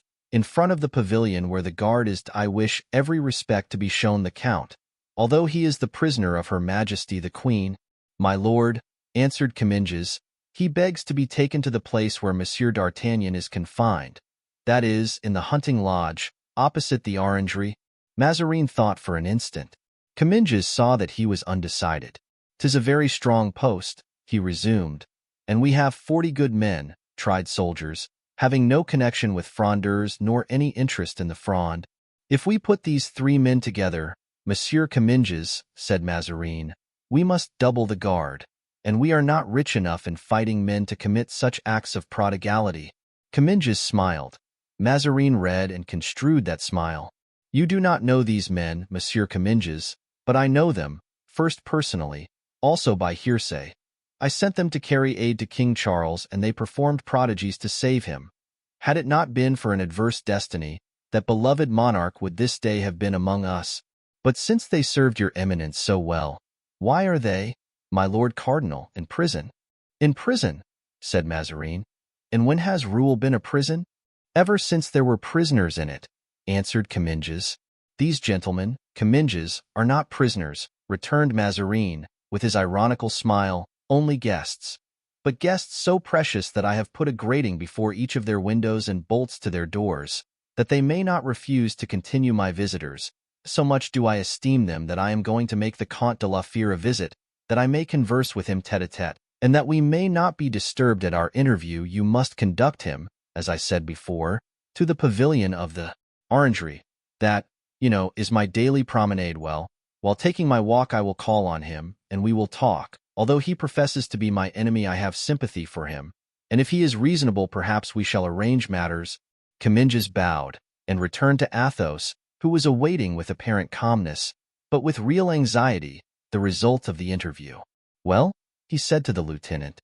"Sir," replied Comminges, "it seems that it is impossible." "Monsieur de Comminges," said Athos, "I have been a soldier all my life, and I know the force of orders. But outside your orders there is a service you can render me." "I will do it with all my heart," said Comminges, "for I know who you are and what service you once performed for Her Majesty. I know, too, how dear to you is the young man who came so valiantly to my aid when that old rogue of a Broussel was arrested. I am entirely at your service, except only for my orders." "Thank you, sir. What I am about to ask will not compromise you in any degree. If it should even compromise me a little," said Monsieur de Comminges with a smile, "still make your demand. I don't like Mazarin any better than you do. I serve the Queen, and that draws me naturally into the service of the cardinal. But I serve the one with joy and the other against my will. Speak, then, I beg of you. I wait and listen. Since there is no harm, said Athos, in my knowing that D'Artagnan is here, I presume there will be none in his knowing that I am here. I have received no orders on that point. Well, then, do me the kindness to give him my regards and tell him that I am his neighbor. Tell him also what you have just told me, that Mazarin has placed me in the pavilion of the Orangery in order to make me a visit, and assure him that I shall take advantage of this honor. He proposes to accord to me to obtain from him some amelioration of our captivity, which cannot last, interrupted Comminges. The cardinal said so. There is no prison here. But there are oubliettes, replied Athos, smiling. Oh, that's a different thing. Yes, I know there are traditions of that sort, said Comminges. It was in the time of the other cardinal, who was a great nobleman. But our Mazarin, impossible. An Italian adventurer would not dare to go such lengths with such men as ourselves. Oubliettes are employed as a means of kingly vengeance, and a low-born fellow such as he is would not have recourse to them. Your arrest is known.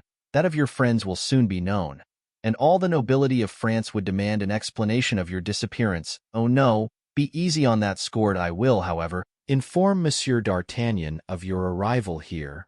Comminges then led the Count to a room on the ground floor of a pavilion. At the end of the Orangery, they passed through a courtyard as they went, full of soldiers and courtiers. In the center of this court, in the form of a horseshoe, were the buildings occupied by Mazarin, and at each wing the pavilion, or smaller building, where D'Artagnan was confined, and that, level with the Orangery, where Athos was to be. From the ends of these two wings extended the park. Athos, when he reached his appointed room, observed through the gratings of his window, walls, and roofs, and was told on inquiry by Comminges that he was looking on the back of the pavilion where D'Artagnan was confined. Yes, 'tis too true, said Comminges, 'tis almost a prison. But what a singular fancy this is of yours, Count. You, who are the very flower of our nobility, to squander your valor and loyalty amongst these upstarts, the Frondists. Really, Count, if ever I thought that I had a friend in the ranks of the royal army, it was you. A Frondeur. You, the Comte de la Fere, on the side of Broussel, Blancmesnil, and Viole. For shame. You a Frondeur. On my word of honor, said Athos, one must be either a Mazarinist or a Frondeur. For a long time I had these words whispered in my ears, and I chose the latter. At any rate, it is a French word, and now I am a Frondeur, not of Broussel's party, nor of Blancmesnil's, nor am I with Viole, but with the Duc de Beaufort, the Ducs de Bouillon and d'Elbeuf, with princes, not with presidents, counselors, and low-born lawyer. Besides, what a charming outlook it would have been to serve the cardinal. Look at that wall, without a single window, which tells you fine things about Mazarin's gratitude. Yes, replied de Comminges, more especially if it could reveal how Monsieur d'Artagnan for this last week has been anathematizing him. Poor D'Artagnan, said Athos, with the charming melancholy that was one of the traits of his character. So brave, so good, so terrible to the enemies of those he loves. You have two unruly prisoners there, sir. Unruly, Comminges smiled. You wished to terrify me, I suppose. When he came here, Monsieur d'Artagnan provoked and braved the soldiers and inferior officers, in order, I suppose, to have his sword back. That mood lasted some time. But now he's as gentle as a lamb and sings Gascon songs, which make one die of laughing. And Du Vallon? Asked Athos. Ah, he's quite another sort of person. A formidable gentleman indeed. The first day he broke all the doors in with a single push of his shoulder, and I expected to see him leave Rouen in the same way as Samson left Gaza, but his temper cooled down, like his friends. He not only gets used to his captivity, but jokes about it. So much the better, said Athos. Do you think anything else was to be expected of them?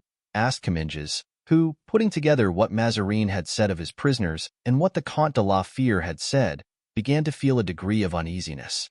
Athos, on the other hand, reflected that this recent gentleness of his friends most certainly arose from some plan formed by D'Artagnan, unwilling to injure them by praising them too highly. He replied, They are two hotheads, the one a Gascon, the other from Picardy. Both are easily excited, but they quiet down immediately. You have had a proof of that in what you have just related to me. This, too, was the opinion of Comminges, who withdrew somewhat reassured. Athos remained alone in the vast chamber, where, according to the cardinal's directions, he was treated with all the courtesy due to a nobleman. He awaited Mazarin's promised visit to get some light on his present situation. Chapter 83. Strength and Sagacity. Now let us pass the orangery to the hunting lodge, the extremity of the courtyard, where, close to a portico formed of Ionic columns, were the dog kennels, rose an oblong building, the pavilion of the orangery, a half-circle, enclosing the court of honor. It was in this pavilion, on the ground floor, that D'Artagnan and Porthos were confined, suffering interminable hours of imprisonment in a manner suitable to each different temperament. D'Artagnan was pacing to and fro like a caged tiger, with dilated eyes, growling as he paced along by the bars of a window, looking upon the yard of servants' offices. Porthos was ruminating over an excellent dinner he had just demolished. The one seemed to be deprived of reason, yet he was meditating. The other seemed to meditate. Yet he was more than half asleep, but his sleep was a nightmare, which might be guessed by the incoherent manner in which he sometimes snored and sometimes snorted. "Look," said D'Artagnan, "day is declining. It must be nearly 4 o'clock. We have been in this place nearly 83 hours. "Him," muttered Porthos, with a kind of pretense of answering. "Did you hear, eternal sleeper?" cried D'Artagnan, irritated that anyone could doze during the day, when he had the greatest difficulty in sleeping during the night. "What?" said Porthos. "I say we have been here 83 hours. 'Tis your fault," answered Porthos. "How my fault?" "Yes, I offered you escape. By pulling out a bar and pushing down a door?" "Certainly, Porthos. Men like us can't go out from here purely and simply." "Faith," said Porthos, "as for me, I could go out with that purity and that simplicity which it seems to me you despise too much." D'Artagnan shrugged his shoulders. "And besides," he said, "going out of this chamber isn't all." "Dear friend," said Porthos, "you appear to be in a somewhat better humor today than you were yesterday. Explain to me why going out of this chamber isn't everything." "Because, having neither arms nor password, we shouldn't take 50 steps in the court without knocking against a sentinel." "Very well," said Porthos, "we will kill the sentinel and we shall have his arms." "Yes, but before we can kill him, and he will be hard to kill, that Swiss, he will shriek out and the whole picket will come, and we shall be taken like foxes, we, who are lions, and thrown into some dungeon, where we shall not even have the consolation of seeing this frightful gray sky of Rouen, which no more resembles the sky of Tarbes than the moon is like the sun. Lackaday! If we only had someone to instruct us about the physical and moral topography of this castle. When one thinks that for 20 years, during which time I did not know what to do with myself, it never occurred to me to come to study Rouen." "What difference does that make?" said Porthos. "We shall go out all the same. Do you know, my dear fellow, why master pastrycooks never work with their hands?" "No," said Porthos, "but I should be glad to be informed." "It is because in the presence of their pupils they fear that some of their tarts or creams may turn out badly cooked." "What then?" "Why, then they would be laughed at, and a master pastrycook must never be laughed at." "And what have master pastrycooks to do with us?" "We ought, in our adventures, never to be defeated or give anyone a chance to laugh at us in England. Lately we failed, we were beaten, and that is a blemish on our reputation." "By whom, then, were we beaten?" asked Porthos. "By Mordaunt." "Yes, but we have drowned Monsieur Mordaunt." "That is true, and that will redeem us a little in the eyes of posterity, if posterity ever looks at us. But listen, Porthos. Though Monsieur Mordaunt was a man not to be despised, Mazarin is not less strong than he, and we shall not easily succeed in drowning him. We must, therefore, watch and play a close game. For," he added with a sigh, "we two are equal, perhaps, to 8 others, but we are not equal to the 4 that you know of." "That is true," said Porthos, echoing D'Artagnan's sigh. "Well, Porthos, follow my examples. Walk back and forth till some news of our friends reaches us or till we are visited by a good idea, but don't sleep as you do all the time. Nothing dulls the intellect like sleep, as to what may lie before us. It is perhaps less serious than we at first thought. I don't believe that Monsieur de Mazarin thinks of cutting off our heads, for heads are not taken off without previous trial. A trial would make a noise, and a noise would get the attention of our friends, who would check the operations of Monsieur de Mazarin. How well you reason, said Porthos, admiringly. Well, yes, pretty well, replied D'Artagnan.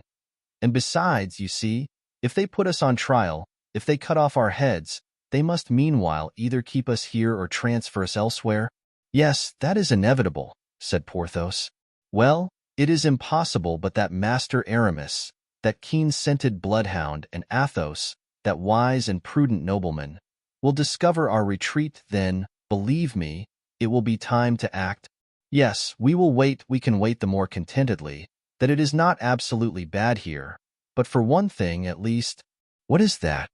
Did you observe, D'Artagnan, that 3 days running they have brought us braised mutton? No, but if it occurs a fourth time I shall complain of it, so never mind. And then I feel the loss of my house. 'Tis a long time since I visited my castles. Forget them for a time. We shall return to them, unless Mazarin razes them to the ground. Do you think that likely? No, the other cardinal would have done so, but this one is too mean a fellow to risk it. You reconcile me, D'Artagnan. Well then, assume a cheerful manner as I do. We must joke with the guards, we must gain the goodwill of the soldiers. Since we can't corrupt them, try, Porthos, to please them more than you are wont to do when they are under our windows. Thus far you have done nothing but show them your fist. And the more respectable your fist is, Porthos, the less attractive it is. I would give much to have 500 louis only. So would I, said Porthos, unwilling to be behind D'Artagnan in generosity. I would give as much as 100 pistoles. The two prisoners were at this point of their conversation when Comminges entered, preceded by a sergeant and 2 men, who brought supper in a basket with 2 handles, filled with basins and plates. What? Exclaimed Porthos. Mutton again? My dear Monsieur de Comminges, said D'Artagnan, you will find that my friend, Monsieur du Vallon, will go to the most fatal lengths if Cardinal Mazarin continues to provide us with this sort of meat. Mutton every day?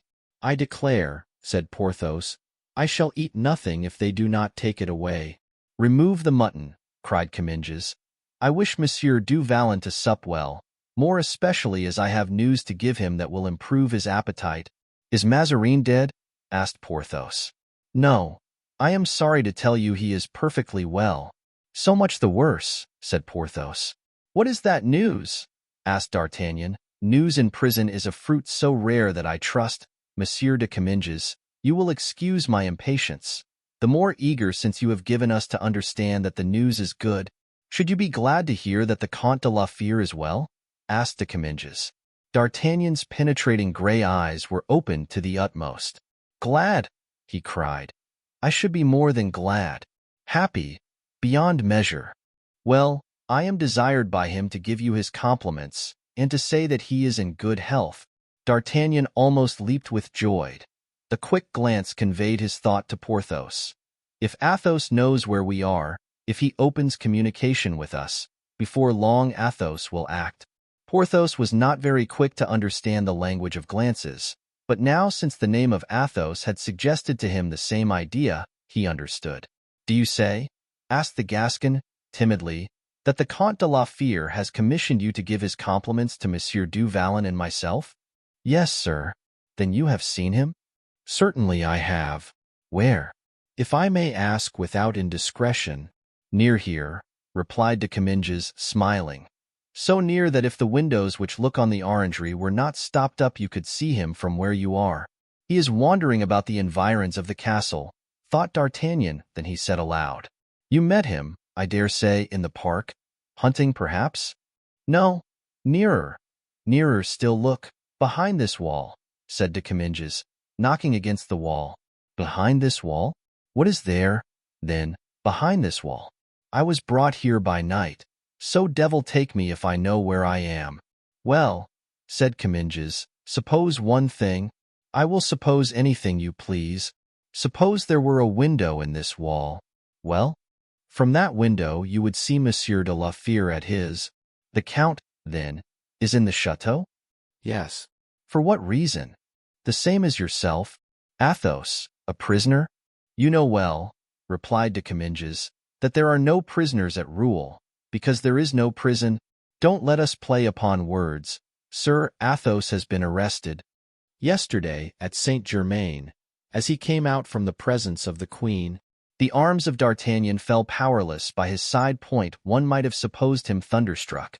A paleness ran like a cloud over his dark skin, but disappeared immediately. A prisoner, he reiterated. A prisoner, repeated Porthos, quite dejected. Suddenly D'Artagnan looked up, and in his eyes there was a gleam which scarcely even Porthos observed. But it died away, and he appeared more sorrowful than before. Come, come, said Comminges, who, since D'Artagnan, on the day of Broussels' arrest, had saved him from the hands of the Parisians, had entertained a real affection for him. Don't be unhappy. I never thought of bringing you bad news. Laugh at the chance which has brought your friend near to you and Monsieur du Vallon, instead of being in the depths of despair about it. But D'Artagnan was still in a desponding mood. And how did he look? Asked Porthos, who, perceiving that D'Artagnan had allowed the conversation to drop, profited by it to put in a word or two. Very well indeed, sir, replied Comminges. At first, like you, he seemed distressed. But when he heard that the cardinal was going to pay him a visit this very evening— Ah, cried D'Artagnan, the cardinal is about to visit the Comte de la Fère? Yes, and the count desired me to tell you that he should take advantage of this visit to plead for you and for himself. Ah, our dear count, said D'Artagnan. A fine thing indeed, grunted Porthos, a great favor. Zounds! Monsieur the Comte de la Fère, whose family is allied to the Montmorency and the Rohan, is easily the equal of Monsieur de Mazarin. No matter, said D'Artagnan, in his most wheedling tone. On reflection, my dear du Vallon, it is a great honor for the Comte de la Fère, and gives good reason to hope. In fact, it seems to me so great an honor for a prisoner that I think Monsieur de Comminges must be mistaken. What? I am mistaken? Monsieur de Mazarin will not come to visit the Comte de la Fère, but the Comte de la Fère will be sent for to visit him. No, no, no, said Comminges, who made a point of having the facts appear exactly as they were. I clearly understood what the cardinal said to me. He will come and visit the Comte de la Fère. D'Artagnan tried to gather from the expression of his eyes whether Porthos understood the importance of that visit, but Porthos did not even look toward him. It is, then, the cardinal's custom to walk in his orangery? Asked D'Artagnan. Every evening he shuts himself in there. That, it seems, is where he meditates on state affairs. In that case, said D'Artagnan, I begin to believe that Monsieur de la Fère will receive the visit of his eminence. He will, of course, have an escort. Yes, 2 soldiers. And will he talk thus of affairs in presence of 2 strangers? The soldiers are Swiss, who understand only German besides. According to all probability they will wait at the door. D'Artagnan made a violent effort over himself to keep his face from being too expressive. Let the cardinal take care of going alone to visit the Comte de la Fère, said D'Artagnan, for the count must be furious. Comminges began to laugh. Oh, why, really, one would say that you 4 were anthropophagi. The count is an affable man. Besides, he is unarmed. At the first word from his eminence, the 2 soldiers about him would run to his assistance. 2 soldiers, said D'Artagnan, seeming to remember something. 2 soldiers, yes, that, then, is why I hear 2 men called every evening and see them walking sometimes for half an hour, under my window. That is it. They are waiting for the cardinal, or rather for Bernouin, who comes to call them when the cardinal goes out. Fine-looking men, upon my word, said D'Artagnan. They belong to the regiment that was at Lens, which the prince assigned to the cardinal. Ah, monsieur, said D'Artagnan, as if to sum up in a word all that conversation, if only his eminence would relent and grant to Monsieur de la Fère our liberty.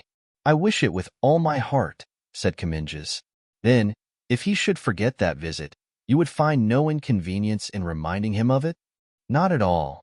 Ah, that gives me more confidence. This skillful turn of the conversation would have seemed a sublime maneuver to anyone who could have read the Gascon's soul. Now, said D'Artagnan, I've one last favor to ask of you, Monsieur de Comminges. At your service, sir. You will see the count again? Tomorrow morning. Will you remember us to him and ask him to solicit for me the same favor that he will have obtained? You want the cardinal to come here? No. I know my place and am not so presumptuous. Let his eminence do me the honor to give me a hearing. That is all I want." "Oh," muttered Porthos, shaking his head. "Never should I have thought this of him. How misfortune humbles a man." "I promise you it shall be done," answered de Comminges.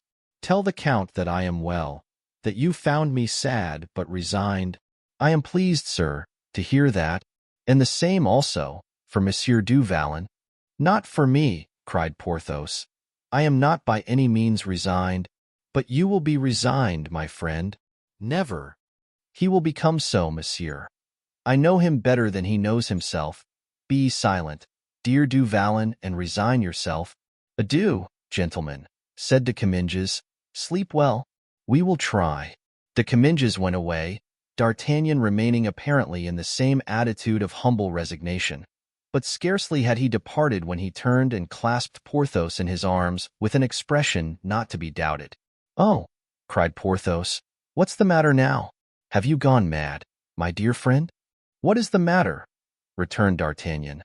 "We are saved." "I don't see that at all," answered Porthos. "I think we are all taken prisoners, except Aramis, and that our chances of getting out are lessened since one more of us is caught in Mazarin's mousetrap, which is far too strong for two of us, but not strong enough for three of us," returned D'Artagnan. "I don't understand," said Porthos. "Never mind. Let's sit down to table and take something to strengthen us for the night."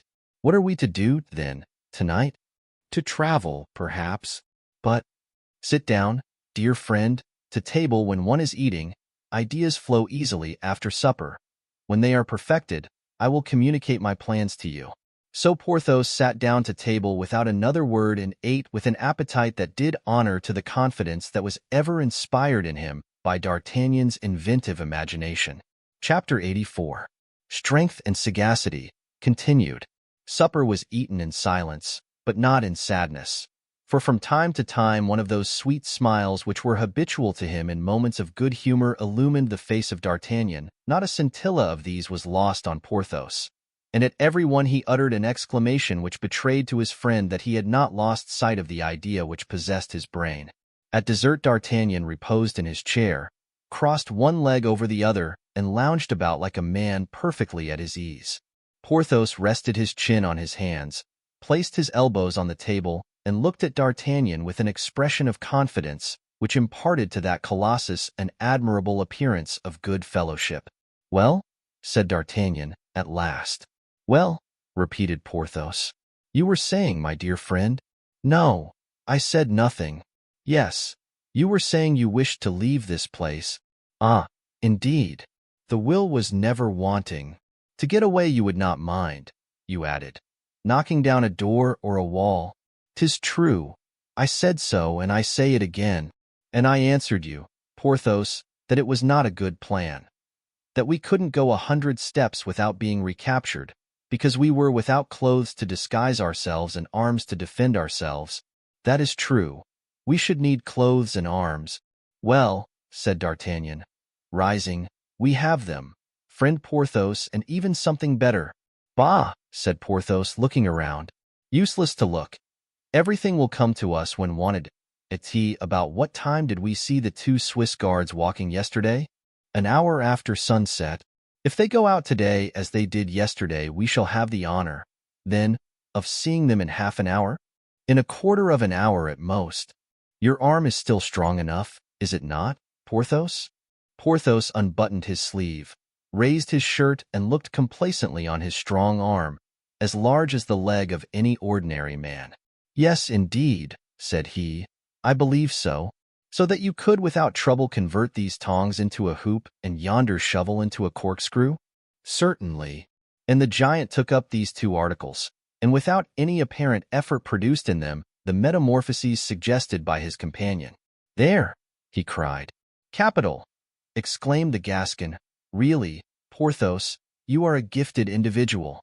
"I have heard speak," said Porthos, "of a certain Milo of Crotona, who performed wonderful feats, such as binding his forehead with a cord and bursting it, of killing an ox with a blow of his fist and carrying it home on his shoulders, etc. I used to learn all these feat by heart yonder, down at Pierrefonds, and I have done all that he did except breaking a cord by the corrugation of my temples.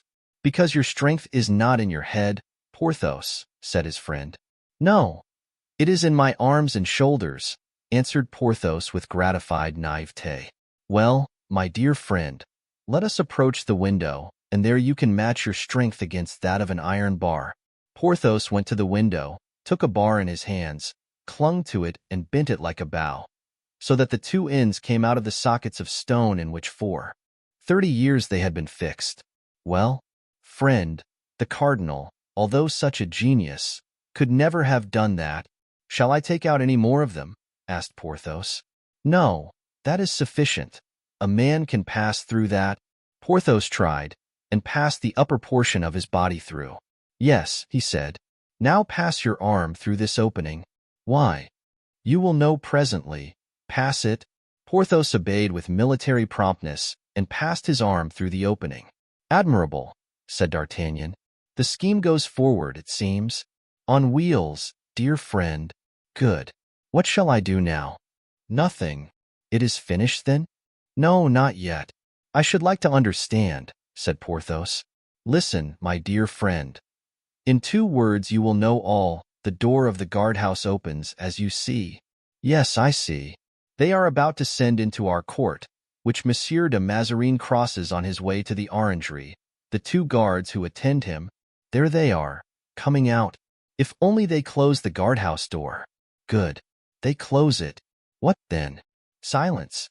They may hear us. I don't understand it at all. As you execute you will understand, and yet I should have preferred. You will have the pleasure of the surprise. Ah, that is true. Hush. Porthos remained silent and motionless. In fact, the 2 soldiers advanced on the side where the window was, rubbing their hands, for it was cold, it being the month of February. At this moment the door of the guardhouse was opened, and one of the soldiers was summoned away. Now, said D'Artagnan, I am going to call this soldier and talk to him. Don't lose a word of what I'm going to say to you. Porthos, everything lies in the execution. Good. The execution of plots is my forte. I know it well that I depend on you. Look, I shall turn to the left, so that the soldier will be at your right, as soon as he mounts on the bench to talk to us. But supposing he doesn't mount? He will. Rely upon it, as soon as you see him get up, stretch out your arm and seize him by the neck then. Raising him up as Tobit raised the fish by the gills, you must pull him into the room, taking care to squeeze him so tight that he can't cry out. Oh, said Porthos, suppose I happen to strangle him? To be sure, there would only be a Swiss the less in the world. But you will not do so. I hope lay him down here. We'll gag him and tie him, no matter where, somewhere, so we shall get from him 1 uniform and a sword. Marvelous, exclaimed Porthos, looking at the Gascon with the most profound admiration. Pooh, replied D'Artagnan. Yes, said Porthos, recollecting himself, but 1 uniform and 1 sword will not suffice for 2. Well, but there's his comrade. True, said Porthos. Therefore, when I cough, stretch out your arm. Good. The 2 friends then placed themselves as they had agreed, Porthos being completely hidden in an angle of the window. Good evening, comrade, said D'Artagnan in his most fascinating voice and manner. Good evening, sir, answered the soldier, in a strong provincial accent. 'Tis not too warm to walk, resumed D'Artagnan. No, sir. And I think a glass of wine will not be disagreeable to you? A glass of wine will be extremely welcome. The fish bites, whispered the Gascon to Porthos. I understand, said Porthos. A bottle, perhaps? A whole bottle? Yes, sir, a whole bottle, if you will drink my health. Willingly, answered the soldier. Come, then, and take it, friend, said the Gascon. With all my heart. How convenient that there's a bench here, egad. One would think it had been placed here on purpose. Get on it. That's it, friend. And D'Artagnan coughed. That instant the arm of Porthos fell, his hand of iron grasped, quick as lightning, firm as a pair of blacksmith's pincers, the soldier's throat. He raised him, almost stifling him as he drew him through the aperture, at the risk of flaying him in the passage.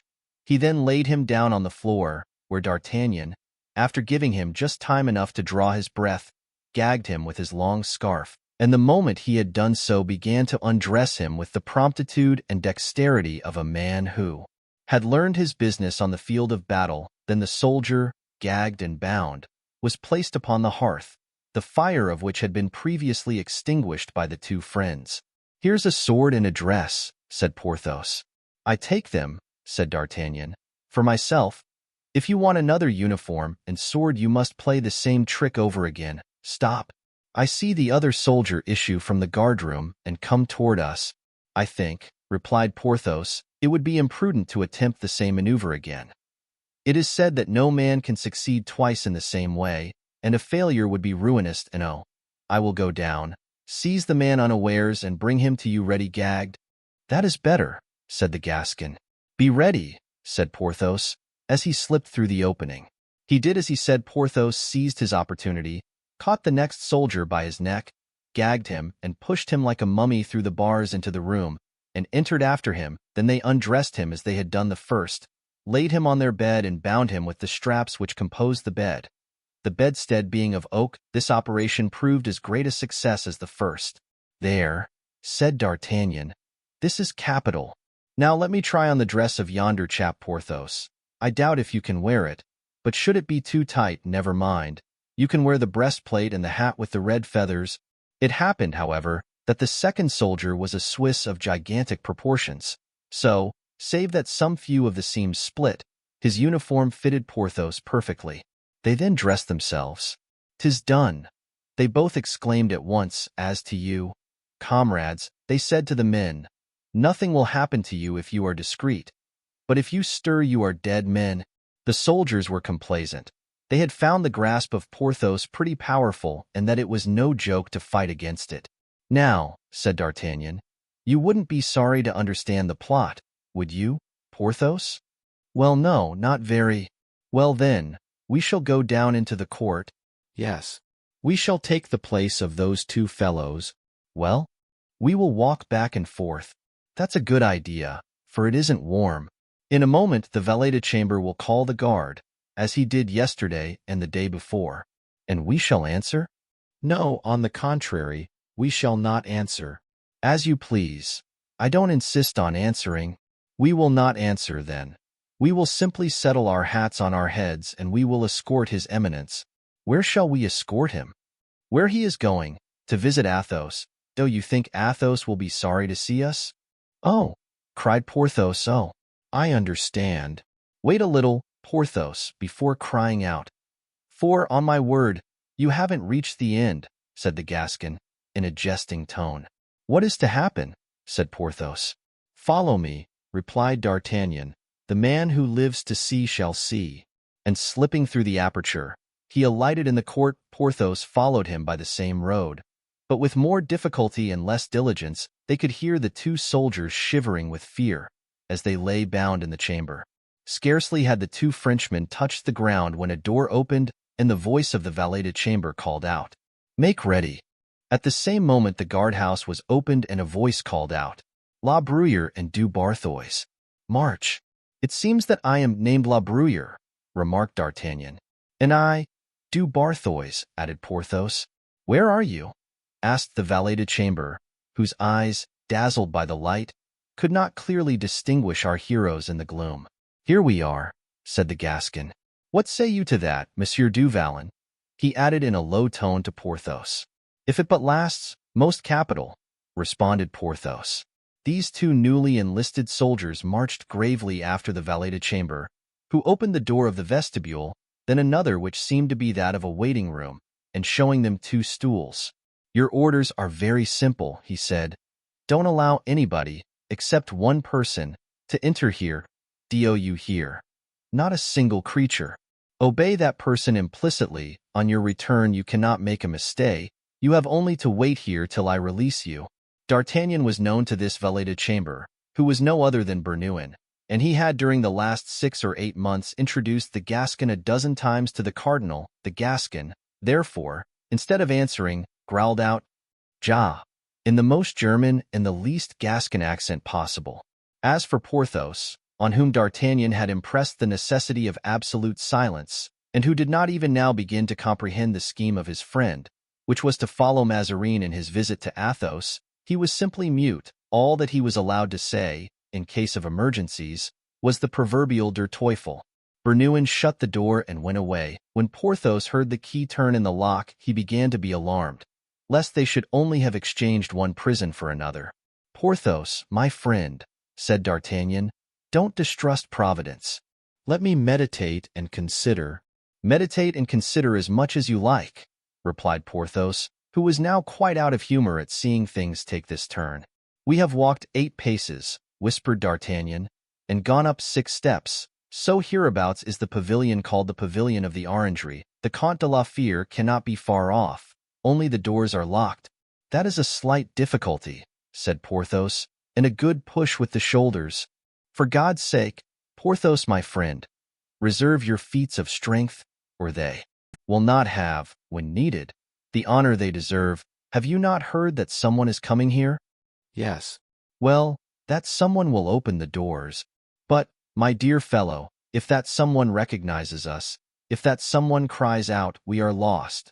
For you don't propose, I imagine, that I shall kill that man of the church. That might do if we were dealing with Englishmen or Germans." "Oh, may God keep me from it, and you, too," said D'Artagnan. "The young king would, perhaps, show us some gratitude. But the queen would never forgive us, and it is she whom we have to consider, and then, besides, the useless blood.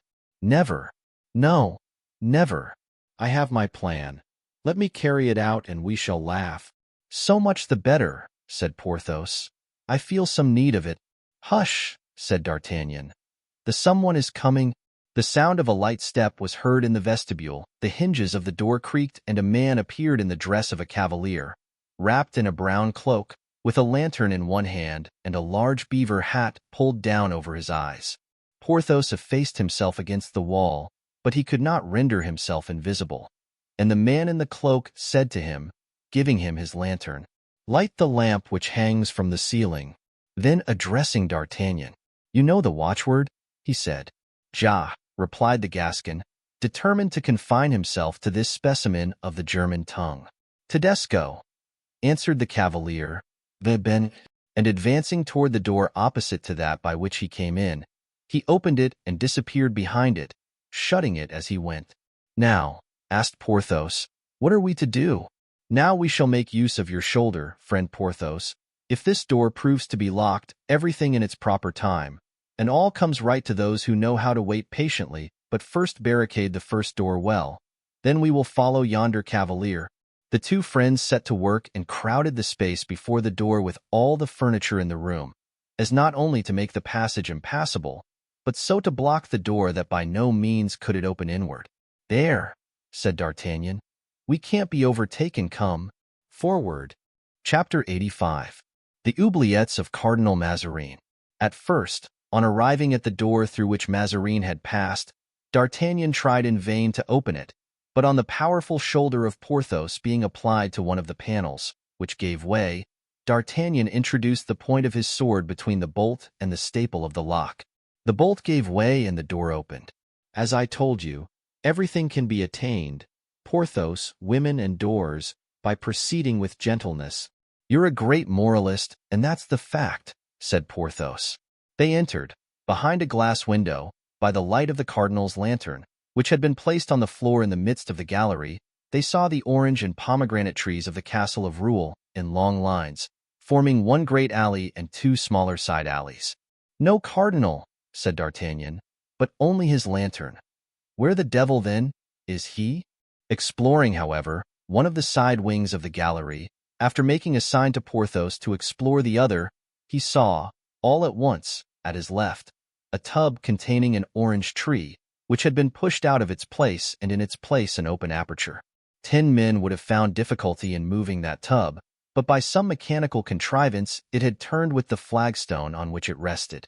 D'Artagnan, as we have said, perceived a hole in that place, and in this hole the steps of a winding staircase. He called Porthos to look at it. "Were our object money only," he said, "we should be rich directly."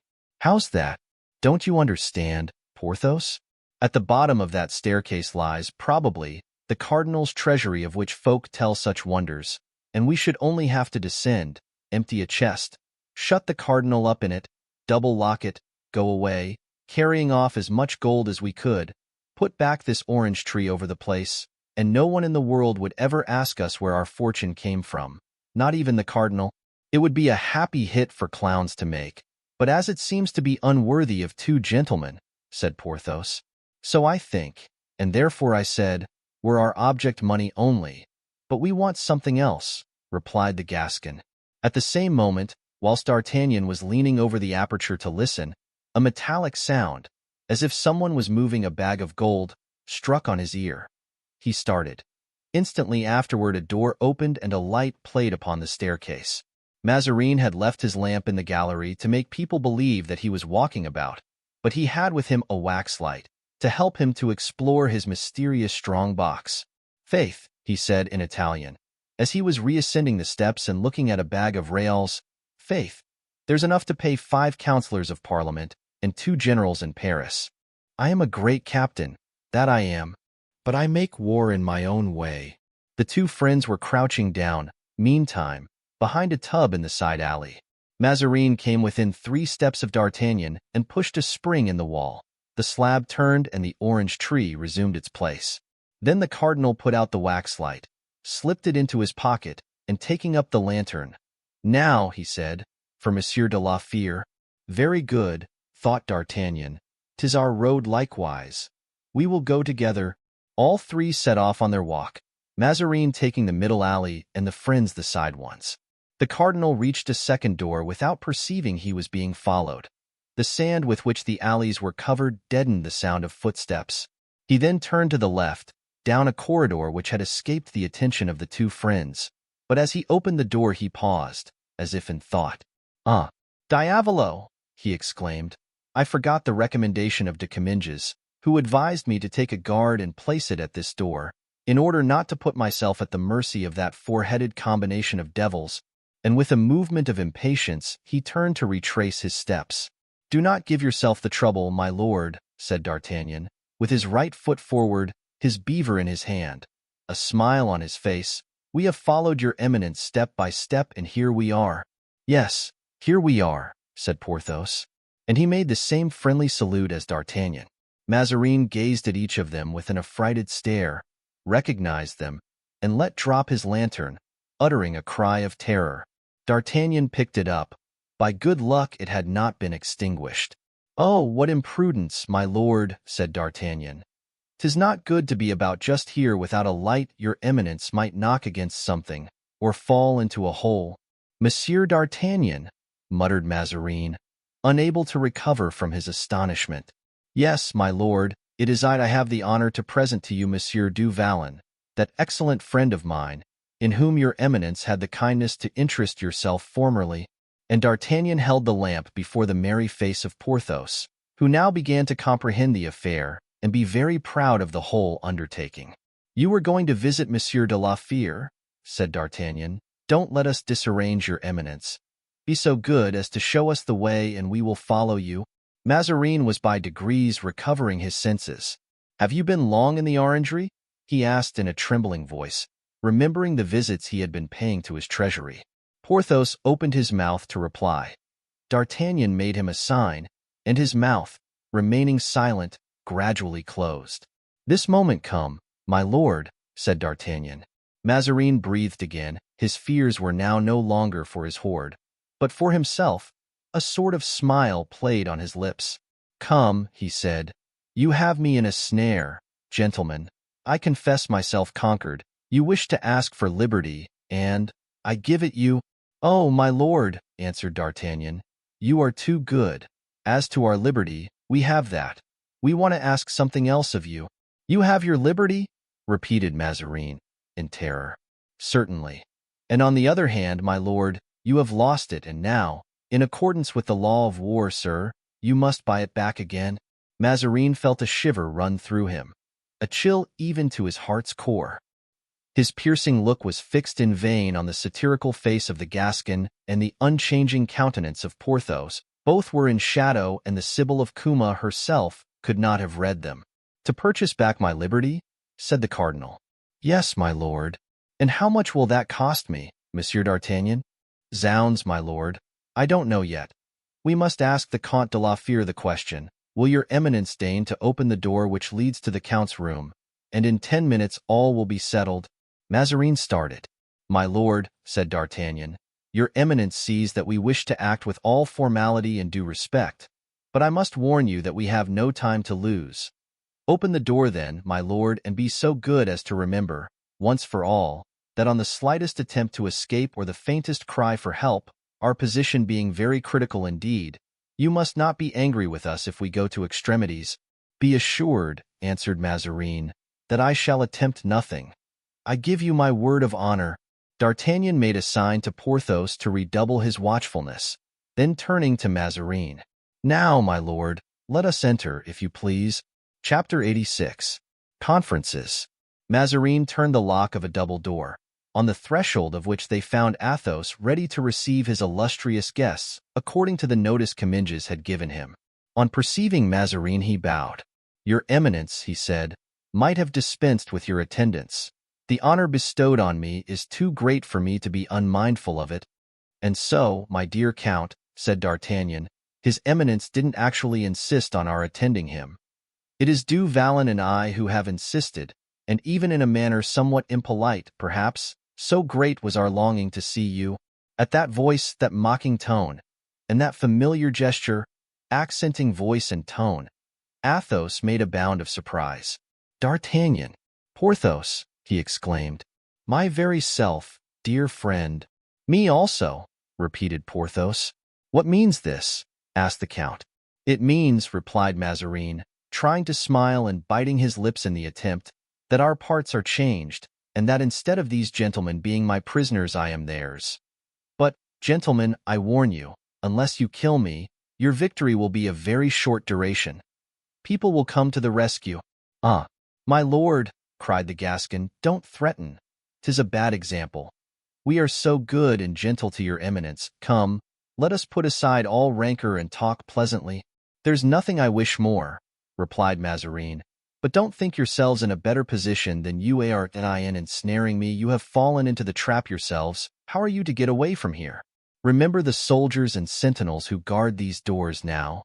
I am going to show you how sincere I am. Good, thought D'Artagnan. We must look about us. He's going to play us a trick. I offered you your liberty, continued the minister. Will you take it? Before an hour has passed you will be discovered, arrested, obliged to kill me, which would be a crime unworthy of loyal gentlemen like you. He is right, thought Athos. And, like every other reflection passing in a mind that entertained none but noble thoughts, this feeling was expressed in his eyes. And therefore, said D'Artagnan, to clip the hope which Athos's tacit adhesion had imparted to Mazarin, we shall not proceed to that violence save in the last extremity. If on the contrary, resumed Mazarin, you accept your liberty, why you, my lord, might take it away from us in less than 5 minutes afterward. And from my knowledge of you, I believe you will so take it away from us.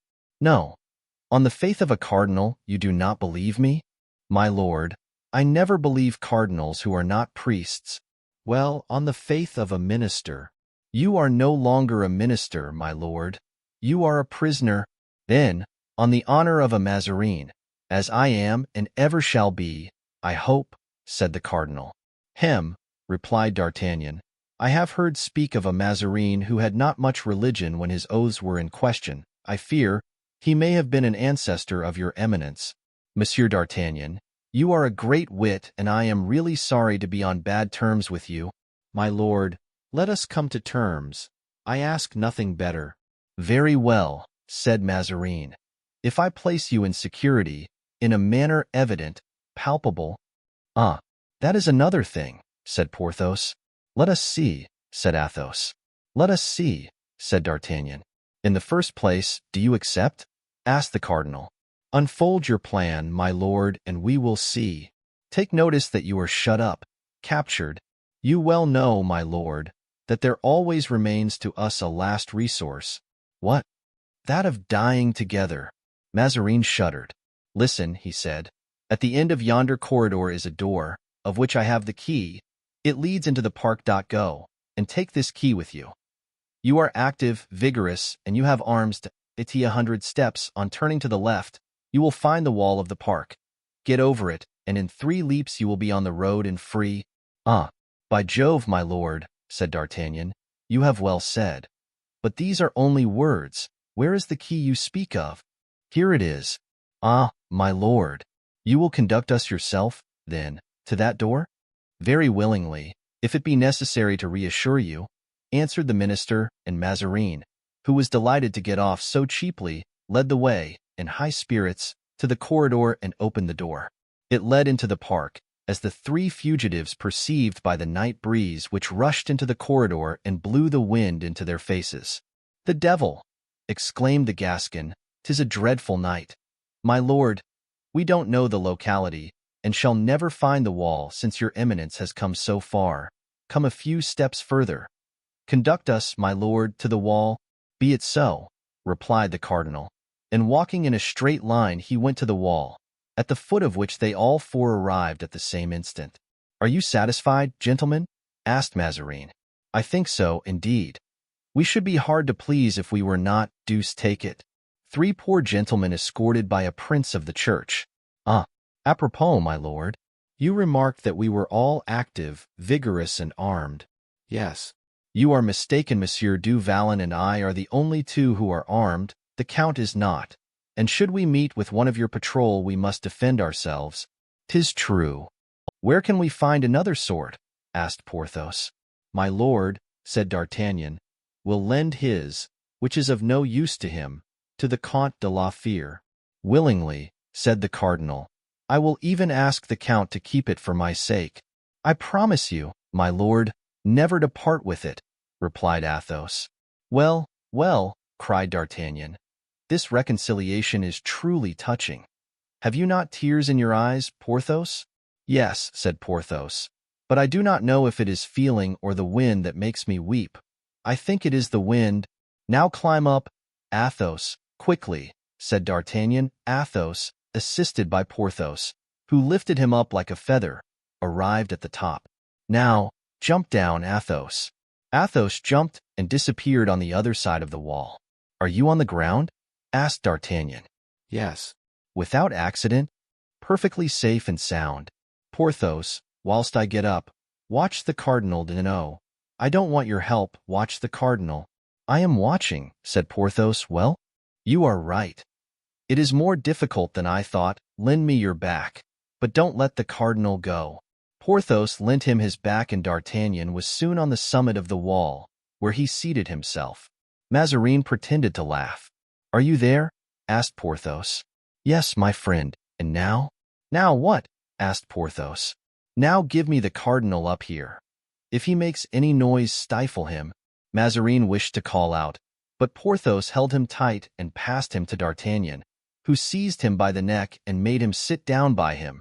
Then in a menacing tone, he said, Sir, jump directly down, close to Monsieur de la Fere, or, on the honor of a gentleman, I'll kill you.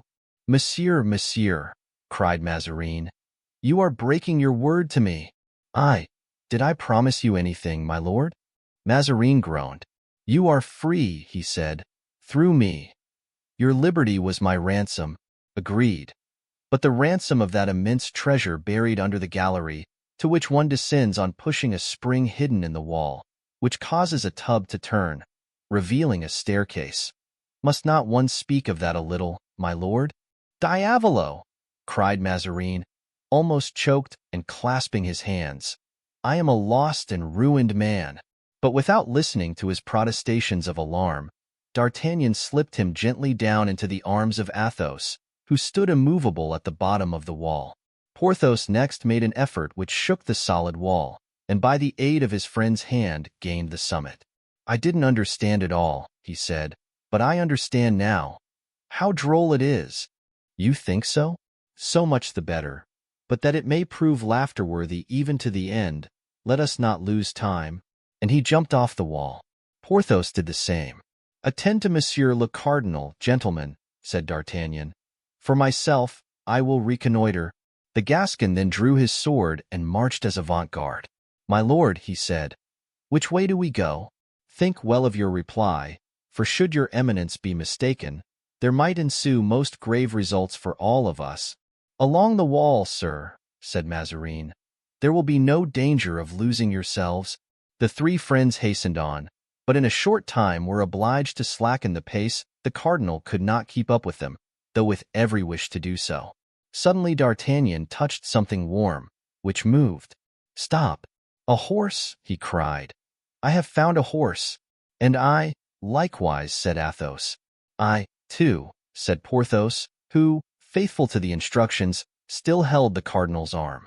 "There's luck, my lord." Just as you were complaining of being tired and obliged to walk. But as he spoke, the barrel of a pistol was presented at his breast, and these words were pronounced. "Touch it not." "Grimaud," he cried. "Grimaud, what art thou about? Why, thou art posted here by heaven." "No, sir," said the honest servant. "It was Monsieur Aramis who posted me here to take care of the horses." "Is Aramis here?" "Yes, sir. He has been here since yesterday." "What are you doing?" "On the watch." "What? Aramis here?" cried Athos. "At the lesser gate of the castle. He's posted there. Are you a large party?" 60. "Let him know." "This moment, sir." And believing that no one could execute the commission better than himself, Grimaud set off at full speed, whilst, enchanted at being all together again, the friends awaited his return. There was no one in the whole group in a bad humor except Cardinal Mazarin. Chapter 87. Thinking that Porthos will be at last a baron, and D'Artagnan a captain. At the expiration of 10 minutes Aramis arrived, accompanied by Grimaud and 8 or 10 followers. He was excessively delighted and threw himself into his friend's arms. "You are free, my brothers, free without my aid, and I shall have succeeded in doing nothing for you in spite of all my efforts. Do not be unhappy, dear friend, on that account, if you have done nothing as yet. You will do something soon," replied Athos. "I had well concerted my plans," pursued Aramis. "The Coadjuteur gave me 60 men. 20 guard the walls of the park, 20 the road from Rouen to Saint-Germain, 20 are dispersed in the woods. Thus I was able, thanks to the strategic disposition of my forces, to intercept 2 couriers from Mazarin to the Queen." Mazarin listened intently. "But," said D'Artagnan, "I trust that you honorably sent them back to Monsieur le Cardinal." "Ah, yes," said Aramis. "Toward him I should be very likely to practice such delicacy of sentiment." In one of the dispatches, the cardinal declares to the queen that the treasury is empty and that Her Majesty has no more money. In the other, he announces that he is about to transport his prisoners to Melun. Since Rouen seemed to him not sufficiently secure, you can understand, dear friend, with what hope I was inspired by that last letter. I placed myself in ambuscade with my 60 men. I encircled the castle. The riding horses I entrusted to Grimaud, and I awaited your coming out, which I did not expect till tomorrow, and I didn't hope to free you without a skirmish. You are free tonight, without fighting. So much the better. How did you manage to escape that scoundrel Mazarin? You must have much reason to complain of him." "Not very much," said D'Artagnan. "Really, I might even say that we have some reason to praise him." "Impossible." "Yes, really. It is owing to him that we are free." "Owing to him?" "Yes. He had us conducted into the orangery by Monsieur Bernouin, his valet-de-chambre, and from there we followed him to visit the Comte de la Fère. Then he offered us our liberty, and we accepted it. He even went so far as to show us the way out. He led us to the park wall, which we climbed over without accident, and then we fell in with Grimaud." "Well," exclaimed Aramis, "this will reconcile me to him. But I wish he were here that I might tell him that I did not believe him capable of so noble an act." "My lord," said D'Artagnan, no longer able to contain himself, "allow me to introduce to you the Chevalier d'Herblay, who wishes, as you may have heard, to offer his congratulations to your eminence." And he retired, discovering Mazarin, who was in great confusion, to the astonished gaze of Aramis. "Ho! Ho!" exclaimed the latter. "The cardinal! A glorious prize! Halloo! Halloo! Friends! To horse! To horse!" Several horsemen ran quickly to him. "Zounds!" cried Aramis. "I may have done some good. So, my lord, deign to receive my most respectful homage. I will lay a wager that 'twas that Saint Christopher, Porthos, who performed this feat. Apropos, I forgot. And he gave some orders in a low voice to one of the horsemen. I think it will be wise to set off, said D'Artagnan. Yes, but I am expecting someone, a friend of Athos. A friend, exclaimed the Count. And here he comes, by Jupiter, galloping through the bushes. The Count, cried a young voice that made Athos start. Raoul, Raoul, he ejaculated. For one moment the young man forgot his habitual respect. He threw himself on his father's neck.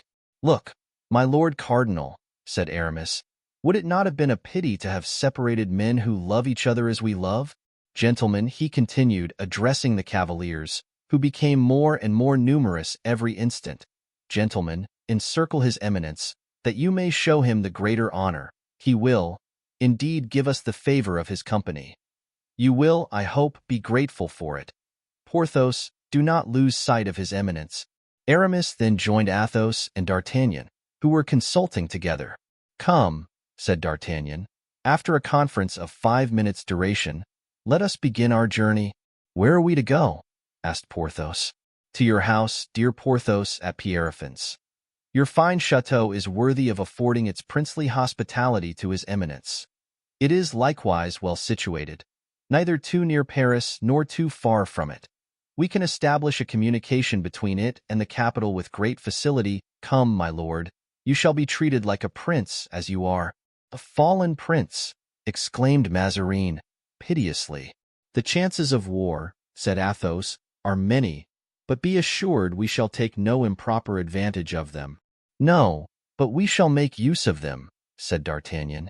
The rest of the night was employed by these cavaliers in traveling with the wonderful rapidity of former days. Mazarin, still somber and pensive, permitted himself to be dragged along in this way. It looked a race of phantoms. At dawn 12 leagues had been passed without drawing rein. Half the escort were exhausted and several horses fell down. Horses, nowadays, are not what they were formerly, observed Porthos. Everything degenerates. I have sent Grimaud to Dammartin, said Aramis. He is to bring us 5 fresh horses, 1 for his eminence, 4 for us. We, at least, must keep close to Monseigneur. The rest of the start will rejoin us later. Once beyond St. Denis we shall have nothing to fear. Grimaud, in fact, brought back 5 horses. The nobleman to whom he applied, being a friend of Porthos, was very ready, not to sell them, as was proposed, but to lend them. 10 minutes later the escort stopped at Ermenonville, but the 4 friends went on with well-sustained ardor, guarding Mazarin carefully. At noon they rode into the avenue of Pierrefonds. Ah, said Mousqueton, who had ridden by the side of D'Artagnan without speaking a word on the journey, you may think what you will, sir, but I can breathe now for the first time since my departure from Pierrefonds. And he put his horse to a gallop to announce to the other servants the arrival of Monsieur du Vallon and his friends. We are 4 of us, said D'Artagnan. We must relieve each other in mounting guard over my lord, and each of us must watch 3 hours at a time. Athos is going to examine the castle, which it will be necessary to render impregnable in case of siege. Porthos will see to the provisions and Aramis to the troops of the garrison, that is to say, Athos will be chief engineer, Porthos purveyor-general, and Aramis governor of the fortress. Meanwhile, they gave up to Mazarin the handsomest room in the chateau. Gentlemen, he said, when he was in his room, you do not expect, I presume, to keep me here a long time incognito? No, my lord, replied the Gascon. On the contrary, we think of announcing very soon that we have you here. Then you will be besieged. We expect it. And what shall you do? Defend ourselves. Were the late Cardinal Richelieu alive, he would tell you a certain story of the Bastion Saint-Gervais, which we 4, with our 4 lackeys and 12 dead men, held out against a whole army. Such feats, sir, are done once, and never repeated. However, nowadays there's no need of so much heroism. Tomorrow the army of Paris will be summoned. The day after it will be here. The field of battle, instead, therefore, of being at St. Denis or at Charenton, will be near Compiègne or Villers-Cotterets. The prince will vanquish you, as he has always done. 'Tis possible, my lord. But before an engagement ensues we shall move your eminence to another castle belonging to our friend du Vallon, who has 3 we will not expose your eminence to the chances of war." "Come," answered Mazarin. "I see it will be necessary for me to capitulate." "Before a siege?" "Yes. The conditions will be better than afterward." "Ah, my lord, as to conditions, you would soon see how moderate and reasonable we are. Come, now, what are your conditions?" "Rest yourself first, my lord, and we will reflect." "I do not need rest, gentlemen. I need to know whether I am among enemies or friends." "Friends, my lord, friends. Well, then, tell me at once what you want, that I may see if any arrangement be possible. Speak." "Comte de la Fere." "My lord," replied Athos, "for myself I have nothing to demand for France. Were I to specify my wishes, I should have too much. I beg you to excuse me and propose to the Chevalier." And Athos, bowing, retired and remained leaning against the mantelpiece, a spectator of the scene. "Speak, then, Chevalier," said the cardinal. "What do you want?" "Nothing ambiguous. If you pleased, be clear, short, and precise." "As for me," replied Aramis, "I have in my pocket the very program of the conditions which the deputation, of which I formed one, went yesterday to Saint-Germain to impose on you. Let us consider first the ancient rights. The demands in that program must be granted." "We were almost agreed on those," replied Mazarin. "Let us pass on to private and personal stipulations." "You suppose, then, that there are some?" said Aramis, smiling. "I do not suppose that you will all be quite so disinterested as Monsieur de la Fere," replied the cardinal, bowing to Athos. "My lord, you are right, and I am glad to see that you do justice to the Count at last. The Count has a mind above vulgar desires and earthly passions. He is a proud soul. He is a man by himself. You are right. He is worth us all, and we avow it to you." "Aramis," said Athos, "are you jesting?" "No, no, dear friend. I state only what we all know. You are right. It is not you alone this matter concerns, but my lord and his unworthy servant, myself." "Well, then, what do you require besides the general conditions before recited?" "I require, my lord, that Normandy should be given to Madame de Longueville, with 500,000 francs and full absolution. I require that His Majesty should deign to be godfather to the child she has just born, and that my lord, after having been present at the christening, should go to proffer his homage to our Holy Father the Pope. That is, you wish me to lay aside my ministerial functions, to quit France and be in exile.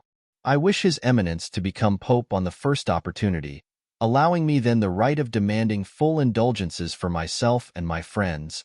Mazarin made a grimace which was quite indescribable, and then turned to D'Artagnan. "And you, sir?" he said. "I, my lord," answered the Gascon. "I differ from Monsieur d'Herblay entirely as to the last point. Though I agree with him on the first, far from wishing my lord to quit Paris, I hope he will stay there and continue to be prime minister. As he is a great statesman, I shall try also to help him to down the Fronde, but on one condition, that he sometimes remembers the king's faithful servants and gives the first vacant company of musketeers to a man that I could name. And you, Monsieur du Vallon?" "Yes, you, sir." "Speak, if you please," said Mazarin.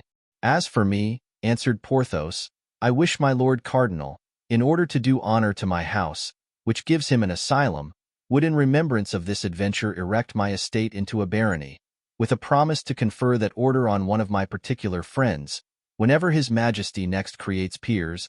You know, sir, that before receiving the order one must submit proofs. My friends will submit them. Besides, should it be necessary, Monseigneur will show him how that formality may be avoided." Mazarin bit his lips.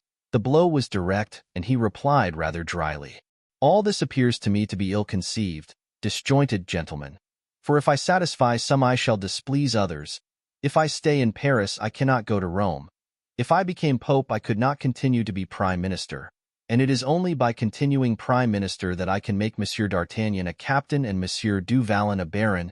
"True," said Aramis. "So, as I am in a minority, I withdraw my proposition, so far as it relates to the voyage to Rome and Monseigneur's resignation." "I am to remain minister, then?" said Mazarin. "You remain minister. That is understood," said D'Artagnan. "France needs you." "And I desist from my pretensions," said Aramis, His Eminence will continue to be Prime Minister and Her Majesty's favorite. If he will grant to me and my friends what we demand for France and for ourselves, occupy yourselves with your own affairs, gentlemen, and let France settle matters as she will with me, resumed Mazarin. Ho, ho, replied Aramis. The Frondeurs will have a treaty and your Eminence must sign it before us, promising at the same time to obtain the Queen's consent to it. I can answer only for myself, said Mazarin. I cannot answer for the Queen. Suppose Her Majesty refuses? Oh, said D'Artagnan. Monseigneur knows very well that Her Majesty refuses him nothing. Here, Monseigneur, said Aramis, is the treaty proposed by the deputation of Frondeurs. Will your Eminence please read and examine? I am acquainted with it. Sign it, then. Reflect, gentlemen, that a signature given under circumstances like the present might be regarded as extorted by violence. Monseigneur will be at hand to testify that it was freely given. Suppose I refuse? Then, said D'Artagnan, your Eminence must expect the consequences of a refusal. Would you dare to touch a cardinal? You have dared, my lord, to imprison Her Majesty's musketeers. The Queen will revenge me, gentlemen. I do not think so, although inclination might lead her to do so, but we shall take your Eminence to Paris, and the Parisians will defend us. How uneasy they must be at this moment at Rouen and Saint-Germain, said Aramis. How they must be asking, where is the cardinal? What has become of the minister? Where has the favorite gone? How they must be looking for Monseigneur in all corners. What comments must be made? And if the Fronde knows that Monseigneur has disappeared, how the Fronde must triumph. It is frightful, murmured Mazarin. Sign the treaty, then, Monseigneur, said Aramis. Suppose the Queen should refuse to ratify it? Ah, nonsense, cried D'Artagnan. I can manage so that Her Majesty will receive me well. I know an excellent method. What? I shall take Her Majesty the letter in which you tell her that the finances are exhausted. And then? Asked Mazarin, turning pale. When I see Her Majesty embarrassed, I shall conduct her to Rouen, make her enter the orangery and show her a certain spring which turns a box. Enough, sir, muttered the cardinal. You have said enough. Where is the treaty? Here it is, replied Aramis. Sign, my lord, and he gave him a pen. Mazarin arose, walked some moments, thoughtful, but not dejected. And when I have signed, he said, what is to be my guarantee? My word of honor, sir, said Athos. Mazarin started, turned toward the Comte de la Fere, and looking for an instant at that grand and honest countenance, took the pen. It is sufficient, Count, he said, and signed the treaty. And now, Monsieur D'Artagnan, he said, prepare to set off for Saint-Germain and take a letter from me to the Queen. Chapter 88 shows how with threat and pen more is effected than by the sword. D'Artagnan knew his part well. He was aware that opportunity has a forelock only for him who will take it, and he was not a man to let it go by him without seizing it. He soon arranged a prompt and certain manner of traveling, by sending relays of horses to Chantilly, so that he might be in Paris in 5 or 6 hours. But before setting out, he reflected that for a lad of intelligence and experience he was in a singular predicament, since he was proceeding toward uncertainty and leaving certainty behind him. In fact, he said, as he was about to mount and start on his dangerous mission, Athos, for generosity, is a hero of romance. Porthos has an excellent disposition, but is easily influenced. Aramis has a hieroglyphic countenance, always illegible. What will come out of those three elements when I am no longer present to combine them? The deliverance of the cardinal, perhaps now, the deliverance of the cardinal would be the ruin of our hopes.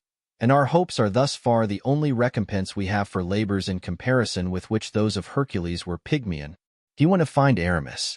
You, my dear Chevalier de Herblay, he said, are the Fronde incarnate.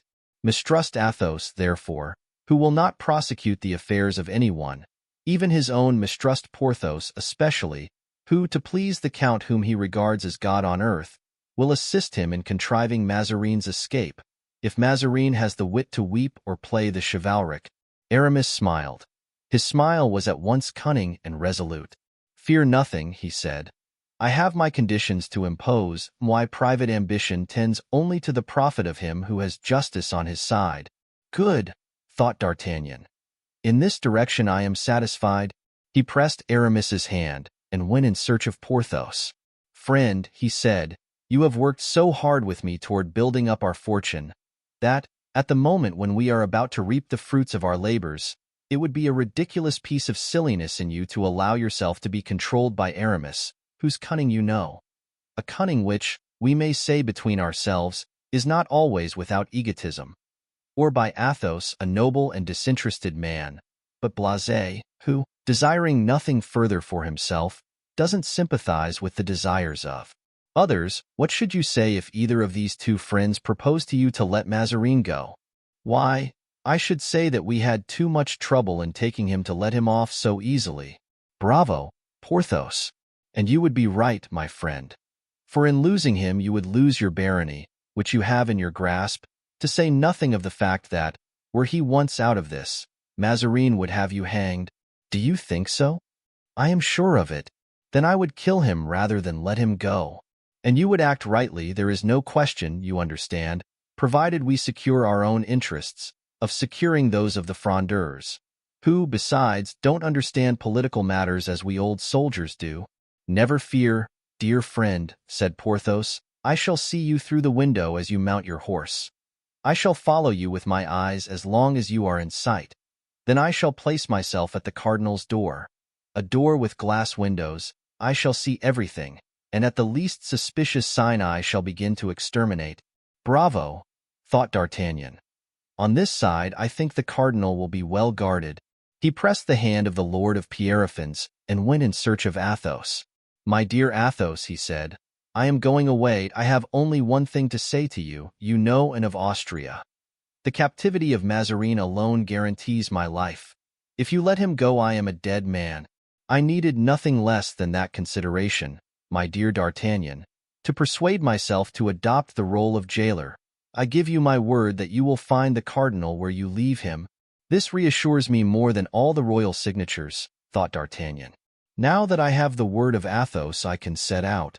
D'Artagnan started alone on his journey, without other escort than his sword, and with a simple passport from Mazarin to secure his admission to the Queen's presence. 6 hours after he left Pierrefonds, he was at Saint-Germain. The disappearance of Mazarin was not as yet generally known, and of Austria was informed of it, and concealed her uneasiness from everyone. In the chamber of D'Artagnan and Porthos, the two soldiers had been found bound and gagged. On recovering the use of their limbs and tongues, they could, of course, tell nothing but what they knew, that they had been seized, stripped, and bound. But as to what had been done by Porthos and D'Artagnan afterward, they were as ignorant as all the inhabitants of the chateau. Bernouin alone knew a little more than the others. Bernouin, seeing that his master did not return and hearing the stroke of midnight, had made an examination of the orangery. The first door, barricaded with furniture, had aroused in him certain suspicions, but without communicating his suspicions to anyone, he had patiently worked his way into the midst of all that confusion. Then he came to the corridor, all the doors of which he found open. So, too, was the door of Athos's chamber and that of the park. From the latter point it was easy to follow tracks on the snow. He saw that these tracks tended toward the wall. On the other side he found similar tracks, then footprints of horses, and then signs of a troop of cavalry which had moved away in the direction of Enghien. He could no longer cherish any doubt that the cardinal had been carried off by the three prisoners, since the prisoners had disappeared at the same time, and he had hastened to Saint-Germain to warn the queen of that disappearance, and had enforced the utmost secrecy, and had disclosed the event to no one except the Prince de Condé, who had sent 500 or 600 horsemen into the environs of Saint-Germain with orders to bring in any suspicious person who was going away from Rouen, in whatsoever direction it might be. Now, since D'Artagnan did not constitute a body of horsemen, since he was alone, since he was not going away from Rouen and was going to Saint-Germain, no one paid any attention to him, and his journey was not obstructed in any way. On entering the courtyard of the old chateau, the first person seen by our ambassador was Maître Bernouin in person, who, standing on the threshold, awaited news of his vanished master. At the sight of D'Artagnan, who entered the courtyard on horseback, Bernouin rubbed his eyes and thought he must be mistaken, but D'Artagnan made a friendly sign to him with his head, dismounted, and throwing his bridle to a lackey who was passing, He approached the valet chamber with a smile on his lips. "Monsieur d'Artagnan," cried the latter, like a man who has the nightmare and talks in his sleep. "Monsieur d'Artagnan himself, Monsieur Bernouin. And why have you come here?" "To bring news of Monsieur de Mazarin, the freshest news there is." "What has become of him, then?" "He is as well as you and I." "Nothing bad has happened to him, then?" "Absolutely nothing. He felt the need of making a trip in the Isle de France, and begged us, the Comte de la Fere and Monsieur du Vallon, to accompany him. We were too devoted servants to refuse him a request of that sort. We set out last evening, and here we are." "Here you are." "His Eminence had something to communicate to Her Majesty, something secret and private, a mission that could be confided only to a sure man, and so has sent me to Saint-Germain, and therefore, my dear Monsieur Bernouin, if you wish to do what will be pleasing to your master, announce to Her Majesty that I have come, and tell her with what purpose." Whether he spoke seriously or in jest, since it was evident that under existing circumstances D'Artagnan was the only man who could relieve the Queen's uneasiness, Bernouin went without hesitation to announce to her this strange embassy. And as he had foreseen, the Queen gave orders to introduce Monsieur d'Artagnan at once. D'Artagnan approached the sovereign with every mark of profound respect, and having fallen on his knees, presented to her the cardinal's letter. It was, however, merely a letter of introduction. The Queen read it, recognized the writing, and, since there were no details in it of what had occurred, asked for particulars. D'Artagnan related everything with that simple and ingenuous air which he knew how to assume on occasions. The Queen, as he went on, looked at him with increasing astonishment. She could not comprehend how a man could conceive such an enterprise, and still less how he could have the audacity to disclose it to her whose interest and almost duty it was to punish him. "How, sir," she cried, as D'Artagnan finished, "you dare to tell me the details of your crime, to give me an account of your treason? Pardon, madam, but I think that either I have expressed myself badly or your Majesty has imperfectly understood me. There is here no question of crime or treason. Monsieur de Mazarin held us in prison, Monsieur du Vallon and myself, because we could not believe that he had sent us to England to quietly look on while they cut off the head of Charles I, brother-in-law of the late king, your husband, the consort of Madame Henrietta, your sister and your guest, and because we did all that we could do to save the life of the royal martyr. We were then convinced, my friend and I, that there was some error of which we were the victims, and that an explanation was called for between His Eminence and ourselves. Now that an explanation may bear fruit, it is necessary that it should be quietly conducted, far from noise and interruption. We have therefore taken away Monsieur le Cardinal to my friend's chateau, and there we have come to an understanding. Well, madam, it proved to be as we had supposed. There was a mistake. Monsieur de Mazarin had thought that we had rendered service to General Cromwell instead of King Charles, which would have been a disgrace, rebounding from us to him, and from him to your Majesty, a dishonor which would have tainted the royalty of your illustrious son. We were able to prove the contrary, and that proof we are ready to give to your Majesty, calling in support of it the august widow weeping in the Louvre, where your royal munificence has provided for her a home. That proof satisfied him so completely that, as a sign of satisfaction, he has sent me, as your Majesty may see, to consider with you what reparation should be made to gentlemen unjustly treated and wrongfully persecuted. I listen to you, and I wonder at you, sir," said the Queen. "In fact, I have rarely seen such excess of impudence." "Your Majesty, on your side," said D'Artagnan, "is as much mistaken as to our intentions as the Cardinal Mazarin has always been." "You are in error, sir," answered the Queen. "I am so little mistaken that in 10 minutes you shall be arrested, and in an hour I shall set off at the head of my army to release my minister. I am sure your Majesty will not commit such an act of imprudence, first, because it would be useless and would produce the most disastrous results. Before he could be possibly set free, the cardinal would be dead.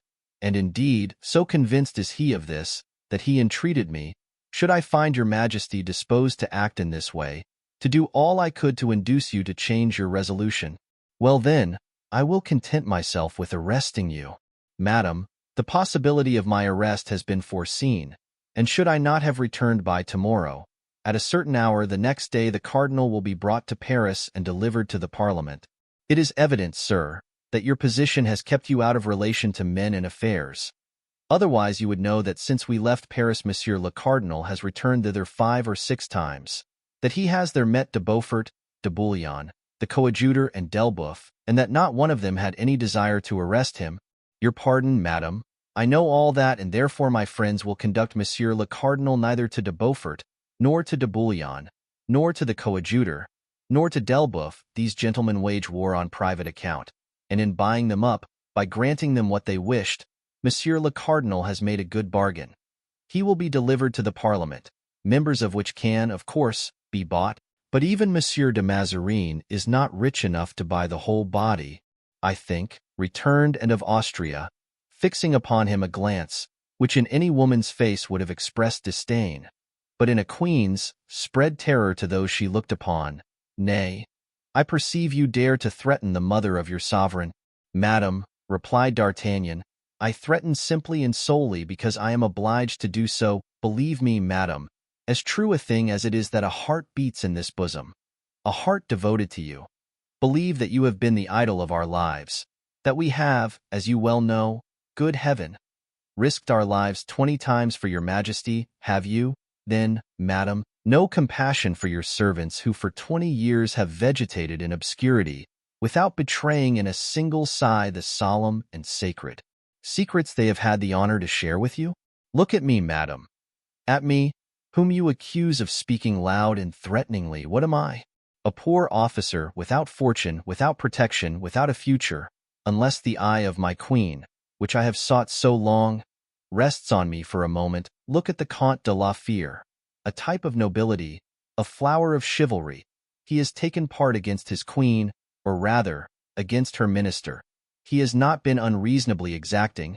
It seems to me, look at Monsieur du Vallon, that faithful soul, that arm of steel, who for 20 years has awaited the word from your lips which will make him in rank what he is in sentiment and in courage. Consider, in short, your people who love you and who yet are famished, who have no other wish than to bless you, and who, nevertheless, no, I am wrong, your subjects, madam, will never curse you.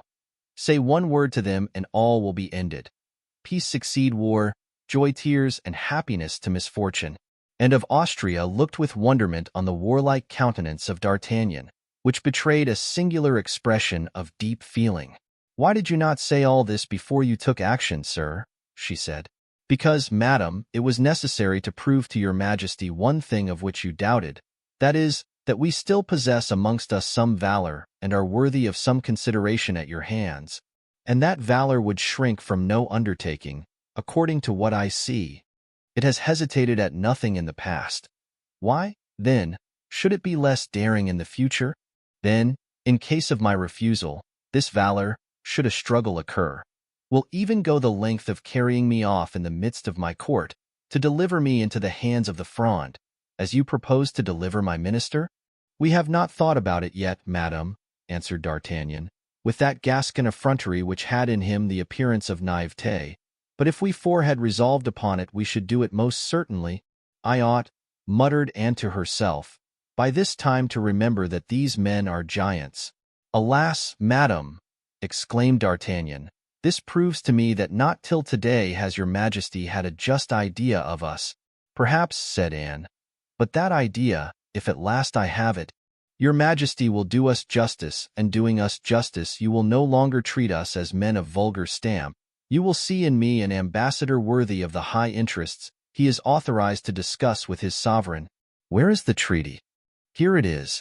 And of Austria cast her eyes upon the treaty that D'Artagnan presented to her. I do not see here, she said, anything but general conditions. The interests of the Prince de Conti or of the Ducs de Beaufort, de Bouillon and d'Elbeuf and of the Coadjuteur are herein consulted. But with regard to yours, we do ourselves justice, madam. Even in assuming the high position that we have, we do not think ourselves worthy to stand near such great names. But you, I presume, have decided to assert your pretensions viva voce? I believe you, madam, to be a great and powerful queen, and that it will be unworthy of your power and greatness if you do not recompense the arms which will bring back his eminence to Saint-Germain. It is my intention so to do. Come, let us hear you speak. He who has negotiated these matters, Forgive me if I begin by speaking of myself, but I must claim that importance which has been given to me, not assumed by me. He who has arranged matters for the return of the cardinal ought, it appears to me, in order that his reward may not be unworthy of your Majesty, to be made commandant of the guards, an appointment something like that of captain of the musketeers. 'Tis the appointment Monsieur de Treville held. You ask of me? The place, madam, is vacant, and although 'tis a year since Monsieur de Treville has left it, it has not been filled, but it is one of the principal military appointments in the king's household. Monsieur de Treville was but a younger son of a simple Gascon family, like me, madam. He occupied that post for 20 years. You have an answer ready for everything, replied the queen, and she took from her bureau a document, which she filled up and signed. Undoubtedly, madam, said D'Artagnan, taking the document and bowing, this is a noble reward. But everything in the world is unstable, and the man who happened to fall into disgrace with your Majesty might lose this office tomorrow. What more do you want? Asked the queen, coloring, as she found that she had to deal with a mind as subtle as her own. 100,000 francs for this poor captain of musketeers, to be paid whenever his services shall no longer be acceptable to your Majesty, and hesitated. To think of the Parisians, soliloquized D'Artagnan, offering only the other day, by an edict of the Parliament, 600,000 francs to any man soever who would deliver up the cardinal to them, dead or alive. If alive, in order to hang him. If dead, to deny him the rights of Christian burial. Come, said Anne, 'tis reasonable, since you only ask from a queen the sixth of what the Parliament has proposed. And she signed an order for 100,000 francs. Now then, she said, what next? Madam, my friend du Vallon is rich and has therefore nothing in the way of fortune to desire. But I think I remember that there was a question between him and Monsieur Mazarin as to making his estate a barony. Nay, it must have been a promise. A country clown, said Anne of Austria. People will laugh. Let them, answered D'Artagnan, but I am sure of one thing, that those who laugh at him in his presence will never laugh a second time. Here goes the barony, said the queen. She signed a patent. Now there remains the Chevalier, or the Abbé d'Herblay, as your Majesty pleases. Does he wish to be a bishop? No, madam. Something easier to grant. What? It is that the king should deign to stand godfather to the son of Madame de Longueville. The queen smiled. Monsieur de Longueville is of royal blood, madam, said D'Artagnan. Yes, said the queen. But his son? His son, madam, must be, since the husband of the son's mother is, and your friend has nothing more to ask for Madame de Longueville? No, madam, for I presume that the king, standing godfather to him, could do no less than present him with 500,000 francs, giving his father, also, the government of Normandy. As to the government of Normandy, replied the queen, I think I can promise. But with regard to the present, the cardinal is always telling me there is no more money in the royal coffers. We shall search for some, madam, and I think we can find a little, and if your Majesty approves, we will seek for some together. What next? What next, madam? Yes, that is all. Haven't you, then, a fourth companion? Yes, madam, the Comte de la Fere. What does he ask? Nothing. There is in the world, then, one man who, having the power to ask, asks nothing. There is the Comte de la Fere, madam. The Comte de la Fere is not a man. What is he, then? The Comte de la Fere is a demigod.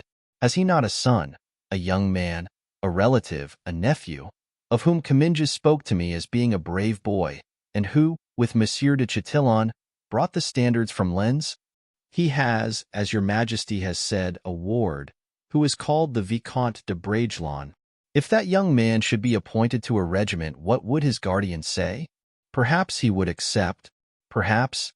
Yes, if your Majesty herself should beg him to accept.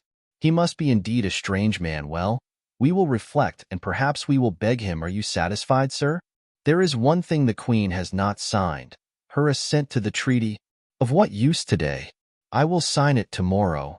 I can assure her Majesty that if she does not sign today, she will not have time to sign tomorrow. Consent, then, I beg you, madam, to write at the bottom of this schedule, which has been drawn up by Mazarin, as you see.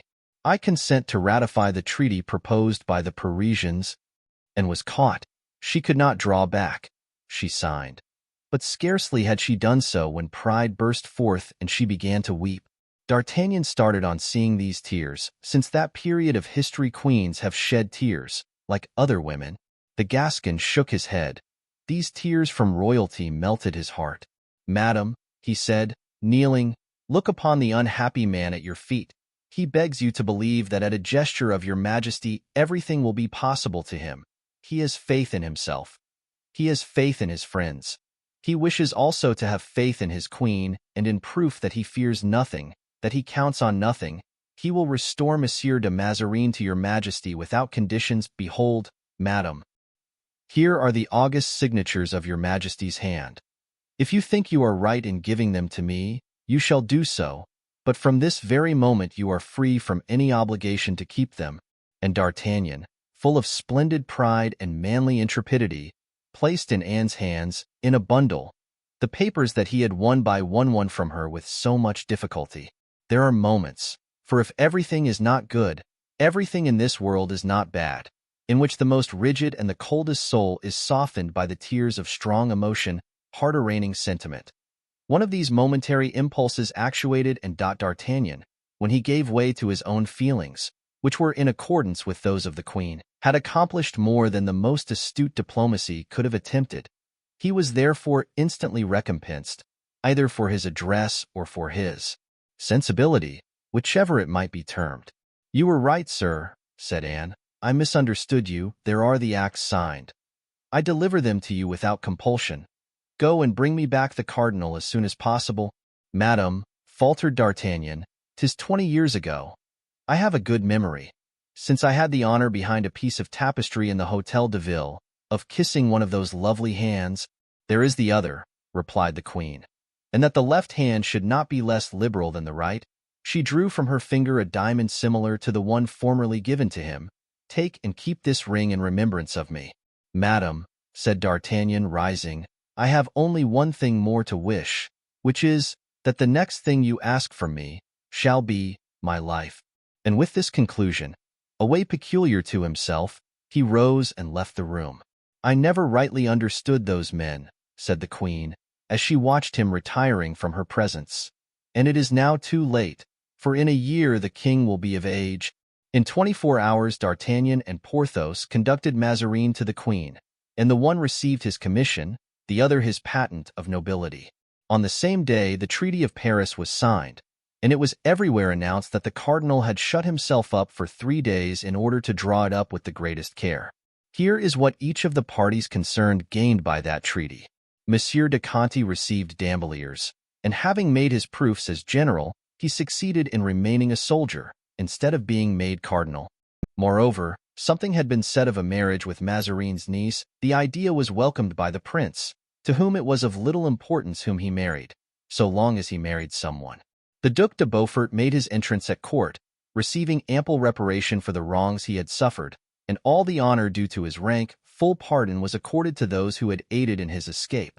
He received also the office of admiral, which had been held by his father, the Duc de Vendôme, and an indemnity for his houses and castles, demolished by the Parliament of Bretagne.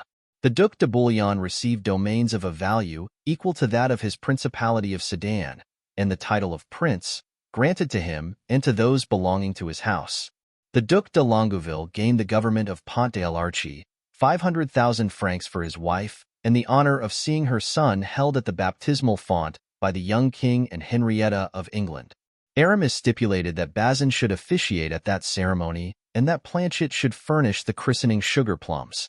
The Duc d'Elbeuf obtained payment of certain sums due to his wife, 100,000 francs for his eldest son, and 25,000 for each of the 3 others.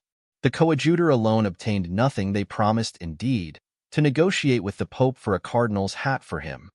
But he knew how little reliance should be placed on such promises, made by the Queen and Mazarin. Quite contrary to the lot of Monsieur de Conti, unable to be cardinal, he was obliged to remain a soldier. And therefore, when all Paris was rejoicing in the expected return of the king, appointed for the next day, Gondy alone, in the midst of the general happiness, was dissatisfied. He sent for the two men whom he was wont to summon when in especially bad humor. Those two men were the Count de Rochefort and the mendicant of St. Eustache. They came with their usual promptness, and the coadjutor spent with them a part of the night. Chapter 89. Difficult for kings to return to the capitals of their kingdoms. Whilst D'Artagnan and Porthos were engaged in conducting the cardinal to Saint-Germain, Athos and Aramis returned to Paris. Each had his own particular visit to make. Aramis rushed to the Hôtel de Ville, where Madame de Longueville was sojourning. The Duchess loudly lamented the announcement of peace. War had made her a queen. Peace brought her abdication. She declared that she would never assent to the treaty and that she wished eternal war. But when Aramis had presented that peace to her in a true light, that is to say, with all its advantages, when he had pointed out to her, in exchange for the precarious and contested royalty of Paris, the viceroyalty of Font-l'Arche, in other words, of all Normandy, when he had rung in her ears the 500,000 francs promised by the cardinal, when he had dazzled her eyes with the honor bestowed on her by the king in holding her child at the baptismal font, Madame de Longueville contended no longer, except as is the custom with pretty women to contend, and defended herself only to surrender at last. Aramis made a presence of believing in the reality of her opposition, and was unwilling to deprive himself in his own view of the credit of her conversion. "Madam," he said, "you have wished to conquer the prince your brother, that is to say, the greatest captain of the age. And when women of genius wish anything they always succeed in attaining it. You have succeeded. The prince is beaten. Since he can no longer fight, now attach him to our party, withdraw him gently from the queen, whom he does not like, from Mazarin, whom he despises. The Fronde is a comedy, of which the first act only is played. Let us wait for a denouement, for the day when the prince, thanks to you, shall have turned against the court." Madame de Longueville was persuaded. This Frondist duchess trusted so confidently to the power of her fine eyes that she could not doubt their influence even over Monsieur de Condé, and the chronicles of the time aver that her confidence was justified. Athos, on quitting Aramis, went to Madame de Chevreuse. Here was another Frondeuse to persuade, and she was even less open to conviction than her younger rival. There had been no stipulation in her favor. Monsieur de Chevreuse had not been appointed governor of a province, and if the queen should consent to be godmother, it could be only of her grandson or granddaughter. The first announcement of peace, Madame de Chevreuse frowned, and in spite of all the logic of Athos to show her that a prolonged war would have been impracticable, contended in favor of hostilities. "My fair friend," said Athos, "allow me to tell you that everybody is tired of war. You will get yourself exiled, as you did in the time of Louis XIII. Believe me, we have passed the time of success and intrigue, and your fine eyes are not destined to be eclipsed by regretting Paris, where there will always be two queens as long as you are there." "Oh," cried the Duchess, "I cannot make war alone, but I can avenge myself on that ungrateful queen and most ambitious favorite on the honor of a duchess. I will avenge myself." "Madame," replied Athos, "do not injure the Vicomte de Bragelonne. Do not ruin his prospects, alas. Excuse my weakness. There are moments when a man grows young again in his children." The Duchess smiled, half tenderly, half ironically. "Count," she said, "you are, I fear, gained over to the court. I suppose you have a blue ribbon in your pocket?" "Yes, madam. I have that of the Garter, which King Charles I gave me some days before he died." "Come, I am growing an old woman," said the Duchess, pensively. Athos took her hand and kissed it. She sighed, as she looked at him. "Count," she said, "Bragelonne must be a charming place. You are a man of taste. You have water, woods, flowers there?"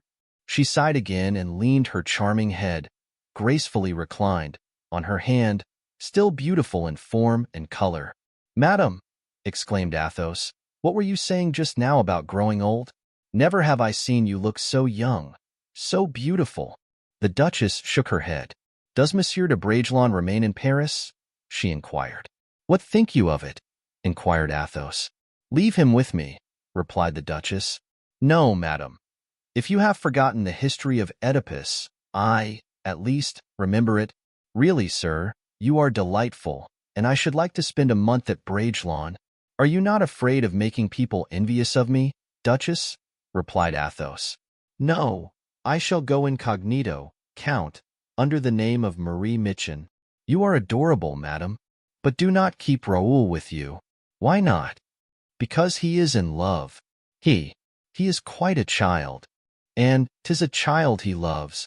Athos became thoughtful.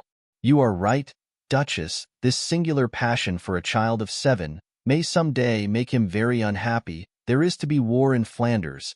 He shall go thither. And at his return you will send him to me. I will arm him against love. Alas, madam, exclaimed Athos, today love is like war. The breastplate is becoming useless. Raoul entered at this moment. He came to announce that the solemn entrance of the king, queen, and her ministers was to take place on the ensuing day. The next day, in fact, at daybreak, the court made preparations to quit Saint-Germain. Meanwhile, the queen every hour had been sending for D'Artagnan. I hear, she said, that Paris is not quiet. I am afraid for the king's safety. Place yourself close to the coach door on the right. Reassure yourself, madam. I will answer for the king's safety. As he left the queen's presence, Bernouin summoned him to the cardinal. Sir, said Mazarin to him, an emeute is spoken of in Paris. I shall be on the king's left, and as I am the chief person threatened, remain at the coach door to the left. Your eminence may be perfectly easy, replied D'Artagnan. They will not touch a hair of your head. Deuce take it. He thought to himself, how can I take care of both? Plague on't. I will guard the king and Porthos shall guard the cardinal. This arrangement pleased everyone. The queen had confidence in the courage of D'Artagnan, which she knew, in the cardinal and the strength of Porthos, which he had experienced. The royal procession set out for Paris. Guitant and Comminges, at the head of the guards, marched first. Then came the royal carriage with D'Artagnan on one side, Porthos on the other. Then the musketeers, for 22 years staunch friends of D'Artagnan. During 20 he had been lieutenant, their captain since the night before. The cortege proceeded to Notre Dame, where a Te Deum was chanted. All Paris were in the streets. The Swiss were drawn up along the road, but as the road was long, they were placed at 6 or 8 feet distant from each other, and 1 deep only. This force was therefore wholly insufficient, and from time to time the line was broken through by the people and was formed again with difficulty. Whenever this occurred, although it proceeded only from goodwill and a desire to see the king and queen, and looked at D'Artagnan anxiously, Mazarin, who had dispensed 1,000 louis to make the people cry "Long live Mazarin," and who had accordingly no confidence in acclamations bought at 20 pistoles each, kept one eye on Porthos. But that gigantic bodyguard replied to the look with his great bass voice, "Be tranquil, my lord," and Mazarin became more and more composed. At the Palais Royal, the crowd, which had flowed in from the adjacent street, was still greater. Like an impetuous mob, a wave of human beings came to meet the carriage and rolled tumultuously into the Rue Saint-Honoré. When the procession reached the palace, loud cries of "Long live there!" Majesties resounded. Mazarin leaned out of the window. 1 or 2 shouts of "Long live the cardinal!" saluted his shadow, but instantly hisses and yells stifled them remorselessly. Mazarin turned pale and shrank back in the coach. "Low-born fellows!" ejaculated Porthos. D'Artagnan said nothing, but twirled his mustache with a peculiar gesture which showed that his fine Gascon humor was awake. And of Austria bent down and whispered in the young king's ear, "Say something gracious to Monsieur D'Artagnan, my son." The young king leaned toward the door. "I have not said good morning to you, Monsieur D'Artagnan," he said. "Nevertheless, I have remarked you that it was you who were behind my bed curtains that night the Parisians wished to see me asleep. And if the king permits me," returned the Gascon, "I shall be near him always when there is danger to be encountered." "Sir," said Mazarin to Porthos, "what would you do if the crowd fell upon us?" "Kill as many as I could, my lord." Brave as you are and strong as you are, you could not kill them all." "'Tis true," answered Porthos, rising on his saddle, in order that he might appraise the immense crowd. "There are a lot of them.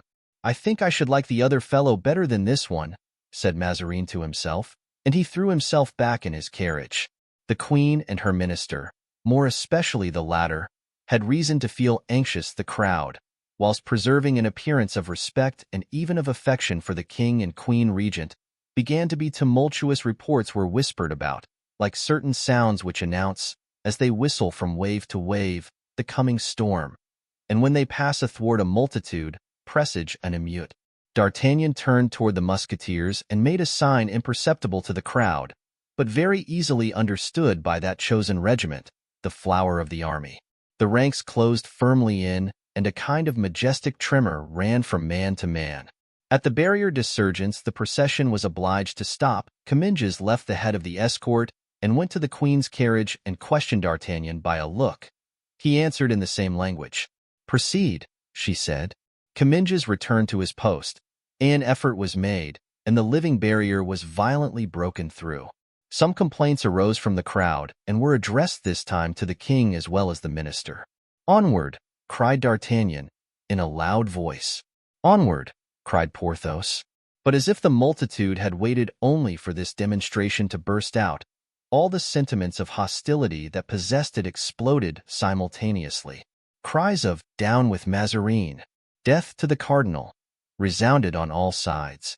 At the same time, through the streets of Grenelle, Saint-Honoré, and Ducoq, a double stream of people broke the feeble hedge of Swiss guards and came like a whirlwind even to the very legs of Porthos's horse and that of D'Artagnan.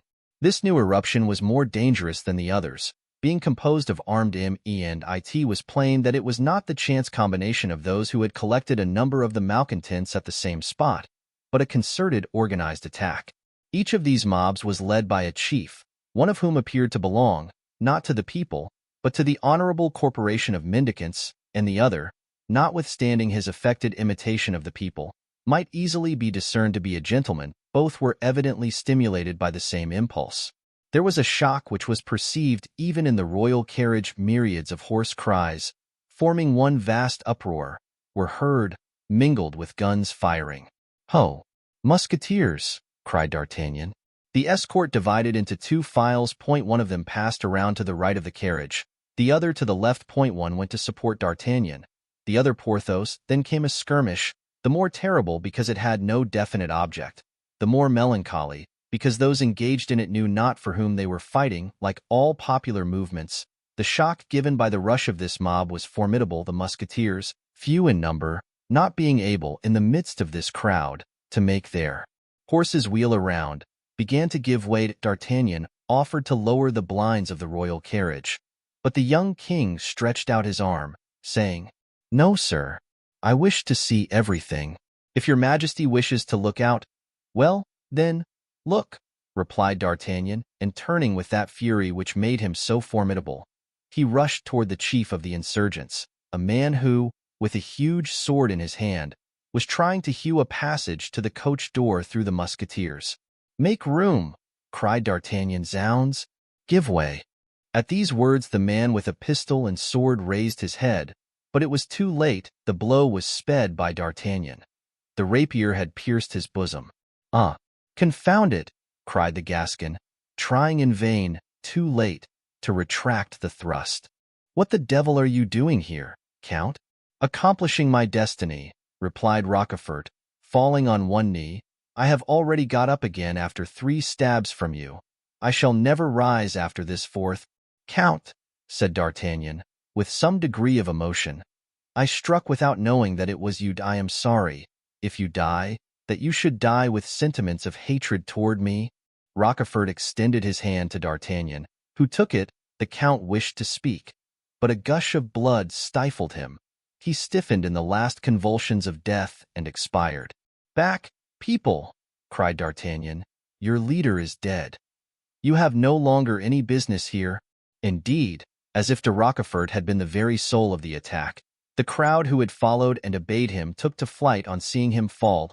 D'Artagnan charged, with a party of musketeers, up the Rue du Coq, and the portion of the mob he assailed disappeared like smoke, dispersing near the place Saint-Germain-l'Auxerrois and taking the direction of the quays. D'Artagnan returned to help Porthos, if Porthos needed help, but Porthos, for his part, had done his work as conscientiously as D'Artagnan. The left of the carriage was as well cleared as the right, and they drew up the blind of the window which Mazarin, less heroic than the king, had taken the precaution to lower. Porthos looked very melancholy. "What a devil of a face you have, Porthos, and what a strange air for a victor."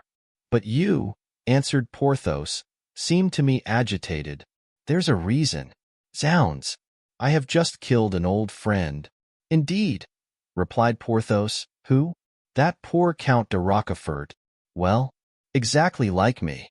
I have just killed a man whose face is not unknown to me, unluckily.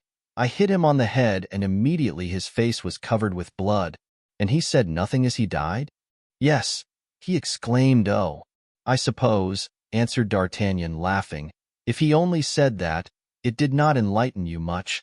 "Well, sir," cried the queen. "Madam, the passage is quite clear, and your Majesty can continue your road." In fact, the procession arrived, in safety at Notre Dame, at the front gate of which all the clergy, with the coadjutor at their head, awaited the king, the queen, and the minister, for whose happy return they chanted a Te Deum.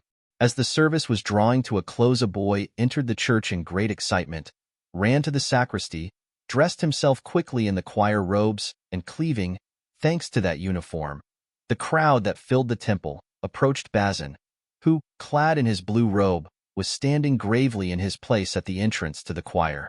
Bazin felt someone pulling his sleeve. He lowered to earth his eyes, beatifically raised to heaven, and recognized Fouquet. "Well, you rascal, what is it? How do you dare to disturb me in the exercise of my functions?" asked the beadle.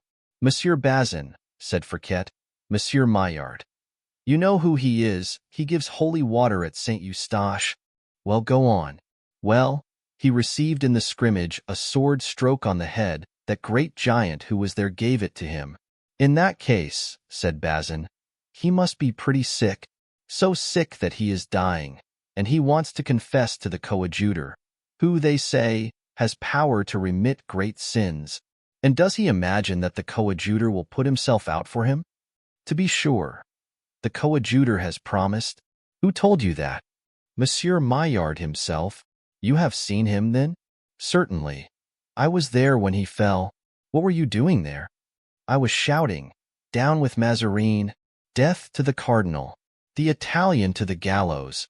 Isn't that what you would have me shout?" "Be quiet, you rascal," said Bazin, looking uneasily around. "So that he told me, that poor Monsieur Maillard. Go find the coadjutor, Fouquet, and if you bring him to me, you shall be my heir. Say, then, Father Bazin, the heir of Monsieur Maillard, the giver of holy water at St. Eustache. Hey, I shall have nothing to do but to fold my arms. All the same, I should like to do him that service. What do you say to it?" "I will tell the coadjutor," said Bazin. In fact, he slowly and respectfully approached the prelate, and spoke to him privately a few words, to which the latter responded by an affirmative sign. He then returned with the same slow step, and said, "Go and tell the dying man that he must be patient. Monseigneur will be with him in an hour." "Good," said Fouquet. "My fortune is made." "By the way," said Bazin, "where was he carried?" "To the Tower St. Jacques Louisiana Boucherie." And delighted with the success of his embassy, Fouquet started off at the top of his speed. When the Te Deum was over, the coadjutor, without stopping to change his priestly dress, took his way toward that old tower which he knew so well. He arrived in time, though sinking from moment to moment. The wounded man was not yet dead. The door was opened to the coadjutor of the room in which the mendicant was suffering. A moment later Fouquet went out, carrying in his hand a large leather bag. He opened it as soon as he was outside the chamber, and to his great astonishment found it full of gold. The mendicant had kept his word and made Fouquet his heir. "Ah, Mother Nanette!" cried Fouquet, suffocating. "Ah, Mother Nanette!" He could say no more, but though he hadn't strength to speak, he had enough for action. He rushed headlong to the street, and like the Greek from Marathon who fell in the square at Athens, with his laurel in his hand, Fouquet reached Councillor Broussels's threshold, and then fell exhausted, scattering on the floor the louis disgorged by his leather bag. Mother Nanette began by picking up the louis. Then she picked up Fouquet. In the meantime, the cortege returned to the Palais Royal. "That Monsieur d'Artagnan is a very brave man, mother," said the young king. "Yes, my son. And he rendered very important services to your father. Treat him kindly, therefore, in the future." "Captain," said the young king to D'Artagnan, on descending from the carriage, "the queen has charged me to invite you to dinner today, you and your friend the Baron du Vallon."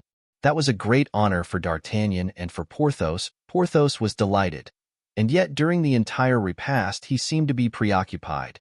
"What was the matter with you, Baron?" D'Artagnan said to him as they descended the staircase of the Palais Royal. "You seemed at dinner to be anxious about something." "I was trying," said Porthos, "to recall where I had seen that mendicant whom I must have killed." "And you couldn't remember?" No. "Well, search, my friend, search. And when you have found, you will tell me, will you not?" "Pardieu," said Porthos. Chapter 90. Conclusion. On going home, the two friends found a letter from Athos, who desired them to meet him at the Grand Charlemagne on the following day. The friends went to bed early, but neither of them slept. When we arrive at the summit of our wishes, success has usually the power to drive away sleep on the first night after the fulfillment of long-cherished hopes. The next day at the appointed hour they went to see Athos and found him and Aramis in traveling costume. "What?" cried Porthos. "Are we all going away, then?" "I also have made my preparations this morning." "Oh, heavens!" "Yes," said Aramis, "there's nothing to do in Paris now there's no Fronde. The Duchess de Longueville has invited me to pass a few days in Normandy, and has deputed me, while her son is being baptized, to go and prepare her residence at Rouen. After which, if nothing new occurs, I shall go and bury myself in my convent at Noisy-le-Sec." "And I," said Athos, "am returning to Bragelonne, you know, dear D'Artagnan. I am nothing more than a good honest country gentleman. Raoul has no fortune other than I possess, poor child, and I must take care of it for him, since I only lend him my name. And Raoul, what shall you do with him?" "I leave him with you, my friend. War has broken out in Flanders. You shall take him with you there. I am afraid that remaining at Blois would be dangerous to his youthful mind. Take him and teach him to be as brave and loyal as you are yourself." "Then," replied D'Artagnan, "though I shall not have you, Athos, at all events I shall have that dear fair-haired head by me. And though he's but a boy, yet, since your soul lives again in him, dear Athos, I shall always fancy that you are near me, sustaining and encouraging me." The four friends embraced with tears in their eyes. Then they departed, without knowing whether they would ever see each other again. D'Artagnan returned to the Rue Tiquetonne with Porthos, still possessed by the wish to find out who the man was that he had killed. On arriving at the Hôtel de la Chevrette, they found the Baron's equipage all ready and Mousqueton on his saddle. "Come, D'Artagnan," said Porthos, "bid adieu to your sword and go with me to Pierrefonds, to Bracieux, or to Du Vallon. We will grow old together and talk of our companions." "No," replied D'Artagnan, "deuce take it, the campaign is going to begin. I wish to be there. I expect to get something by it." "What do you expect to get?" "Why, I expect to be made Marechal of France." "Ha! Ha!" cried Porthos, who was not completely taken in by D'Artagnan's gasconades. "Come, my brother, go with me," added D'Artagnan, "and I will see that you are made a duke." "No," answered Porthos, "Mouston has no desire to fight. Besides, they have erected a triumphal arch for me to enter my barony, which will kill my neighbors with envy." "To that I can say nothing," returned D'Artagnan, who knew the vanity of the new baron. "Then, here's to our next merry meeting." "Adieu, dear captain," said Porthos. "I shall always be happy to welcome you to my barony." "Yes, yes, when the campaign is over," replied the Gascon. "His honor's equipage is waiting," said Mousqueton. The two friends, after a cordial pressure of the hands, separated. D'Artagnan was standing at the door looking after Porthos with a mournful gaze, when the Baron, after walking scarcely more than 20 paces, returned, stood still, struck his forehead with his finger, and exclaimed, "I recollect." "What?" inquired D'Artagnan. "Who the beggar was that I killed." "Ah, indeed. And who was he?" "'Twas that low fellow, Bonus." And Porthos, enchanted at having relieved his mind, rejoined Mousqueton, and they disappeared around an angle of the street. D'Artagnan stood for an instant, mute, pensive, and motionless. Then, as he went in, he saw the fair Madeleine, his hostess, standing on the threshold. "Madeleine," said the Gascon, "give me your apartment on the first floor. Now that I am a captain in the Royal Musketeers, I must make an appearance. Nevertheless, reserve my old room on the 5th story for me. One never knows what may happen." End of the Project Gutenberg ebook 20 years after *. Updated editions will replace the previous one. The old editions will be renamed. Creating the works from print editions not protected by U.S. copyright law means that no one owns a United States copyright in these works, so the Foundation and you can copy and distribute it in the United States without permission and without paying copyright royalties. Special rules, set forth in the general terms of use part of this license, apply to copying and distributing Project Gutenberg electronic works to protect the Project Gutenberg concept and trademark. Project Gutenberg is a registered trademark and may not be used if you charge for an ebook, except by following the terms of the trademark license, including paying royalties for use of the Project Gutenberg trademark. If you do not charge anything for copies of this ebook, complying with the trademark license is very easy. You may use this ebook for nearly any purpose, such as creation of derivative works, reports, performances, and research. Project Gutenberg ebooks may be modified and printed and given away. You may do practically anything in the United States with ebooks not protected by U.S. copyright law. Redistribution is subject to the trademark license, especially commercial redistribution. Start. Full license. The full Project Gutenberg license. Please read this before you distribute or use this work.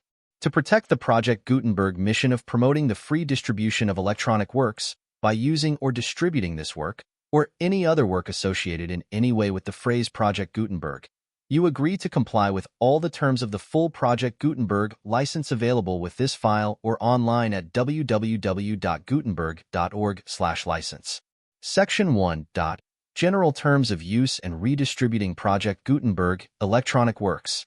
1. By reading or using any part of this Project Gutenberg electronic work, you indicate that you have read, understand, agree to, and accept all the terms of this license and intellectual property, trademark/copyright agreement.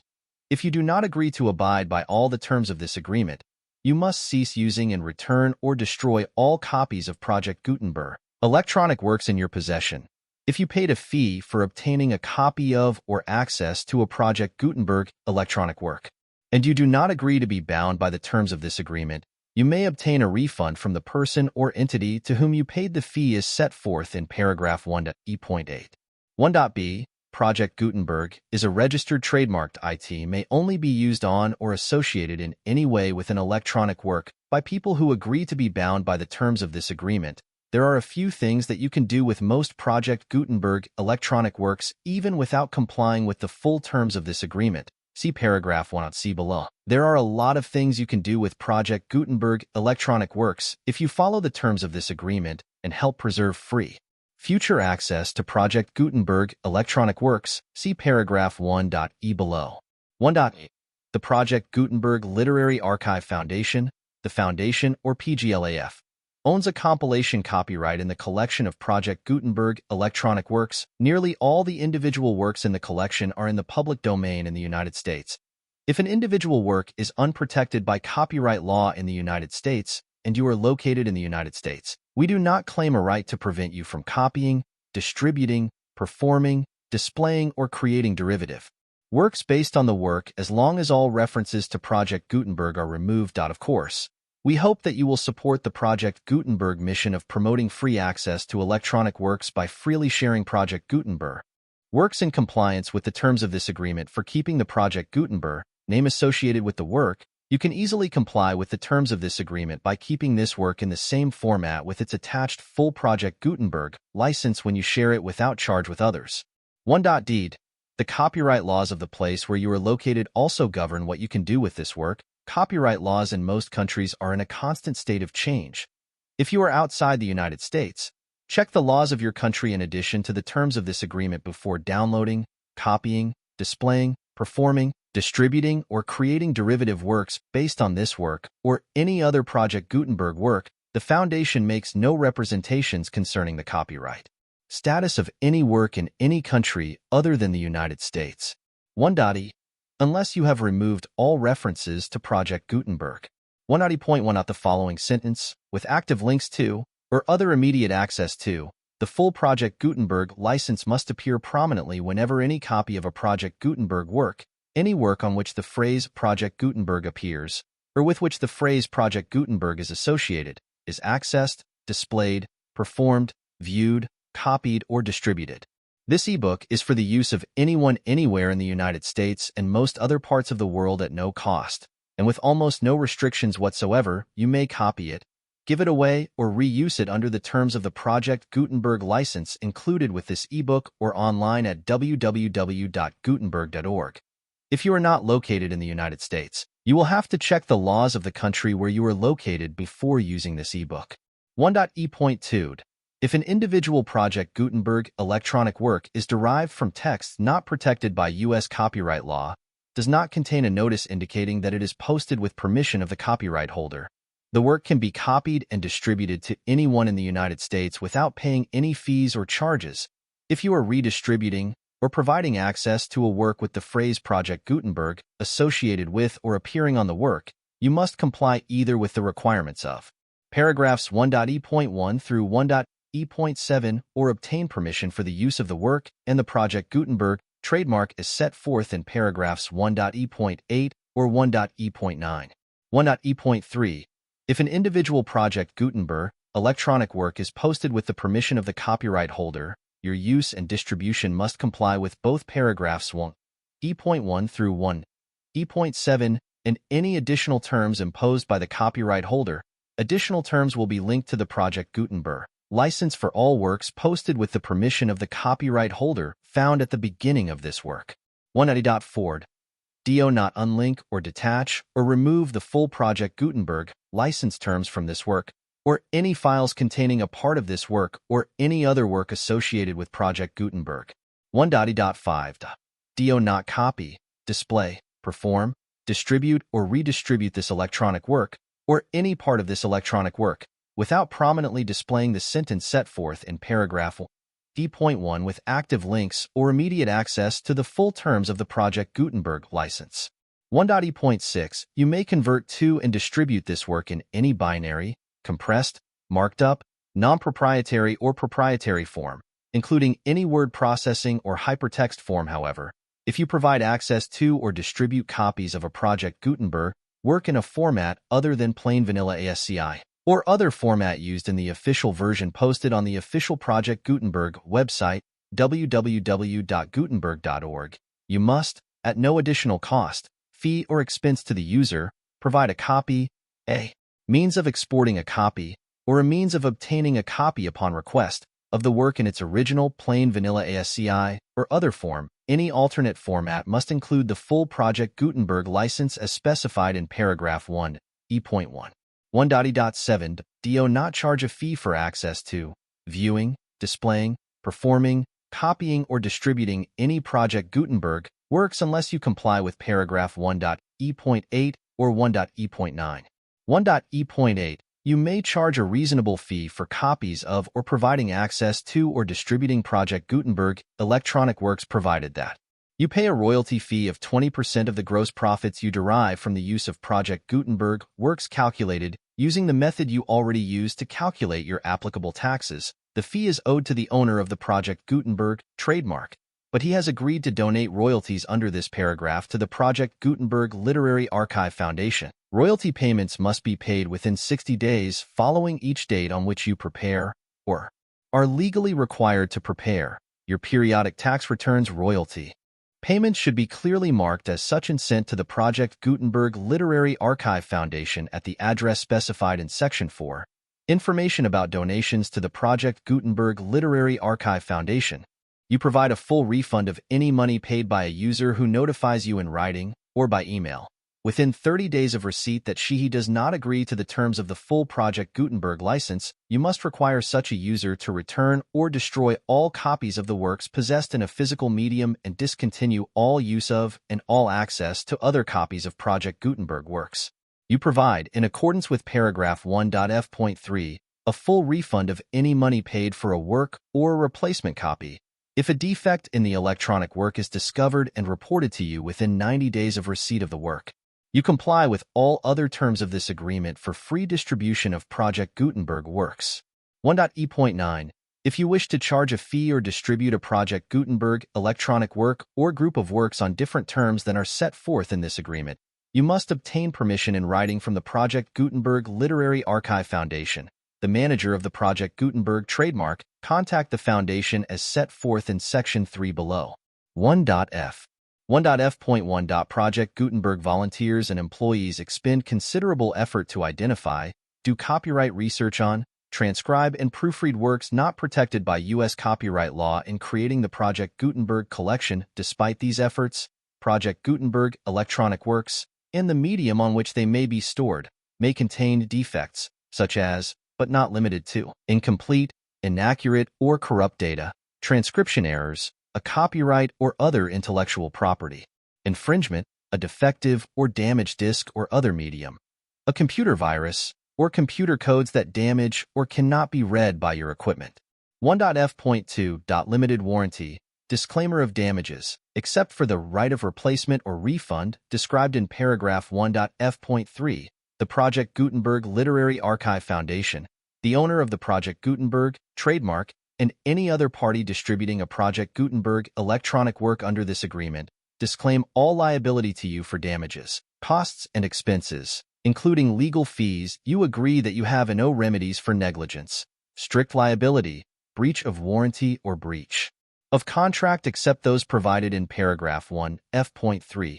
You agree that the Foundation, the trademark owner, and any distributor under this agreement will not be liable to you for actual, direct, indirect, consequential, punitive, or incidental damages even if you give notice of the possibility of such damage. 1.f.3. Limited right of replacement or refund. If you discover a defect in this electronic work within 90 days of receiving it, you can receive a refund of the money, if any, you paid for it by sending a written explanation to the person you received the work from. If you receive the work on a physical medium, you must return the medium with your written explanation. The person or entity that provided you with the defective work may elect to provide a replacement copy in lieu of a refund. If you receive the work electronically, the person or entity providing it to you may choose to give you a second opportunity to receive the work electronically in lieu of a refund. If the second copy is also defective, you may demand a refund in writing without further opportunities to fix the problem. 1.f.4. Except for the limited right of replacement or refund set forth in paragraph 1.f.3, this work is provided to UASIS, with no other warranties of any kind, express or implied, including but not limited to warranties of merchantability or fitness for any purpose. 1.f.5. Some states do not allow disclaimers of certain implied warranties or the exclusion or limitation of certain types of damages. If any disclaimer or limitation set forth in this agreement violates the law of the state applicable to this agreement, the agreement shall be interpreted to make the maximum disclaimer or limitation permitted by the applicable state law. The invalidity or unenforceability of any provision of this agreement shall not void the remaining provisions. 1.f.6. Indemnity. You agree to indemnify and hold the Foundation, the trademark owner, any agent or employee of the Foundation, anyone providing copies of Project Gutenberg electronic works in accordance with this agreement, and any volunteers associated with the production, promotion, and distribution of Project Gutenberg electronic works, harmless from all liability, costs, and expenses, including legal fees, that arise directly or indirectly from any of the following which you do or cause to occur. A. Distribution of this or any Project Gutenberg work. B. Alteration, modification, or additions or deletions to any Project Gutenberg work. And C. Any defect you cause. Section 2. Information about the mission of Project Gutenberg. Project Gutenberg is synonymous with the free distribution of electronic works in formats readable by the widest variety of computers, including obsolete, old, middle-aged, and new computers. It exists because of the efforts of hundreds of volunteers and donations from people in all walks of life.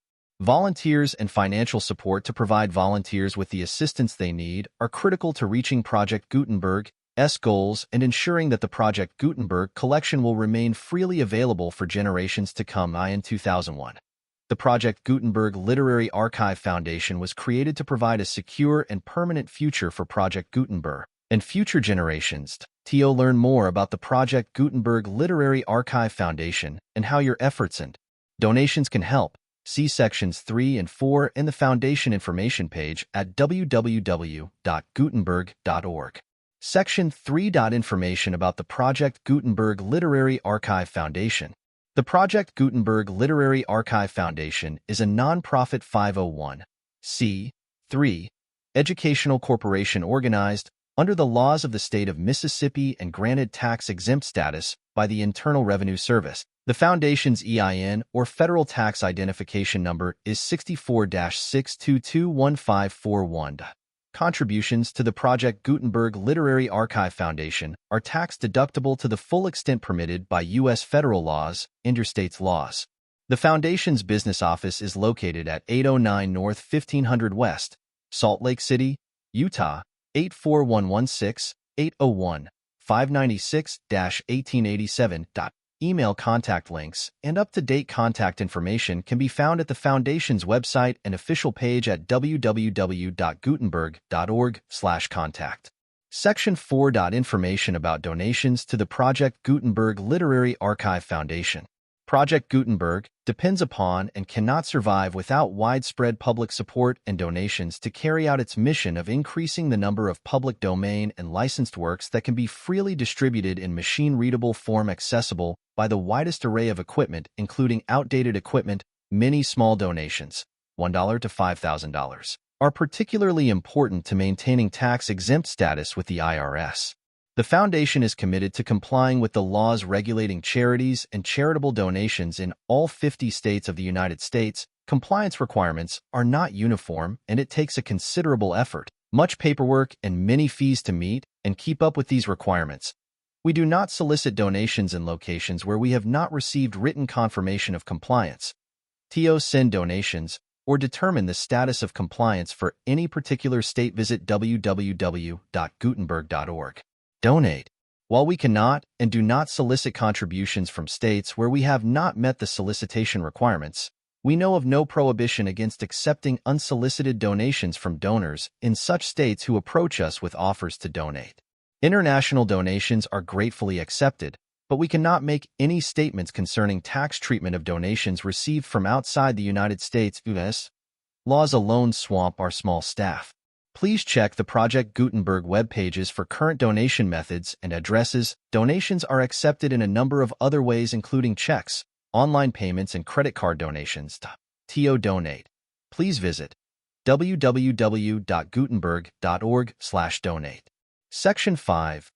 General information about Project Gutenberg Electronic Works. Professor Michael S. Hart was the originator of the Project Gutenberg concept of a library of electronic works that could be freely shared with anyone. For 40 years, he produced and distributed Project Gutenberg ebooks with only a loose network of volunteer support. Project Gutenberg ebooks are often created from several printed editions, all of which are confirmed as not protected by copyright in the U.S. unless a copyright notice is included. Thus, we do not necessarily keep ebooks in compliance with any particular paper edition. Most people start at our website, which has the main PG search facility, www.gutenberg.org. This website includes information about Project Gutenberg, including how to make donations to the Project Gutenberg Literary Archive Foundation, how to help produce our new ebooks, and how to subscribe to our email newsletter to hear about new ebooks. 20 years after. Contents. Chapter I. The Shade of Cardinal Richelieu. Chapter 2. A Nightly Patrol. Chapter 3. Dead Animosities. Chapter 4. Anne of Austria at the age of 46. Chapter V. The Gascon and the Italian. Chapter 6. D'Artagnan in his 40th year. Chapter 7. Touches upon the strange effects a half-pistole may have. Chapter 8. D'Artagnan, going to a distance to discover Aramis. Chapter 9. The Abbé d'Herblay. Chapter X. Monsieur Porthos du Valant de Bracieux de Pierrefonds. Chapter 11. Wealth does not necessarily produce happiness. Chapter 12. Porthos was discontented with his condition. Chapter 13.2. Angelic Faces. Chapter 14. The Castle of Bragelonne. Chapter 15. Athos as a diplomatist. Chapter 16. The Duc de Beaufort. Chapter 17. Duc de Beaufort amused his leisure hours in the dungeon of Vincennes. Chapter 18. Grimaud begins his functions. Chapter 19. Pâtés, made by the successor of Father Marteau, are described. Chapter XX. One of Marie Michen's adventures. Chapter XXI. The Abbé Scarrat. Chapter XXI. Saint Denis. Chapter XXII. One of the 40 methods of escape of the Duc de Beaufort. Chapter XIV. The timely arrival of D'Artagnan in Paris. Chapter XXVIII. An adventure on the high road. Chapter XXVII. The rencontre. Chapter XXVII. The four old friends prepare to meet again. Chapter XXVII. The Place Royale. Chapter XLIX. The ferry across the Oise. Chapter XXX. Skirmishing. Chapter XXXI. The monk. Chapter XXXI. The absolution. Chapter XXXI. Grimaud speaks. Chapter XXXIV. On the eve of battle. Chapter XXXV. A dinner in the old style. Chapter XXXVIII. A letter from Charles I. Chapter XXXVI. Cromwell's letter. Chapter XXXVI. Henrietta Maria and Mazarine. Chapter XXXIX. How, sometimes, the unhappy mistake chance for Providence. Chapter XL. Uncle and nephew. Chapter XLI. Paternal affection. Chapter XLI. Another queen in want of help. Chapter XLII. Which it is proved that first impulses are oftentimes the best. Chapter XLIV. Te Deum for the victory of Lens. Chapter XLV. The beggar of Saint Eustache. Chapter XLVI. The Tower of Saint Jacques de la Boucherie. Chapter XLVI. The Riot. Chapter XLVI. The Riot becomes a revolution. Chapter 49. Misfortune refreshes the memory. Chapter L. The interview. Chapter LI. The flight. Chapter II. The carriage of Monsieur le Coadjuteur. Chapter LI. How D'Artagnan and Porthos earned by selling straw. Chapter LIV.in, which we hear tidings of Aramis. Chapter LV. The Scotchman. Chapter LVI. The Avenger. Chapter LVI. Oliver Cromwell. Chapter LVI. Jesus Seigneur. Chapter LXIX. Noble natures never lose courage, nor good stomachs their appetites. Chapter LX. Respect to fallen Majesty. Chapter LXIII. D'Artagnan hits on a plan. Chapter LXI. London. Chapter LXII. The trial. Chapter LXIV. Whitehall. Chapter LXV. The workmen. Chapter LXVI. Remember. Chapter LXVI. The man in the mask. Chapter LXVI. Cromwell's house. Chapter LXIX. Conversational. Chapter LXX. The Skiff lightning. Chapter LXXI. Port wine. Chapter LXXI. End of the port wine mystery. Chapter LXII. Fatality. Chapter LXIV. How Muscaton had a narrow escape of being eaten. Chapter LXXV. The return. Chapter LXXVI. The ambassadors. Chapter LXXVI. The three lieutenants of the Generalissimo. Chapter LXXVI. The Battle of Charenton. Chapter LXXIX. The road to Picardy. Chapter LXXX. The gratitude of and of Austria. Chapter LXXXI. Cardinal Mazarin is king. Chapter LXXXI. Precautions. Chapter LXXXI. Strength and sagacity. Chapter 84. Strength and sagacity. Continued. Chapter LXXXV. The oubliettes of Cardinal Mazarin. Chapter LXXXVI. Conferences. Chapter LXXXVI. Thinking that Porthos will be at last a baron, and D'Artagnan a captain. Chapter LXXXVI. Shows how with threat and pin more is effected than by the sword. Chapter 89. Difficult for kings to return to the capitals of their kingdoms. Chapter XC. Conclusion. The full Project Gutenberg license.